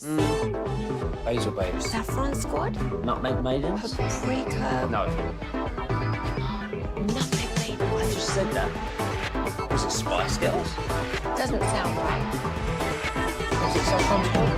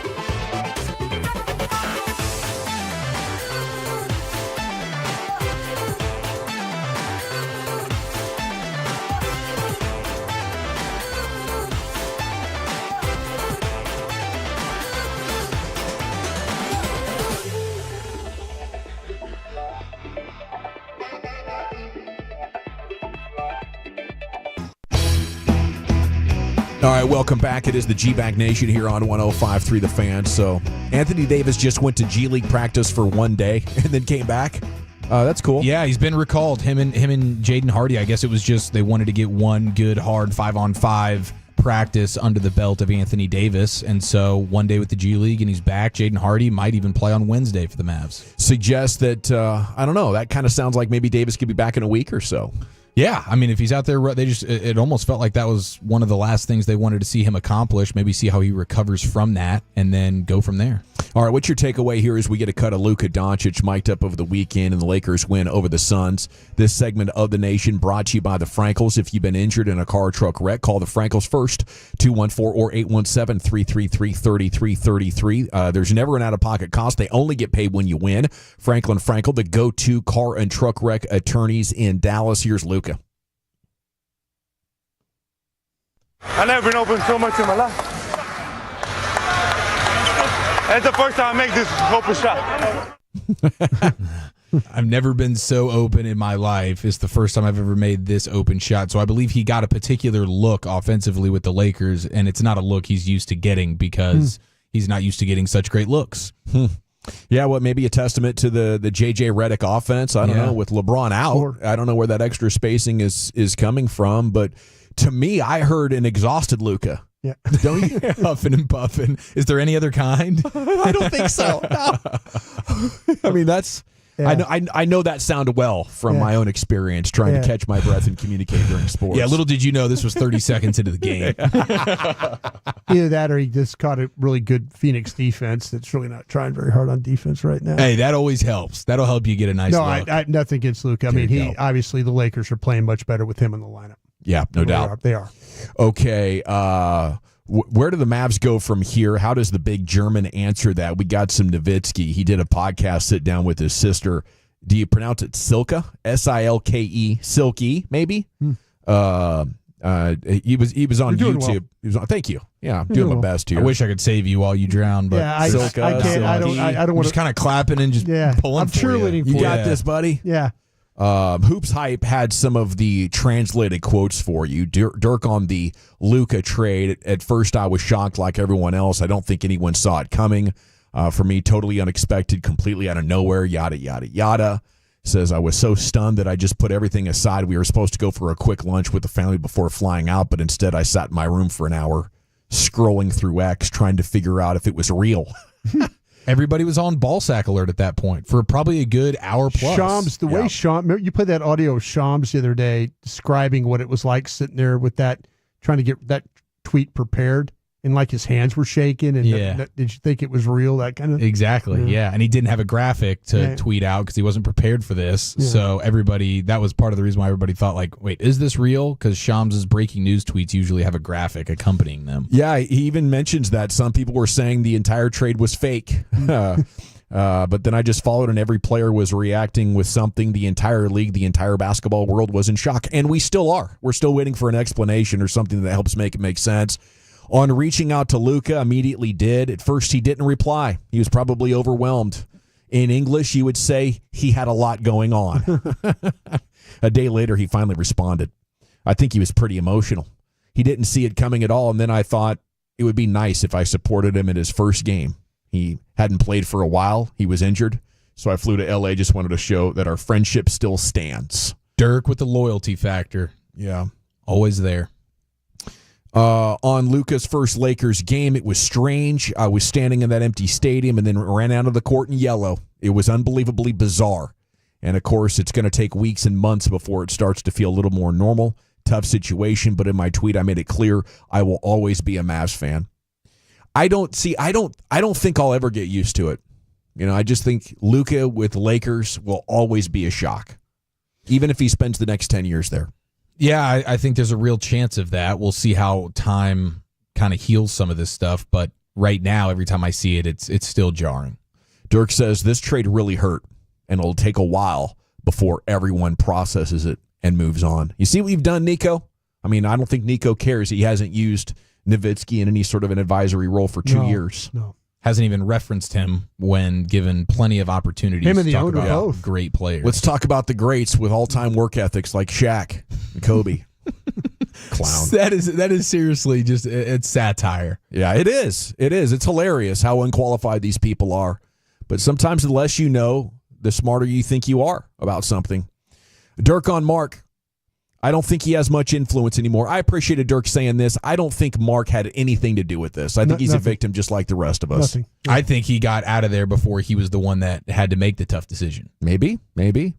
Says, I think he still owns a little under 30%, but I doubt he has any real decision-making power. After the trade, he said that he had no idea it was happening.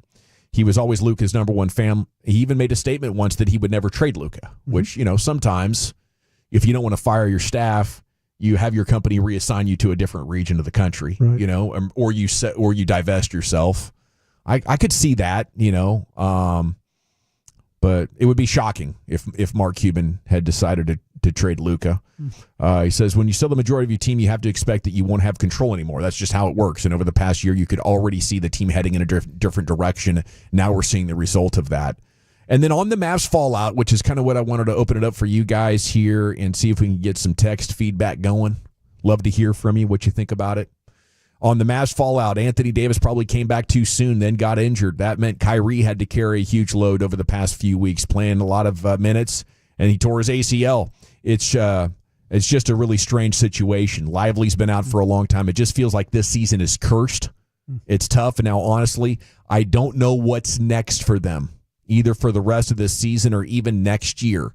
But this is just the new reality for Mavs fans. It'll take a while to get over it, but we'll see how things develop. It is. It's shocking. It's unbelievable. And, I don't know what's next. I think you'll try to put together a contender. I assume Dumont's not going to fire Nico. You'll try to put this team back together, and then they'll make a couple of runs at it. The guys will gradually get worse as players who go from their early 30s to mid-30s do. They'll lose 15 or 20% of their ability, and then we'll be hoping that they can make the playoffs in the last couple of years of their deals, and then they won't have any draft picks for a while, and we'll hope that in the years that they do have their draft picks, that the team that they have pick swapped with doesn't end up way better than them, so they'll just flip-flop them in the draft order. Like, it's bad. It's likely to be somebody else's problem. Yes. It's likely to be another general manager's problem. Once they get to the drafting aspect of things, this is probably where Nico, if things don't improve, this is where things part ways. Yeah, just leaving the wreckage and then him. it turns into, okay, now we're in basketball purgatory, because we don't have the ability to draft or trade or anything like that. And you're probably, 5 years of some bad basketball players. Yay. All righty. Well, it's good to hear from the big German, Yeah, absolutely. And by the way, PJ Washington making his voice known this weekend, saying at the end of the day, trades happen. We understand we have a new team now. All that fire Nico stuff, we're sick and tired of hearing it. We just want to go out there and play, and we want the fans to support us no matter who's on the floor. That's just how I feel about it. So the players are starting to get sick of the AAC Fire Nico chants, which are taking place at a rapid rate. Even at the St. Patty's Day parade, when the Mavs little float cruised by, it was Fire Nico chants. Could hear it I do feel like there's an element of the Fire Nico crowd that got their 15 minutes and they want to keep it going. They're having fun, and I don't necessarily want to deny them that. But when the players ask for, hey, this isn't great, maybe you could not do it during free throws. Is that a good compromise? Maybe not during the free throws. Yeah. A couple of timeouts. I don't know what the right. I don't think that'll ever change. I don't think that'll change. I know the players talk about it and ask about it, and there might be some people that kind of keep their mouths shut, but I don't think so. I think the Fire Nico chant's got to stay. We definitely don't want to squash the movement. It's going to stay. Yeah, there's going to be a certain this basketball team 2-3 months ago was going in the right direction. Yeah, and now we've really lost a lot of hope. I appreciate PJ's feedback. He's been here a year. What this means to the city. I think you have to understand that the fan's perspective as well. And from a fan, you don't want to be booing your guys or making them feel like that. So I think maybe change the timing of it. It's time now to go into the Pimp Cup, where Lucius Alexander has your G-Bag of the day. Yes. All right, our winner and champ so far of G-Bag of the day is from the KC Masterpiece. It's Kevin. His favorite college basketball team is Duke, and Cooper Flagg went down in live time and broke Kevin's heart. How did everything go so wrong so quickly? It would have been the first time since 2015 they would have had a chance to win the championship. I mean, they were in the Final Four a few years ago. They didn't have a chance Look, that year. Quick Cliff's Notes. I do love. Dang, Hagee. Cliff Notes. That was just the Cliff Notes, dude. Excuse me? Quick Cliff Duke. It's hard to say. Quick Cliff Especially when you're in a very, very down, bad emotional state like he was. Yeah, he was very bad. Man, they recovered pretty well. Apparently, they're more than a one-man show there in Duke. They win the tournament, the ACC tournament. No, UNC screwed that thing up for themselves the other night, but then Duke ran away with it versus Louisville. So yeah, they're primed. As long as Flag is healthy enough to play, they should be in the Final Four for sure. Quick Cliff's Notes. I do love. Yeah. You're a wild boy, bro. I tell you what, you're a wild man. Thanks for just the Cliff Notes version of that, though. Hagee. Yeah. Quick, real quick here. I don't really need to be here in a hole. Just a little teaser. All right, let's see what we got for you boys. Let's go to Detroit. Detroit, what up, though? What up, though? Pistons head coach. He has had it with the refs.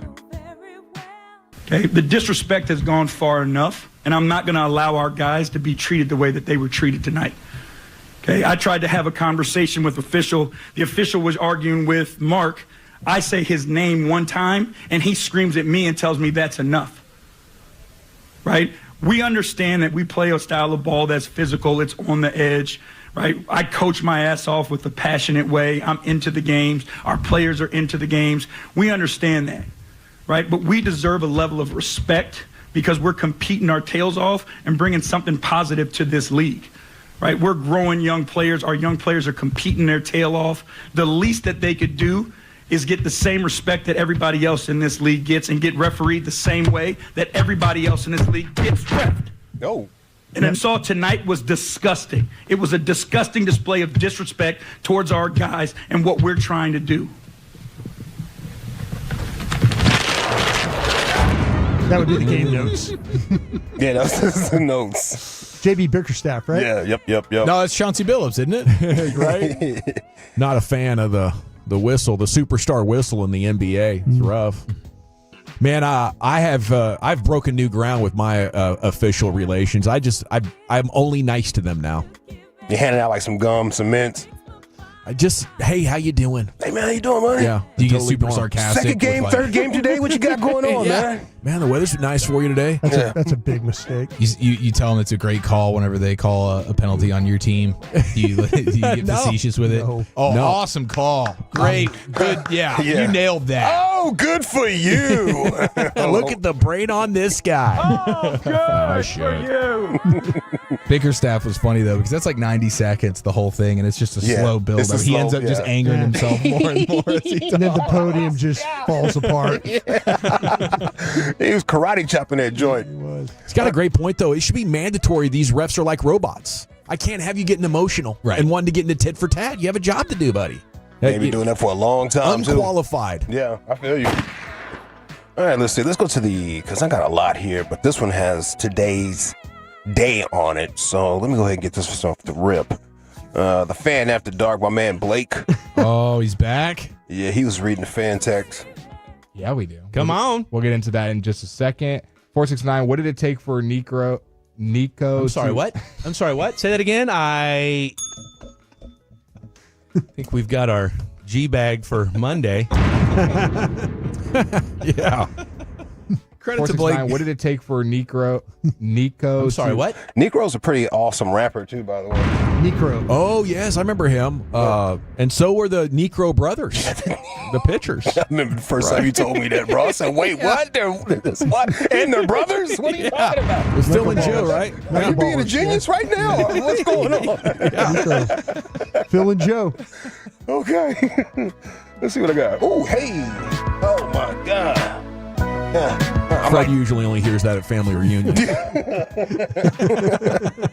Sorry. All right, let's see here. Yesterday was a church day. I pray you got your blessing because there's a blessing out there for you. Shout out to my Reverend Dr. Pastor Freddie Haynes. Eric. Yes, sir. What motivated you to cut your long locks? Oh, just I would say the 10 years of upkeep on it. You sleep and it gets in your way, and then the summer heat was really what was the final 100%. straw. I'm with you on that summer heat. I'm with you on that. I got these heavy locks, so you already know, bro. Well, we have another pastor that's not a fan of men with long hair. You want me to start at the feet or you want me to start at the head? Because I'm really wanting to blister some of y'all's haircuts. Amen? Amen. Right. I mean, you're in an independent Baptist church and you got a King James Bible in your hand and you got a contemporary liberal hairdo. What in the world is wrong with you? Would you boys quit trying to look like the world? You ain't as cool as you think you are. You ain't as tough as you think you are. Or to get you a haircut that's high and tight over your ears and off your collar line and look like somebody that's been to the barber shop instead of the beauty salon. Yes, dude. Tell him how it is, dude. Sounds like a proper Philistine, if you ask me. Indeed, man. Let's have some standards. Oh my gosh. So, are you pulling these clips from modern times, or are these? Yeah, like man, from the 60s? everywhere, bro. These are very modern. Wow. That's how you keep your young congregation there in the seats. Yeah. And well groomed. Is it time to vote, Lucius? Yes. Is it the pastor not a fan of men with long hair? I could vote for that. Blake reading the fan text. I could do that. I could do Detroit's JB Bickerstaff going off about the refs properly, too. Kate Cunningham is a baller, too. DFW kid. Yeah. Certified, yep. Yeah. If Nico could pull that off, it wouldn't bring Luka back, but I'd partially forgive him. Or is it our champ, Kevin from KMC? I don't know who to vote for, Chief. How about you? I'm going with the champion. Lucius? Church, preach, tabernacle. Brian? Blake. Okay. This is I'm stuck here. Pressure. I'm going to go ahead and vote for JB Bickerstaff because that's my conscience. Like when I didn't know who to vote for, that's who I was leaning for. That creates a 4-way tie at 1. Jump onto Twitter at GBagNation. You can follow us all when you get there. We're going to create an Insta poll here. And you can vote it up at the break. We'll announce the winner on the other side. And then and Chief's going to have a segment for you. Where are we going, buddy? Yeah, Zach Martin's send-off. We have a weekend wedgie and the craziest pregame ritual I've ever seen next in the nation. You're going to have to give me just a minute on that poll, though, because I have to tell you about the Frankels. Coming out of the weekend, we're back in the work week.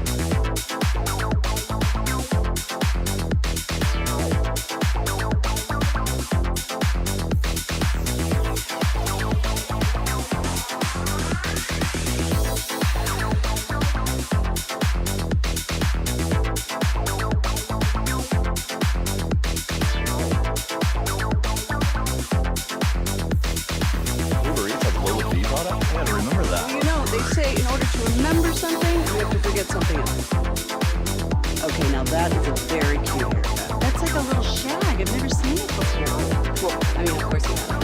It's the Rachel. Oh, is that your name? No, I mean, what's your name? No, I'm Jem. My name's Jem. Right, but I just feel like this is your haircut. But that's hair on your head. I'm not saying this is your hair. Okay, freak.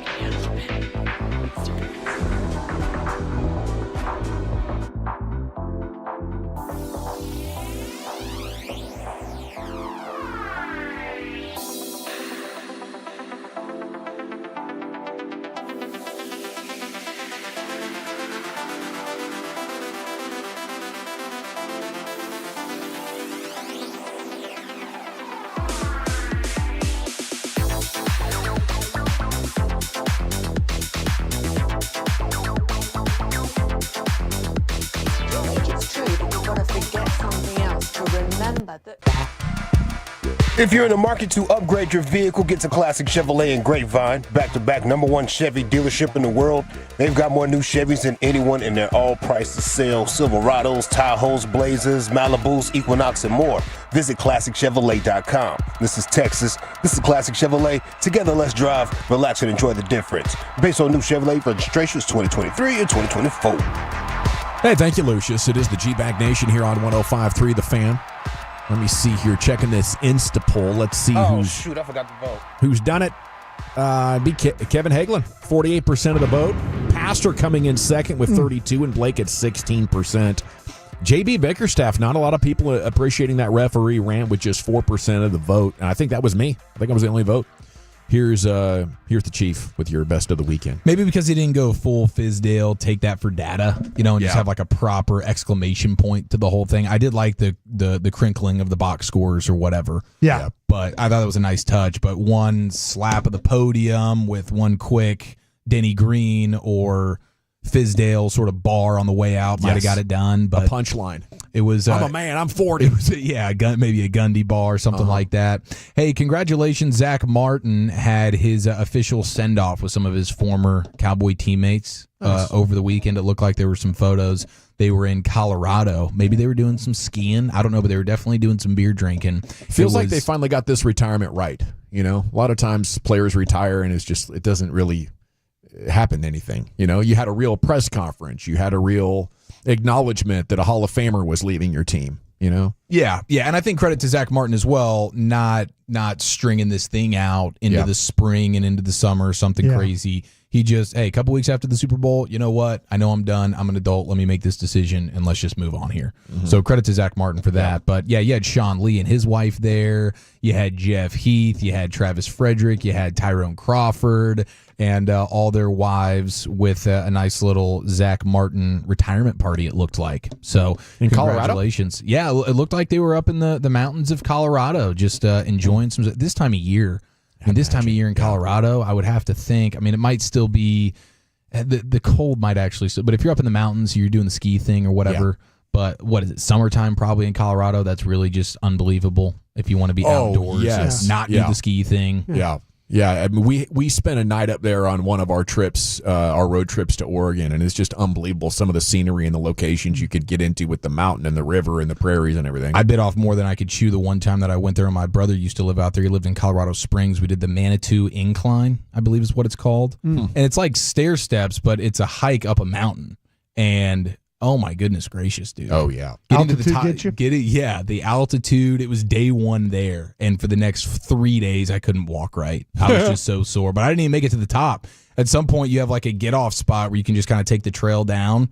Because I didn't want to go down those stairs. That's like the steep nature of that. You turn around and look back at like the mountain range once you're up at a certain level, and it's like it's too much. You're like, you know what? Let me keep my eye on the prize here. And then at some point, I just peeled off. I was like, sorry, boys, I'm not going to make it to the top. There you go. That was a lot. Yeah, I'm a great climber of mountains, or at least I was. But if you got me anywhere close to the edge, my legs would stop working. I would have to sit down and like scoot down things. Yeah, you start to sort of hyperventilate a little bit. Like, oh, now I realize what I've gotten myself into. And I am taller than all the trees. I am way too high up here. Yep. Now, Bill Belichick likes to spend his spring on a beach somewhere. These were the funniest photos of the weekend. Yeah.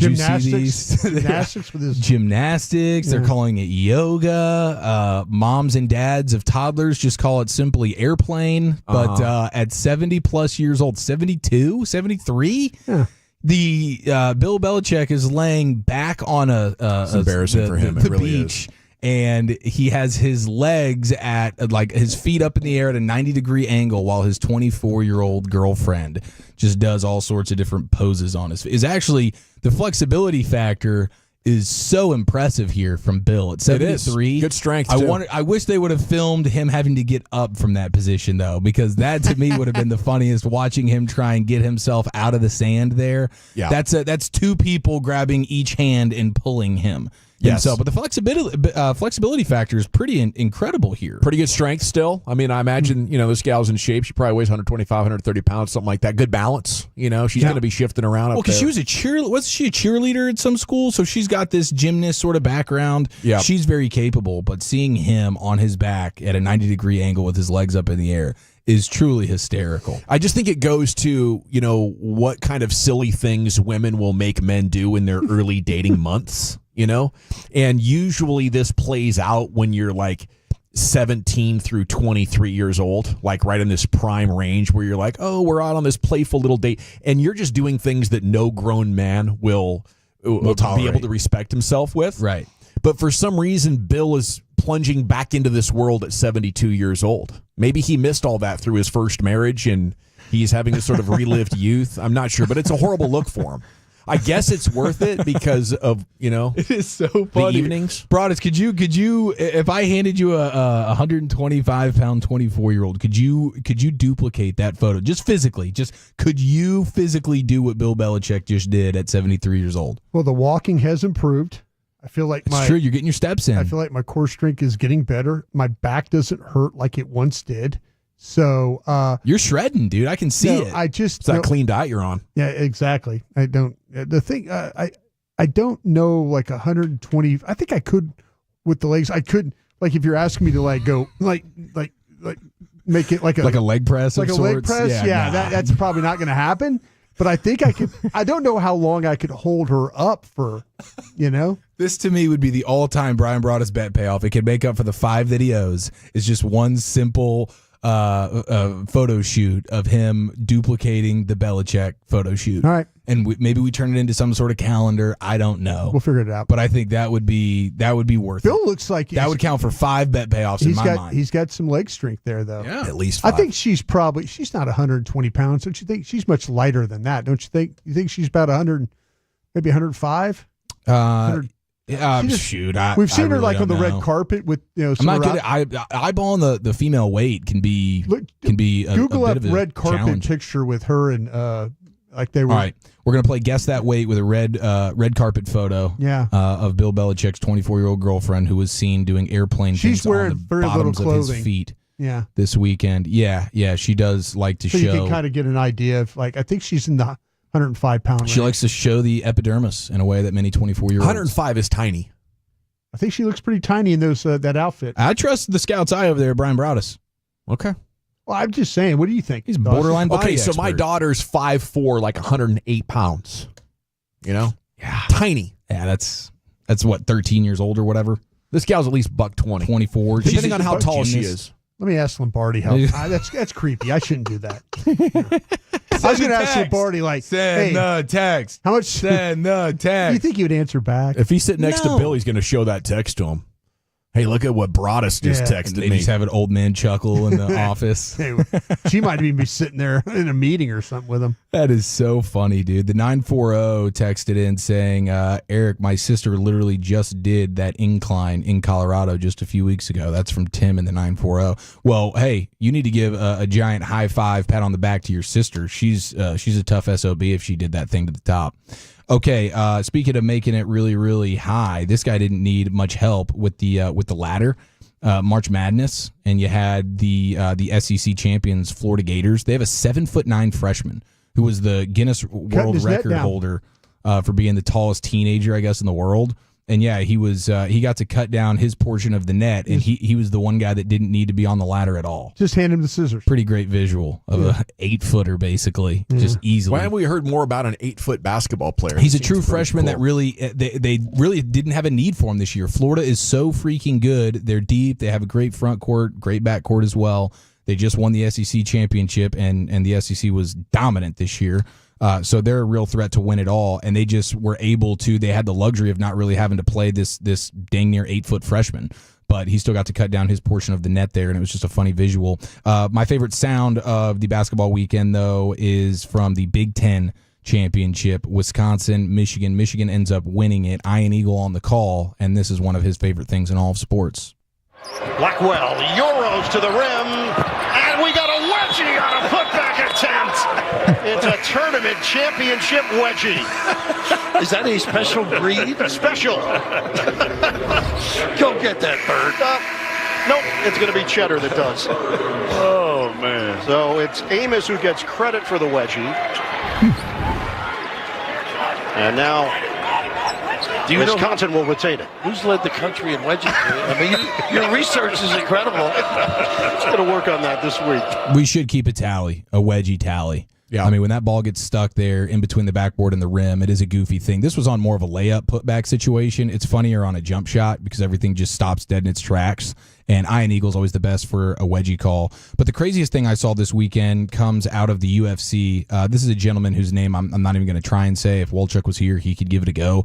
But he's coming out of the tunnel. He's getting ready to go into the octagon. They usually have that moment with their trainers or whatever. They're wiping him down, patting him, doing whatever they're doing, hyping him up. Carter's going to throw it on the fan cam here.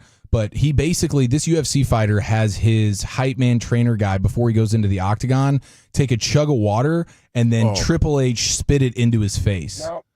And that's how this fighter likes to prepare himself for battle. Well, I'd rather you give me a smack across the cheeks or something like that. You know what I mean? I'm so glad you said that, because ready. The only thing that I can even think of is, remember Big John Henderson, defensive tackle for the Jaguars, used to get slapped before games right in the face by their trainer or whatever before he would head out to the football field. This 330-plus pound monster is getting smacked in the face, like hard. And I would rather even have that than have somebody just Triple H spit into my face before I go into battle. But that's what this guy likes to do to lock in. I see what you mean by the Triple H spit now. It's where you take a thing of water and you're misting back out water. Yeah.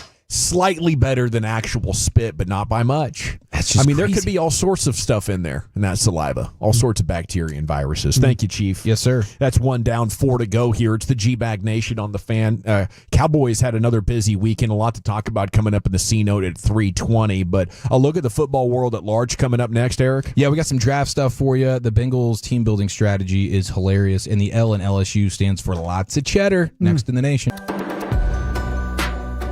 Absurd. Hey, remember when you used to be a, what was it, Pepper Lady? Pepper Lady? Wasn't it Cinnamon Sisters? Basil Babes. Saffron Squad? Nutmeg Maidens? Pre-curve? No. Nutmeg Maidens. I just said that. Was it Spice Girls? Doesn't sound right. Was it Saffron Squad?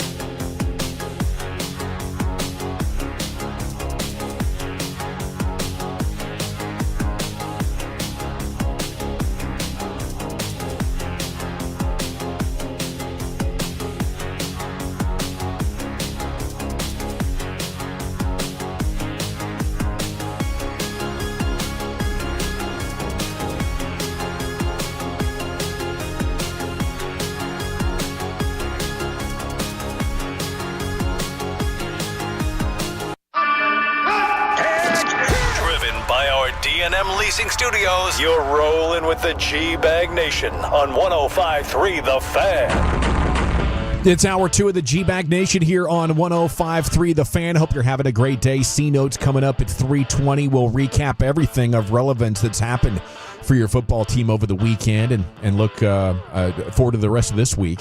It's time now for Zach Wolchuk's NFL News today. Zach out today, did a heck of a job with KNC Masterpiece, filling in for Majors. So here's the Chief with his broadcast responsibilities, Eric. Yes, thank you very much. Okay, now some weekend house cleaning in the NFL. You did have the Niners end up re-signing their stud fullback, Kyle Juszczyk, 2 years, $8 million. So they cut him. He flirts with the Steelers, and then he comes back on a 2-year deal. They also trade running back Jordan Mason to the Vikings. And Jordan Mason was a solid bright spot for them once Christian McCaffrey got banged up last year. But now they send him to Minnesota, and they keep Kyle Juszczyk. Now, we also had the Bengals very active this weekend. We had the reports on Friday that the Bengals were really trying to get this stuff done with their receivers.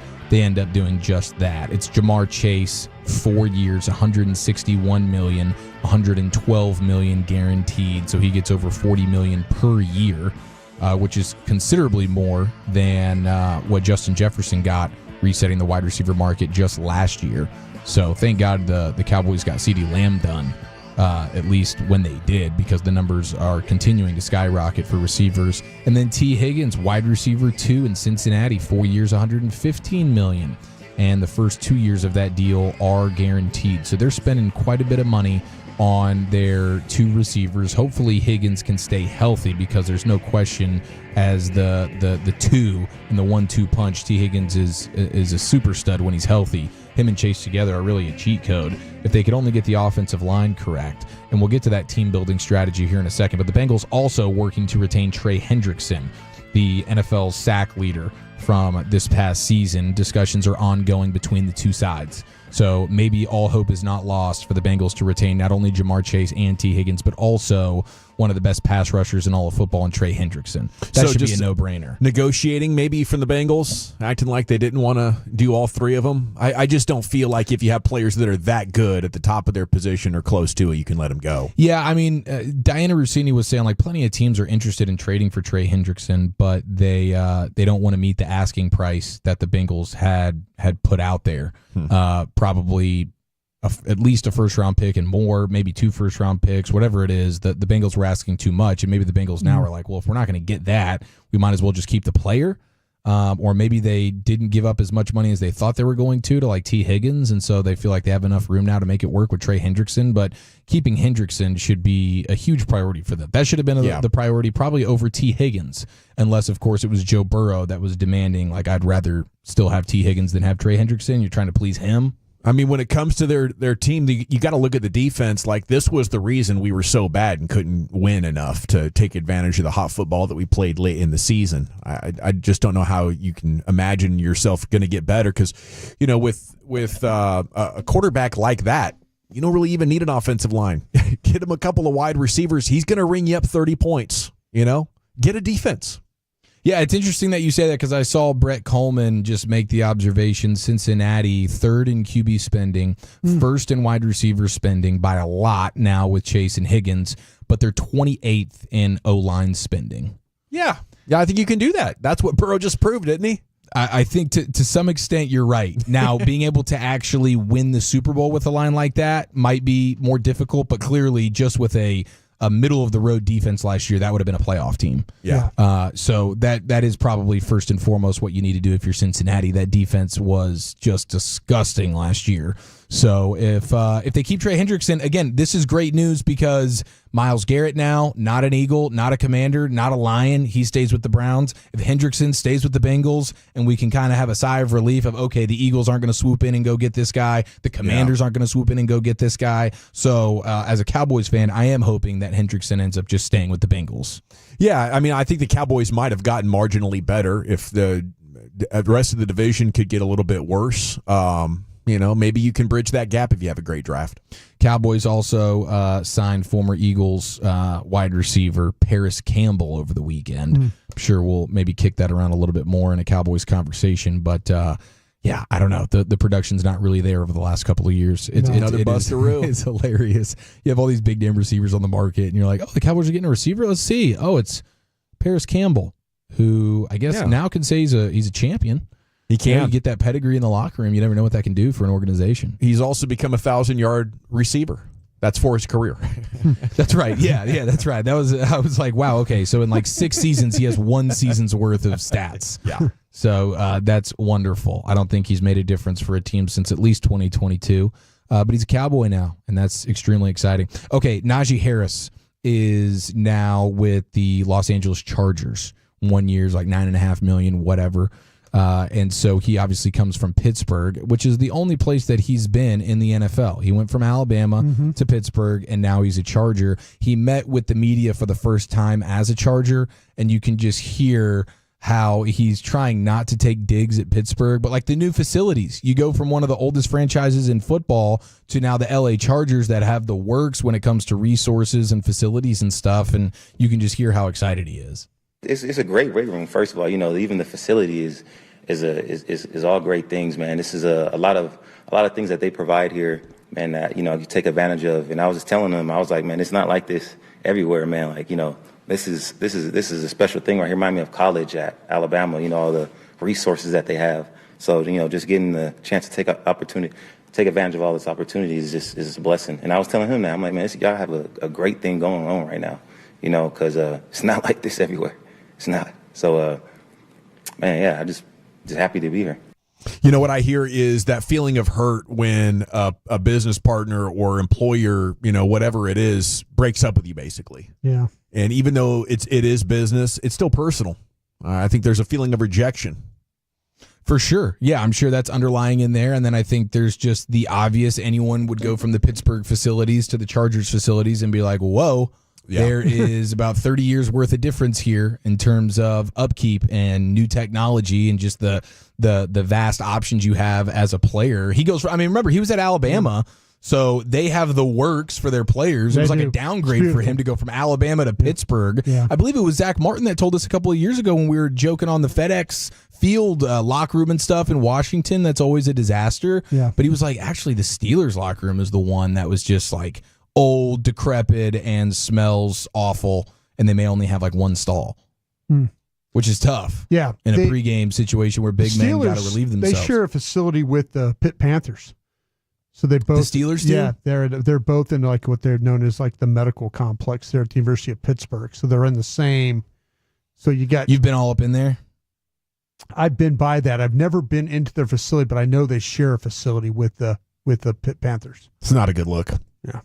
No, it's not. When you're sharing facilities with colleges, I don't know that the Steelers really pop up very well when it comes to some of the NFLPA report card stuff about just the niceness of the facilities and everything. I think the Steelers are, but that's kind of who they are. That's their brand, blue collar town.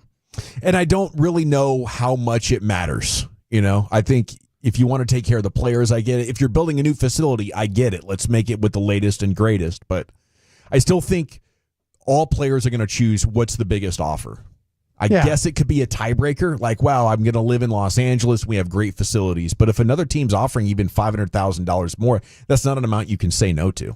Yeah, but then you're that team that always has to offer a little bit more for players because maybe you're having to make up for a lack of comfort or whatever. So there's a fine line there for sure. But you could tell Najee Harris is like, oh, this is what the other side of the NFL looks like here when you get with kind of a newer facility type organization. The other LSU Tiger that got paid was Texans All-Pro corner Derek Stingley Jr. 3 years, $90 million, $89 million guaranteed. Starting to see more of these almost or just about fully guaranteed contracts in the NFL. Yeah.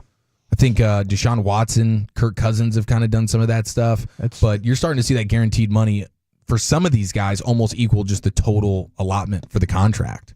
Yeah, it's become a trend. I think Kirk Cousins was the first one who did it like 3 and 90 with the Vikings or something, if I remember correctly. And that wasn't too long ago, so it's become a trend. I think for a lot of teams like the Cowboys who are constantly flipping switches, there's no way they're going to get out early on a lot of these, so they don't mind it. It's like, sure, guarantee the whole thing. You know, you're a young man. We're not moving on. We're going to immediately start backloading a ton of it anyway. So you're going to be an uncuttable player for the life of your contract. And I guess you just got to have a handful of those that you know you're kind of married to. Yeah, and this one's a short-term deal, only 3 years. So Stingley gets to he'll get to re-enter the market still well within his prime. Got to stay healthy, though, man. That guy's had some issues. No doubt. That was the big thing coming in, and he was able to stay healthy for the most part this past year. That was really the only question because, I mean, ever since I think the back end of his rookie year, Stingley's been everything you'd want him to be as long as he's healthy. So, and that secondary with the Texans, I remember when the Cowboys were getting ready to play the Texans, it was like, dang, they got like 3 or 4 young studs in that secondary. They're going to need to ball out this year with what they've done to their offensive line. Bobby pointed this out. The agent for Derek Stingley is David Mulugeta, same as Micah Parsons. This dude is tearing it up. $350 million in guarantees this offseason, and he still has the Micah deal to come down. Hopefully sooner rather than later. But that particular agent right there is absolutely crushing. Okay, now elsewhere around the NFL, we've got the Patriots expected to be asking for a 3rd-round pick to trade their quarterback Joe Milton. Sources closer to the situation than me expect the asking price of the Patriots to be a 3rd-round pick. Writes Tony Grossi, who covers the Patriots. The Browns apparently interested in him. He's got an absolute cannon, and he made a couple of appearances this past season and looked solid enough for teams to now be interested in him. It's funny about the draft because right now, Broadus, so far there have been no trades involving 1st-round picks. No, I know. This is the closest, according to Adam Schefter, this is the closest to the start of the NFL draft in which there have been no trades for 1st-round picks since all the way back in 1993. I think people are kind of not sure. A lot of it, they're building these boards, really kind of not sure where they're going to see all these guys. I think if you went to 32 teams, you're probably going to see 32 different boards. Sometimes you could kind of be on the same wavelength with other teams around the league. I'm feeling this one, especially with the first, say, 15 to 20 picks, might be a little bit some head scratching going on. Well, the last time it was this long or this close to draft day before there was a 1st-round pick traded, it was 1993, like I mentioned. Yeah. It was 5 days before that year's draft. Do you remember what that would have been? Oh, it was my 2nd draft. It's an NFC team trading a quarterback to an AFC team. Who was it? Joe Montana. Oh, wow. Chiefs traded their 1st-round pick to the Niners that year. They got Joe. I don't know much about the Joe Montana Kansas City era. Got in the playoffs. Led them to the playoffs. That first year was respectable. Yeah, but it was kind of 1 year. Yep, absolutely. Okay. He was playing hurt. His elbow was all swollen up. Yep. I don't know. Is his elbow blown out or something? I just remember him, trying to overcome injury to even play in the playoff games. Yeah, right there, hanging on by a thread. It's weird to even see the photos of him in a Chiefs uniform. Not that I actually saw him live in a Niners uniform, but still. I know what I'm supposed to expect. He's much better than a Niners uniform. Yeah. Raiders' new quarterback Geno Smith and Shedeur Sanders have been hanging out together this offseason. So everybody, I mean, the Raiders are already a prime candidate to potentially take Shedeur Sanders at number 6 overall in the draft. We know about the connection with the TB12 stuff with Brady and Shedeur. So if Geno and Shedeur are hanging out right now, are they sending out tea leaves about the draft plans of the Raiders? I wouldn't be surprised if that's the case. I mean, that would make sense as your classic, veteran to rookie type bridge under his wing. I don't know. I don't know. Would Shedeur want to go to a team where there was a veteran quarterback waiting? I don't know. That seems maybe more like maybe a mentorship. Maybe more palatable if it's a guy that you like and respect. If Shedeur's if him and Geno are boys that way. But yeah, I don't know if we can actually read anything into that or not. Geno Smith also working out with Stephon Diggs. So Raiders fans are like, okay, maybe the Diggs thing is real. Diggs looks healthy. He's out there running around, running routes. Yeah. And he opened up his Instagram to now reveal the old Bills photos that he had sort of muted from his account. Those are now back and people can view them. So didn't know you could do that. Bills fans are also maybe thinking about the return of Stephon Diggs. Yeah, there's a lot of groups of buddies and stuff, whether it's a little quarterback club or, players you played in college with, have the same agency and groups that like to hang out a lot. And I think there's different pockets of places you can go. Yeah, it could be nothing, but Gino and Shador hanging out, maybe future teammates. Yeah, they like to get in their little gyms and stuff. I know a guy in town. I know a place in town, so we can go and work and not be bothered. Have to, work out with the common folk. Never want to be doing that way. Thank you, Chief. Yes, sir. It's time for the C-Note Cowboys news of the evening. Who do the Cowboys need to draft as their new backup quarterback with Cooper Rush going out to the Ravens? I'll give you some options. See which one you guys like the most. That's coming up next year. G-Bag Nation of the Fan. Commercial-free G-Bag. Salute. It's our commercial-free expressway. Afternoons at 5:20 on 105.3 The Fan and on our Odyssey app. Presented by Comerica. I have severe back pain, so I'm going to call the dentist. Well, that makes as much sense as having an IRS problem and calling an out-of-state non-attorney tax resolution office. Hi, I'm Dallas tax attorney Nick Namath. And I'm Jamie Flores, the managing partner at the law offices of Nick Namath. If you have IRS problems, you have serious legal problems. When you have the IRS, a government agency powerful enough to take your paycheck and freeze your bank accounts without going to court, you deserve the attention of an experienced local tax attorney. For over 20 years, the law offices of Nick Namath has been helping individuals and businesses in Texas resolve IRS problems. So if you're facing wage levies, unfiled tax returns, federal tax liens, or are simply wondering how you will ever pay what you owe the IRS, call the law offices of Nick Namath now. We are here to help. Call 972-484-0TAX now to schedule your free confidential tax consultation at our Dallas, Fort Worth, or Frisco office. That's 972-484-0829 or go to myiRSteam.com. Need inspiration? Shop Kroger for mouth-watering meals and appetizing ingredients. Our low prices add up to big savings, plus over $600 in digital coupons each week, and up to $1 off per gallon at the pump. At Kroger, you always get big flavors and big savings. Kroger, fresh for everyone. Fuel restrictions apply. You can save big on 12 packs of Coca-Cola, Dr. Pepper, or Pepsi. Right now, select varieties are buy two, get two free with your card. Kroger, fresh for everyone. Are you tired of falling short on your health and fitness goals? It may be your hormones. Optimizing hormones can have a dramatic impact, both physically and mentally. BioT is the world's leader in training healthcare providers on bioidentical hormone optimization. BioT's providers treat low T, low energy, muscle loss, low sex drive, and performance. Get your edge back in 2025 by visiting myhormonelevels.com to see if you qualify for a reduced cost program offered by a BioT certified provider. That's myhormonelevels.com. Attention Dallas. Experience unparalleled excitement at the world-renowned Spearmint Rhino, the leader in adult entertainment. With 2 clubs in Dallas now offering free lunch. That's right, free lunch at both of the Dallas Spearmint Rhino locations. Location 1 at 10965 Composite Drive and Spearmint Rhino North Dallas located at 10920 Pedal Street. Go to SpearmintRhinoDallas.com to see our live entertainer lineup in real time on our visual roll call. That's SpearmintRhinoDallas.com. Spearmint Rhino Dallas. 2 Dallas locations, 1 big Rhino party. In Texas, we look out for each other. It's who we are. So every time you get behind the wheel, drive like a Texan. Kind, courteous, and safe.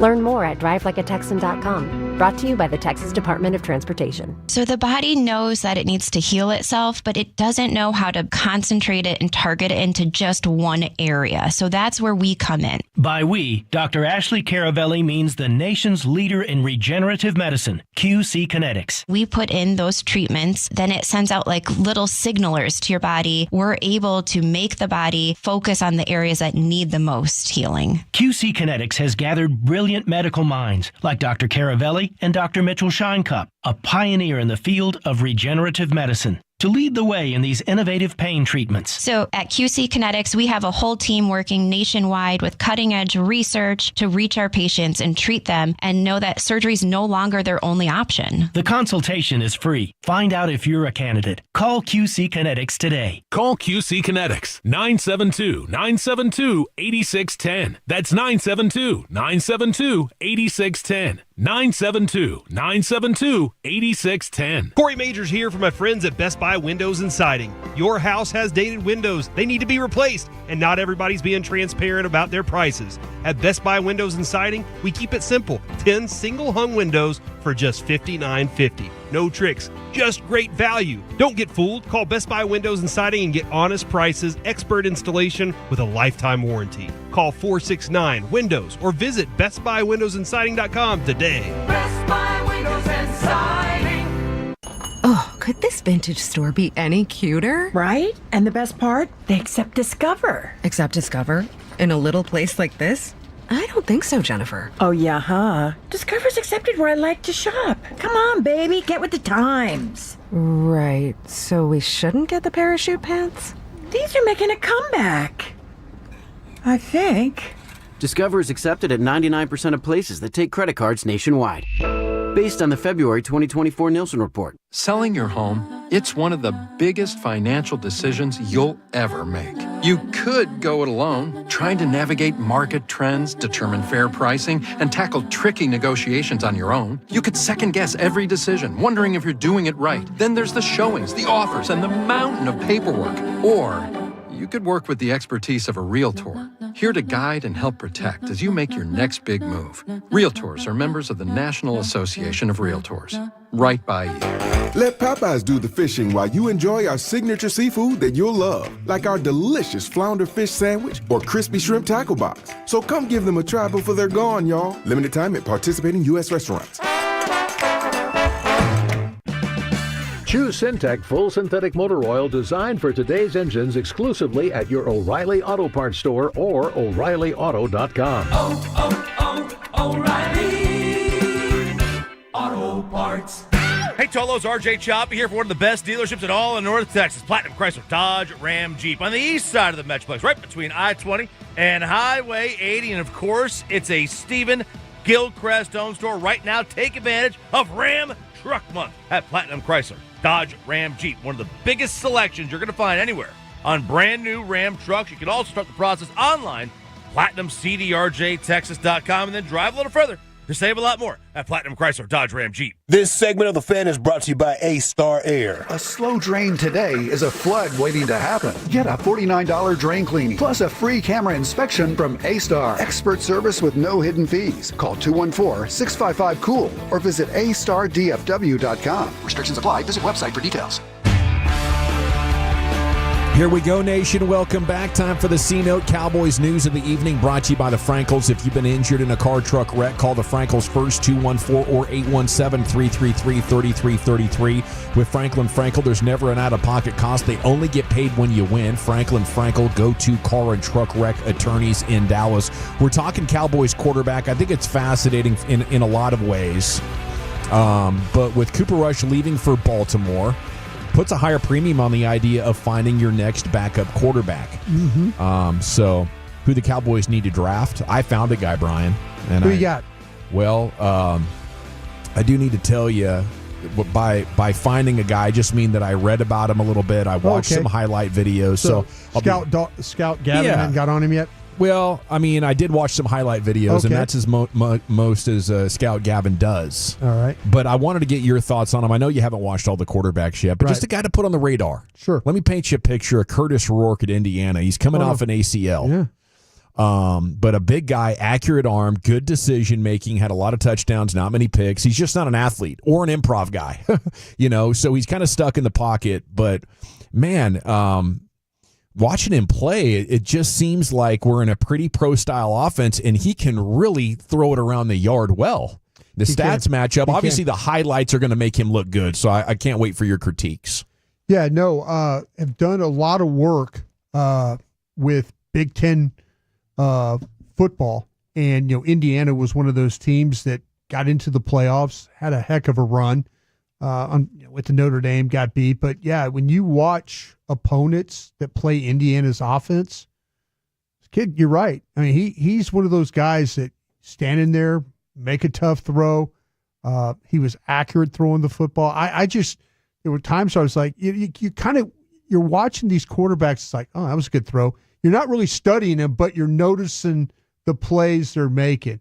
And he was one of those guys I kind of felt like that as I got to him, might be like a third or fourth round guy. Yeah.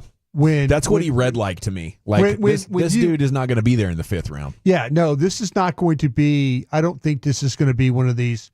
This might be a day 2 guy. Okay. When you're looking at things like a second or not maybe so much a second round, but a 3rd round guy. I would be kind of mindful of that. And that's rich, I think, for a lot of people. It comes down to, okay, we got the situation where Dak's going to be 32 years old. He's coming off another significant injury. Last year didn't look good even before the injury. So do you want to put the best possible team around him, or would you want to take an opportunity with one of your first 3 picks to possibly find a guy that you could turn into the starter in the next 1 to 3 years? I think there's some value there. At 12, it really starts to make me go, oh, geez, it better be a player we love. And in the 2nd round, similar type of deal. You need a good wide receiver and running back, really. And I think you need another left tackle. They're not going to do that, but with a new wide receiver and running back, you could at least be more explosive. But in round 3, Chief, I'm interested.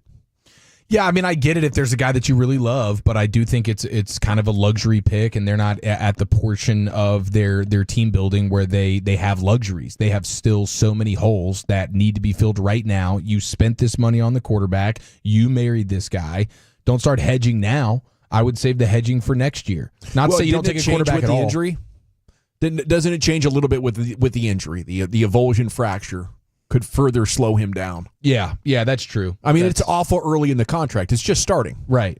And you don't really have an out. But, I mean, if there's a player that you feel like this guy's going to be an NFL starter, I think at round 3, I like it. In the 1st round, I'm with you. Like, hey, we need to find a badass player, because if he does stay healthy, then Dak Prescott can still have one of the best 5 quarterback seasons out there in the NFL. Chase Daniel on Twitter, reacting to an Ian Rappaport tweet about Stephen Jones saying they need a backup quarterback. He points to Jalen Milroe, Bama, Colin McCord, Syracuse. Our guys at Pro Football Network did a little bit of a write-up on it that I can work off of and ask you guys some questions. But it kind of comes down to, what do you want, upside, or do you want a floor?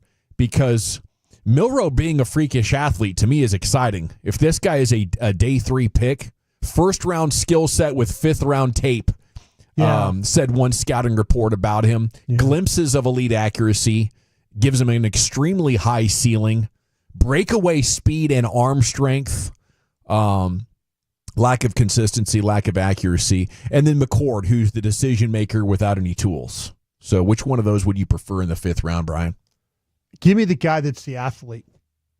I not that I could teach him to be a better passer or anything like that, but his ability to make plays with his feet. I watched him just carve up my alma mater at LSU, and it just was.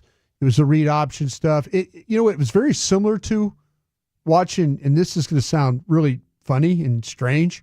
It was very similar to watching Dak play LSU when he was at Mississippi State and he ran for like 300 yards, and the ball was going all over the place with the accuracy or lack of, but there was that ability to run and make plays. And this guy, you probably need to, you're probably going to have to work with him and hope that it works out, but you cannot teach that athletic ability that he has. It's rare. There's things you could do with him just as a ball carrier, running quarterback, put him as a back in the backfield, throw him the ball. I mean, there's a lot of things you take him to the game that you surely can try and make work. I would think between what Schottenheimer did with Russell Wilson in Seattle, with what Clayton Adams did in Arizona, Connor Riley at Kansas State, like, you give me a blazing game-breaking quarterback, just give me sufficient passing. I'd be excited about that. Like, what could this possibly turn into if you had a Milroe and a star young running back? Man, I think he's one of those guys that probably still needs plenty of development. Like from a passing standpoint, he's got a cannon arm. But like the command of it with the accuracy, he doesn't and know where it's going to go. He doesn't know where it's going to go. He has no clue. But he is a guy with, if you have a creative enough head coach, that you can get something out of him from the jump because of the athleticism factor. I mean, he really does. You catch him in the open field, and you think this is one of those 5-star Alabama running backs that is going in the 1st round. Yeah, he's so big and so fast. Like, there has to be a secondary option for, hey, if we go 3 or 4 years developing him and he's not getting it, This is one of those dudes that could probably play another position. Yeah, he is that special. I don't know. It'd be interesting if you had a really good offensive line, a great running back and him without being able to throw it. You're zigging when the rest of the league is zagging. Mm-hmm. You could win games like that. You can win regular season games like that. Your ceiling is brought down because the health factor, being able to do that consistently, and once you get certain things on tape and now teams start forcing you out of your tendencies with a quarterback who doesn't know where the ball's going when he throws, it would be a lot to ask. Okay, the other player mentioned here as like a day 3 kind of guy in a lot of these stories is Dylan Gabriel, the quarterback from Oregon. And I don't know. I very short. At 5'11", Brian, I'm out. Yeah. I think I finally joined you over there. I was intrigued by the Baker Mayfields and Kyler Murrays and some of the shorter guys. And I'm impressed with what both those guys have done, but you'll never get elite. When I'm taking a quarterback, I want to have a chance to have the best player at that position in the history of the game. I don't think that can be a 5'11" guy. If you could put together this player and the player we just previously talked about, you'd have the first overall pick. Yeah. Because the one thing that Dylan Gabriel is super accurate. And maybe there'll be some comparisons to his height with like what Drew Brees was able to do, because of how accurate. And that's what made Drew Brees such a great player, is how accurate he was throwing the football. And so you'll get those types of comparisons. But man, this guy, he is, when you watch him play, he has to move to throw the football. He can't just sit in the middle. Now he'll drop back and let it fly on a quick throw to the outside or a hitch or something like that. But if he's going to have to work the ball down the field, he has to slide a little bit right or left to kind of find some space and lanes to be able to hit guys on the move. I mean, it's just so difficult. I guess if a guy like that gets to the NFL and he's having success somewhere and I need a quarterback, I would take him. Yeah. But I'm not betting on that being successful out of college. Yeah. Well, I tell you what, he will throw a very pretty ball. And you can watch him. He's been 3 different schools. Okay. And so you can kind of get an idea of like different receivers he's worked with. I know Tej Johnson at Oregon, who we're all watching, is extremely an explosive player, getting the ball to these guys on the move, and not having these guys break stride. He's just short. That's the biggest issue with him but everything else is pretty solid. Okay, you got Paris Campbell coming aboard, 2nd rounder for the Colts in 2019, another bustola for the Cowboys. They, had a situation at Ohio State where, from what I can gather, very elementary role that he was able to exploit for big-time plays, but it was a very limited role and a undeveloped route tree, and even inside that, his routes were bad. And that's why, even though he had such a great final season at Ohio State, he was still just a 2nd rounder with an amazing combine. But I guess the hope here, Brian, is that maybe the injuries prevented his development, and if he can stay healthy here and you could scheme him open into space, he could help your offense somehow? Yeah, this is just a guy that's going to compete. Yeah. It's a veteran guy that's going to, maybe you'll get something out of this. I think all these moves that they've made is not keeping me at all from drafting somebody in this thing. So I think this was more about a competitive situation than it was a guy that's going to come here and beat Tolbert or one of those guys out for a position. All right. So we'll hope for the best there, but I still think Cowboys need to do something unexpected, or we'll be drafting a wide receiver in the first 2 rounds. I think they could absolutely be drafting a wide receiver. Are we done in free agency, you think, at this point? What are you hearing? What's the buzz? I have not heard much about it, because I did ask the question what was the question I asked about? Oh, geez. The Trey Lance. And that's the last thing I've asked about. And I asked, I go, hey, is the Trey Lance ship sailed? And I got, don't know. So, well, if there's not a market for him, I mean, the signings are going to be around $1 million or $2 million at this point. I think bringing him back as your backup and then taking a quarterback day 3 probably makes the most sense at this point. And you hope, Dak comes back and your left tackle plays a lot better next year, and you can enjoy, the final half decade of Dak's career with what I would expect at that point to be solid offense if you can get those things to fall in place. Blogging the boys, Sean Martin has a story. Cowboys would be wise to follow the subtle advice from Zach Martin about young linemen and balancing the offense. Martin, I came into a perfect situation. The running game was a big part of what we did. It really allowed me to develop. A lot of young linemen get thrown into the fire, throwing the ball 50 times a game. We were running it 30 to 40 times a game. It allowed to develop some of those things I wasn't great at when I first got here. Yeah, I think that's huge. Terrence Steele, better in the run game. You'll be better at right tackle. Your guards are going to produce better in the run game than they have in the pass game. And beyond that, you got to run these defenses into more favorable looks for Prescott. That's been the problem for a number of years. And when this offensive line started to age and deteriorate, I've been banging that drum for a long time. You're just not going to get great efficient play against quality defense, I think, with this quarterback. I don't know why it's taken so long. I still don't think they're fully acknowledging it, Chief. No, it's taken. I mean, they're always late to the party on a lot of this stuff. So it's no surprise, but hopefully with at least the coaching staff, they've now built a staff out that definitely has that vision. You're right. This coaching staff is exciting. The roster might not be there this year. It might take a while. This kind of reminds me of 2011 through 2013, where their team building was just to try to give them a shot at making the playoffs, play relevant football games. But it took them from 2010 when they drafted Dez until 2014 when they got Zach Martin to totally transition, right? It took them 4 or 5 years, and Jason Garrett was in charge. At least at this point, I think by the time you get there, you might have a coaching staff that complements it quite well and is actively giving you an advantage on game day, maybe for the first time in 20 years around these parts, Brian. Far too long. Krusty's Corner's coming up next. Where are you taking us? I got some thoughts on St. Patrick's Day, which we're celebrating today. So come back for that, and we'll have some fun. But first, Tolos, I got to tell you about my great friends at Greystone Roofing and Construction. I mean, there's times where you meet great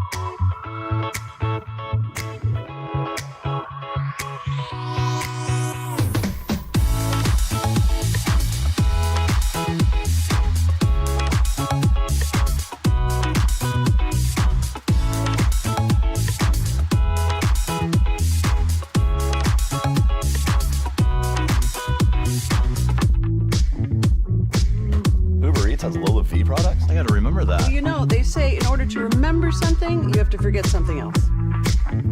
Okay, now that is a very cute haircut. That's like a little shag. I've never seen it before. Well, I mean, of course you have. It's the Rachel. Oh, is that your name? No, I mean like your name. No, I'm Jen. My name's Jen. Right, but I just mean like this is your haircut. But that's hair on your head. I'm not saying this is your hair. Okay, freaking me out a little bit.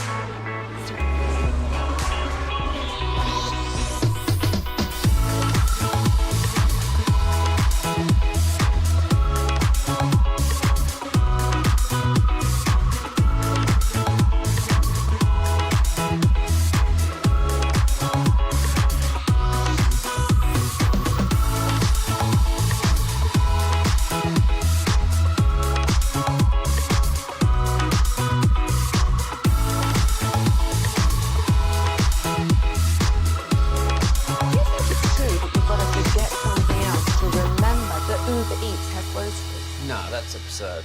Hey, remember when you used to be a pepper lady? Pepper lady? Wasn't it Cinnamon Sisters? Basil babes. Saffron Squad? Nutmeg maidens? Paprika? No. Nutmeg I Maidens? just said that. Was it Spice Girls? Doesn't sound right. Was it Saffron Squad?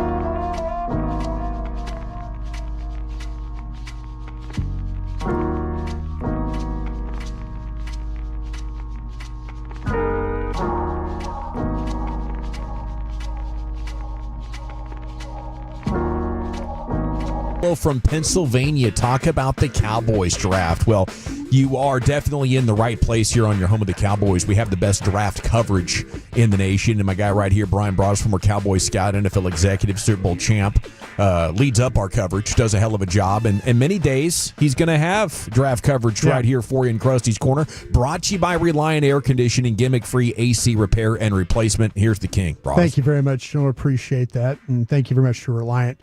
We've got all kinds of things going on with our draft coverage. I know we have tomorrow we have the draft show on which would be on DallasCowboys.com, which is, if you haven't already got on that one, feel free to do so. That's on their platforms. That is an hour twice a week of draft coverage. I know then Botch Lombardi and I do a YouTube podcast together that talks draft every single night. Matter of fact, we're into 4th and 5th round players.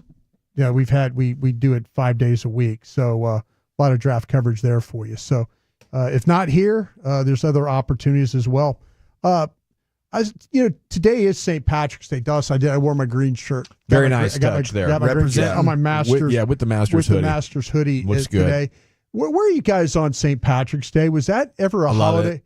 I mean, to me, that was a when in college, that was a go out and sit outside on the patio at a place with sunglasses on and kind of consume all day and into the night. Were we absolutely doing that stuff? Yeah, yes. I loved it. I think it's a big party night or party week. As we got older, we would just kind of hang out at the house and do like a barbecue, put some baked potatoes on there, throw some brisket or whatever in there, a bunch of Guinness. But one way or another, it'd be a party day. Yeah, always synonymous with just being outside, good weather. Fry Street thing, huh? Yeah, Fry Street. Fry Street would sometimes have like their crawfish boils just all up and down the street during St. Patty's. So you're just out there bar hopping, hanging out, and again, the weather's just incredible. In college, it was one of my favorite holidays. Yeah, that and New Year's Eve used to be like my two favorite holidays. But man, it's hard when St. Patrick's Day falls on a Monday, right? No, you got to get those celebrations. So you got to go for Saturday. the Saturday parade, right? Yeah, You gotta go for absolutely. the Saturday parade, and that's the real St. Patty's Day in my mind. That is when the parade happens. It's just whenever the parade happens. When that's Saturday. The day. That Saturday is Saturday St. Patty's Day. All right. Well, I'm just going to do something a little different here. There's some like Irish traditions, sayings, superstitions, all kinds of things that, are in honor of St. Patrick's Day. And then I'm also going to go through, because of St. Patrick's Day, some of the luckiest sporting events ever. Luck. Shiver me timbers. Luck that just won a sporting event. And this is all has to do with St. Patrick's Day and Irish and being lucky and all those things. Just to start off with the Irish folklore, I say you say it. An itchy nose. If your nose itches. Too much hydrocodone. Yep. Well, no. About to get some money. No, Lucius. Damn. It's not like the hand, huh? If your hand itches, if your palm itches, you're going to get some money in that hand. Just means you're about to sneeze, right? No, it signifies you're about to get into a fight. A fight might be in your near future. With an itchy nose? If your nose starts itching, according to the Irish, I bet. a fight might be in your future. McGregor's always scratching. Giving somebody a watch to the Irish, you know what that has to signify? If you give Stop being so late all the time. If you Bingo. Lucius, you have an idea. Giving somebody a watch if you're Irish. Oh, shoot, man. That means you need to watch it, pal. I'm going to punch you in the face. Yeah, it all goes back to because your itchy nose. No, to the Irish, if you get a watch as a gift from your significant other, it supposedly means that you're going to break up because your time is running out. Ooh, wow. That's quite a message you're sending there with the gift. Like buying your girl some shoes. Yeah. She's going to walk out of your life. Yeah, just take a walk. Yeah. Like, here's some shoes for walking. This is the last gift I'm going to give you, lad. Oh, it's a beautiful watch. This has to be a bottom of the barrel watch then that you're giving. You're not going high dollar watch as like a It might be worth it just to move on. It's a brush back pitch. You might just go, but yeah, you give somebody a watch or you get a watch, it's means that you're likely to break up because time's running out. You're on borrowed time. You guys ever had a bird poop on you? Yes, as a matter of fact. I mean, my car gets it all the time, but in college, That's a good thing. I worked for an apartment complex, and I was walking on this sidewalk that was just engulfed in trees, and out of nowhere, like a crowd of birds just like took skedaddle, off. Mm-hmm. and then boom, right there, like on my ear, I had bird poo on my ear. You know, I got last a summer and a half ago out there in Oxnard at our spot there behind the bar. When those seagulls got you, huh? Oh, Rudder Room got you. Yeah, and it's amazing how quickly it just reeked like poop. You know, you'd think it's such a tiny amount, but you know, it hit. Oh, there was a real odor involved. I didn't get it as bad as Woolchuck, but we all smelled it. It was like you were standing in an outhouse there for a few moments till we could get it cleaned up. I do remember. I thought we were walking back from practice in that the corridor by the stands on the way to the Might have been a separate event. I thought that Woolchuck got pooped on there too. Have you guys ever had that nightmare where it's like raining? It's like raining poo. No. What? Oh my gosh, that's one of the worst. That's one of the worst. I think it's like a lot of people have gotten this particular nightmare. Raining poo, where you're literally you're in like what Dawson's describing his nightmare of being pooed on by a seagull. Mm-hmm. But imagine that was just the sky was just unloading seagull poo all over you. Wow. And you wake up in a panic, in a sweat, and you're like, let me go back to sleep. That was awesome. Near death. Well, according to Irish superstition, a bird pooping on you or your car is actually considered good luck. Okay. And is a sign of positive things to come. All right, can't get worse than that. Yeah. There's a car in my condos, hasn't moved in a few months. I'm telling you what, it's full of luck. No, it's full got of luck all over it. Good luck getting that cleaned. I can't stand when a bird poops my car. Are you how anal are you guys about washing your cars? I did it yesterday, and I had to. We're doing a workout back of the condo, so we had to move our cars to the front. You're doing a workout? No, work. They're doing construction. Construction work. Out back, and my car completely looks like I washed it yesterday, and it looks like it looks like just dust and leaves, and it just completely pollen, all kinds. I just want to point out just the surprise in Dawson's voice when he thought you might have been working out in the backyard. Yeah, sounded like he was getting a cross train set up going there in the back patio or something. I was impressed. Wow, it's walking only, She's right? really walking only. Yeah, I'm horrible at it, and I do need to go get my truck washed. but I've had that truck for 2 years. I don't think I've ever washed it. Oh my God! But with that cannot sandstorm stand from last week, I got to now. I cannot stand my car looking bad. I just can't. Yeah, I was in line for 35 minutes. I did the same thing. I heard Saturday it was I did yesterday. Yeah. 35 dusty minutes. cars. Yeah. You needed a flash pass. It was lined up out onto the road a couple hundred feet. When we drove by, I didn't stop there. I still need to get my truck washed, but we were trying to pull into the Target there in Town East. It was way backed up. Here's some of the luckiest sporting plays ever. So it's kind of a St. Patrick's Day theme here. Okay. Lucky sports plays of all time. This one comes to us from the 1970 NBA Finals. This is the Knicks and the Lakers playing. This is Jerry West. Trailing 102-99 in Game 3, Jerry West made a remarkable 60-foot half-court shot to send the game into overtime. Pre-3-pointer. Pre-pointer.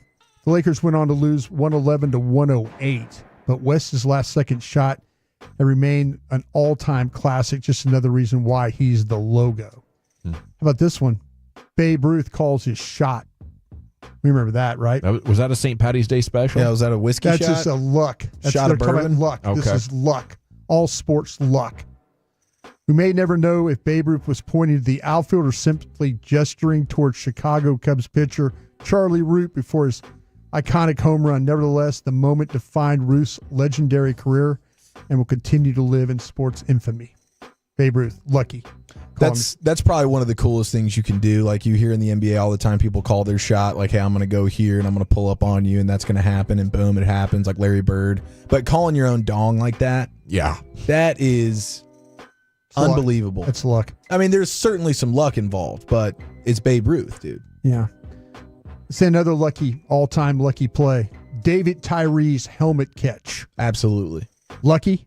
Absolutely. Oh, yeah, he was a terrible player. Yeah. David Tyree became the Giants' legend thanks to an unforgettable helmet catch in the final 2 minutes of the Super Bowl. Tyree's heroics, which proved to be the final reception of his NFL career, propelled the Giants. That was his final catch? The final catch he ever made. Wow. After all these years, I don't think I knew that particular nugget, that was his final catch. Final catch. Went out on top. Yep. It's spoiling the New England Patriots shot at perfection.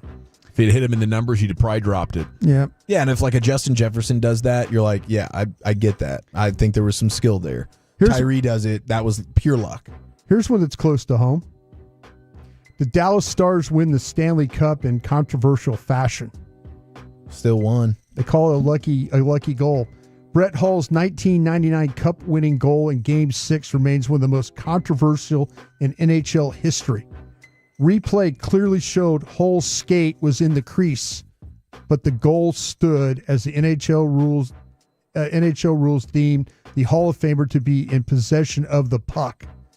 That's right. Dallas Star fans erupted in jubilation, and the Buffalo Sabres faithful left wondering what might have been.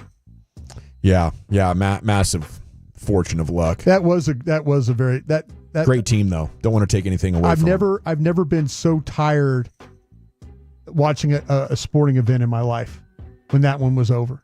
I didn't have the energy to huffing and puffing like Luka in the first quarter. I was so glad it was over, and I'm so glad my team won.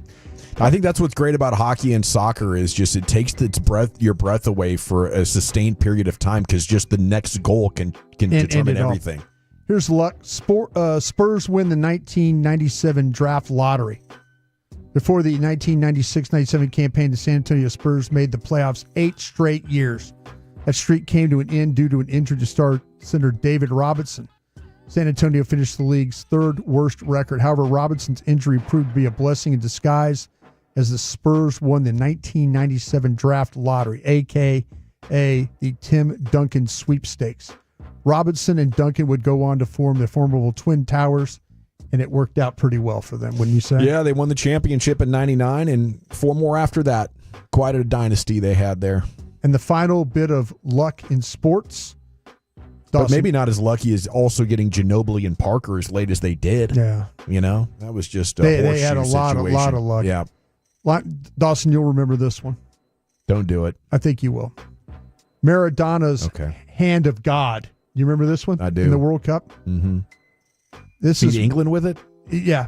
He beat this was when Diego Maradona was responsible for the famous hand of God goal with the little head of Maradona and a little hand of God. Yes. That's how he described it. We were kids when that happened, Chief. 1986. Maradona went up for a goal and put his hand right next to his head, and as the ball flew past him, he punched it just barely.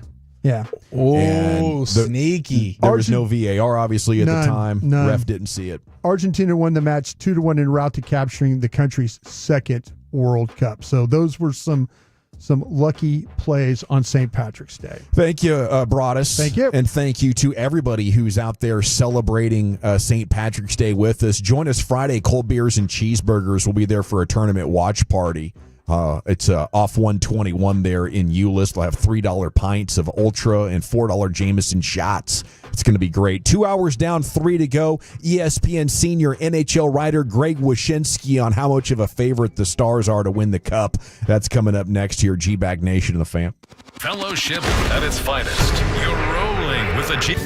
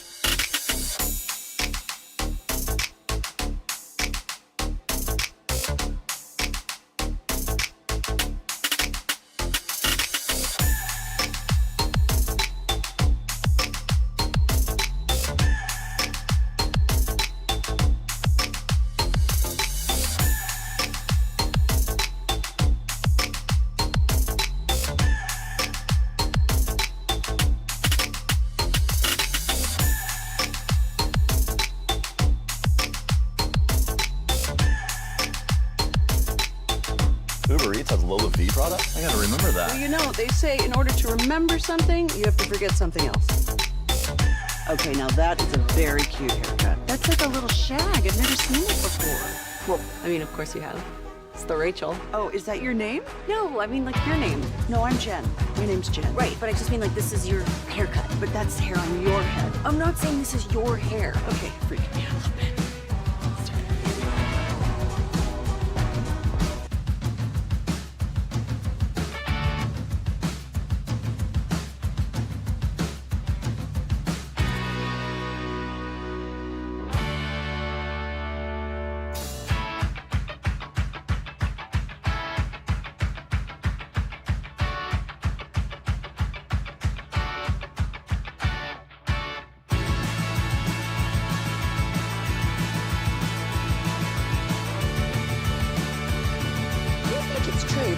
Forget something else to remember that Uber Eats has groceries. No, that's absurd.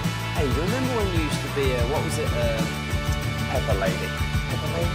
Wasn't it Cinnamon Sisters? Basil Babes. Saffron Squad? Nutmeg Maidens? Pre-curb.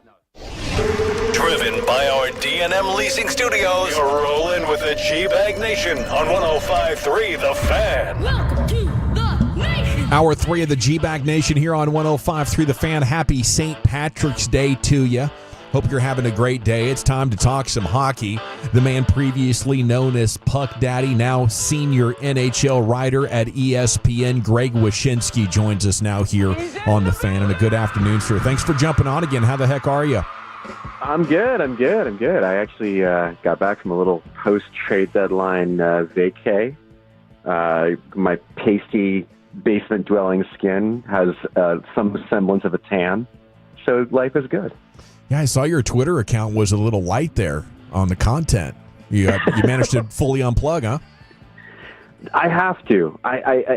It's a rule I made for myself very early on in my career that like when I'm on a beach or something, like I cannot be scrolling Twitter because that's when your fingers get real itchy and someone is something about an article you wrote like a week before, and now all of a sudden you're arguing with somebody on the internet while you're supposed to be like knocking back pina coladas. So yeah, I tend to like try to stay off social and also just like not write anything for a week, which as somebody who writes a lot is hard, but ultimately refreshing. Yeah, I can imagine that's therapeutic. Now, we're waiting for something therapeutic here with the Stars. The trade deadline was amazing. We want to talk to you about that. But, you know, a couple tough losses here over the weekend, Winnipeg and Colorado. Are we jumping the gun calling the Stars a favorite in the West? No, I don't think so. I had them winning the Cup before the season for a reason. And that reason is that, you know, they've bubbled under the surface now for 2 consecutive years in the conference final.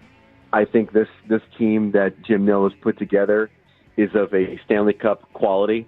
I also love the fact that, and Rantanen in theory is going to be one of them, they just have a number of guys that seem to rise to the occasion in the postseason, whether it's Wyatt Johnston or Jake Ottinger. And so, you know, I think it's all there for them. I know we're going to talk about the trade deadline in a second. The only disappointment for me for them at the trade deadline was not finding that Chris Tanev type to add to the blue line. And I know that, you know, part of the math right now for Dallas is that the youngsters are going to be the ones to kind of fill in and play those roles. But there's a reason they made that trade last year for Tanev, and it's to have that veteran hand available to you in the playoffs, even if as an insurance policy. So to me, like, as long as everybody gets healthy when they're supposed to get healthy, this is a team that top to bottom impresses me more than anybody else in the West. And I think they've got the stuff to win. Yeah, and when you kind of further for us, then why do you think they have the stuff? What stuff do you like about this team? Well, first of all, I love that it's a playoff tested group. I mean, obviously you have some players on this roster that have oodles of career playoff experience. I like how the pieces fit. I like how a lot of the players on this team that make up the core of this team are just as good offensively as they are defensively. I like that this group has, like I said, gotten to that bridesmaid position in consecutive seasons and not broken through, which just, and you could look no further than Colorado and Nathan McKinnon to understand how, how much that hunger can drive an athlete to finally break through and win after coming so close so many times. Ultimately, I think they're a team that knows how to play playoff quality hockey. And again, if everybody's healthy, they've got a number of accomplished scorers, Rantanen being added to that group. And they have what I think is really the essential part of the DNA of any championship team, which is a defenseman that can give you 25-plus minutes a night and lead the way with his play in Heiskanen. And then you have to have a goaltender that is, in some cases, definitely not going to lose you a series, but in some cases can win you a series, and I think they have that in Ottinger. Is there any chance they could go on a run without Heiskanen if he's not available to maybe start the playoffs, or is that like he's a must-have? Well, considering what's looming for them in the first round of the playoffs, based on like the standings and the math, I think you want him in the lineup to take on McKinnon and company, as that seems to be kind of where things are headed. Could they win that series? Sure, why not? I mean, I think they can. They've shown that they can play Colorado tough, and Colorado is not an inherently unbeatable team. But you'd certainly want them there to increase your chances of getting through what could be, just one of the most epic battles of the playoffs in the first round. It's Greg Wyshynski here, ESPN, with you on The Fan. With hockey, it's so mysterious with the injuries. I mean, how sure can we be that Miro is going to be back and be his usual self? You can't. I mean, you just don't. No one knows. I mean, in the cases of a lot of these situations, the assumption is, well, you keep them on long-term injury reserve until game one of the playoffs, because that's what we've seen teams like Tampa and Vegas do so adeptly with their injured guys. But, you look at a situation like the Florida Panthers, for example. I mean, the assumption is that Matthew Tkachuk is going to be on long-term injured reserve until game one of the playoffs, but he'll come back fit as a fiddle and ready to annoy everybody with his new teammate, Brad Marchand. But we don't know. And that's the case with some of these other injured players, too. He's going to include it. So hopefully he comes back. I mean, I think that he is an essential ingredient for any kind of sustained Stanley Cup run that they make. And I seriously hope that he is ready for game one of the playoffs. It was really neat to see Colorado give Rantanen the reception that they did in his return to Colorado. We're so excited to have him. From your perspective, how much does he tip the balance of power in Dallas's favor? Well, that's part of the fun of this for me with Dallas now, is like on top of all of the expectations of can this team break through and win a cup, you also have a guy that really needs to prove himself a little bit in Rantanen. I mean, not prove himself in the sense that he's got the contract, so he doesn't have to prove himself in that regard. But I do think that there's a little bit of a perception now that Colorado wasn't willing to pay him the money he was looking for because they felt that they could go out and find somebody who is 85% Mikko Rantanen, 80% Mikko Rantanen, and sign and have that person under contract for a lot less money than what Rantanen was looking for. And so, there's a certain perception of like, what is he the product of Nathan McKinnon and Cale Makar? Are his sterling playoff numbers, which has honestly been his calling card both in Carolina and now in Dallas, how much of that is playing with those two, potentially Hall of Fame players, and how much of that is Rantanen really driving play himself? So I think it's a really interesting situation for him where, he doesn't have to worry about going to market and being a free agent and having to impress suitors anymore. He's got the contract. He knows where he's going to be. But I do think there's a certain amount of proving himself, not only with him not performing all that well in Carolina before the trade, but also in coming to Dallas and having all of this hanging over of okay, now show us that you're that star that we all thought you were in Colorado and that you weren't simply just a product of playing with two of the best players in the world. Greg, when you look at, and you mentioned, for the playoffs, and which one of those top teams, and we always see this in hockey, which one of the top teams, say in the Western Conference, could be the one that could be all of a sudden gets knocked out, first round knockout? Is that going to happen anymore, or is it possible this year? Well, it's a bit of a cheat to say this because this is sort of their reputation, but Winnipeg, I mean, We don't know. We don't quite know who they're going to face yet, because that last seed in the West is very much in flux. I think the St. Louis Blues currently have the best percentage chance of making the cut in that last wild card spot, but I kind of keep my eye on Utah a little bit in that situation because I think they're really playing well ever since they got healthier. But, Winnipeg has gone out in 5 games in consecutive seasons, and I wrote about them earlier this year for ESPN, and they're very cognizant of this. They understand that, they're playing great and they're banking points, and Connor Hellebuck is going to win a second straight Vezina and maybe even be the MVP of the league as their goaltender. But, as a team, that hasn't mattered in the first round. They've gotten eliminated in consecutive seasons.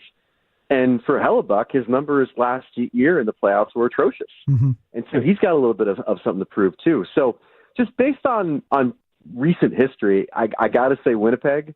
But obviously a lot depends on who they end up matching up with in that first round and who sneaks in that wild card. And frankly, how hot they're playing. I mean, let's not forget we're only a few years removed from the Tampa Bay Lightning looking like the best team in the world and then getting swept by the Blue Jackets in the first round because the Lightning didn't have a lot to play for the last month of the season, and the Jackets came in guns a-blazing, having to win every game basically down the stretch just to make the playoffs. How much complaining do you hear from hockey fans just about the playoff format? It's a great question. That's a very, very good question because I am somebody who wants the playoffs expanded. I grew up as a hockey fan in a much different era when there was 22 or 23 teams and 16 get in and now you're feeling like, a good portion of the league is getting into the playoffs. Now we're at 32. Half the league is sitting at home during the most important time of the year, a time when, casual sports fans are watching hockey because it's the playoffs, and half the league is sitting home. So I'm a big proponent of expanding the playoffs, 10 from each conference. You do a little play-in. You have 7 play 10. You have 8 play 9. And you generate a lot of interest in the product. You get more teams involved. And you keep the 16-team tournament intact because you're doing a play-in round. That's not a very popular thing, though. There's a lot of people that like it, but a lot of fans are just I'm cool with 16. And putting in teams that aren't in that top 8 in each conference just waters down the playoffs. So, honestly, I couldn't tell you what the majority opinion is. I want to believe that a lot of fans want more teams in the playoffs, but a lot of fans are very, very vocal about not wanting it. And the bottom line is that we're not going to get it as long as Gary Bettman is the commissioner because he has been so adamant about not expanding the playoffs while every other major league has done it. Football, basketball, NFL, they've all expanded while the NHL hasn't. He's so adamant about not doing it that the owners, the board of governors, don't even bring it up at the meetings. So as long as he's commissioner, we're not getting an expanded playoffs. Greg, I wanted to ask you this question about, you mentioned how you cover hockey. Does it make your job easier when you don't know about the injuries, like the upper and lower body injuries and stuff like that? Or is that something that you would like to see him change? And my second question to you on this is that if you were to know a guy's injury and you report it, does the team get all over your ass about it? On the second one, without question. And I think the big effect between the generalization of injuries in the NHL and what you just mentioned as far as reporting on, the biggest disconnect is concussions. Yeah. Because it's a very, very sensitive subject for the NHL. The NHL has to deal with the fact that other leagues have acknowledged the link between repeated, trauma to the head and CTE. The NHL has not done that in the same way that the NFL has, for example.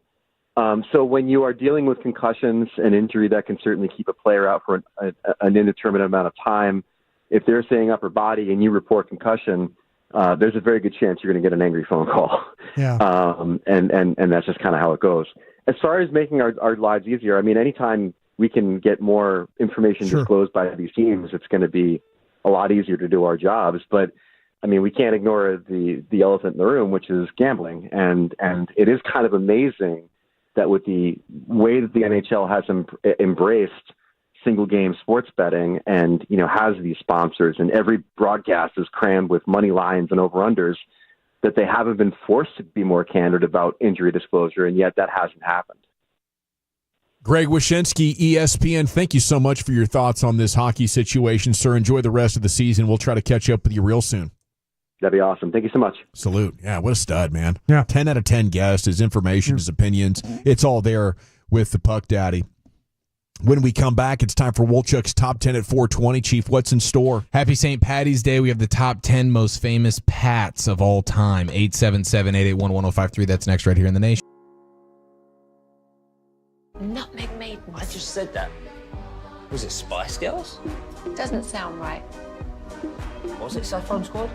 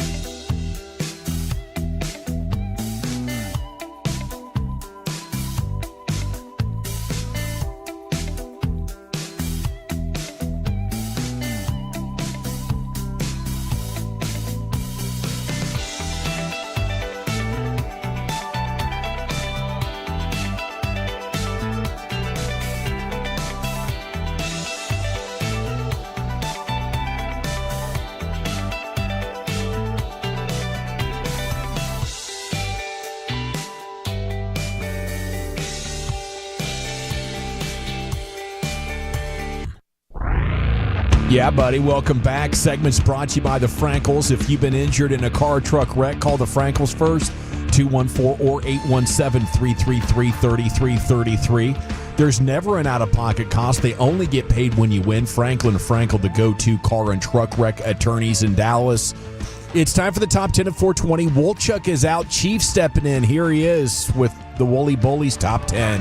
Yes, sir. Thank you very much. Shout out to Wolchuk getting it done in a big way alongside our now 3-time G-Bag of the Day champion, Kevin Hagelin. Yeah, he's on a run. Really fantastic stuff right there. And Wolchuk will be hanging out with Hagee and Medford tomorrow and Wednesday as well. And then on Friday, the Bully will be back and better than ever with us alongside Lucius live at Cold Beers and Cheeseburgers. Look at that. In Euless off 121.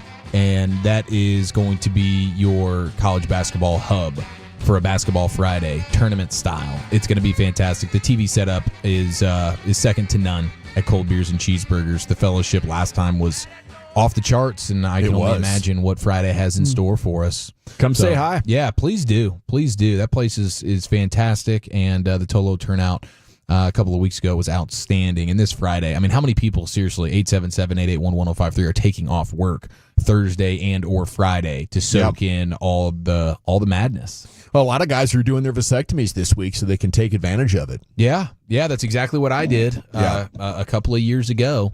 And I've actually been trying to encourage my younger brother, who is his wife is pregnant with baby number 3. And I'm like, dude, he's thinking about the vasectomy stuff. They're trying to decide if they want to be done. I'm like, dude, trust me, at 3, I think you want to go ahead and be done here. And if it was up to him, he probably would be. But wifey may want to crank out another 1 or 2. But I'm like, dude, wow, she might want to go 5. She might want to go 5 wide there, which is just insane. But I was telling him, because when you get the vasectomy, you have like a 3-month buffer period before that thing really takes effect. So you're playing that dangerous game.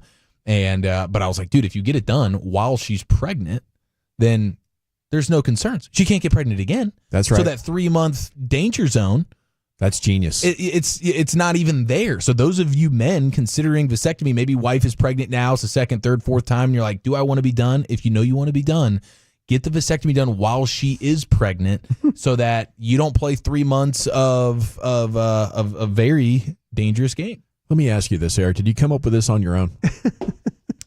I actually did, yes. This is genius, dude. Yeah. This is genius. Yeah, I was just thinking it through conversation, talking to him about it, and then it started to dawn on me, because my thing is always like, hey, just so you know, something I wasn't prepared for is the doctor to tell you, yeah, by the way, this isn't like you're ready to go now. Go get him, champ. You still got 3 months, and you might get her pregnant again. Oh, wow. So I was like, wow, if I'd have known that, I would have tried to get this thing done while my wife was pregnant that last time, just to not have to worry about it. I mean, in those 9 months, most guys are just trying to survive, get everything that she needs, take great care of her. They're not thinking about themselves. Exactly. We're too selfless to even consider something like this. That's one of those things that needs to be put out there and established as like man law.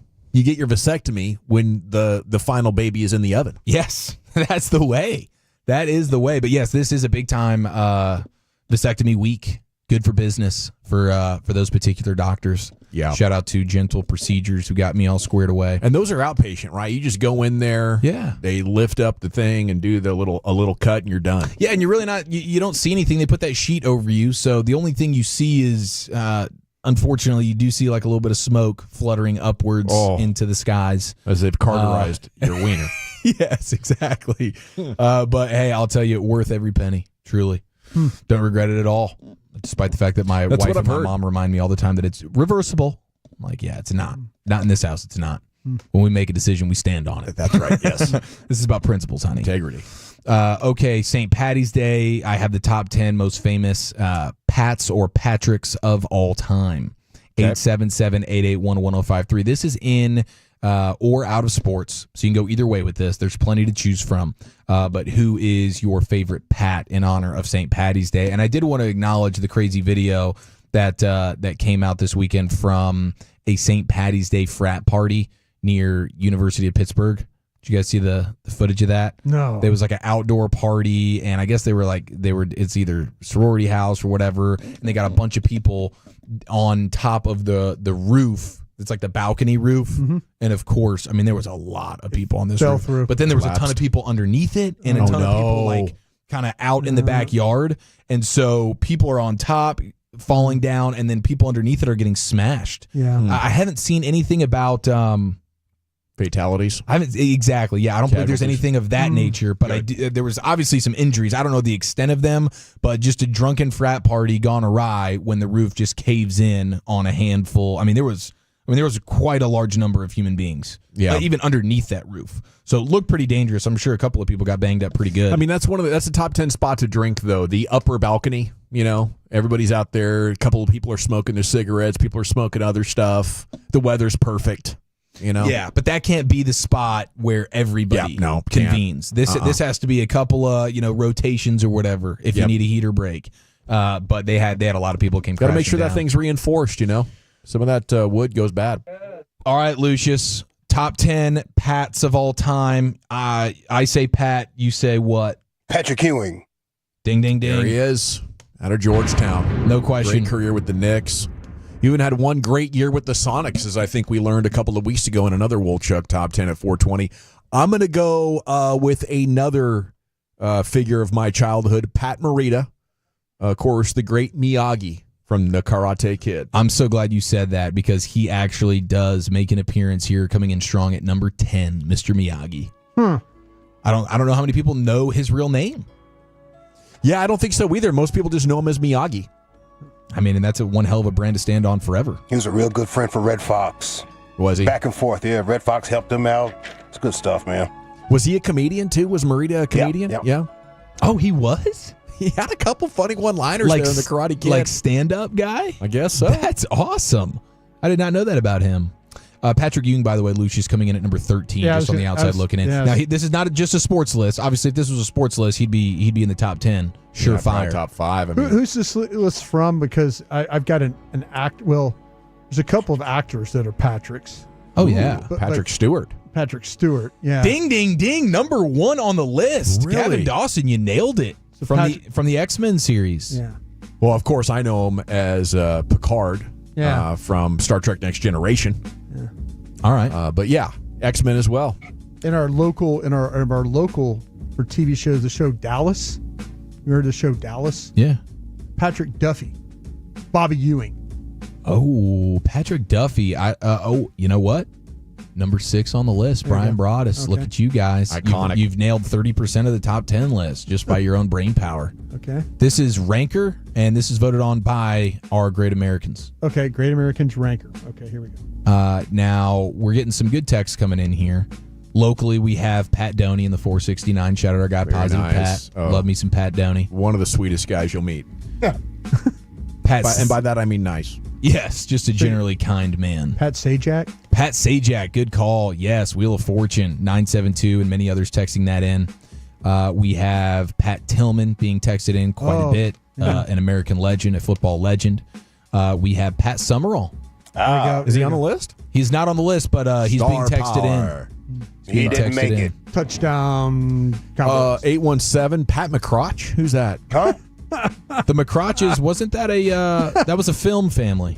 Was it? I believe so. A real star in their own right. We have the most infamous, the most hated Pat, at least of the season, Pat Dumont. Yeah. I think it's pronounced Dumont, but yeah. Yeah. Same thing. You nailed the Patrick part.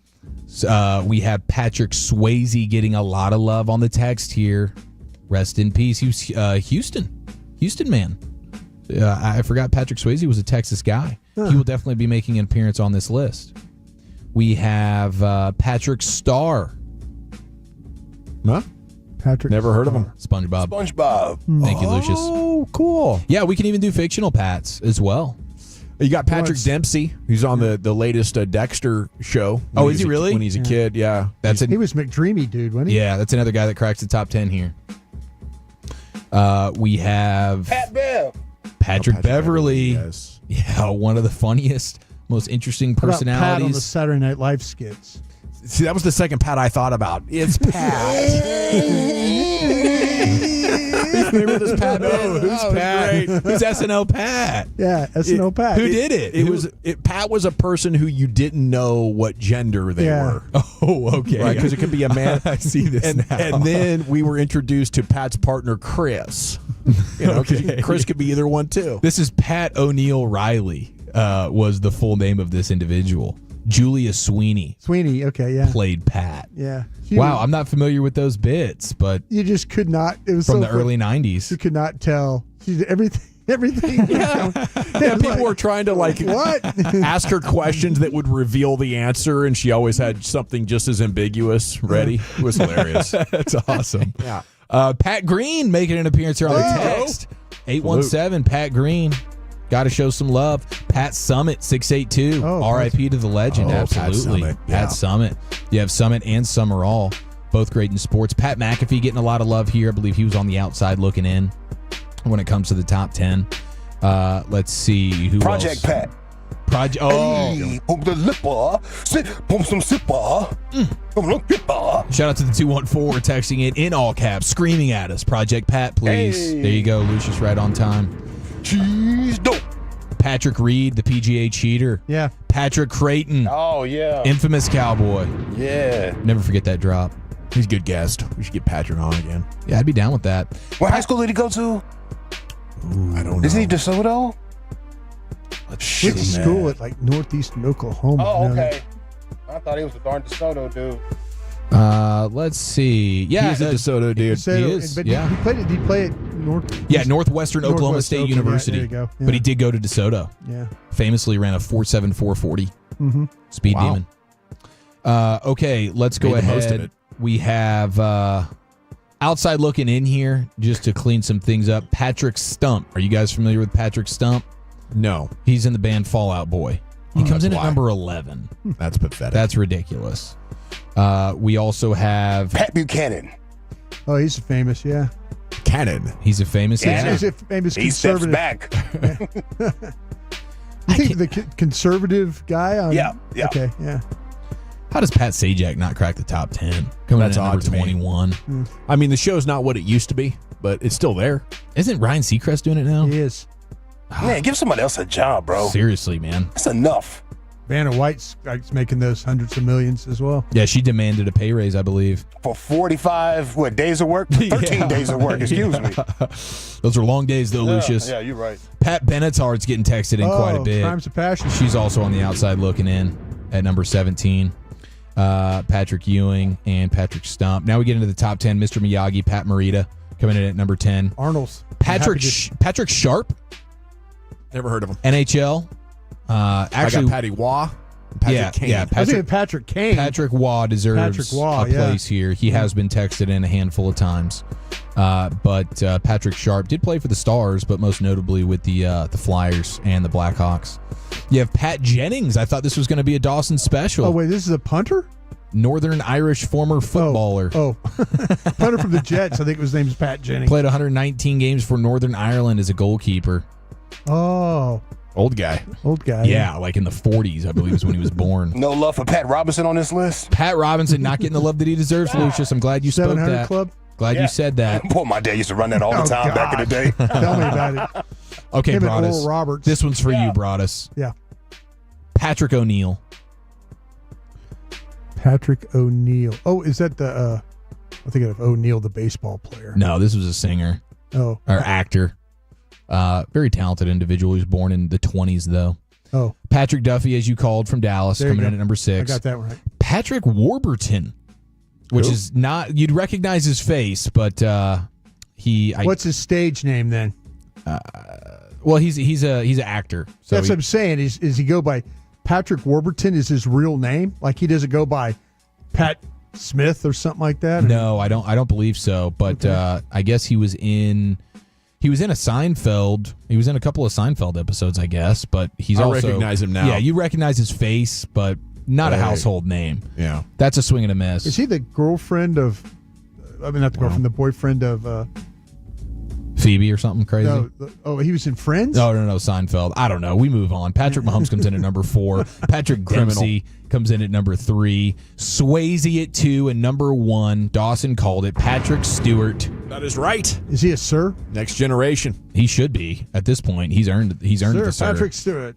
There it is. Yeah, Your top 10 Pats. I was more of a Picard guy than a Captain Kirk guy, if I'm being honest, Brian. You know? don't know what you're talking I thought about. I thought Kirk was a little obtuse at times.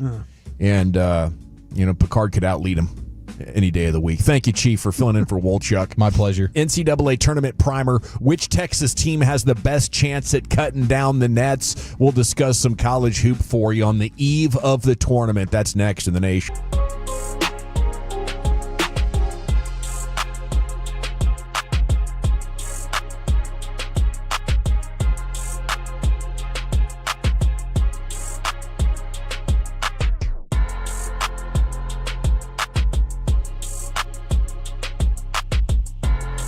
Uber Eats has Lola V products? I gotta remember that. Well, they say in order to remember something, you have to forget something else. Okay, now that is a very cute haircut. That's like a little shag. I've never seen it before. Well, I mean, of course you have. It's the Rachel. Oh, is that your name? No, I mean, like your name. No, I'm Jen. My name's Jen. Right, but I just mean like this is your haircut. But that's the hair on your head. I'm not saying this is your hair. Okay.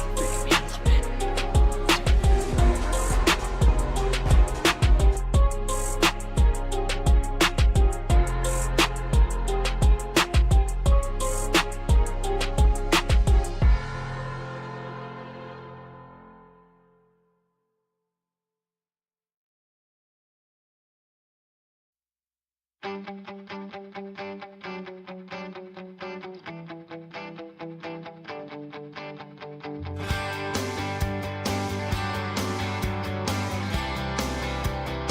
you think it's true that you've got to forget something else to remember that Uber Eats has groceries? No, that's absurd. Hey, remember when you used to be Pepper Lady? Pepper Lady? Wasn't it Cinnamon Sisters? Razor Baby. Sapphire Squad? Nutmeg Maidens? Pre-curb? No. Nutmeg Maidens? I just said that. Was it Spice Girls? Doesn't sound right. Was it Saffron Squad?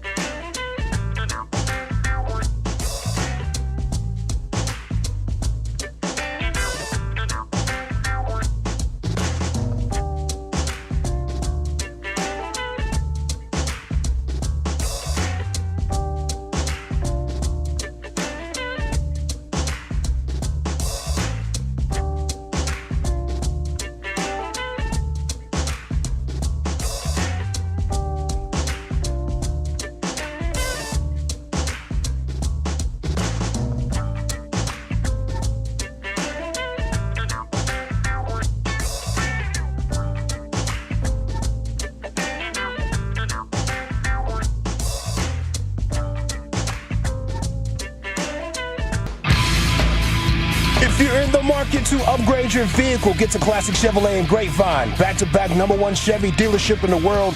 They've got more new Chevys than anyone in their own price of sale. Silverados, Tahoes, Blazers, Malibus, Equinox, and more. Visit ClassicChevrolet.com. This is Texas. This is Classic Chevrolet. Together, let's drive, relax, and enjoy the difference. Based on new Chevrolet registrations 2023 and 2024. Yeah, I have your NCAA tournament primer here. Thank you, Lucius. It's the G-Bag Nation here on The Fan. I was just, getting nostalgic over the break there about that time in the late 80s. I mean, it started in the 70s, but through the mid-90s or so, where before the internet, you'd watch Saturday Night Live, and you'd often record it so you could watch it again. But then you would get together, whether that was at school or work, and talk about it with your friends constantly. And that was such a better time of entertainment. Now we just look at our own streams and our own feeds, and now we're even annoyed when your friend wants to show you a video that he was watching too. It's like, come on, dude, I got my own videos. I got my own algorithm. I'm good over here if I want to look at videos. But back then, you would enjoy the content, and then you would get together and basically reenact it for hours, right? Like what we did with the Pat bit. Yeah. I mean, all of the jokes were basically around Saturday Night Live or in living color and reenacting their sketch color comedy. Was really good. Yeah. Or, the popular movies of the day or whatever it might be. I mean, you just can't say no to the greatness and the convenience of this technology. It's just a better device. But I think the experience for humans living it was better when it came to interacting with the entertainment. I'm going to stand on that, Brian. And in the meantime, I'm going to give you this NCAA tournament primer. 60-18 field announced yesterday. Longhorns win in the opener against the Aggies last week, gets them in ultimately. They will play Xavier on Wednesday night, a battle of 11 seeds, hoping to get into Friday's game in Milwaukee. They would likely play against Kentucky on Sunday, who they just beat last month, by the way. So maybe a Sweet 16 pathway is there for the Longhorns, if you were wondering, especially with the return of Trey Johnson out of the Lake Highlands. He's a pretty special player. They're in the play-in game, right? Yeah.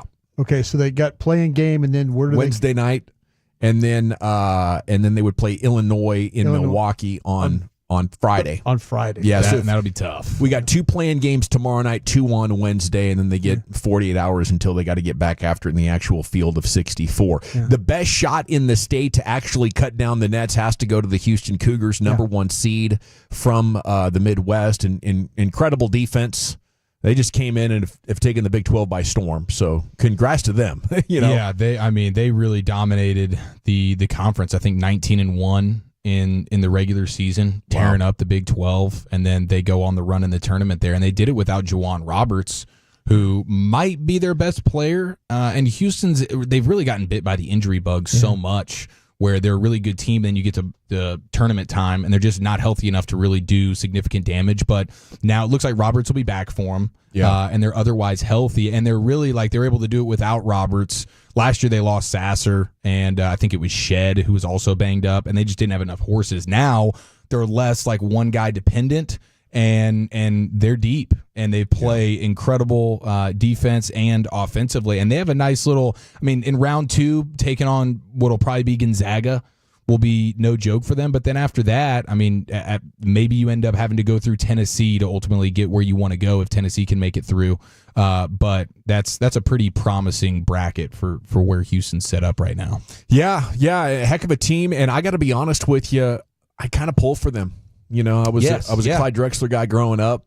Yeah, they're just likable. I mean, Kelvin Sampson and what he's done there, and now to be able to maybe be able to put it all together and just what they've done this season, they're awesome. They're worth the hype. Yeah, so for me, it's Houston, and then I think it's Rick Pitino's St. John's squad that just has me fired up, dude. You're a Pitino guy. I mean, Pitino, he's just hilarious. Every time he speaks into the microphone, we played that joke that he had on his player the other day about, can the IV put any defense in him, please? But that's all his team does. They play defense, they dunk, they're violent, they're tough. Offensively, they struggle in a big way, but they're gritty as all hell. They are. Good squad up there, Brian. They had a deal where they were asked Rick after the game what he was going to do. What he was going to do that evening. He says he's going to go home and drink gallon of Jameson. He's going to go full rodeo Ron. He's just getting more irreverent as he gets older. He's just like, I know, I'm just kidding. I'm not, in reality, he probably is. Grant McCaslin's Texas Tech's a 3 seed, Big 12 Player of the Year, JT Toppin from Oak Cliff Faith family. And you have the Aggies who look like they could beat anybody on any given day, but they struggle down the stretch. They can go cold on offense when they're not getting it in transition, but they beat Auburn a couple weeks ago. They're going to take on Yale, who was the team that upset Auburn last season. And Yale, from what I understand, Yale has got some guys that can really shoot the three. That's their, no surprise, huh? That's kind of their calling card right now. I meant to look this up. Yeah, Yale's 8th in the country. I thought I heard this. They're right around almost 39% shooting threes. Oh my goodness. So yeah, so they're and that was in just 29 games. So yeah, they're 8th best. If you go through, Houston is the 4th best team in the country shooting threes. And then Yale right there at 8. That is a recipe for disaster. If they go in, it's going to be tough to win. But I don't think that Yale has seen a set of athletes like the Aggies are going to roll out. It's one thing to be shooting threes over 6'3" guys with questionable closeout speed. Saying playing against like this is wide receivers judges and lawyers and stuff like that. Yeah, it's hard to play defense when you have a huge presentation tomorrow that you're worried about. That's right. Okay, as much outrage as there is about UT getting in with their 19 wins, it's actually North Carolina that is getting more backlash for their bid. They were just 1-12 in quadrant 1 games, which is why SMU was out. I don't think they had any wins against quadrant 1 teams, but UNC finished 22-13 overall, 13-7 in conference. Many of their losses were to elite teams, and they were down to the wire type of defeats. And basically supporters of the decision are saying, look, the 68th team is going to be flawed in any year, and especially this year. Like if we'd have taken West Virginia or Boise or Indiana, it would have still generated a lot of criticism. Yeah, the talk was that they feel like that West Virginia was the team that got worked here, and they're also talking about that the AD for North Carolina is on the committee. Yes, Bubba Cunningham, I believe is his name. That's right. And so there was But he says, no, I wasn't in the room. I recused myself. I wasn't in the room when all this was going on, but I'm sure his friends were like, all right, we got to take care of Bubba here, right? He's our guy, Yeah, because right? he makes like an extra $100,000 bonus or whatever for UNC making the tournament. That's stupid. And West Virginia, when you just do blind resumes, West Virginia is the team that got snubbed in all of this because UNC got in. And the West Virginia, the reason why they left West Virginia out is because one of their best players got hurt like back in January or December. This sounds like Florida State. This sounds very Florida State in remember in the college playoff when they lost their quarterback? There are some elements to that. They voted him out. I mean, they're like, That just seems like a rule that needs to be implemented where you can't be an AD or work in any capacity for a university and be on this committee. It's got to be independent people. Am I crazy, Brian? No, I totally agree with you on that. I totally agree with you. Yeah. Maybe we love college corruption. I think we've rooted it out pretty good. We embrace college corruption. It's part of the deal, and I know that money matters and your brand matters ultimately when it comes to this kind of postseason selection stuff. The Tar Heels are going to play the Aztecs on tomorrow night to determine which 11 seed is going to face off against Ole Miss in the Southern region. Other local guys to look for, KJ Lewis from El Paso, Chapin, and Duncanville. He's at Arizona. Liam McNeely's a UConn forward from Richardson Pierce and Plano John Paul. Jacoby Coles from Denton Gyres at Grand Canyon. By the way, the Grand Canyon women's team is in as well. Yeah. Have a look at the coach. The coach, She's gone viral. I've seen some video of her. She is very attractive. Yeah. Still shots. There's seen some video. She's a talented gal. Coaching them up. Yeah, very charismatic, I think. Wasn't their team last year the one that took a run in the tournament, their men's team? Didn't they have? Was that Grand Canyon? Yeah, Grand Canyon. It was there was like a Oakland team. No, I thought it was Grand Canyon, man. Come on, guys. I've lost track of them. Some basketball. I mean, it used to be something.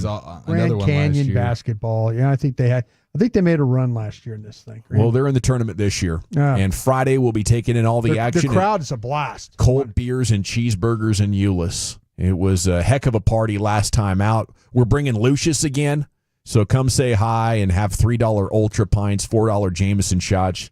You get the lowdown here on Grand Canyon yet, Brian? I'm looking. Okay. We'll have the answer to that tomorrow. An edition of football's finest coming up next, Chief. I worked with guys that knew something about basketball. Yeah. Jeez. Okay. Do I have to carry this thing all day? Go ahead. My gosh. Take it away. Give us the breakdown on Grand Canyon. I You will sound when like we an get expert. back. What do you got next, Chief? Tell us all about The it. Eagles just signed another Georgia Bulldog, and we have your new jersey numbers for your newest Cowboys next year in the nation.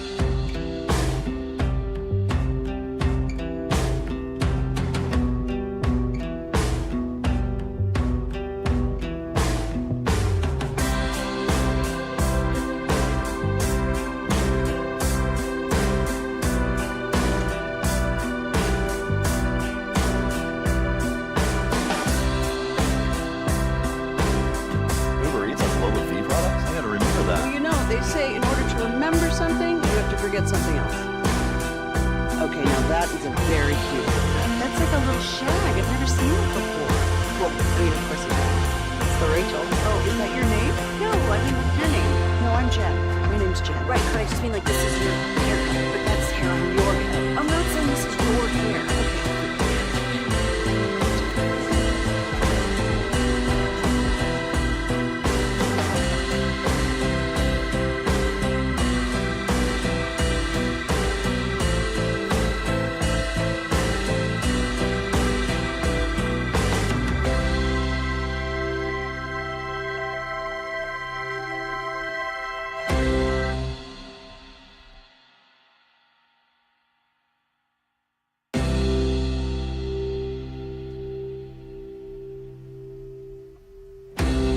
It's true that you've got to forget something else to remember that Uber Eats has groceries. No, that's absurd. Hey, remember when you used to be a, what was it, Pepper Lady? Wasn't it Cinnamon Sisters? Basil Babes. Saffron Squad? Nutmeg Maidens? No. Nutmeg Maidens. I just said that. Was it Spice Girls? Doesn't sound right.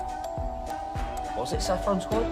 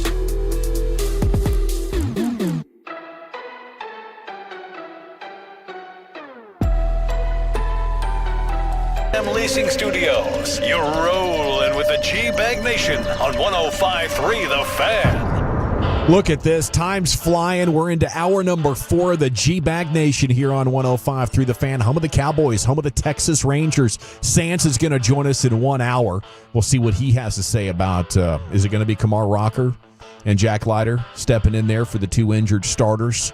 A lot of Ranger stuff to talk about in 1 hour. But right now, in addition of football's finest, here's the Chief. Okay, the Eagles have signed pass rusher Azeez Ojulari. And it's a 1-year, $4 million deal. 6 sacks last year with the Giants staying in the division now. And we know that the Eagles have an affinity for the Georgia Bulldog players, especially defensively. Their front 7 in particular, but Azeez Ojulari now. You have Jalen Carter, Jordan Davis, Nolan Smith, Nakobe Dean, Keely Ringo, and Lewis Cine. C-I-N-E. Either way, they're loaded up on the Bulldogs. And this dude can get after the passer pretty well. 6 sacks last year. I think he's had some injury history, so where he hasn't really panned out. But just another body in the pass rush rotation for the Eagles. Now, John Machota has revealed the jersey numbers for our newest Cowboys. Move over, Jordan Lewis. There's a new number 2 in town.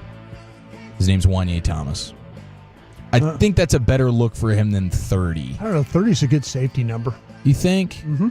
I thought he wore it okay, but he's taken over the number 2, and I wonder when Ashton Genty becomes a Cowboy on draft night, Broadus, what happens with that number 2? I give this kid full credit. You know what he's about to do? He's going to sell this thing. Absolutely. Hedges bet there. Genius. Absolutely. He's got a backup number in mind. This is a brilliant play on his part. My retirement plan. Mm-hmm. Yeah, dude. Wanye Thomas wearing number 2 for now. Dante Fowler, edge rusher. He's going to be wearing the number 3. So we have a single-digit edge rusher for the Cowboys and Dante Fowler. That's interesting. But I think he wore like 6 at I'm trying to remember. At Florida? No, at with the Commanders. With the Commanders, was he number 6? Yeah, I think 6 he's or 9, 6. I think he was number 6. Yeah, 6. I think he was 6. Yeah. Yep. So he's sticking with the single digits, but he's going with number 3 now. Kyer Elam, the corner, going to be number 20. Miles Sanders, the running back, number 27. Javonte Williams, the other running back, will be going with number 33. Jack Sanborn. What do you think about this for a linebacker number? Jack Sanborn going with number 57. That's what he wore. That's all right. Yeah, to me, there's a sweet spot there, 50, 54, 55, 56. Yeah. Anything else is, it's a good linebacker. Second tier. 57's good. Double nickels is kind of where it's at. 54 I always thought was pretty cool too, but he's going with the 57. Yeah, but 54 is like one of those special numbers here. Randy White. Oh yeah. You can't be touching that. Yeah. Well, Bob. I was about to say, what about Bobby Carpenter? Bobby Carpenter. Yeah, that's he just completely Bob Lilly, the defecated on that number. 74. Kenneth Murray, the other linebacker, going to be number 59. And then you got Robert Jones, the guard, 65. Paris Campbell, number 80. He won't even make it past the first round of cuts. Solomon Thomas. If you have a number in the 80s as a wide receiver, you're not active on game days, to say the least. Yeah. How many of the best receivers in the league this year? Oh, this year, currently in the career. No. Jerry Rice all were time, 80. yes, but now the evolution of the wide receiver numbers, the best guys go single digits or like a team number, right? That seems like what all the top tier pass catchers are doing. I think it just took a while. That's why it took so long to convince CD Lamb. Yeah, CD to go 88 because he wanted to be number 2. Yeah, he would have looked damn good in number 2 as well. But yeah, I think you're right, Dawson. I think the stud wide receivers these days are going between like 1 and 19. Yeah, it's a different era. Make sure you got that guy in Minnesota in when you went 19, right? Well, he's 18. That's what I'm saying. Yeah. You made sure of that. Yeah, I had to make sure that Justin Jefferson was in the mix here. Speaking of wide receivers and numbers, you have new teammates in Seattle. It's going to be the local legend Jackson Smith and Jigba, but now they bring back the veteran Cooper Kupp. Okay. And so you have number 11 in JSN, and you have number 10 in Cooper Kupp. What do those 2 jersey numbers reflect the new nickname of that particular wide receiver duo? And I think this would be Dawson's time to shine. 11, 10, 10, 11. 11, 10, 10, 11, 12. The 12th man, the 10th man. I don't know. I'm in bad shape over here, Chief. I was lost too whenever it was brought to my attention. Blackjack. Oh, Blackjack. That's the what people are calling elite nickname for this new duo. We're doing some number 11, number 10. Yeah, dude. Sounds a little harsh. Might work well in Vegas, harsh? especially. Yeah, if it was Vegas, it would be even better. Yeah, if it There's was no the Raiders, question. if it was the Raiders, yeah. That's the only way you can get the Blackjack nickname. I mean, the 11 and the 10 speaks for itself. That's doing the heavy Blackjack lifting there. I think it would be a cherry on top if they were in Vegas. But I actually think this is a pretty cool no-brainer in Vegas. No-brainer in Vegas. Now we got we had talked about earlier Tet McMillan, the stud wide receiver from Arizona. Big body dude. He had a good 40 time, but now you have the conflicting 40 reports brought us. Here we One of go. the favorite pro day tradition. Here we go. Because the early returns on the Tet McMillan. I got him at 4.55. I know this guy next to me got him at 4.48. See, I wonder how much of this is teams that are hoping he slips. You know, like if you're Dallas and you're doing the stopwatch on that, you want to show teams like, hey, this guy's slow. Because you want him to fall to 12. Who's reporting this? So you had Jordan Schultz, NFL insider, the enemy of Ian Rappaport. He's actually, I think, going to join us this Thursday. Jordan Schultz is. So maybe we can rehash some of that rap sheet stuff. But he was the one that said it was a 4.48, which is a great time for Tet McMillan. People were saying, like, man, if he could just run like a 4.52, something like that, that would pretty much be... That would pass the test for, okay, this dude, we don't really have any questions about it. 4.48 knocks that out the park, and now it's like, okay, this guy's surefire. But then you get out. Who had him at 4.55? Your buddy Albert Breer with the reporting, not with the finger on the stopwatch. Breer reports that McMillan had, obviously his workout today, he ran just one 40-yard dash. Mm-hmm. And it was hand-timed he had a 4.54 from one team. There you go. He had a 4.55 from another. And a 4.57 from another. So we have quite the gap between 40 times here. I just think the idea of hand timing is preposterous and ridiculous. Pretty stupid. Why don't we have laser beams at our multi-million-dollar football facilities? All this NIL money, get you a laser in there. How about we just set up a digital camera and on the video measure the time from when he starts till the time he finishes? It doesn't. I mean, there's just so many. I don't know why. I think these scouts are just so stubborn. You could show like something again and again on video and sit there with a stopwatch and not get the same time. You know, so I don't know how this is still a thing. To be honest with you, Brian. 4.54, 4.55, 4.5. Gosh. What? Address the take about the spread in the times. I really don't want to. Address the damn delta. I don't want to. I see what you're trying to do to me. I'm not going to go there. Okay. All right. Brought us. Have it your way. I will. Yeah, like Burger King, and Burger King sucks, and so do you right now.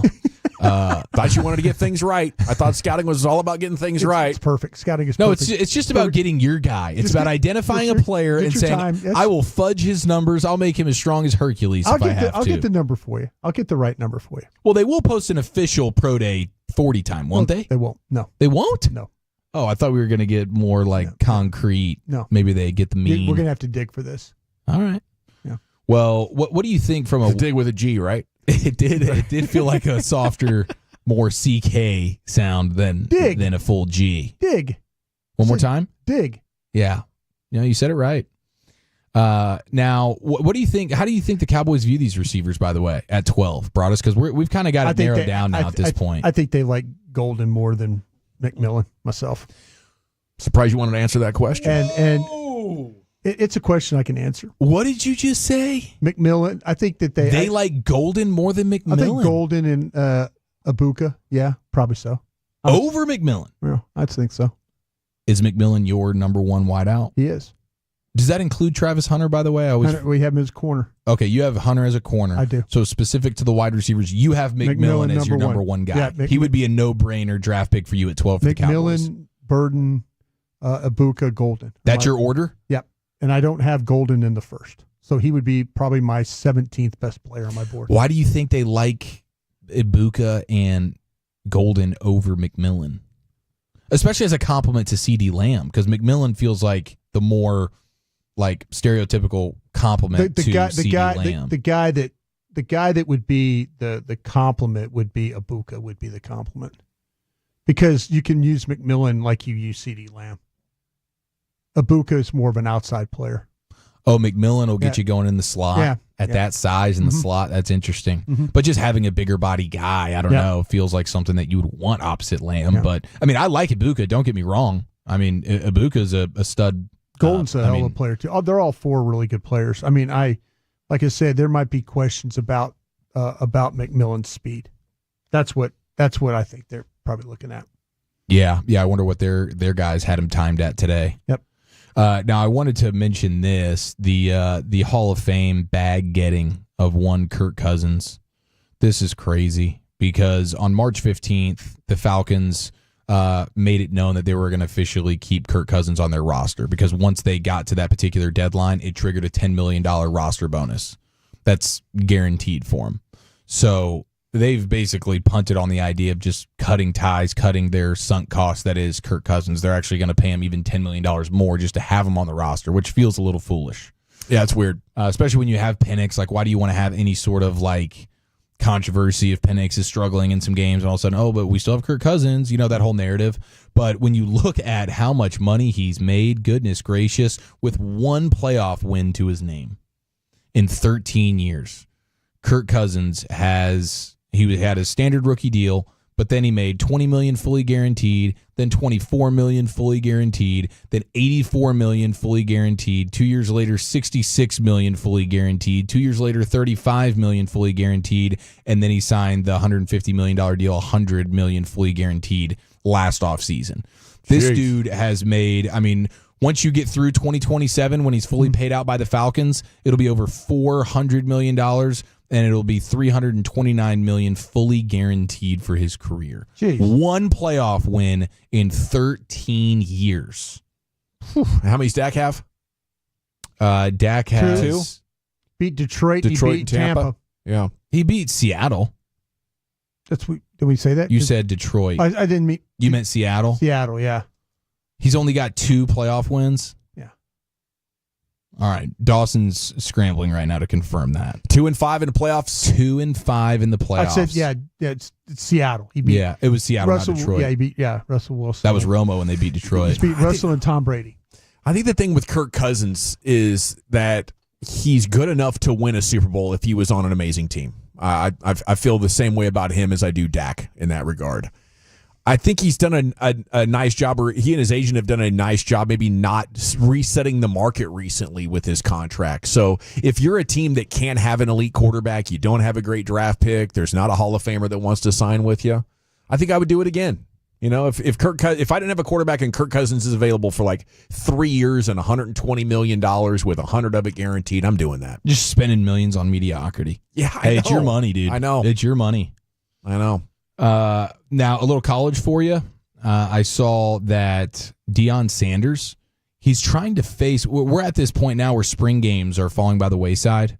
Coaches and programs don't want to do them anymore for a multitude of reasons. He's got a new idea, though, doesn't he? Yes. Yeah. He's trying to face another team for Colorado's spring game, and it would air on ESPN2. I mean, this would be a fun little college football teaser in the month of April. He says, I would like to practice against someone for a few days.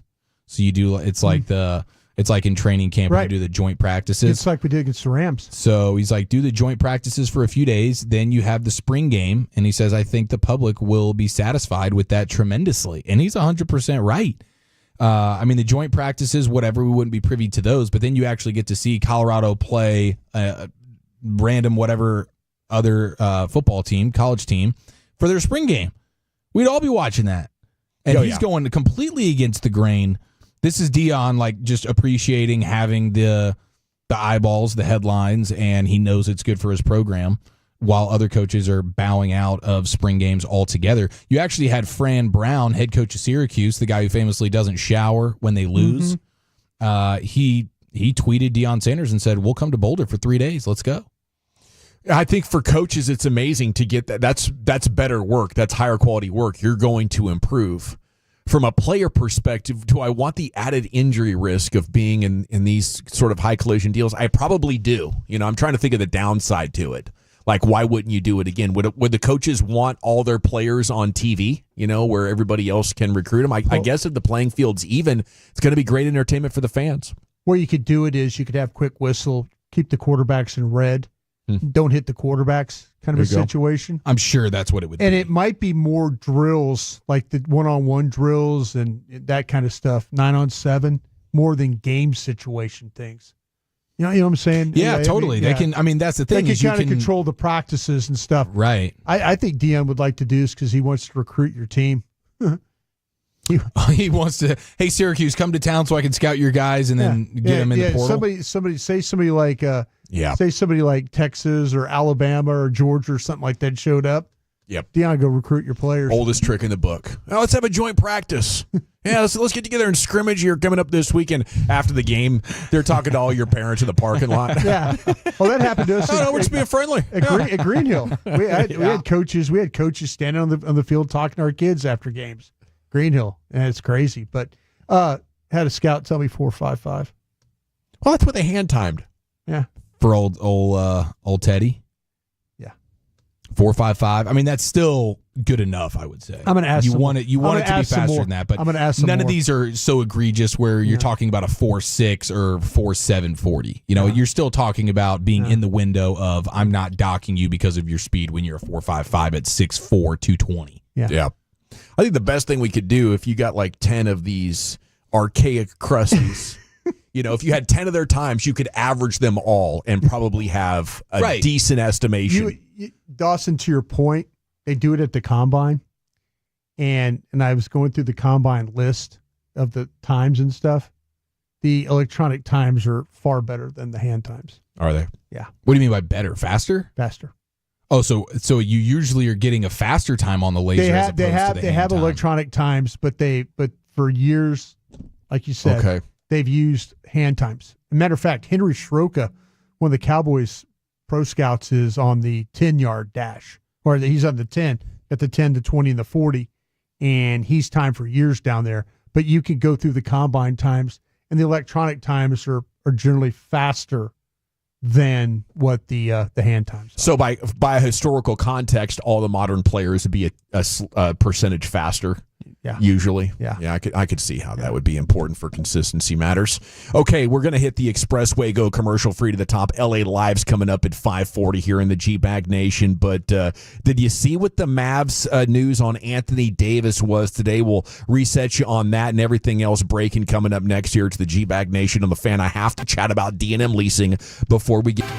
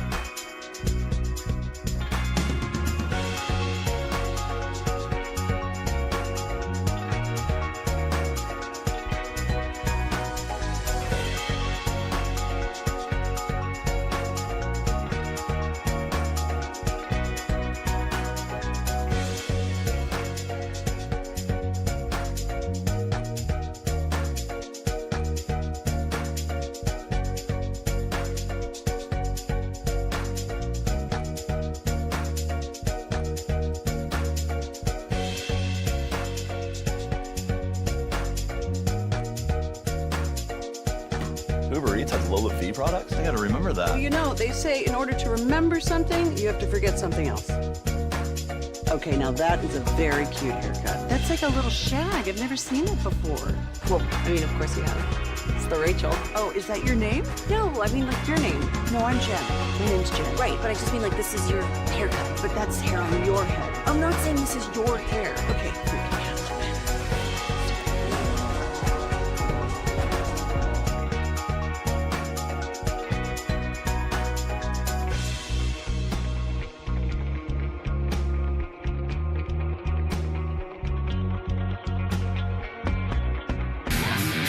Yeah, buddy, welcome back. Let's hit the expressway. We're going commercial free to the top. LA Live's coming up in 15 minutes.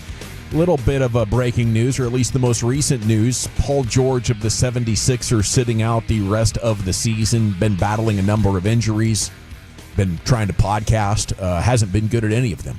And at this point, I wouldn't be surprised if Nico Harrison tries to trade for him. But Paul George is out for the year. What a run for him, dude! Yeah. He hung up the podcast responsibilities to go really try and compete for a championship, and that was like 3 weeks ago, I believe. Yeah, and now he'll have all the time in the world to talk into a microphone. Good for him. That is true. Yeah, just a unbelievable story of how anything that could go wrong did for Philadelphia. At one point, it felt like they had the world, or at least the NBA world, by the cojones. You know, they had tanked their balls off and accumulated all this talent, and really ended up with nothing to show for it. The segment's brought to you by Cars for Kids. Donate today, carsforkids.org, and the Expressway is brought to you by the On Time Experts.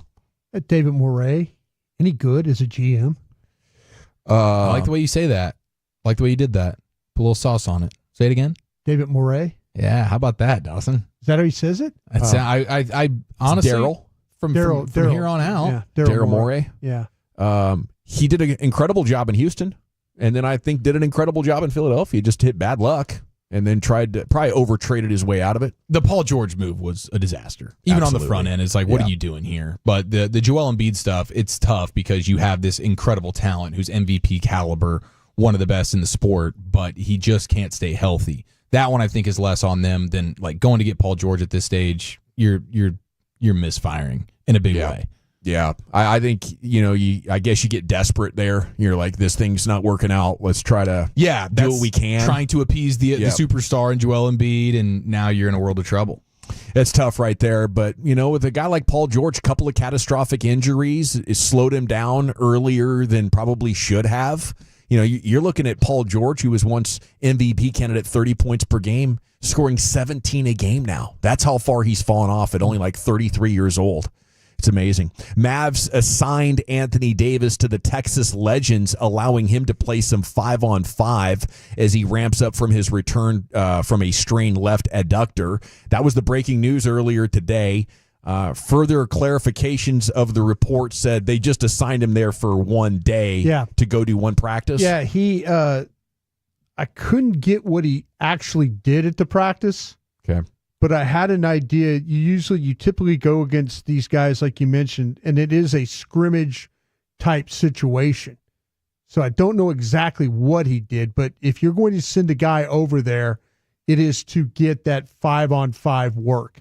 And it's a little bit more intensive than what you get when you have a normal practice in an NBA setting. Okay. So, I mean, if you went and played 5-on-5, you can, of course, go through it at 75 or 80%. But, I mean, if you're even able to do that, that suggests you're fairly close. Sounds like maybe a week or two for Anthony Davis, depending on. Well, the fact they sent him, I think, is a positive sign that they want him to get more extensive work. I mean, you're going through workouts, you're doing half-court stuff. If they're sending you for 5-on-5, I think it sounds like you're pretty close.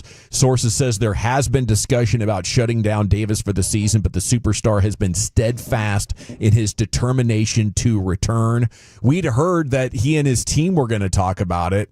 I would think the Kyrie Irving injury would be the final straw for me. Like, oh, this is easy now. We're going to sit out and rest up and get ready. But I think Anthony Davis showed you in his one game back how excited he was to show the fans, hey, I'm here and I can be amazing for you. Do you think that he's doing this to maybe take some pressure? And I know this is just probably a reach.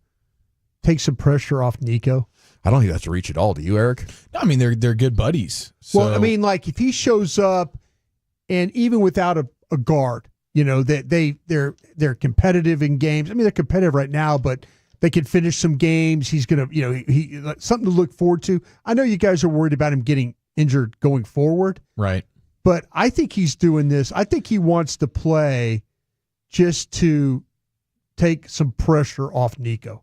I do too. That's why I think this is all. This isn't about trying to, you know, this isn't trying to maybe get in the play-in and all that. He's trying to come in there and say, listen, bro, I got your back here. And you traded for me. I know you're taking a lot of crap right now. I can hear the boos just like everybody else. I can listen to the news and see everybody, what they're saying. I think he's doing this to try and alleviate a little pressure. Yeah, I could see that. And I would say to add to that, for Anthony Davis' sake, I would say the best thing you can do for him right now is to be healthy next year and try to win the championship. Sure. We are in such a snake bit run of injuries, and I don't know if, you know, these things are connected in any way. All I know is don't bet against a streak, and right now we have a horrible streak going on, Anthony. So I do need you to not play, but I think that goes to my overarching biggest point about where we are and where we're headed right now. There's no way Nico would sit Anthony Davis if he wants to play. No. Nico wants to prove that he was right. Yep. And he might drive that guy to playing 42, 45 minutes a night, have another major injury as they're off on some pipe dream trying to be a 6 seed or something and win a playoff series. It's just pointless. And I think the lack of ability to see that, like, we don't even have to bring up tanking. It's just the injury risk for Anthony Davis and how pointless this is. But the inability for Nico to see that right now would be why an experienced owner would fire him. Like, are you kidding me? We're not trying to maximize our chances for Cooper Flagg and make sure Anthony Davis is healthy next year. We're worried about making a playoff. Why? What is the win there for us? But it's only to satisfy Nico's ego. And it's for that reason that I'll keep my fingers crossed that Patrick Dumont has some sort of an epiphany. Apparently the audio that we had last Friday, that was a couple of weeks old. It just began circulating. So I guess there's an outside chance that since that luncheon or whatever occurred, he's had a change of mind. Okay, did have Jaden Hardy was involved in those scrimmages as well, and he could be back on Wednesday when they return against the Pacers. Okay, do you want to honor P.J. Washington's request that you stop booing at the AAC? What do you think about that at 877-881-1053? The Franklin injury attorney text line is open. How do you handle that one if you're a fan right now, Brian? Right, you don't get involved. I mean, if you're the player, you just don't get involved in that. He's sticking up for Nico, which is an honorable thing to do. As a player, don't just let it happen, and hopefully that it'll go away. You know, you just don't. I've kind of learned if you say something and you know there's some backlash, I've learned instead of keep fighting with somebody, just let it go, and hopefully it'll go away. I think the players need to do the same thing. Just keep playing. The problem is they're going to keep losing games, and people are seeing what's going on in LA, and they're going to continue on and on and on. Best as the players, just step back. You know, if you want to go up and say something to Nico, like, listen, hey man, I'm sorry. You know, we got your back. We're going to try and play our way out of this stuff. That'd be great. But when you're asking the fans not to do that, they're gonna deaf ear you. They're not gonna. Yeah, they're not gonna listen. They don't care. To you. They don't care what you think right now. I mean, they like the player. They're for the player, but you can't just allow fans to be fans. PJ can understand the fan base standing on business. And that's exactly what the fan base is going to continue to do. Yeah. And I don't even know how much of this is just him sticking up for Nico. It's probably extremely annoying to be an NBA player, and every time you're in your home arena, you don't feel like it at all. Yeah. Even though you can understand, perhaps, I'm sure if you're PJ Washington, any of those players, you're like, man, this season went from championship aspirations to the biggest disaster in all of the world. And they're living it every single day. They're hearing it in a million directions. And then they go to their own home, and it's still there. And that's really where it's the loudest. Yeah. And so I understand from a player's standpoint, it's just annoying. Yeah. And I don't know that it's him, hey, I got Nico's back, is just as much as, hey, dude, I would love to come play a home game and not be hearing this the whole time when I'm at the free throw line. It sucks, but I think for Nico, it's what he's done, you know, and I would, if I'm the fan and I have an opportunity to talk to PJ Washington, I would say, go take that complaint upstairs. Go to Dumont. Because that is what that GM did to you. Right? The fans are just reacting. This is our only way to communicate. This is all we got. Mm-hmm. And there's one time a game. Well, it happens about 40 times a game, but there's one moment in every game where you actually have a chance to be heard when the TVs are still rolling. That's at the free throw line, Brian. There's a side of me that just wondered if Davis would have been playing this whole time, how things would have been different. Would there have been the booing and all that stuff like that? Very exciting. I think fans are really, really frustrated. They're seeing what's going on in LA. They're seeing what's going on here. 2 months ago, their team was riding the wave, and now their team's just a shell of itself. And I just wonder if Davis was playing. No, you're right. And there's two things. I wonder if Luka was playing that whole time, would he have been traded? And would Davis playing the whole time, how would the fan reaction be? I don't think Luka would have been traded because I think his injury was part of the reasoning. They're like, he's hurt again. Okay, It's time to move on before he's hurt in the playoffs. Yeah. If Davis had played, I was thinking when I was watching that game against Houston that we would at this point be in a conversation where the few last stragglers were still in the Fire Nico crowd. Yeah. And we would have been like, wow, look at those people. They can't get over Luka enough to enjoy the Mavs, who are the best team in the West right now. That's kind of what I was thinking too, that Davis, I thought that's where we could be. If he was to play at his level, that the team would be at a point where hey, listen, we all hate that Luka's gone, but look what Davis is doing on a nightly basis. He's staying healthy. He's helping the team win, but when you don't see that, you can continue to boo. Still would have been a horrible trade, but the winning would be so contagious. Okay, one of the takeaways from over the weekend in sport was the Nico curse or the Luka curse had struck the Rangers as John Gray took a comebacker off the wrist. He's going to be out 4 to 6 weeks. Another takeaway is it's time for the Vanderbilt boys to do their thing. As we'll talk with Sands here coming up in about 25 minutes, live from Surprise. Leiter and Rocker, the two most likely pitchers to be inserted into the rotation. And while that's not ideal, don't get me wrong, I'd rather have Bradford and Gray healthy, but this is kind of fun.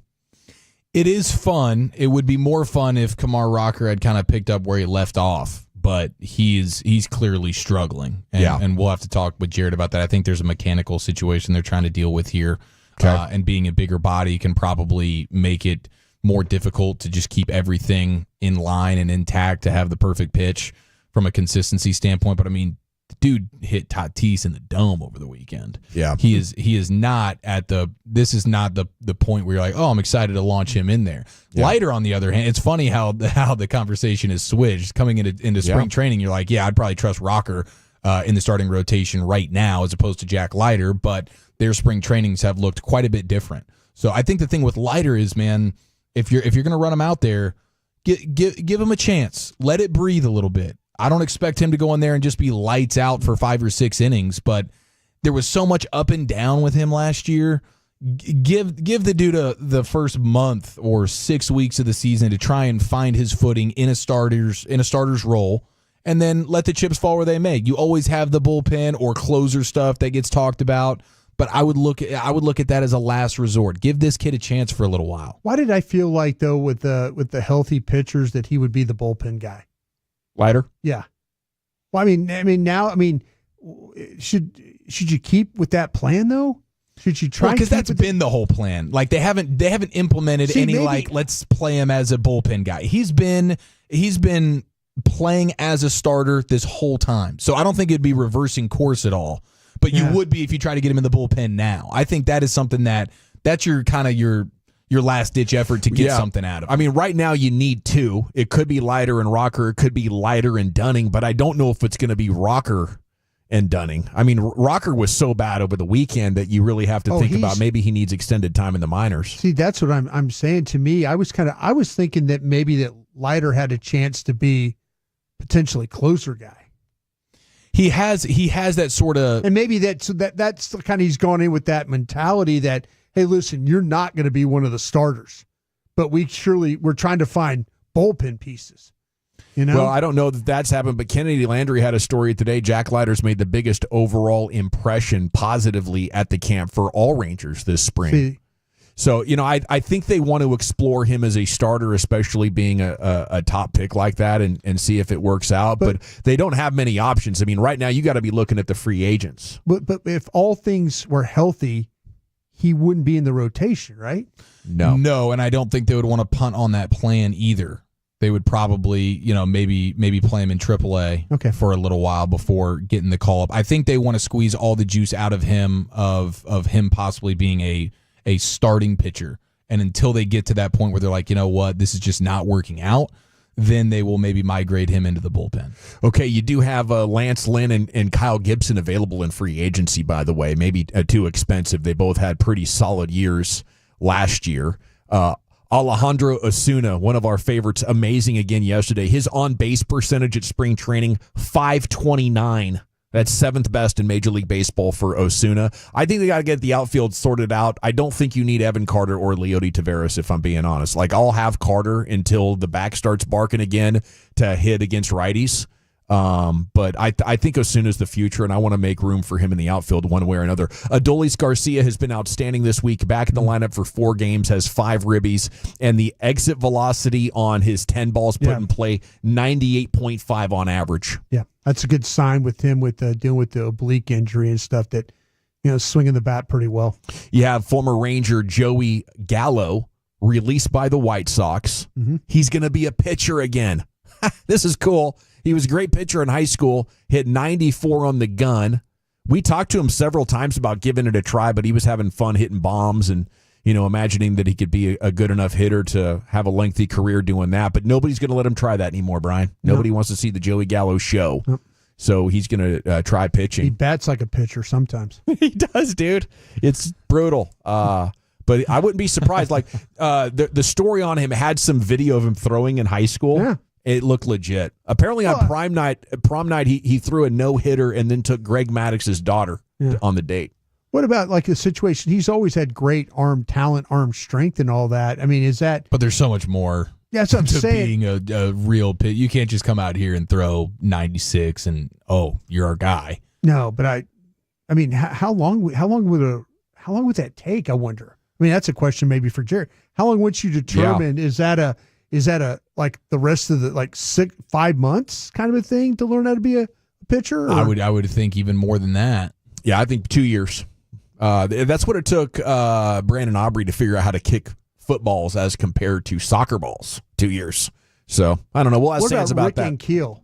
Like he was a pitcher to start out and then became an outfielder. I think that was 2 or 3 years. That was opposite. Yeah. You had to figure out how to hit and stuff, and that's tough. It's time to go into the Pimp Cup. Where Lucius has LA Live. Hey, I want to send a shout out to the Grapevine High School Marching Band. All right. They were in the St. Patrick's Day Parade in Dublin, Ireland, bro. Sick. That is really cool. What a great experience for those kids and whatnot. Yeah, that's a great trip. Representing the DFW out there in Ireland, huh? Yeah. Huh? Don't you know? I've been watching these parades, too, these St. Patty's Day parades here on YouTube. Mm-hmm. Yeah, I've been noticing that. Yeah, man. I've put something together, bro. I'm pretty sure everybody already knows this, but it just really hit me strong. The best parades are in drinking cities. Okay. Oh, yeah. Yeah. Yeah. The Boston one. Can imagine. It's a drinking town, right? Yeah, it's a fighting town, too. I saw a bunch of fights. Yeah. This one's Chicago. Chicago with the green water. That's a darn drinking town. The bootleggers and whatnot. Got rich in Chicago, man. NYC, I was watching that today. Savannah, Georgia is also one. Has a big old St. Patty's Day parade in Savannah, Georgia. Would we consider our parade here in Dallas one of the big ones? I would say it's pretty. We're a drinking town, right? I just don't know if nationally we get any respect for ours. It seems kind of neighborhood parade-ish. Okay. I think we need to increase our float size. Okay. And maybe take it to a main thoroughfare. Okay, you might be right, because look at that crowd over there in Chicago. Didn't we struggle? It's more of a bar crawl. Didn't we struggle a little bit like Cuban was having to put in money to make it work? Yeah, he had to bring it back to life. Boy, what a good Dallas dude, bro. Yeah, that was nice. That's the type of stuff I would do as a Billy. Be like, what? Keep the party going. Let's go, boy. All right, let's get into a Monday, Friday edition of LA Live right after the great Rick James. All right, you squares. It's time to smoke. Fire up this funk and let's have a toke. Funky. It'll make you dance to some of everything. Everybody get high. It's Monday. You ain't never heard a crackhead say, I ain't got no money today, so I ain't about to go smoke no crack. You ain't never heard that. Why? because they do it no matter what. Yeah. They get it done. Go out there today with that crackhead energy.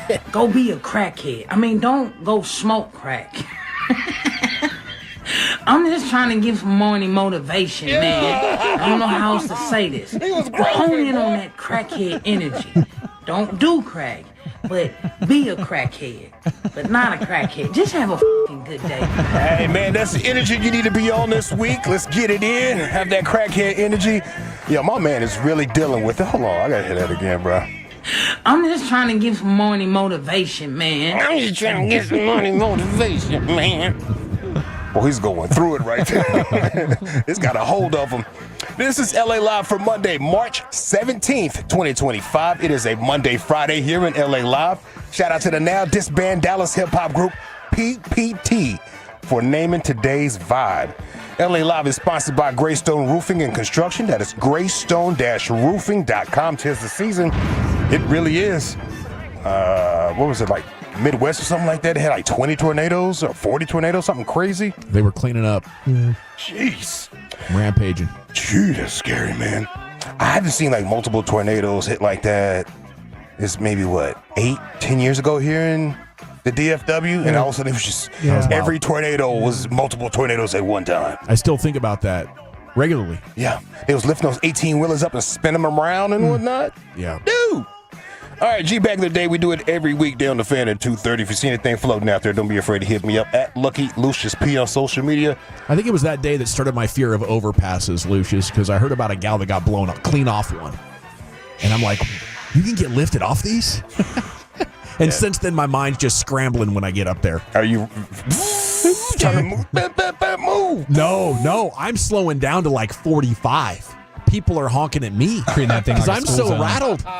I'm like on the Ferris wheel up there. It's not funny, man. It's kind of scary. It's not scary. good. I know. I'm cowardly. Lucius Alexander on Facebook. You can follow us all. Find G-Bag Nation on Twitter. Our winner. This came to a vote off. KC Masterpiece. See, I got that M in there, and it's stuck in my brain. KMC Masterpiece. KC Masterpiece.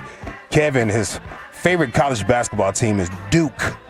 And he's seen Cooper Flag go down live, and it broke his heart. How did everything go so wrong so quickly? It would have been the first time since 2015 they would have had a chance to win the championship.